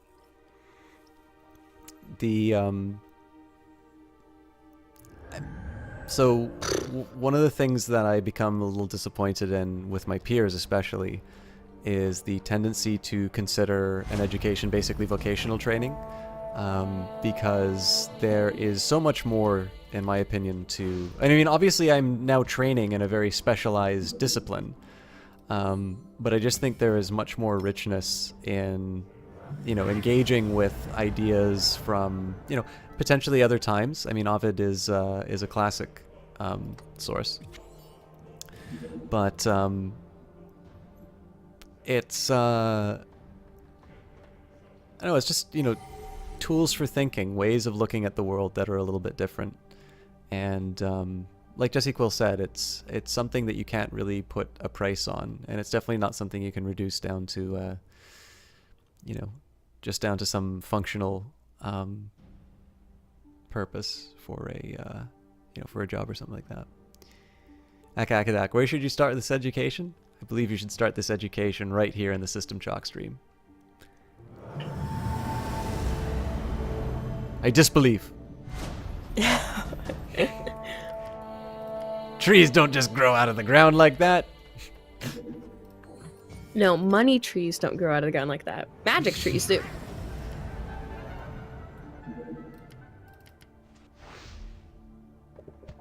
This is what I think of your magic tree.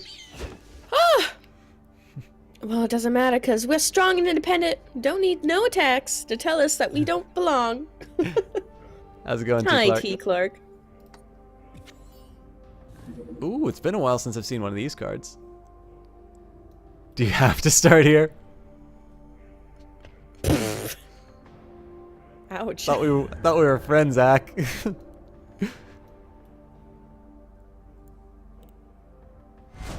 Is that Jesse Quill? Hello, No. Zadaside. I was gonna What do say, you think?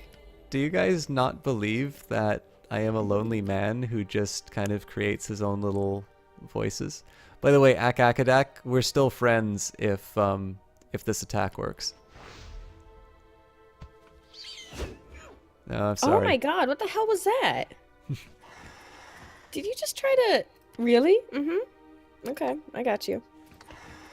You move something in me that I can't control. That was almost sweet. Yeah, I like that little synced up hello that we did, T. Clark. That was pretty awesome. Screw you. All right, I'll take the attack bonus from the height. You're in big trouble after 3 turns.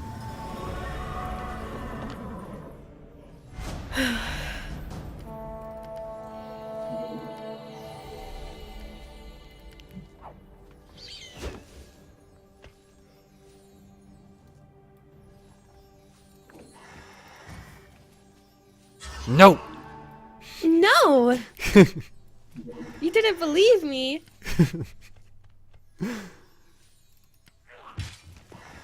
Oh no!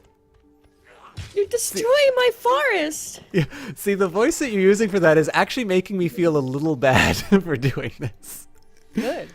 You should. It makes me sad. I'm sorry, my lady.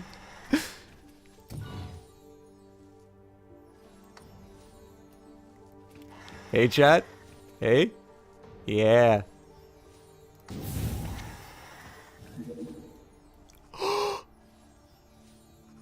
What?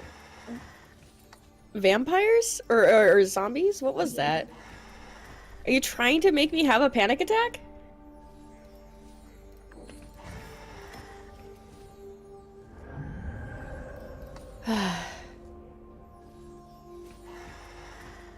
Jesse, feel free to be the exact way that you have previously been to Skeleton Kill Man.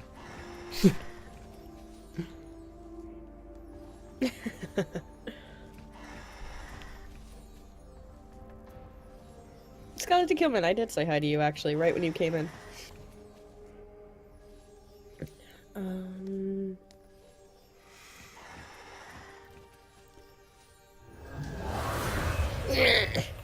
Did you try to dispel the eagle?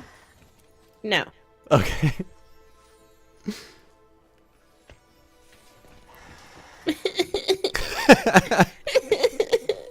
You're so mean to me.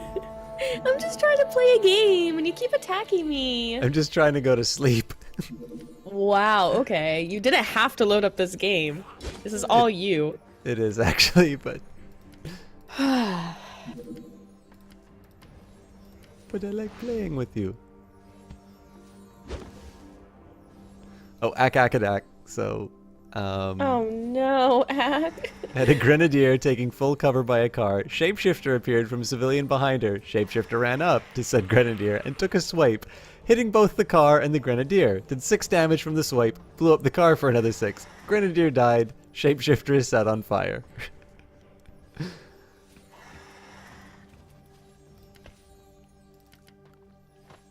Witchcraft at work? I tend to keep witchcraft at home, but whatever floats your boat.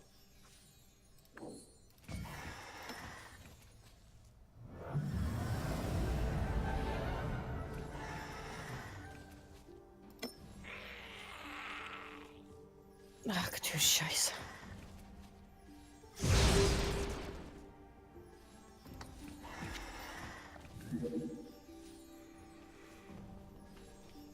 I admit nothing.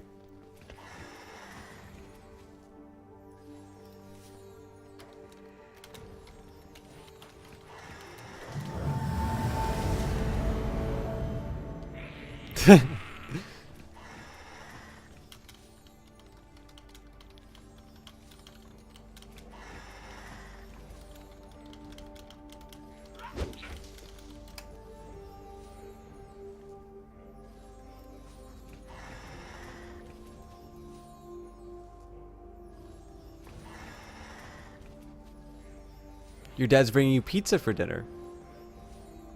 Maybe I'll get pizza for breakfast.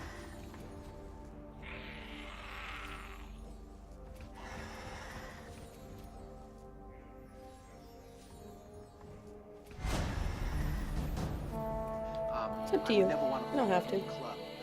Vantis57, thank you so much for following. I am glad that you like the clowny 8-hour antics of a sleep-deprived System Chalk and a very patient Jessie Quill. Pizza sounds so good. That was kind of a lame round. I think you got some bad draws, it looks like. That's fine. I mean, we could do one more if you'd like, but I know that it's over 8 hours now for you. Yeah, I don't know. I feel kind of bad leaving at that, so quick rematch? Okay. Okay.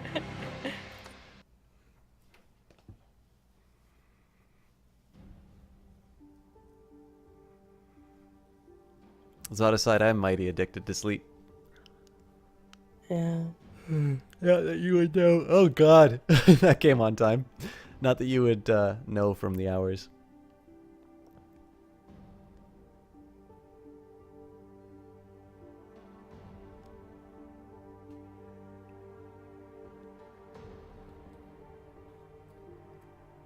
All right.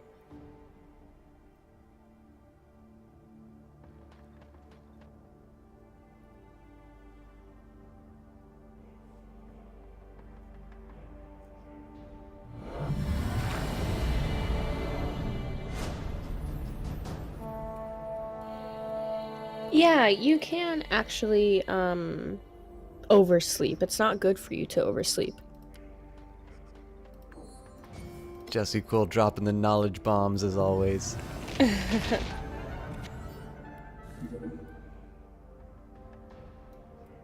Basically, oversleeping is kind of linked with having either mental depression, diabetes, heart disease, and anything like that. And there's also been like a correlation with those who have a lower socioeconomic status and have less access to preventative health care, and therefore they have more undiagnosed illnesses, which in turn has them oversleep more often to try to compensate for the illnesses that they have that they don't know that they have. But of course, like during periods of like stress or illness, just basic things like, you know, going through a new job, and getting the flu or something, you're probably going to sleep a lot more than usual. And some people can totally be fine with like 5 hours of sleep a night at their best, and that's how they work. And other people really need 8+ hours a day. It all depends on what works best for you, and as long as you can get to work on time and still have time for hobbies and activities, you go ahead and sleep 10 hours if that is what makes you feel good. But if you're usually someone who could sleep like 7 hours and all of a sudden now you feel like you have to sleep for 10+ a day, you're probably sick, or maybe there's some mental issues that you need to address. I don't sleep a whole lot, but I definitely know I have mental issues that I need to address.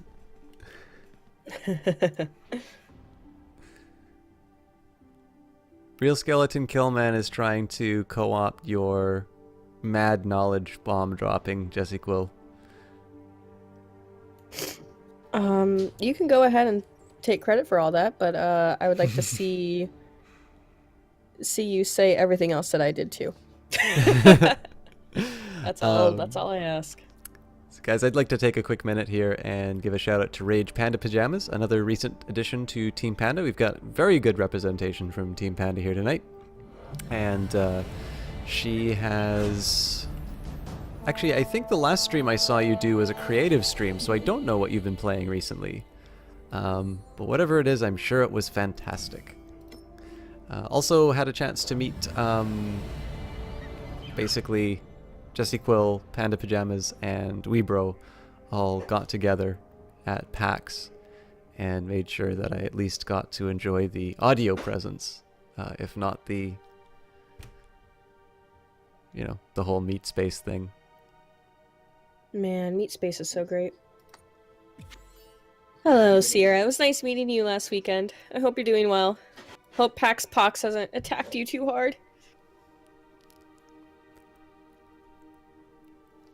Let's see.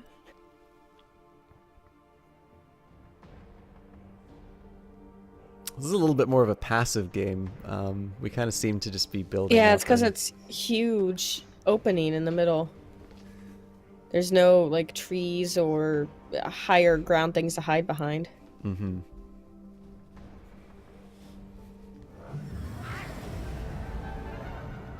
I'm very glad that you and Will don't share everything.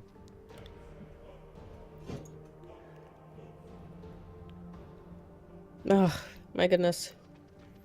Hey, Mjolnir's mate. And yes, it's Mjolnir.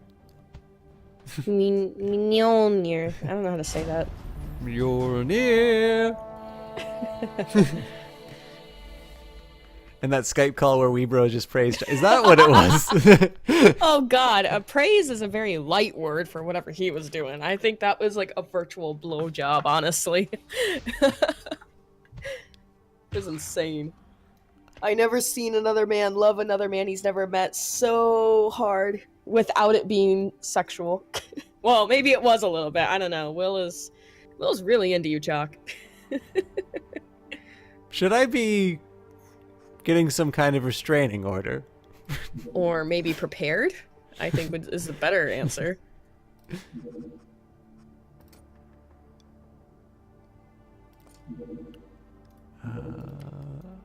Alright, I'm gonna try something. Hello, Shozaku. Yeah? Shozaku? Konnichiwa. That is the extent of my Japanese. Konnichiwa. Arigato. And that's it. Just let it happen. Oh, goodness. This Twitch business has taken a slightly different turn from what I was expecting. Just Twitch with everyone, it's fine. Ah, Zadaside, there's no need for that. I thought we're all friends here. We're gonna take care of each other. Yeah, I was gonna say, isn't this the joke that I got in trouble for on LA Noire? I got a lion. I got a lion.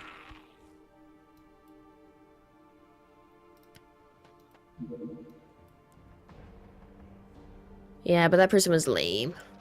I don't even remember who it was.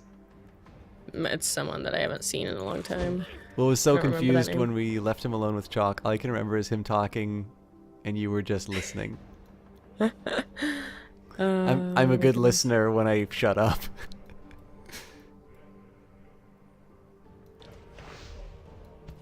No, no, no! No? They're dancing. It's so cute. Da da na na na. Da da da. Oh. Not anymore.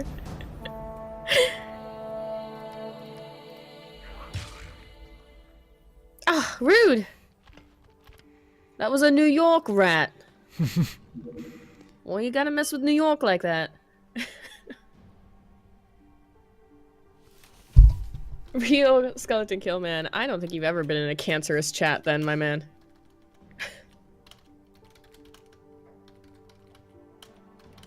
Alright.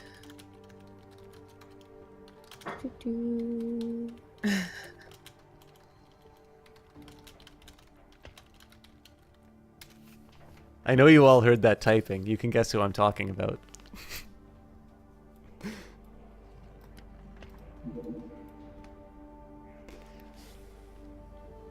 All right. You should watch Kiparian. I love his chat. Hearthstone guy? Yeah.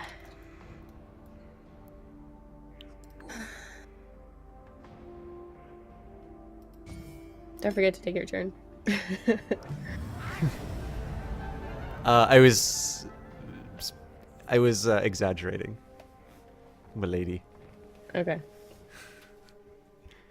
But yeah, oversleeping, to speak more about it, Zadaside, there's something called hypersomnia, which is basically people who have it's a medical disorder, and people are just extremely sleepy all the time, and it's not relieved by napping or long bouts of actual sleep time. They can spend up to 12 hours a day sleeping, and even when they have like 12 to 14 hours or more, they still have anxiety and low energy, memory problems.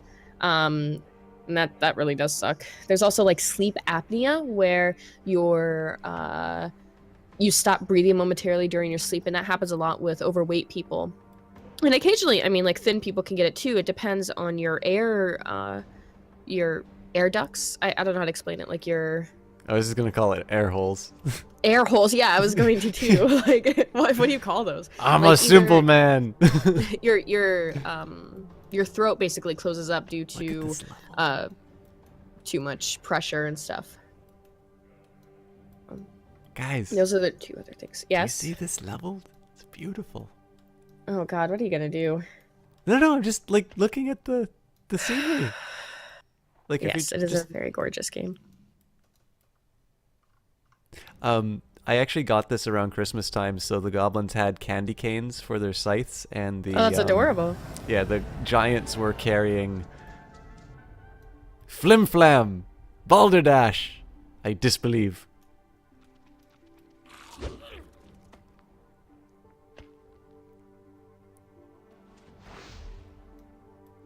Get that eagle away from me.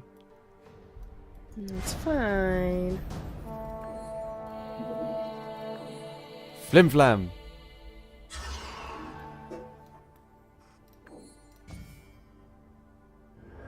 All right. Ha!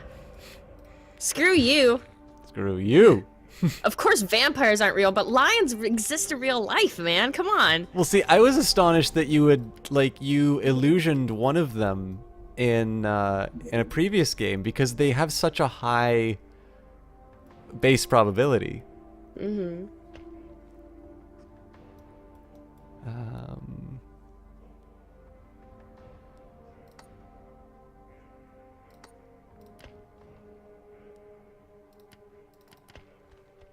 the different stages of the sleep cycle?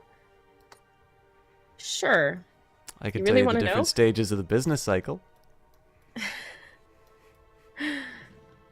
Okay, so there are 6 stages total, and stage 0, or awake or waking stage, is where your eyes are open and you're responsive to external stimuli and you're able to hold conversation. And that should be you about 16 hours a day. And then REM sleep is one of the most important parts of sleep. It's called stage R, and the brainwaves are similar to waking, but this is where like basically you build memories, or like you filter memories and you get a lot of your vivid dreams from the ones that are like really epic things, and that could be anywhere from 30 to 120 minutes a night. And then you get there's the REM sleep, and there's two different stages of that, which also have their own stages. So there's light sleep, which is stage 1, is the transition between waking and sleep. If you kind of wake someone up from that, they'll be like, nah, I was just closing my eyes really quick. They weren't really sleeping or whatever, even though they were starting to go into sleep. And then stage 2 is light sleeping, and that's when memory what is it called? Consolidation is occurring, which is the beginning of creation of dreams. And then deep sleep is stage 3 and 4, and it comes right before REM, and your very slow brain waves are read on EEGs. So yeah, that's sleep, guys. Sorry.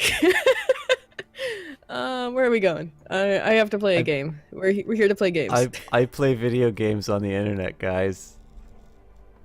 I'm smart too. I mean, those are the stages. I can get a little bit more specific if you need.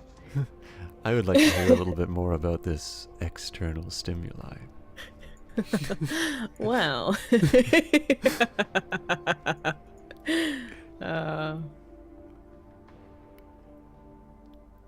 Let's see. What am I going to spawn?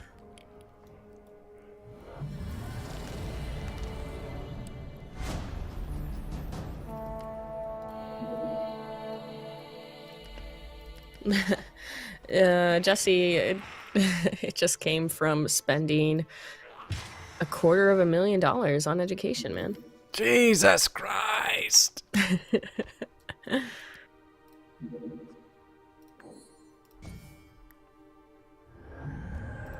Fuck you! It's a spider! It's real in real life! Is you this not how see this pattern that I have? Is this how you play the game? That fantasy creatures are illusions? A little bit. I'm getting like really into it. For those of you who are interested, one of the reasons why I positioned my troops the way that I did is I wanted to make it so that, like, if you notice the movement of Jesse's goblin here, it's not enough to attack this goblin. So if she wants to move in closer, then I'm going to be able to move that goblin in to attack. Now, one way that you can work with this game is to say it's like, okay, well, we need to play the odds as we always do. They're on even territory. So if she moves up, I get to have the first attack. So there's a probability that this becomes an ungoblin. If I miss, only then is he able to attack. So the likelihood of this goblin dying is significantly less than this goblin. And the important thing is that this goblin stands between you know, the most direct means of attack and my wizard. So kind of the onus is on her to head this way, whereas I can continue to go and collect this resource. Unless, of course, you know, this goblin dies. But again, I have him in reserve. So that's, I mean, I haven't really been talking as much about my movement because obviously my opponent is on this call. But oh shit, really? Oh God. But yeah, that's kind of roughly where I'm going with some of this stuff. All right, well, screw this about the game. Wet dreams. You are coming right into my expertise in psychology, which is one of my expertise, which is the sexual nature of things. So Alfred Kinsey is this psychologist who was born in New Jersey and he died in Indiana. He was a really swell dude. He was the one who made the Kinsey scale and also the Kinsey Institute for Research of Sex, Gender, and Reproduction. No, that was Liam Neeson who did that. Huh? That was Liam Neeson who did that. I saw a movie about it. Oh, okay. Thank you so much for correcting me. I'll just return my degree right now. You do know there's a movie called Kinsey with Liam Neeson, right? No, I don't, actually. Okay, so that joke completely failed. Sorry, I'm really young. It's a new movie. No, get out of here. You're talking about old stuff. It's newish. But yeah, no. Liam Neeson played Kinsey. Interesting. So Alfred Kinsey found basically there is a correlation between the frequency of masturbation and the frequency of nocturnal emissions, wet dreams. Generally, men who have higher frequency of nocturnal emissions have lower rates of masturbation. Basically, men are constantly producing sperm, and eventually, like that's what your gonads hold, and so eventually you can't literally hold anymore, and it releases. And one of the ways to do that is through wet dreams or masturbation. And manual override, as we like to call it. It happens usually during puberty, but during the beginnings of puberty. And women can have it too. I think Alfred Kinsey found that under 40% of women can be affected by it as well. But that's like not as heavily studied part of wet dream psychology. Let's see. Does that answer your question?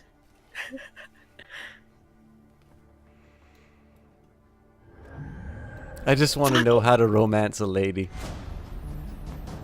Well.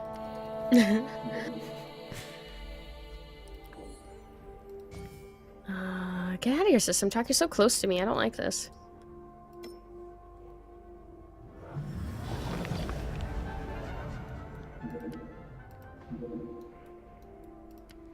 Yeah, on Zodicide, that's actually very normal. Because you're still producing all of that stuff, but that doesn't necessarily mean that you have sexual feelings, or even actually, you might have sexual feelings, but you don't actually know to touch yourself in that way. You are a mature stream, right?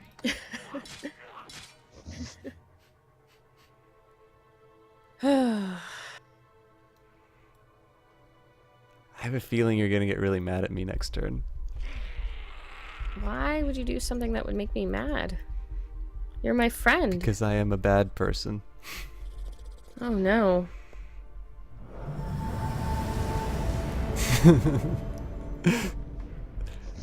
Good old trees.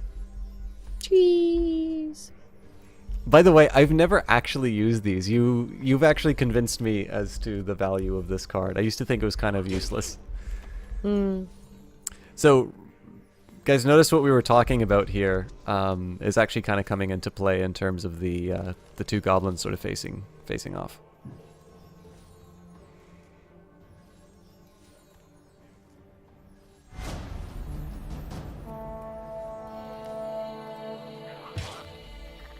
No! Get styled upon. Why are you so mean to me, Chalk? I'm sorry, I don't mean to be. It's just in my nature. Oh no!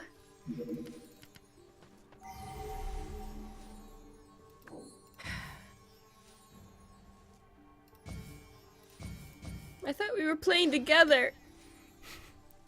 Man, I can't wait to do a two-player round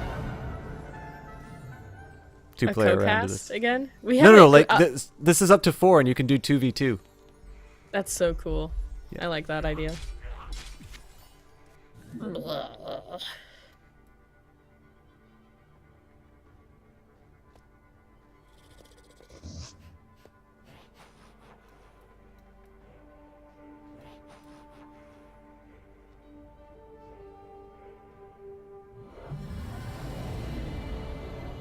40% creature that happens to come right at the time you need it. I have no idea what you're talking about. Rage Panda Pajamas, I hear there's a Humble Bundle going on right now, which has this and a lot of really cool games with it. This game is also on sale right now. Listen, this whole sticky white business going over my people? Oh, sorry, is that your job? Yes. Well, step on it. Oh, well done. Oh, wow. Okay.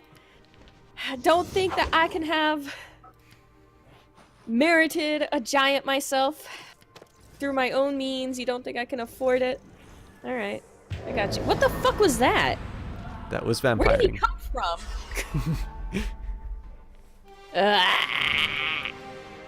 Is there 1v1v1v1v? Well, there is 1v1v1v1. The other v1s are not a thing. 8.5 hours, 10 hosts. I'm proud of you. Rematch is impossible because Jesse Quill left the game. I want you to go to sleep. I want you to go to sleep. Well, let's do it.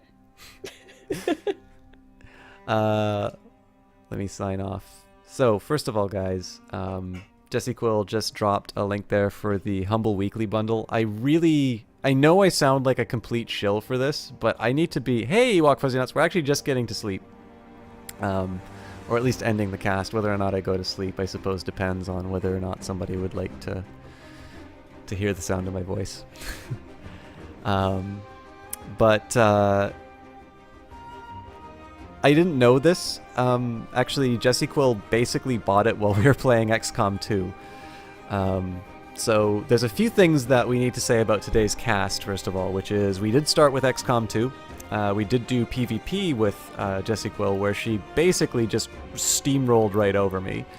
And I got particularly salty with the shall I say, bovine excrement mechanics at certain points. But I know I've said this a few times, and I honestly feel like I need to preface it with every single XCOM 2 stream. The only reason we're playing this right now and why we have a big new, popular new release is because she donated the entire amount for that game for me to have it. And some of the stuff, so there's a few reasons why that's such a special gift. I mean, number one, it's cool to get such a valuable and such a heartfelt gift. She has had to listen to me ramble on about why I think Julian Gollop is such a great designer, how XCOM has not been very well treated from publishers until Firaxis came through. She knows how excited I am for the first game and the following games. She knew that I was not...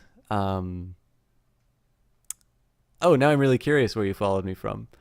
She kind of knew that I would be watching people play rather than playing the game myself. And so, the meaning behind the gift is almost overwhelming. The fact that it is so good, the fact that it is such a masterpiece of a game is almost completely tangential. I'll maybe say the multiplayer I'm going to need to get used to. But the single player campaign is so good. But on top of that, all this attention that she'll give me whenever I come into her channel and the shout outs that she gives and things like that. We finally, we got a chance to play some of these other ones. I think Chaos Reborn really is my favorite game from 2015. Tangential? A tangent.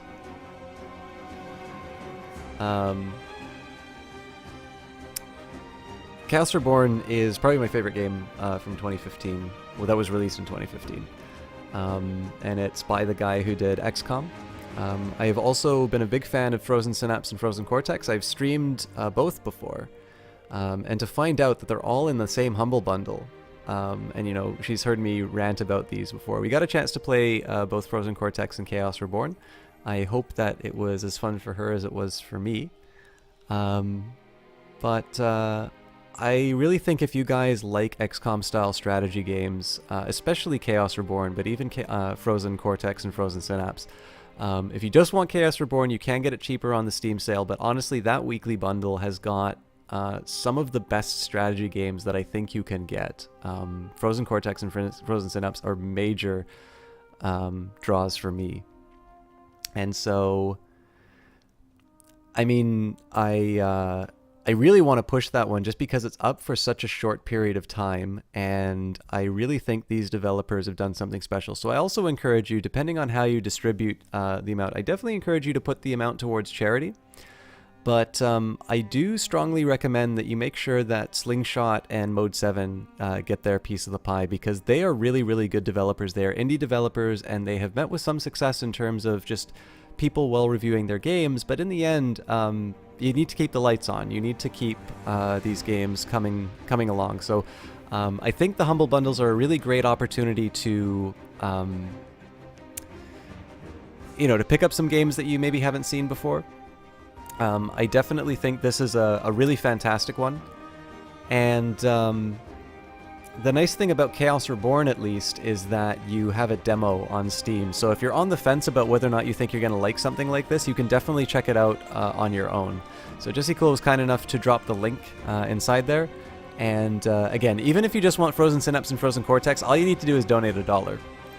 And frankly, I would pay on their own for either Synapse or Cortex. I would gladly pay the $15, which will get you Chaos Reborn as well. So if you just want to do Chaos Reborn on the Steam sale, if you just want to put the $1 towards Synapse or Cortex, obviously I can't tell you what to do with your money, but if you like strategy games, especially if you like XCOM style strategy games, these are really great takes on some of the ideas that this designer, Julian Gollop, kind of introduced to gaming. One of them is designed by him.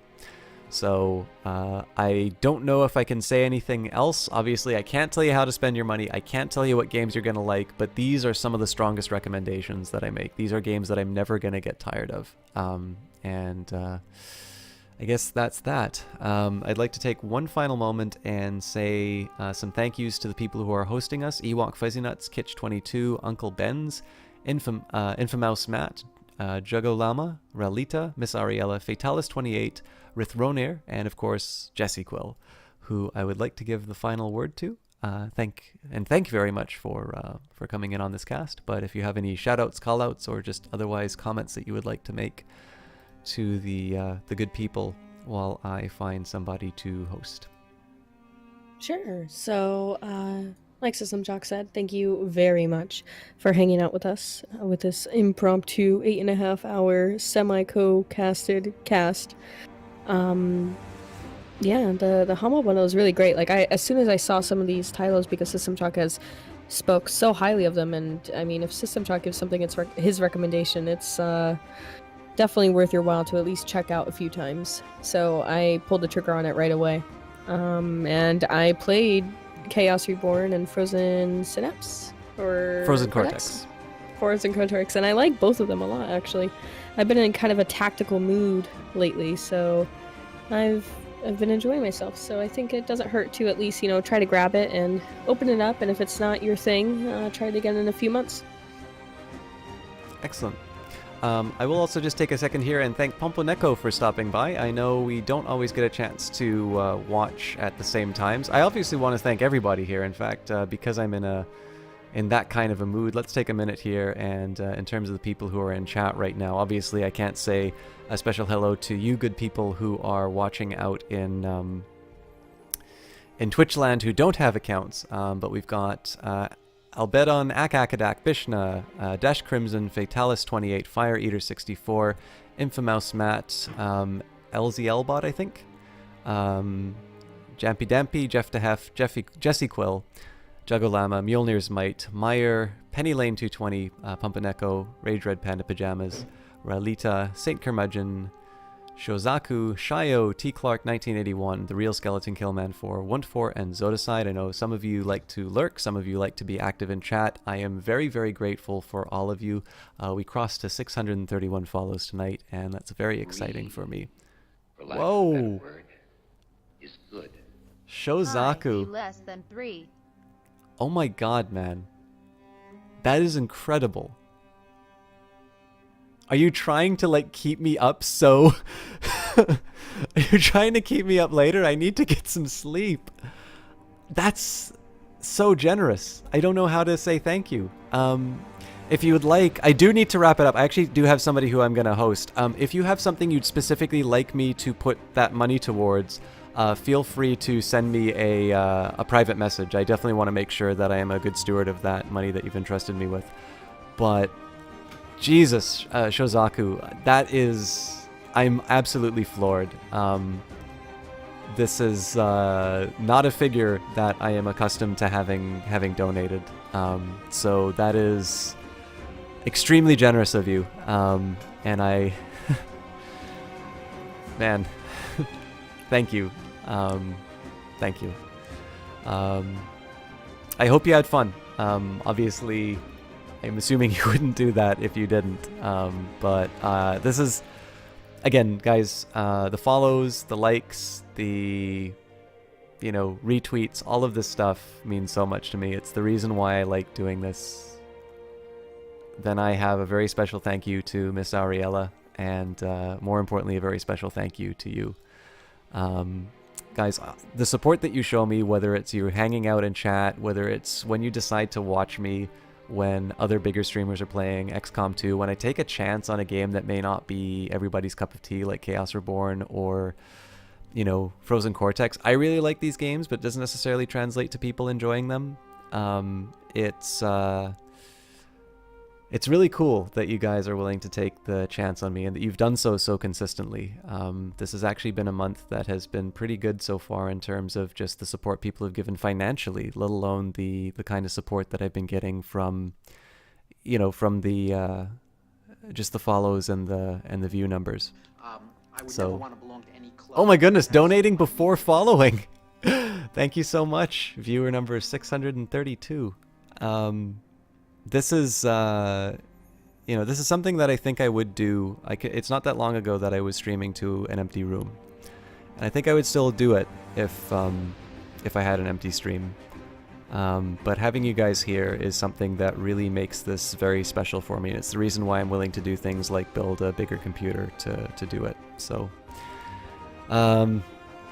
man. I'm turning this ending into a bit of an epic, and I really do have somebody that I'd like to host, because he is somebody who has also been very supportive and somebody who was actually here a little bit earlier, and that is Leah2. Leah2's actually made a tool that I'm going to be using to give a new style of content a little bit later. It feels like you're talking in the same room because of wireless headphones. Have a lovely sleep, wimp. See you later, Skeleton Killman. But yeah, Leah2 is somebody who is a pretty great streamer in his own right. He's played Crusader Kings 2, he's played Nuclear Throne. He is currently playing a game that I'm not familiar with. It's called 60 Seconds or something like that. But he is somebody who's been a big supporter of the cast, both in terms of donating games, which means that you guys have been able to watch some content purely from his generosity. But he has also made a Steam Game Chooser, which I'm going to be using for a couple of new ideas that I have for the cast. And then he is also does some coding streams. So he's a really interesting guy to watch, really nice guy. And he's somebody I don't get a chance to host very often. So I would love it if you guys could come along on the raid for me. I'll give you our raid message.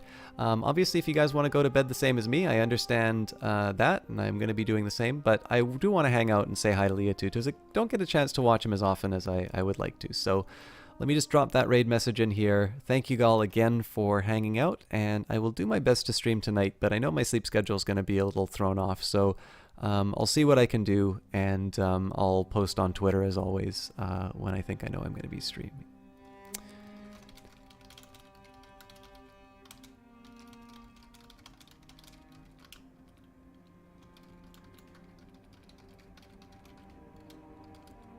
Alright, so just click on that link. I'm going to be hitting the host button, and let's all give Leah2 a great stream.